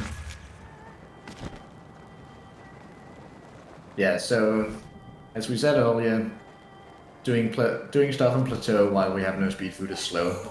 So now that we're finally done duping all our weapons, getting our speed food and all that, we can finally go back to Plateau and actually do it fast. Yeah, which overall saves a lot of time.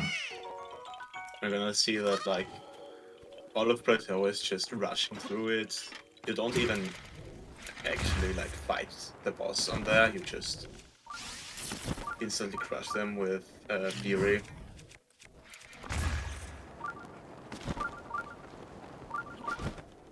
That is really unfortunate. Whoops.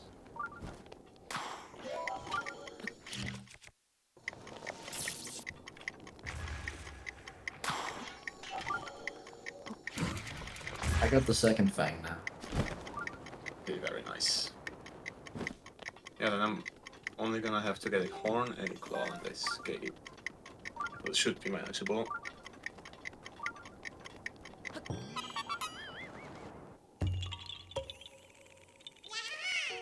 This shrine I also kinda like, because it has a...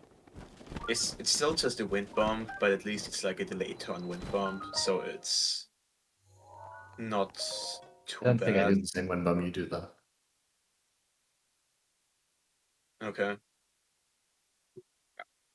I like the turn in here. It's very smooth.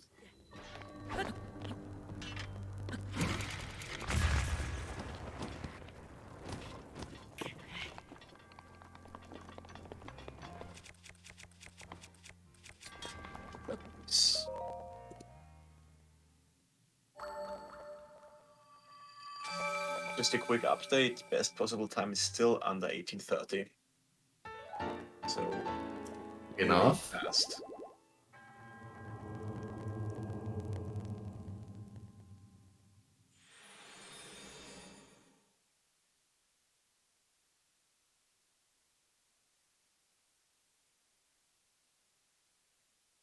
We already have the Korrigan, but on old man's out, right? Yeah. Okay, cool. Just making sure. But I make sure that I'm sure that I'm missing it, definitely.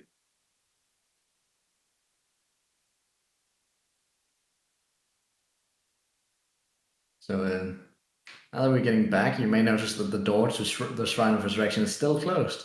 So we have to clip out again, or open the door, one of the two. And don't really want to open the door, because if we had to do that, we'd want to do that earlier.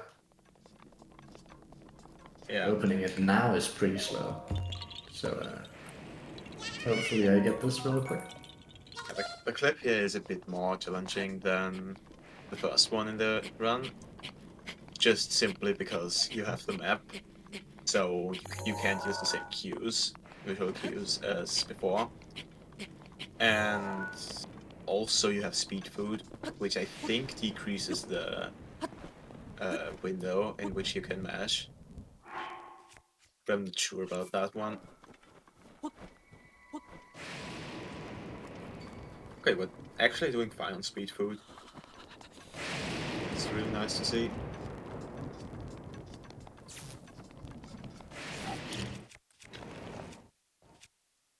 Here you can see, like, plateau with speed food. You just see how much faster you go. Fortunate that it's raining, because it really made the first part of it seem very slow. But yeah, it's a lot faster than doing it normally when we're here the first time.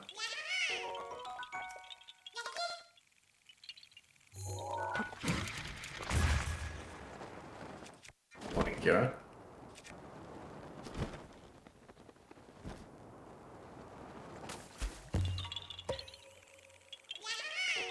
so this is, I think, the Korok that basically every other old route used to get first. And we get it nearly 9 out of 10. Because we can just, instead of drown falling it, wind bomb away. And it's also faster to get to it, because you can wind bomb there instead of having to walk.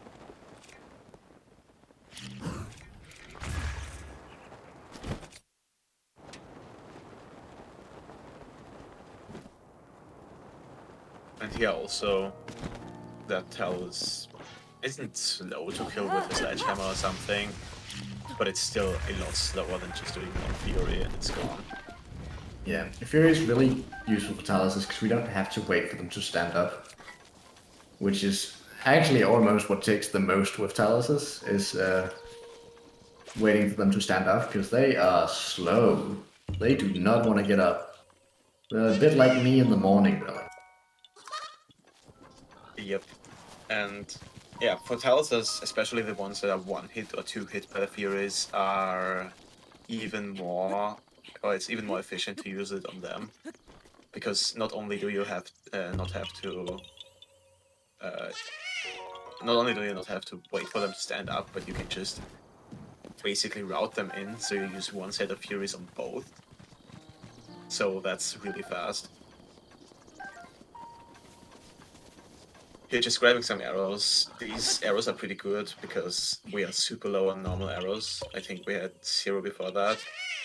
So yeah, we were actually entirely out before that.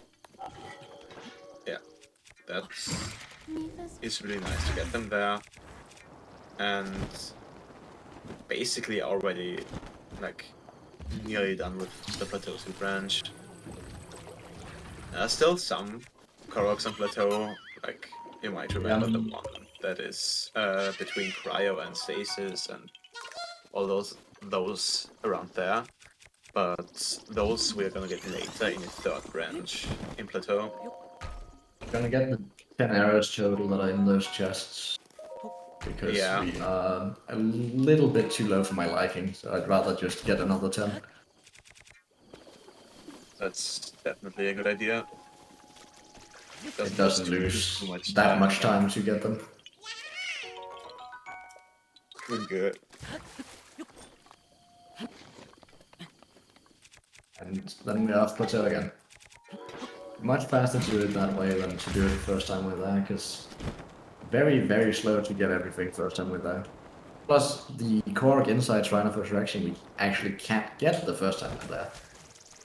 You need to leave Plateau first and get the Hyrule Kingdom text before you can get that Korok. Yeah, so we're basically forced to go back there sometime. So because we're already forced to go back there, might as well do it later and get all the Koroks when it's faster.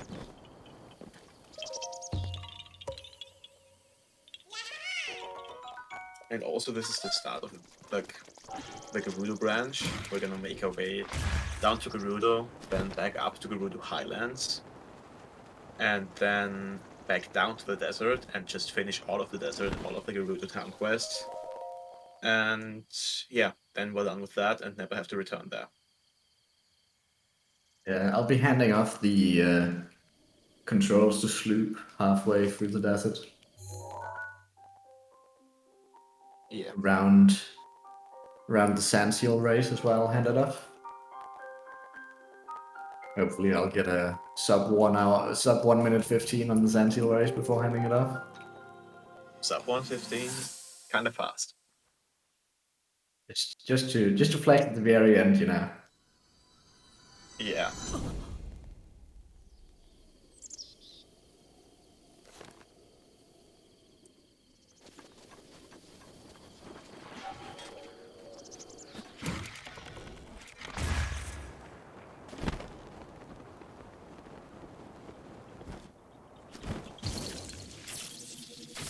Rivali scale is now ready.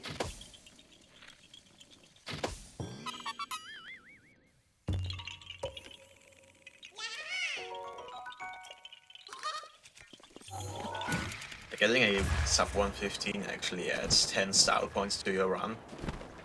Which is the most important metric in any run. Exactly.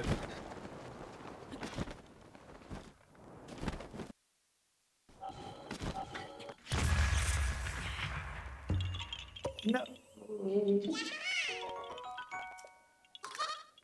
So yeah, again, pretty standard stuff here. Just going around doing shrines and Koroks. And the mini bosses. And also, I'm probably just gonna say it now, so we have enough time.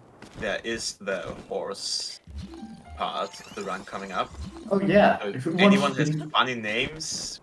We should have made an incentive or something. Yeah, if anyone has any funny names or anything, any suggestions, time to think about it and tell us as soon as we're done with the horse riding and arrive at the stable.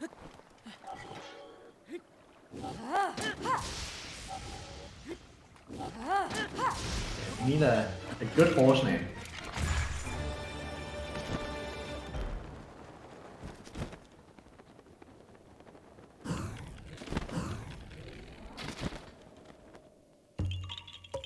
Or a bad horse name. I mean, the same to me, really. Yeah. Either really good or really bad. Nothing in between. Horsing. That is a terrible name. Actually, the horse Stripes, because Stripes make you go faster. Can't argue with that logic. That's why the horse is so damn slow, it doesn't have any stripes.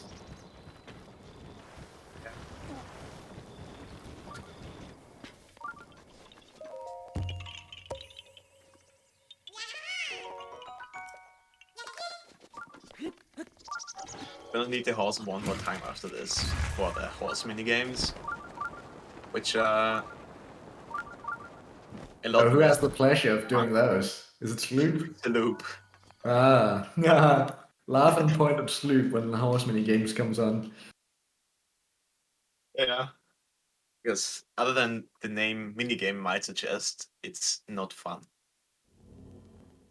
It is quite, in fact, the opposite of fun to do those mini games in a speedrun setting. I think it's quite painful to do them in general. They are definitely not fun.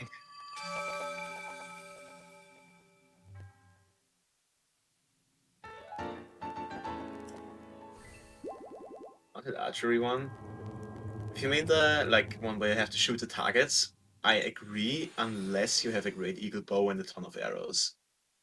Because Great Eagle Bow makes that minigame, I don't want to say free, because if Sloop fails it, I'm gonna look down, but it's very easy. No, please say free. I want Sloop to look down. Yeah. Yeah, it's basically free if you have Great Eagle Bow plus good arrows. It's definitely a lot easier with Great Eagle Bow than it is with any other bow.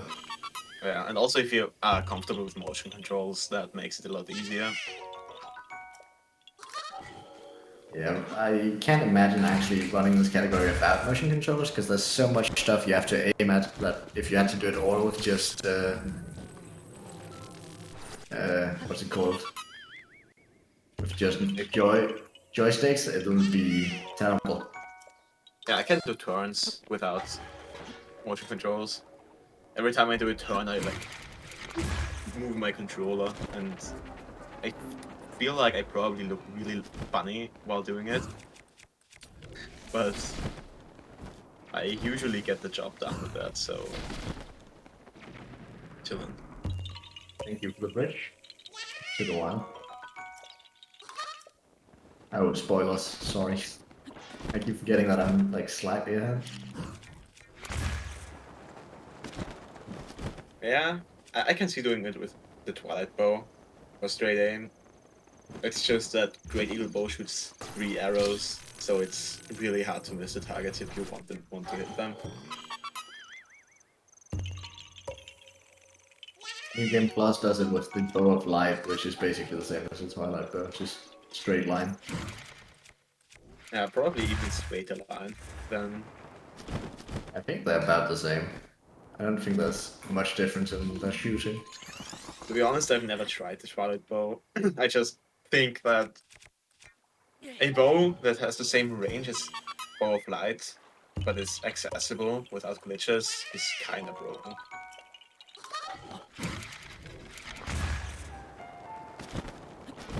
I mean, the big Gorn sword is also kind of broken, but only accessible through the amiibo. I am so glad that this category is mostly run without amiibo. Imagine having to run it with amiibo and get the fucking big Gorn sword. Because you needed to do with or something. I don't It'd be know. horrible. I don't feel like getting a good Ruby print and then having my run killed by a amiibo. Well, you could do it the other way around as well. Yeah. Get the good amiibo and then have your run killed by Ruby Printer. Yeah, I don't know. I don't like that run, so I'll probably stick with just Ruby Printer. Although, like, big on the sword? Pretty good, pretty good.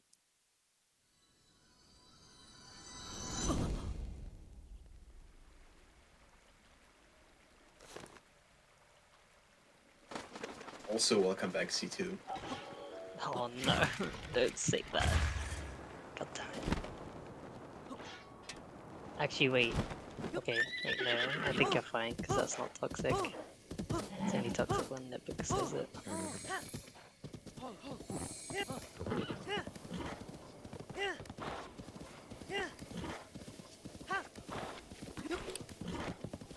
Look at all those seconds I saved doing the horse damage glitch.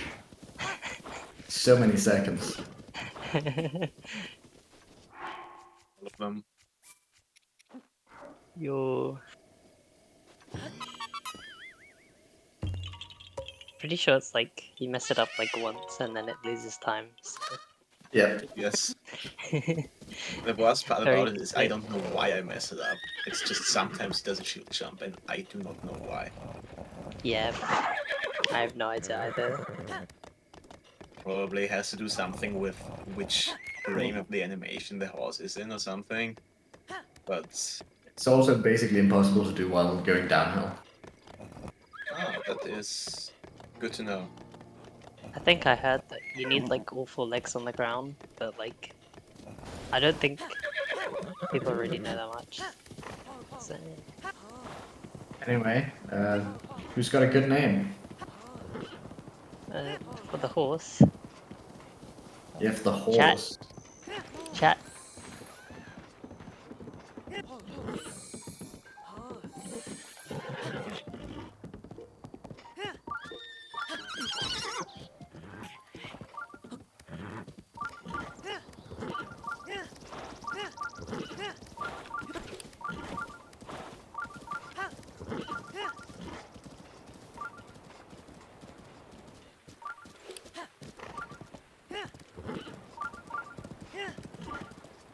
Alright, we have a suggestion for Ronald.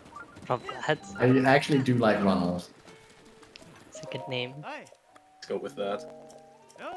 Wait, the horses has 19 bond? Yeah. I don't understand why, Luke's because gonna I was... hate you.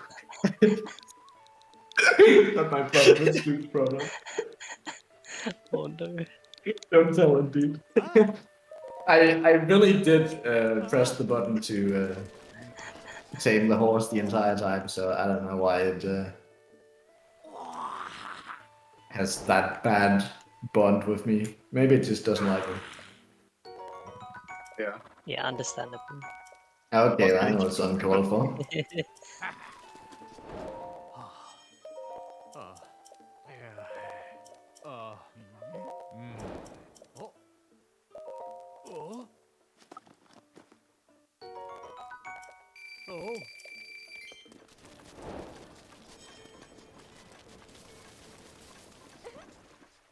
The horse stamina glitch should actually give me more opportunities to make friends with him as well, because I'm able to gallop more often, which means I am able to soothe more often. So Yeah, I just mash the L button, and it usually gives me like 70 to 80.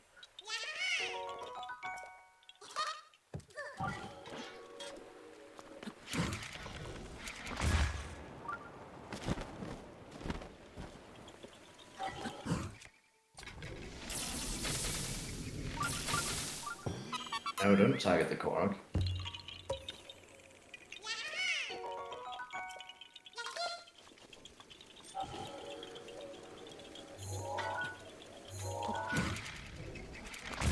I think this horsing segment was pretty clean.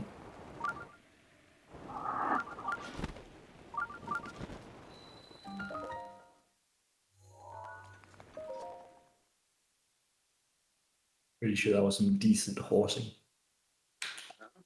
Pretty good horsing.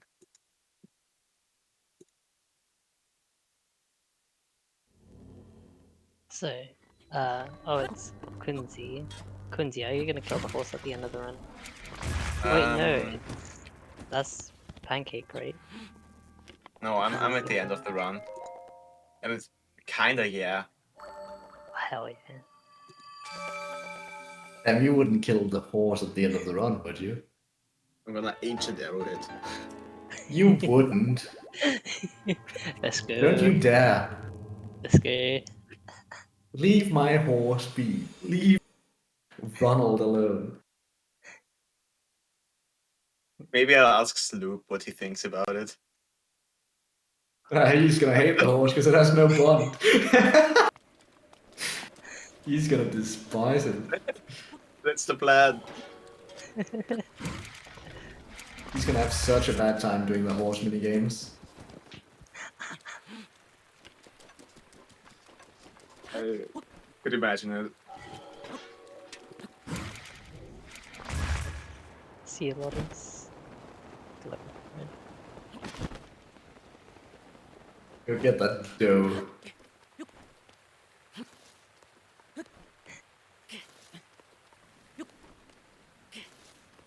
Fortunately, had to climb that tree instead of just wind bombing because I was bad and didn't wind bomb correctly. Rain is such a fun and cool mechanic. Oh sure, I love rain personally. I also keep wind bombing in the wrong direction. I need to stop that. No more wind bombing in the wrong direction. Only the right direction for now. Exactly, just wind bomb in the right one. It's easy, forehead. Just do it correctly.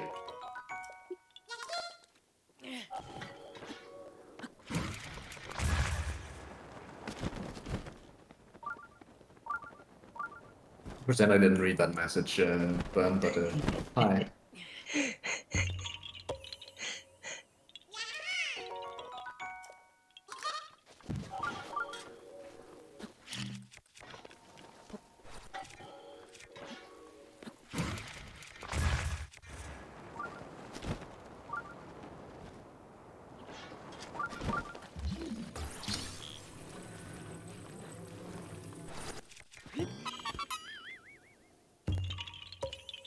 Please use less sophisticated words to compliment me next time.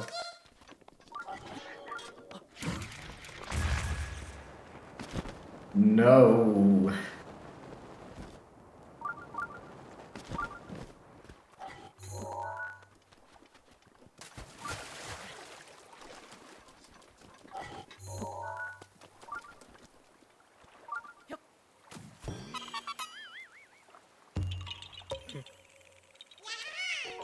There you go, now that's a compliment I can understand. I don't agree with it, but I understand it. Do you want me to give you a compliment?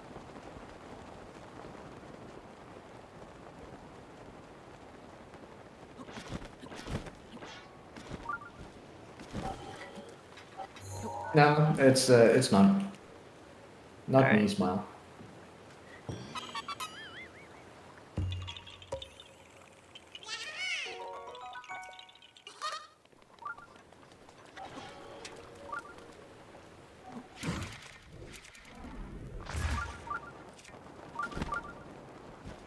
Oh, I think I know why I have less arrows than I usually do. What's his name? Arcturus, didn't he fight the minor test of strength? I think so, yeah. Yeah, no, that would be Although why. I think there's only one mana test of strength though. Only the Like two, isn't Hesho. there? I can only think of the Hesho.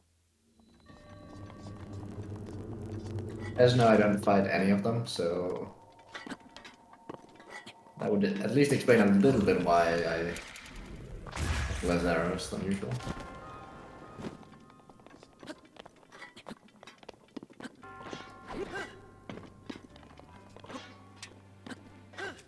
Coming is the first time we actually use these Royal Guards swords to kill something entirely. Did you like your ability transfer them? We did. Oh no. Hopefully all of them. I hope I transferred the right durability. Transferred an almost broken sledgehammer instead. Whoops. Oh no.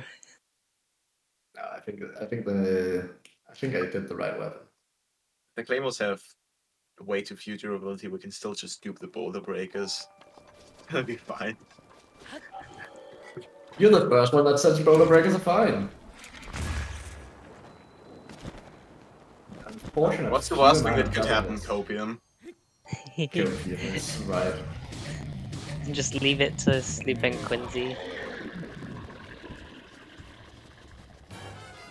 But yeah.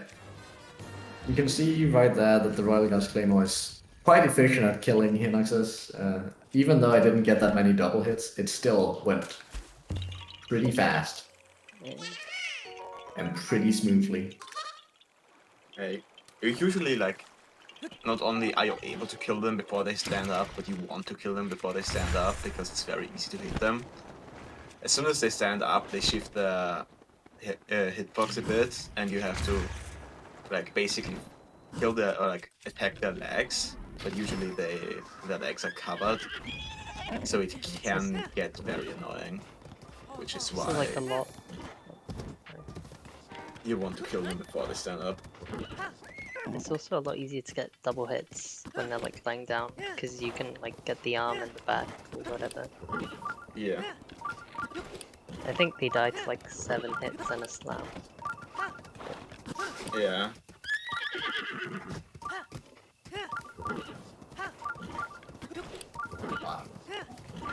Go, you stupid horse.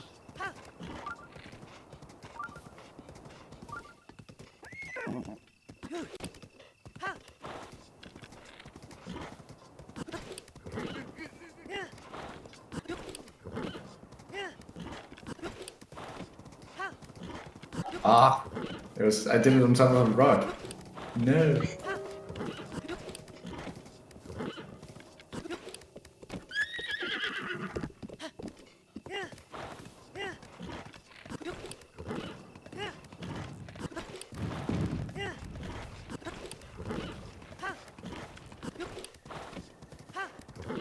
It's good enough for me.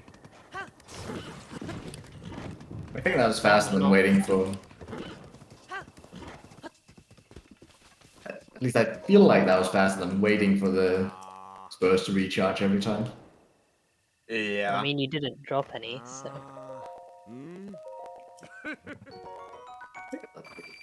At least No, I didn't drop any, but there was a couple where I did it on top of a rock, so the horse just immediately stopped.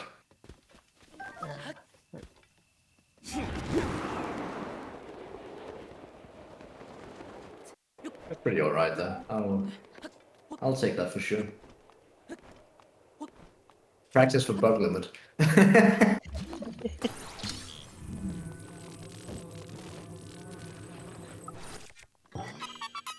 Does this mean you're gonna run Bug Limit Hundo soon? For sure, definitely. Don't quote me on that, because I might not. Any clippers? Bug Limit Handle just seems like a lot of pain mixed with a bunch of tree launches and box walks, mixed with like a lot of whistle sprinting. That's exactly it. And like an hour of rock farming. Because you need so much Oh speed. god. I hope it's not really an hour, but it's gonna be a long... I mean, I'm farming 30... In the route I made, I'm farming 30 Ferrotrons, and then I come back halfway through the run, and if I still need some, I'll farm another 30. Oh no. Also, I'll be taking a like, at the next part, the flaming part, I'll be going AFK just shortly. Also, I have this... the what's it called? Mipha's Grace, so I won't die. So. Makes sense. With this one, like, you also have to be a bit careful, because sometimes I think if you climb the ladder too fast, I don't know exactly what causes it, but you can self-lock here. Oh boy, And can't you wait. just won't, you just won't progress the quest, so that's fun. You won't soft-lock, but it's just like, they won't, like, fall over or whatever. I feel like that would be a soft lock for like being on heavy PB pace, 10 minutes ahead into the first half of the run and then soft locking, something like that. Yeah, it's... And you know, this game is really good with autosaves and all that, so... Yeah.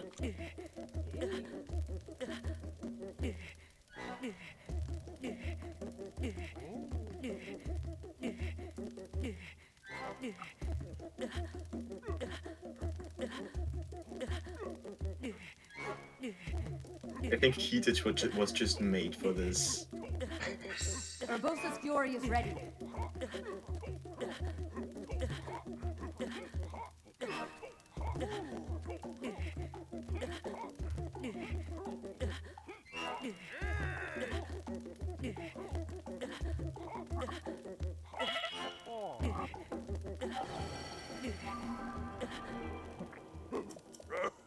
Can't believe that worked. Sorry, I'm back now. Welcome back. You believe the runner went AFK during his segment? Yo, that's pretty toxic. Actually, so toxic. What if he died or something? You know? I did die in real life. I'm dead. Wait, what is that? Heech! That's so funny. Or you Yeah, like the 7 TV emotes? No, I don't like the ones you've added. I don't like those.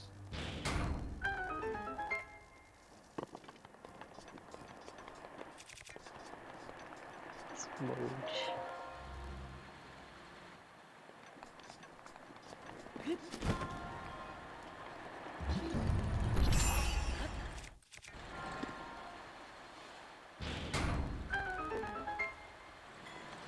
Oh yeah, 7TV increased the emote capacity by 50 emotes. That's like 2 days ago. That is pretty cool. Yeah, you can now add even more emotes. Yeah, I don't know how many people are like using all of their emotes already. I don't think it's that many, but like No, I think we have it's 250 now. It's just crazy that we just for 70 got as many emotes like added as you used to Yeah, have if you paid for Francaface or PTTV. like Just like it's more, right? casually for free. Because FFZ was like 100 if you paid, but this is Really? like 250, so Thought it was 50 that you got from Francaface or from PTTV. Not sure.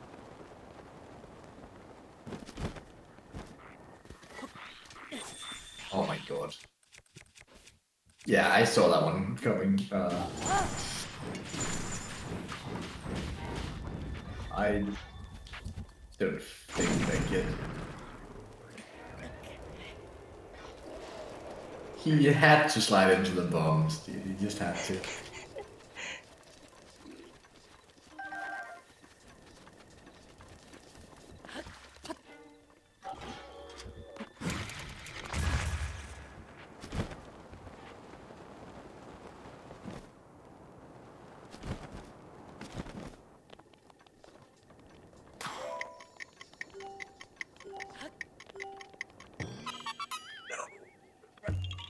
Thank you. You'll see a spoiler. That's a spoiler for what's happening in a second.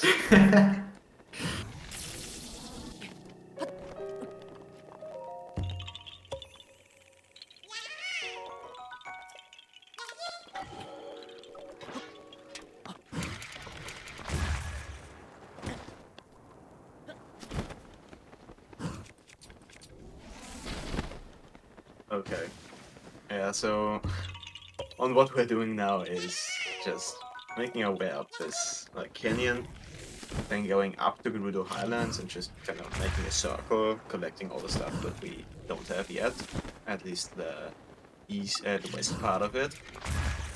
And then we go down and basically also make a circle around Gerudo Town. Finally end in there and then go to the shrine with the mushroom guy.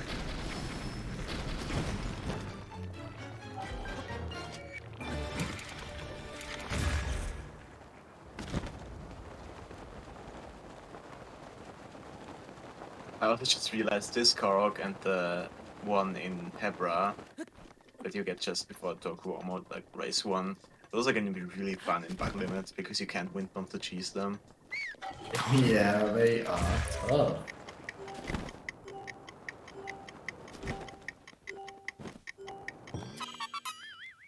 The worst part is, how are you going to get back up if you fail it? You save beforehand. I actually looked at some old notes from specs and stats like from before wind bumps, and it says to save before that clock. It makes sense, but it's still so funny.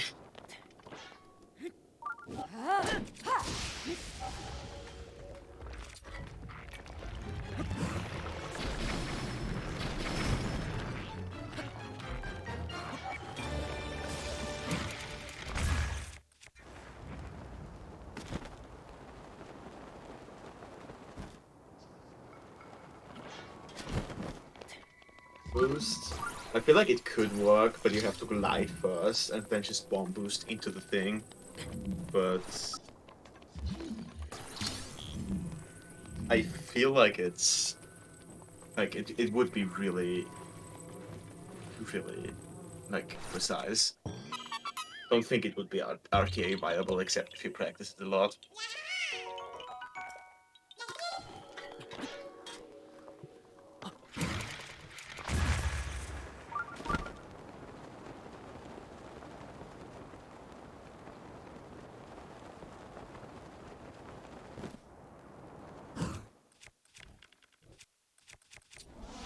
flood of land.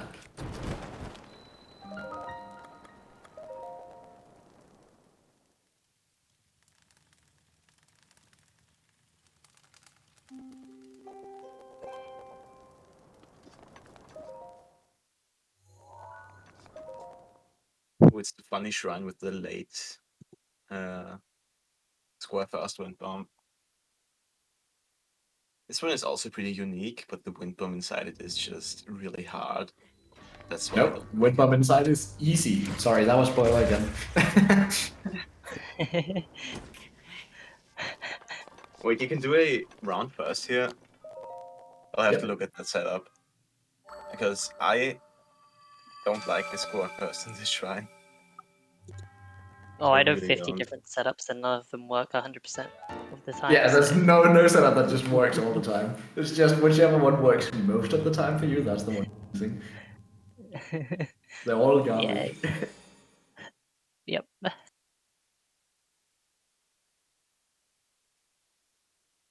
How can I just given up on this one? Really? I feel like it's probably gonna be a bit early for Sasakai.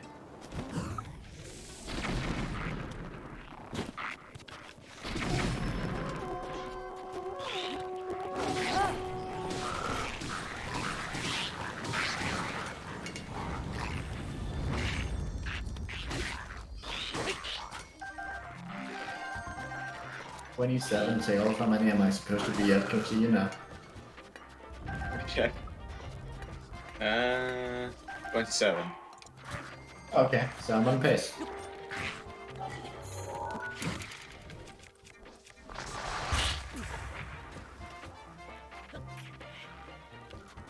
Take that.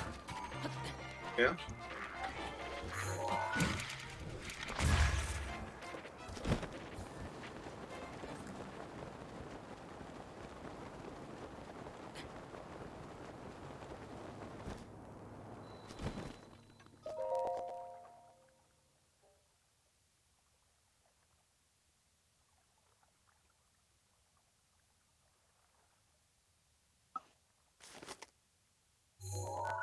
Does anyone know how many bananas Arcturus got? I think he got all of them. Like he should be. If he picked up the castle one, I think he should be at 7. Oh, But okay, I would still check because. Yeah. But let's check now then to realize you only have 4. I only had 4 in my PB actually, and I had to wind bomb up towards the Yiga hideout to kill some Yigas and then go back down. Like I would just skip and warp because that would do like. I feel like I would lose more time trying to get the bananas than I would lose by just warping later. Well, it's not that far away from the entrance where you kill the Yigas normally for the duplex bursts. So you just go back and kill them again for the bananas. Because they respawned, because it's been way past Blood Moon.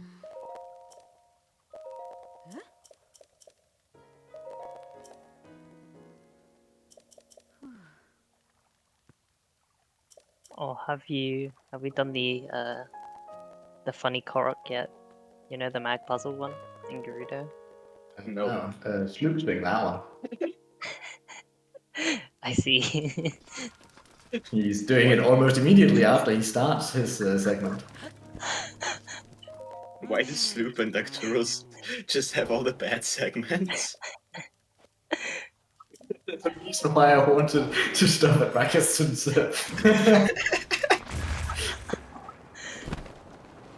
Makes sense.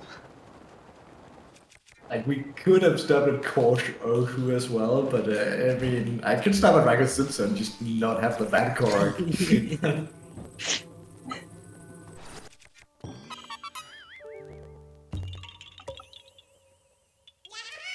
Hero cleanup? I'm not sure about that. I feel like there's probably some mini boss missed or something, and we're gonna spend an hour trying to find it. So far, we're gonna have Blood Moon cleanup at least, because yeah, I didn't have any chance of saving that one, sadly. Why didn't you just like go infinite speed and just like play twice as fast as record or something. Can't believe that.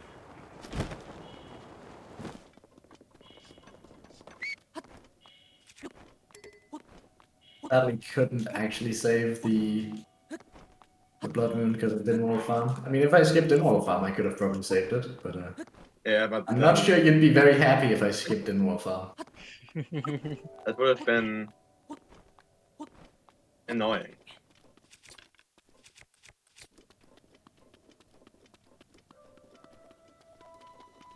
I also like how that climb didn't lose any time. Because... Yeah, I saw that I was here plenty early, so I just decided to climb instead of trying to mid-air back up. Yeah, probably a good idea. Or... Because I was already low on health, so I'd have to eat food anyway, and like... Yeah.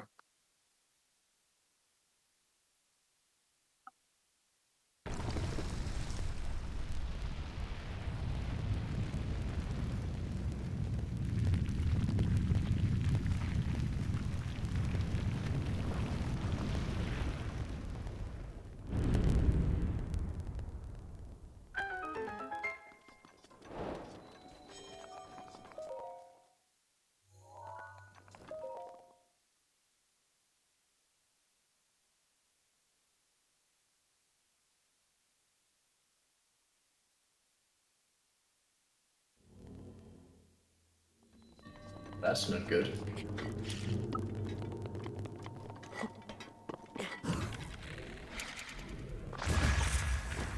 Oh, doing square first in here. Bold. You square first in every test of strength. Bold. Well, look at where I ended up with the square first. It's optimal.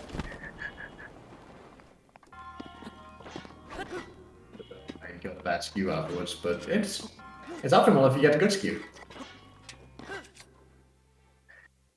Yeah, I'm way too scared that I'll fall into the hole. If you do the wind bump correctly, you won't fall into the hole. But I guess that's why you're scared. Really good advice. But I guess that's why you're scared, because you suck at wind bumping. Oh my god. Pancake, I remember you said that you never did any backup strats. I wanted to see how accurate that was. Never do any what? Backup strats, because you get everything first try, right? Yeah. I don't do any backup strats. Yeah, okay, If I fail a strat, then I just do the entire strat all over again. Like if I get it. I don't know if you saw, but earlier today I got stuck inside a test of strength shrine, and I reloaded the entire shrine instead of doing the weird backup inside the wall. I mean, the piston backup? Yeah, the one piston won't shut up about. Yeah, that one. Yep. The one piston can do, but no one else can do. One piston won't shut up about. That one exactly. But Pancake reloading sounds like a backup to me. No, it's not. I don't know about... It's yeah, it is. just doing the same thing again. Yeah, but you reload, so you don't need to like do the backup.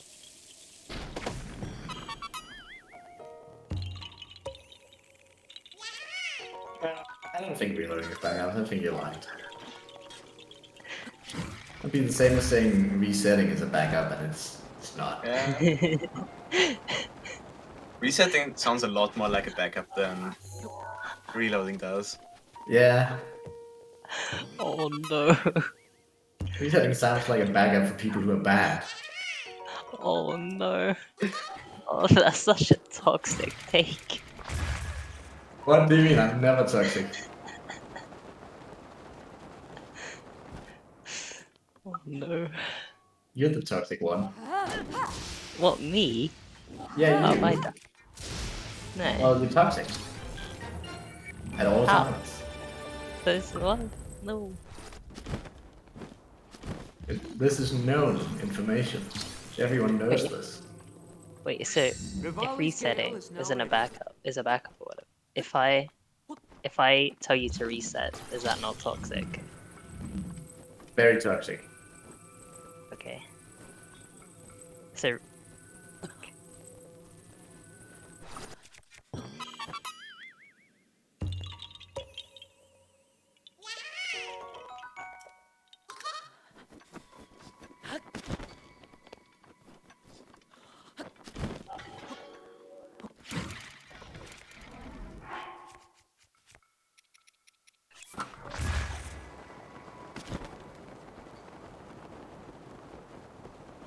float on them down here.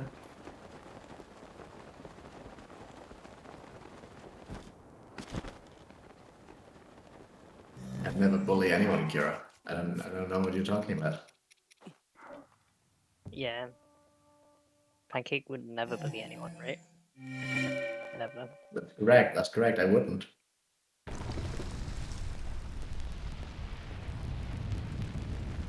Pancake's the one who gets bullied. This is true. I do get bullied. I do.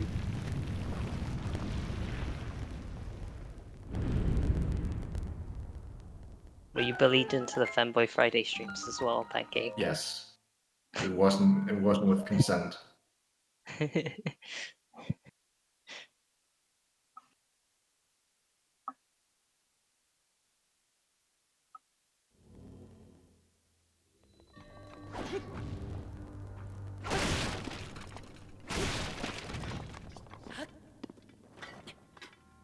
Yeah, no, I'm not reading chat. What do you mean? Pancake reading chat during a run. I wouldn't read chat during a run where I have to concentrate. And the commentators can read the chat for me.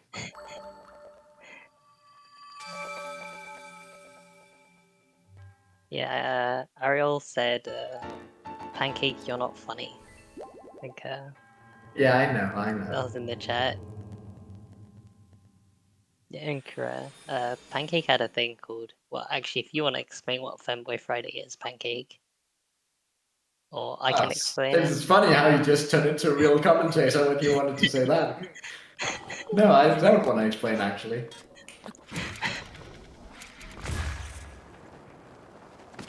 Okay, well... Basically... Pancake...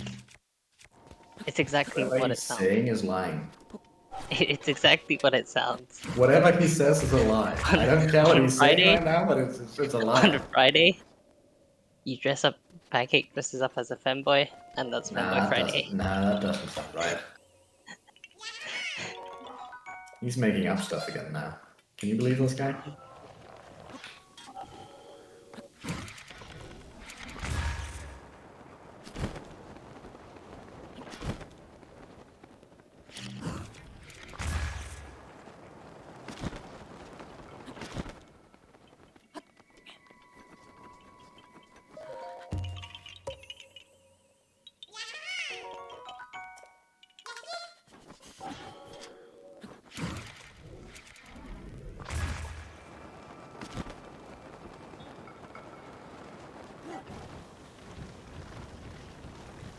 We are 1/3 done on the Koroks.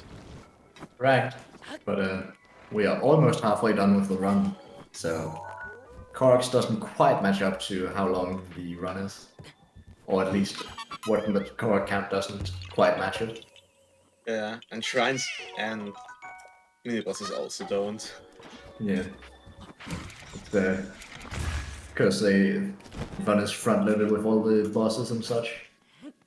And the divine beasts and getting all the stuff to do the rest of the run. Yeah.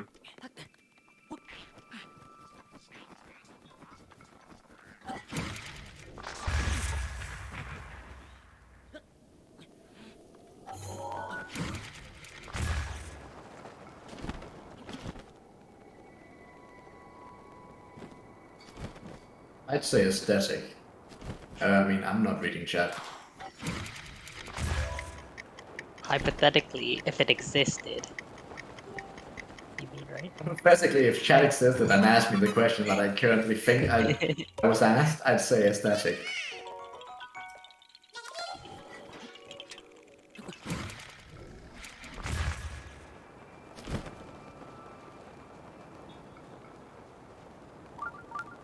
Right? Oh, I went way in the wrong direction. Whoops.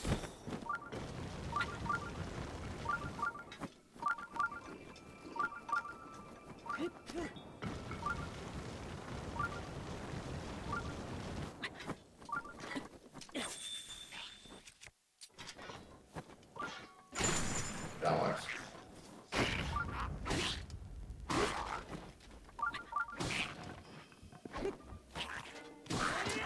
I love how the Rollergut's Claybot just deletes enemies.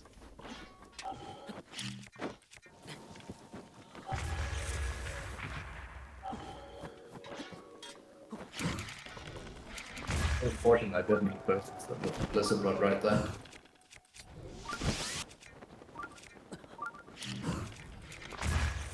Hello? Laura, thank you.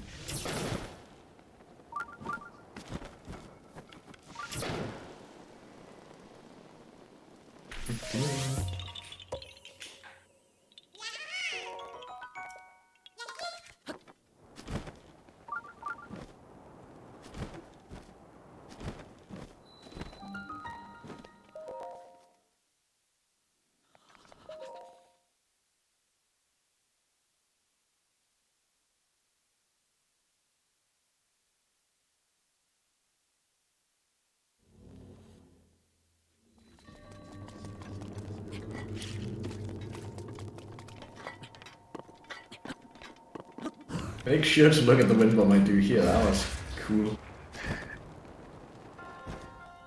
Well, not the wind bomb, but the thing at the end is. What? Well, Yeah? we all know. Yeah, I got a rebound at the inside the shrine. Yeah, I just do that, you know. Breath of the Wild is a perfectly perfectly made game with no Oh yeah, no flaws at all. no flaws, no spaghetti code, nothing whatsoever. Flawless, actually.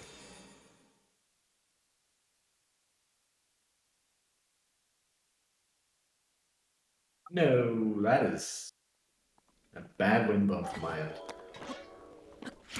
Don't look, guys. Look again in like 2 seconds. You all looked away when I told you to, right? Of course. Good. Yeah, this Definitely is just did the not see how you the original torpedoed it to strat. the wall. Okay, good. I'm glad you didn't see it.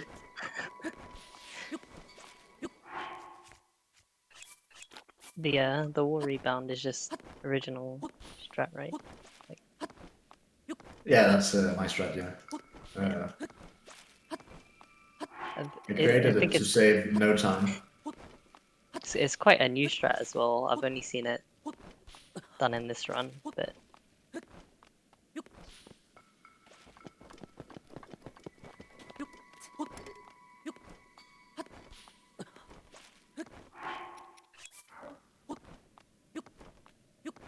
this is a fun Korok as well. Lots of climbing. Yeah, I like I how the see. single Koroks just takes half of the speed with the getaway. Just because why not? I see we don't quite have the same definition of fun, but that's alright, I suppose.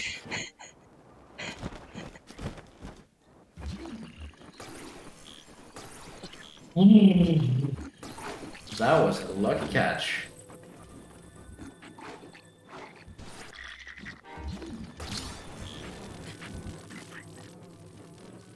I think Coensi will appreciate how lucky catch that was. Yes, that was kinda close. Oh, it's definitely, I definitely just deserve to drop it all the way down there. And the thing is, it would have been slow to drop it down there, but it would have also been funny. So. And what's really more important? That's a good question. And I don't think I have an answer.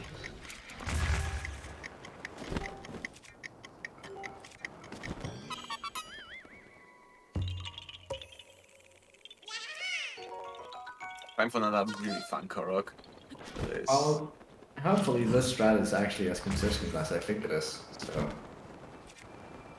You are talking about the threat that I think you're talking about. It is if you watch your cold damage. That did not work the way I wanted it to. Well, this looks like Can a you fun fall Korok off? with absolutely no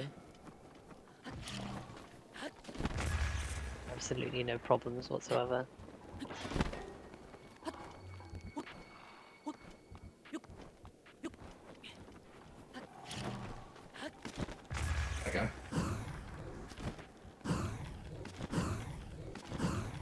If only it fell off the first time, that would have been great.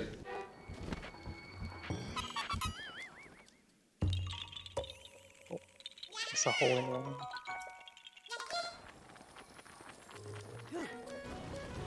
Bathroom.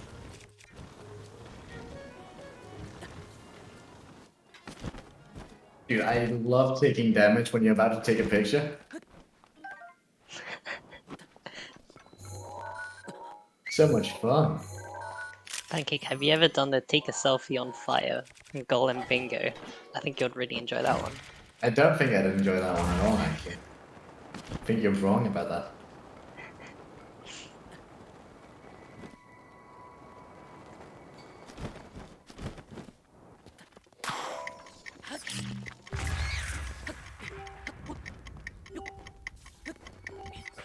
Don't hit me. Thank you, thank you.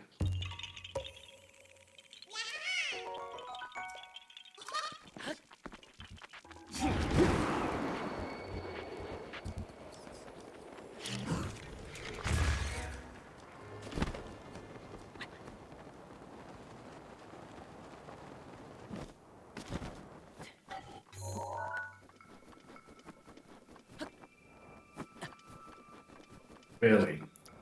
Okay. That's annoying. I have to eat that hearty food now.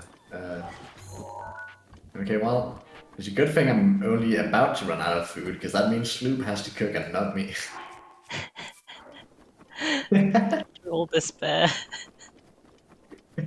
Sloop is just getting all the bad stuff, dude.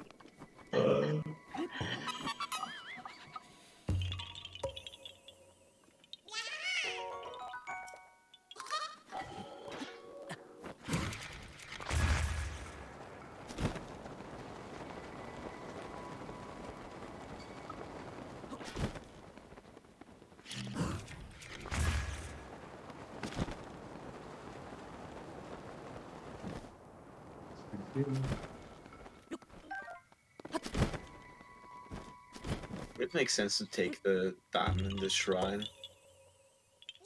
You want me to take the diamond? I can do that. I'm not sure if it makes sense, but I mean, I guess it's like 3 seconds, so It's faster than taking 10 pictures. yeah.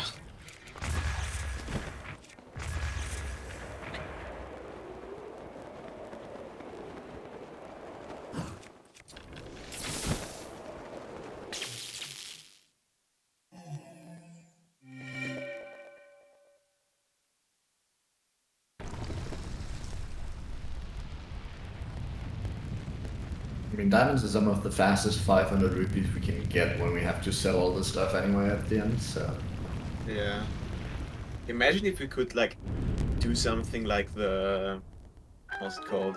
Like the rupee printing glitch with, like, the rock on Mount Satori. Where you can... Where you get a diamond. That's a diamond under it, yeah. Imagine if that might be the fastest diamond in the game to get, honestly. Yeah, but, like, imagine if we rupee print with that rock. We just have to get, like, what? 150, 160 diamonds and just enough enough money for the entire run. Yeah, you would not need very many. New Game Plus starts with like, I think 150 diamonds, maybe 300, and it's just way too many. Nice.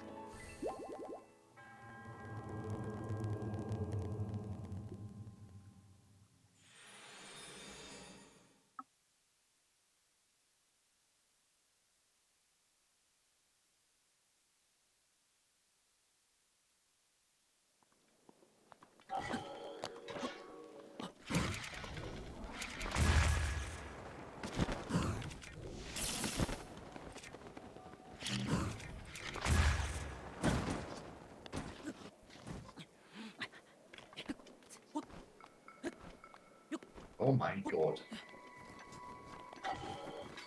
And use. Yep, that's Gerudo Highlands at night. Yep. Oh my, I'm getting comboed.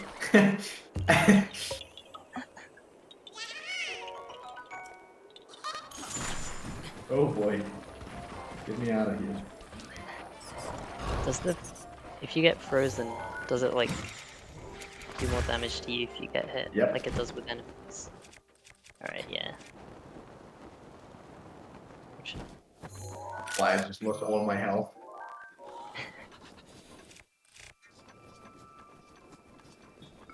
I think the freeze multiplier is like 3 times, right? So it's a lot of damage. Definitely more than I'd like to take, damage-wise. It's fine, it's gonna be Sloop next, so... Yeah, it's Sloop next, he'll cook.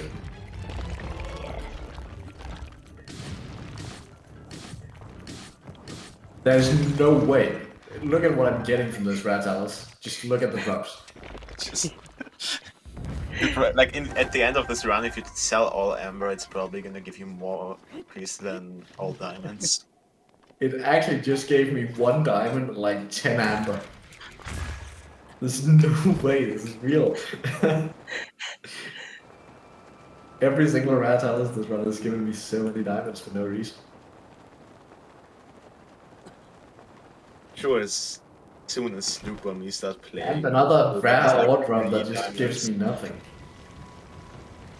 Oh, it wasn't nothing, it was another amber.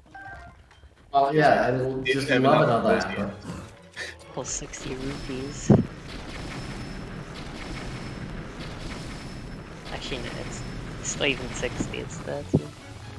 Yeah, it's fucking worthless. That's what you meant to say.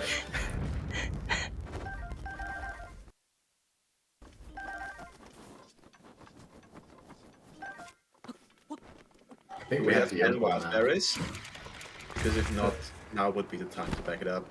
Yeah, we have wild berries and we have opals, so we're good on those parts. Yeah, okay, we have more than enough hearty food. Yeah.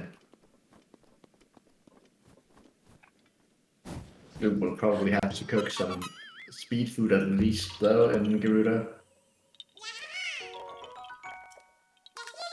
We are pretty close to running out of speed food. We have 2 left, I think. Yeah, I mean, I guess...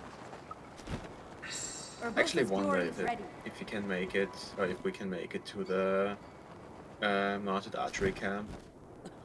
Because that's where I usually cook. Or like, what the route intends me to cook. That's why I usually cook as well, but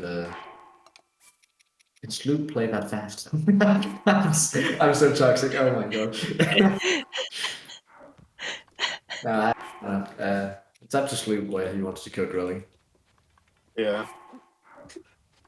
Troll despair. Troll despair. I'm so toxic to watch Sloop for no reason. Poor Sloop.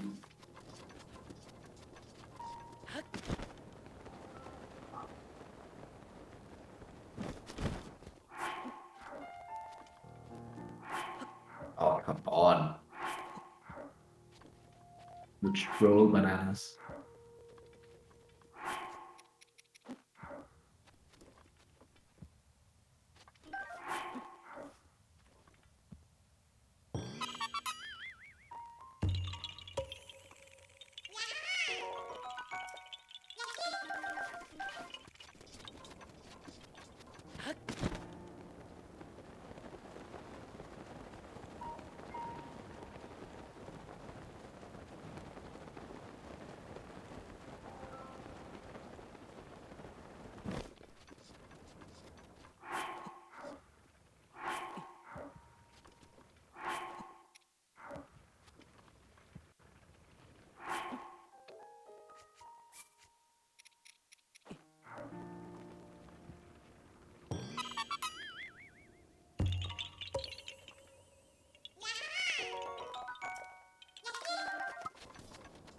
There's like quite a few Koroks here.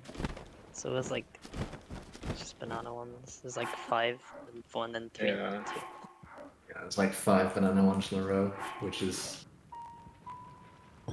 I mean, both great and bad. It's great because we don't have to actually get bananas with us for the entire map, but it's bad because we just have to do like 5 in a row.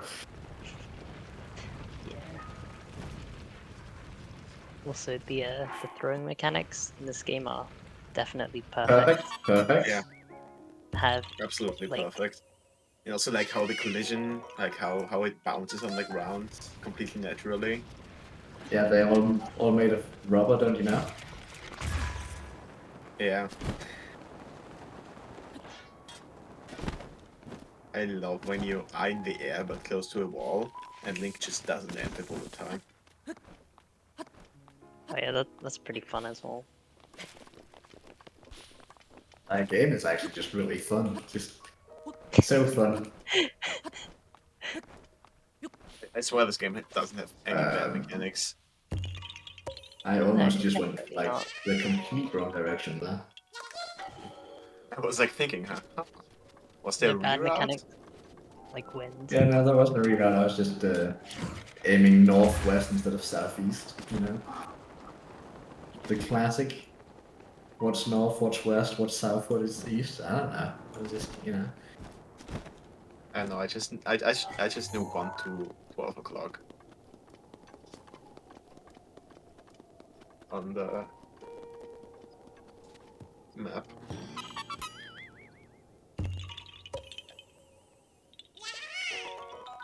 But...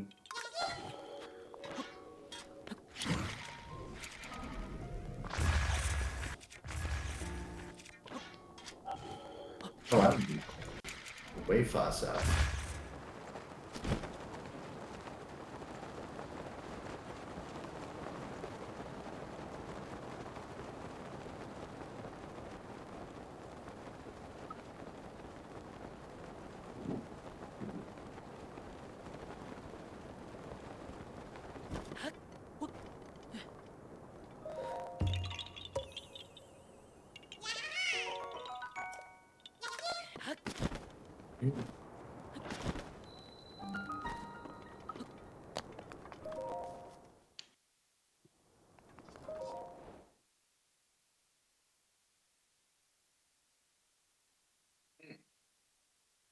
Press the button too fast, I guess. Oh my god. Fine.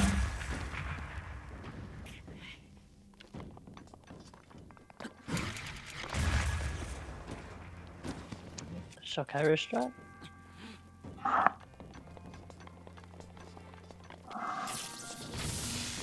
In the shrine, you're meant to like get the orb to touch the thing, but you can just use shock arrows or like whatever shock thing, and it'll open the door. Yeah, it's one of the few shrines that is not too bad if you suck at wind bombing.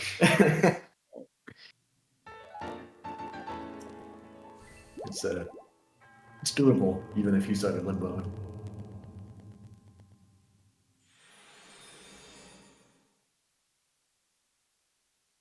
Unlike like major test of strengths, where you have like low health because you're not doing hundo, and then you get the cutscene and you have to deal with like guardians. And one hits you. I probably like avoid it for like half a minute and then somehow manage to get skew and then clip inside the pillar only to just only get killed by the guardian while inside the pillar. I don't like the fact that they can hit you inside the pillar. Yeah, I Not mean, gonna lie. if the guy wants to hit me inside the pillar, it also needs to get skew. Like, I just don't accept that it just can clip out of bounds without that.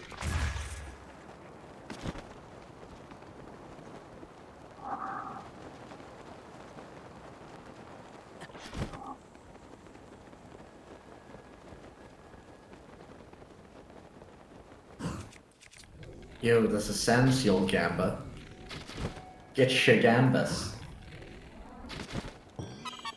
That's pancake racing. Okay, it's gonna be slower than Excuse me? nothing. You know what's slow? When you land from the sand. That's slow. You don't need the tubes anymore. Aw.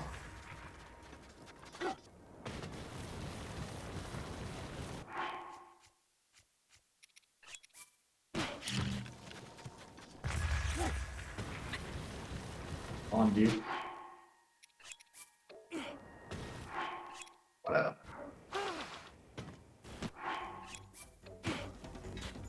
Shield jump cancel?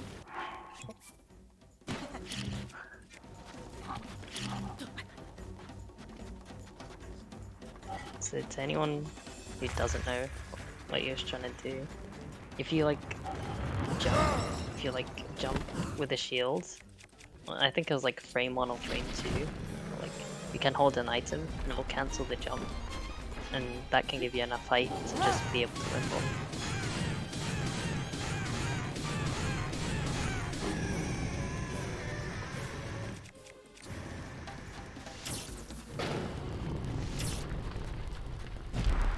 Yeah, it's a little bit unfortunate that I sucked there. I think I'm even supposed to kill that one with Furies as well, but Yeah. so I'll kill the next one with Furies instead. Hey, you basically want to use your Furies as soon as possible, otherwise Sloop is gonna not be able to Fury the Frost Towers and Gerudo Highlands. Sounds like a Sloop problem there. No, Sloop, no. Sounds like a Sloop problem and not a me problem. Come on, Pancake, you're better than this. Oh, hey, Sloop. Sloop. Hey, what's up, Sloop? I want to How have you the Furies doing? for the Frost Talus, you know. What And- Furies? I don't know what Furies you're talking about. Yeah, sure. I probably have to borrow the Talus now. Or something. Scuffed like that. I'll play slow enough so that they back up. I'll sandbag for you. Okay, yeah. Fine, yeah. That works too. As you just saw, I already sandbagged with the shield jump wind bump. Just didn't work, you know. So I'll just keep sandbagging.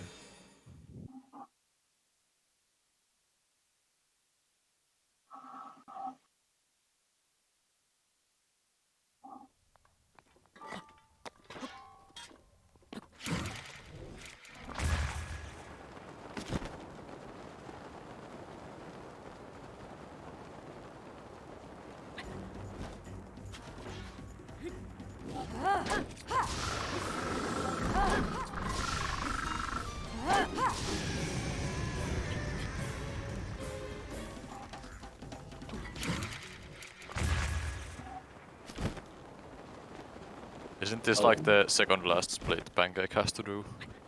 Yeah. Yep. Yeah, so I better get ready for my part. But it turns out it's taking me a while because I can't do the the cactus cogs. Apparently. Oh, will we see another shield jump cancel? Really?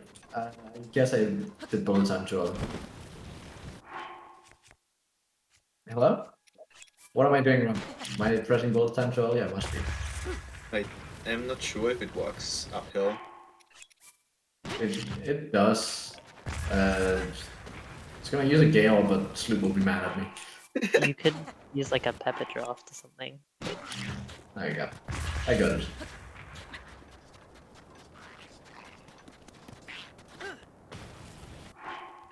Oh, nice.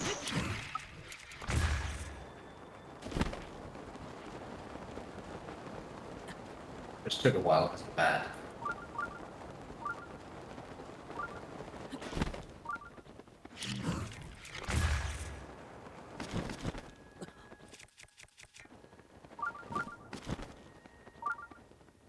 Oh, I have responsibility for 2 of the pictures now.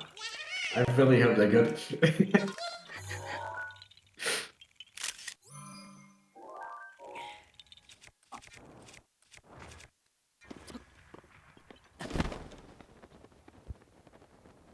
Okay, I think we have like 4 extra silent princesses now.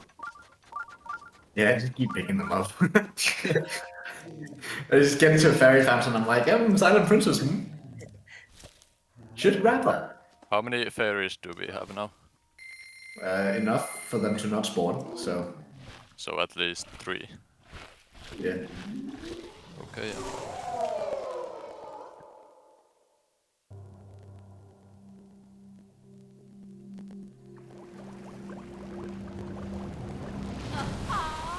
I'll also maybe take a picture of the small guardian inside this shrine, so I don't have to warp somewhere else to get it soon, like in Shogat. Yeah.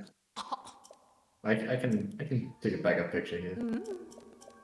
Yeah, I'm not sure if Arcturus remembered to do that. I should get some outside skew here, because the inside skew in this shrine is cringe. Agree. The inside skew here is kind of cool. You're kind of cool. I think Pancake, you're getting a bit tired from all the running, so if you could like calm down a little bit, that would be great.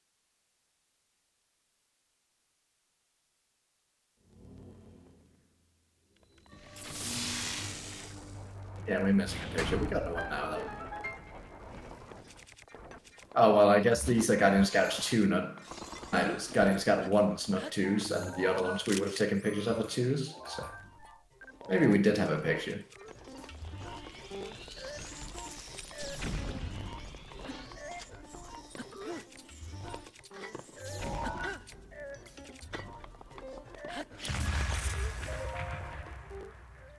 Just an easy clip through as well, with outside skew. It's free, as they say.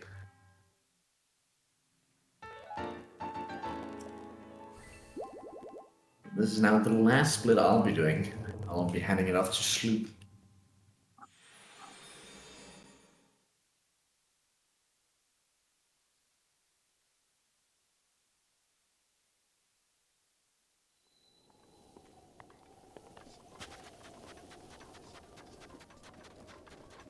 Wait, are you doing Santia race? Or is that Sloop? I think Pancakes has to do that one. Saving right after I'm done with Ruckus Sunset, so... I'm doing the funny seal race.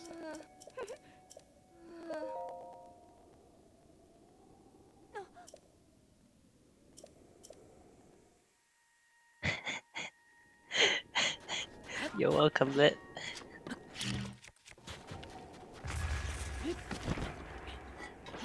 Getting toxic off you, C2. Anytime. What did you do this time? I think she readed the Omega lol, because the one I added was fucked. It's so bad. All the emotes you added are bad, actually.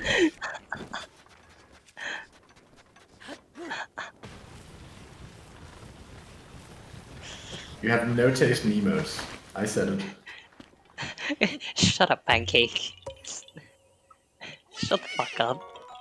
I think Hey, I just can't taste an emote and... Okay. I don't want to hear it.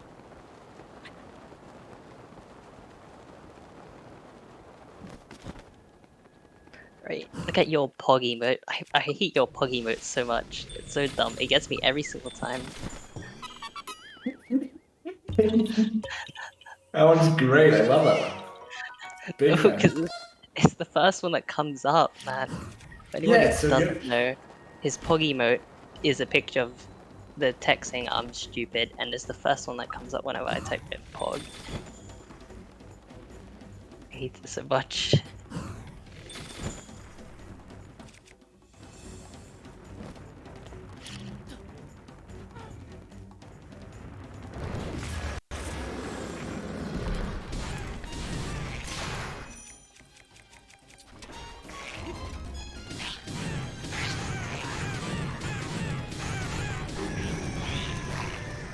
Only because it's finally gave me something that wasn't terrible.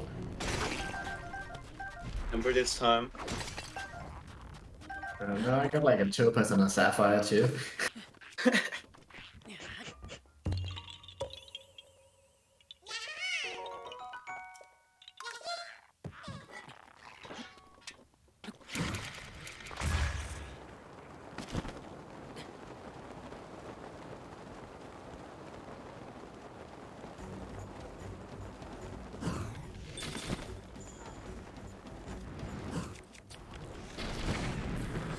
think the Moldugas are very easy to get double hits on.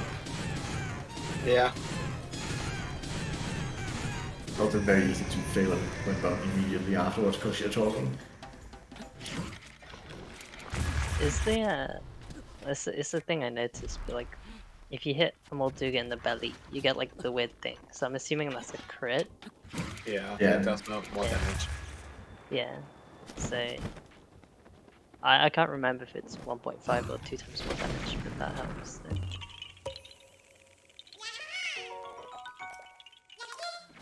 So. The sand dweller, so the belly is not tough. Oh. Or whatever, I don't know. Who cares?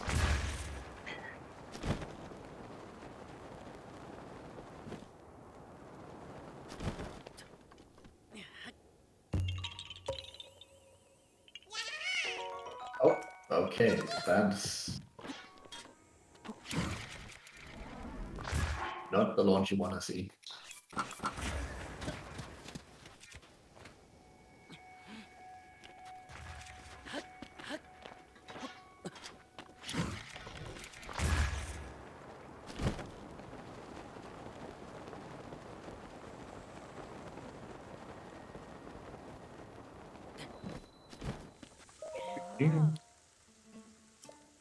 Wait, the sensible race time is faster than 1:15.5?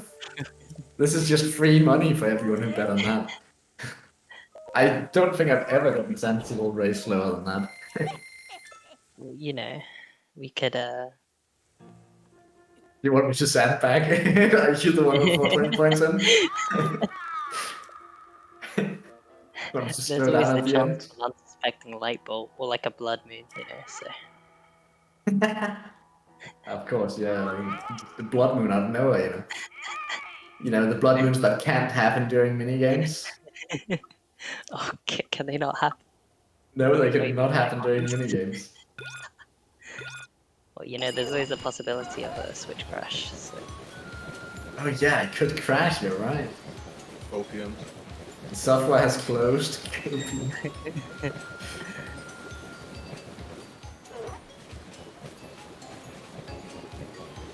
pretty sure I added a copium.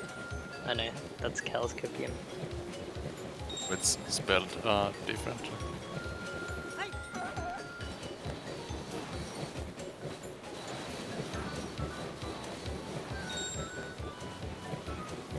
Okay.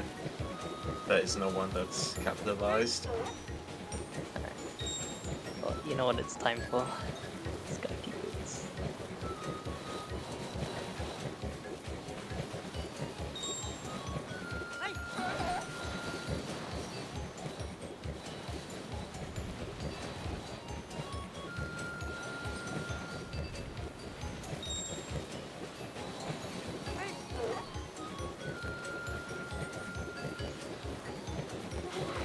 Sandbagged as hard as I could.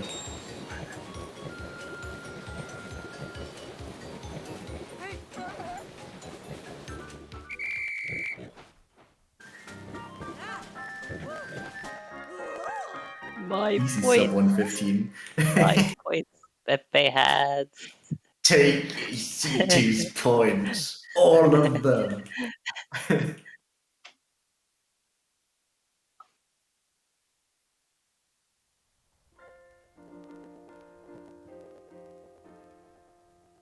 Oh.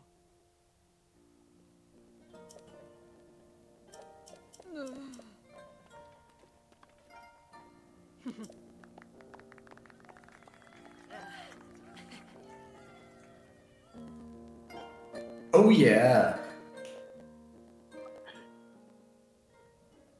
Come on. I got the hole in one. Can you activate it?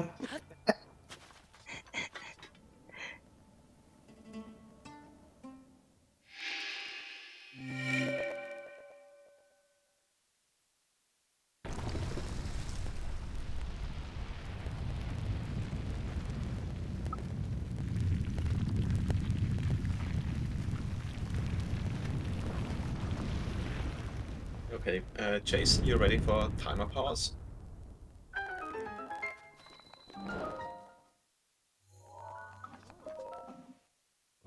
that's a strong Yes, of maybe. course. Okay. Wanted to make sure.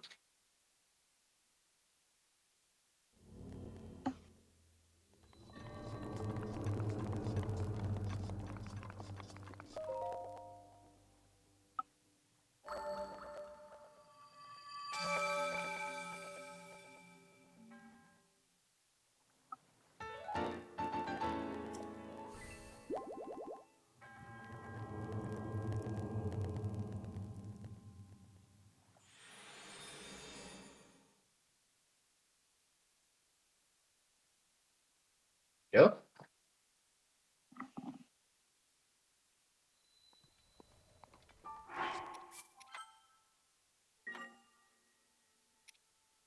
So Pancake, do I just download it from the cloud server now, or do you Yeah, need and to you should ask back it me? up first. Uploaded it. Yeah. Yeah, I think so. Just tell me when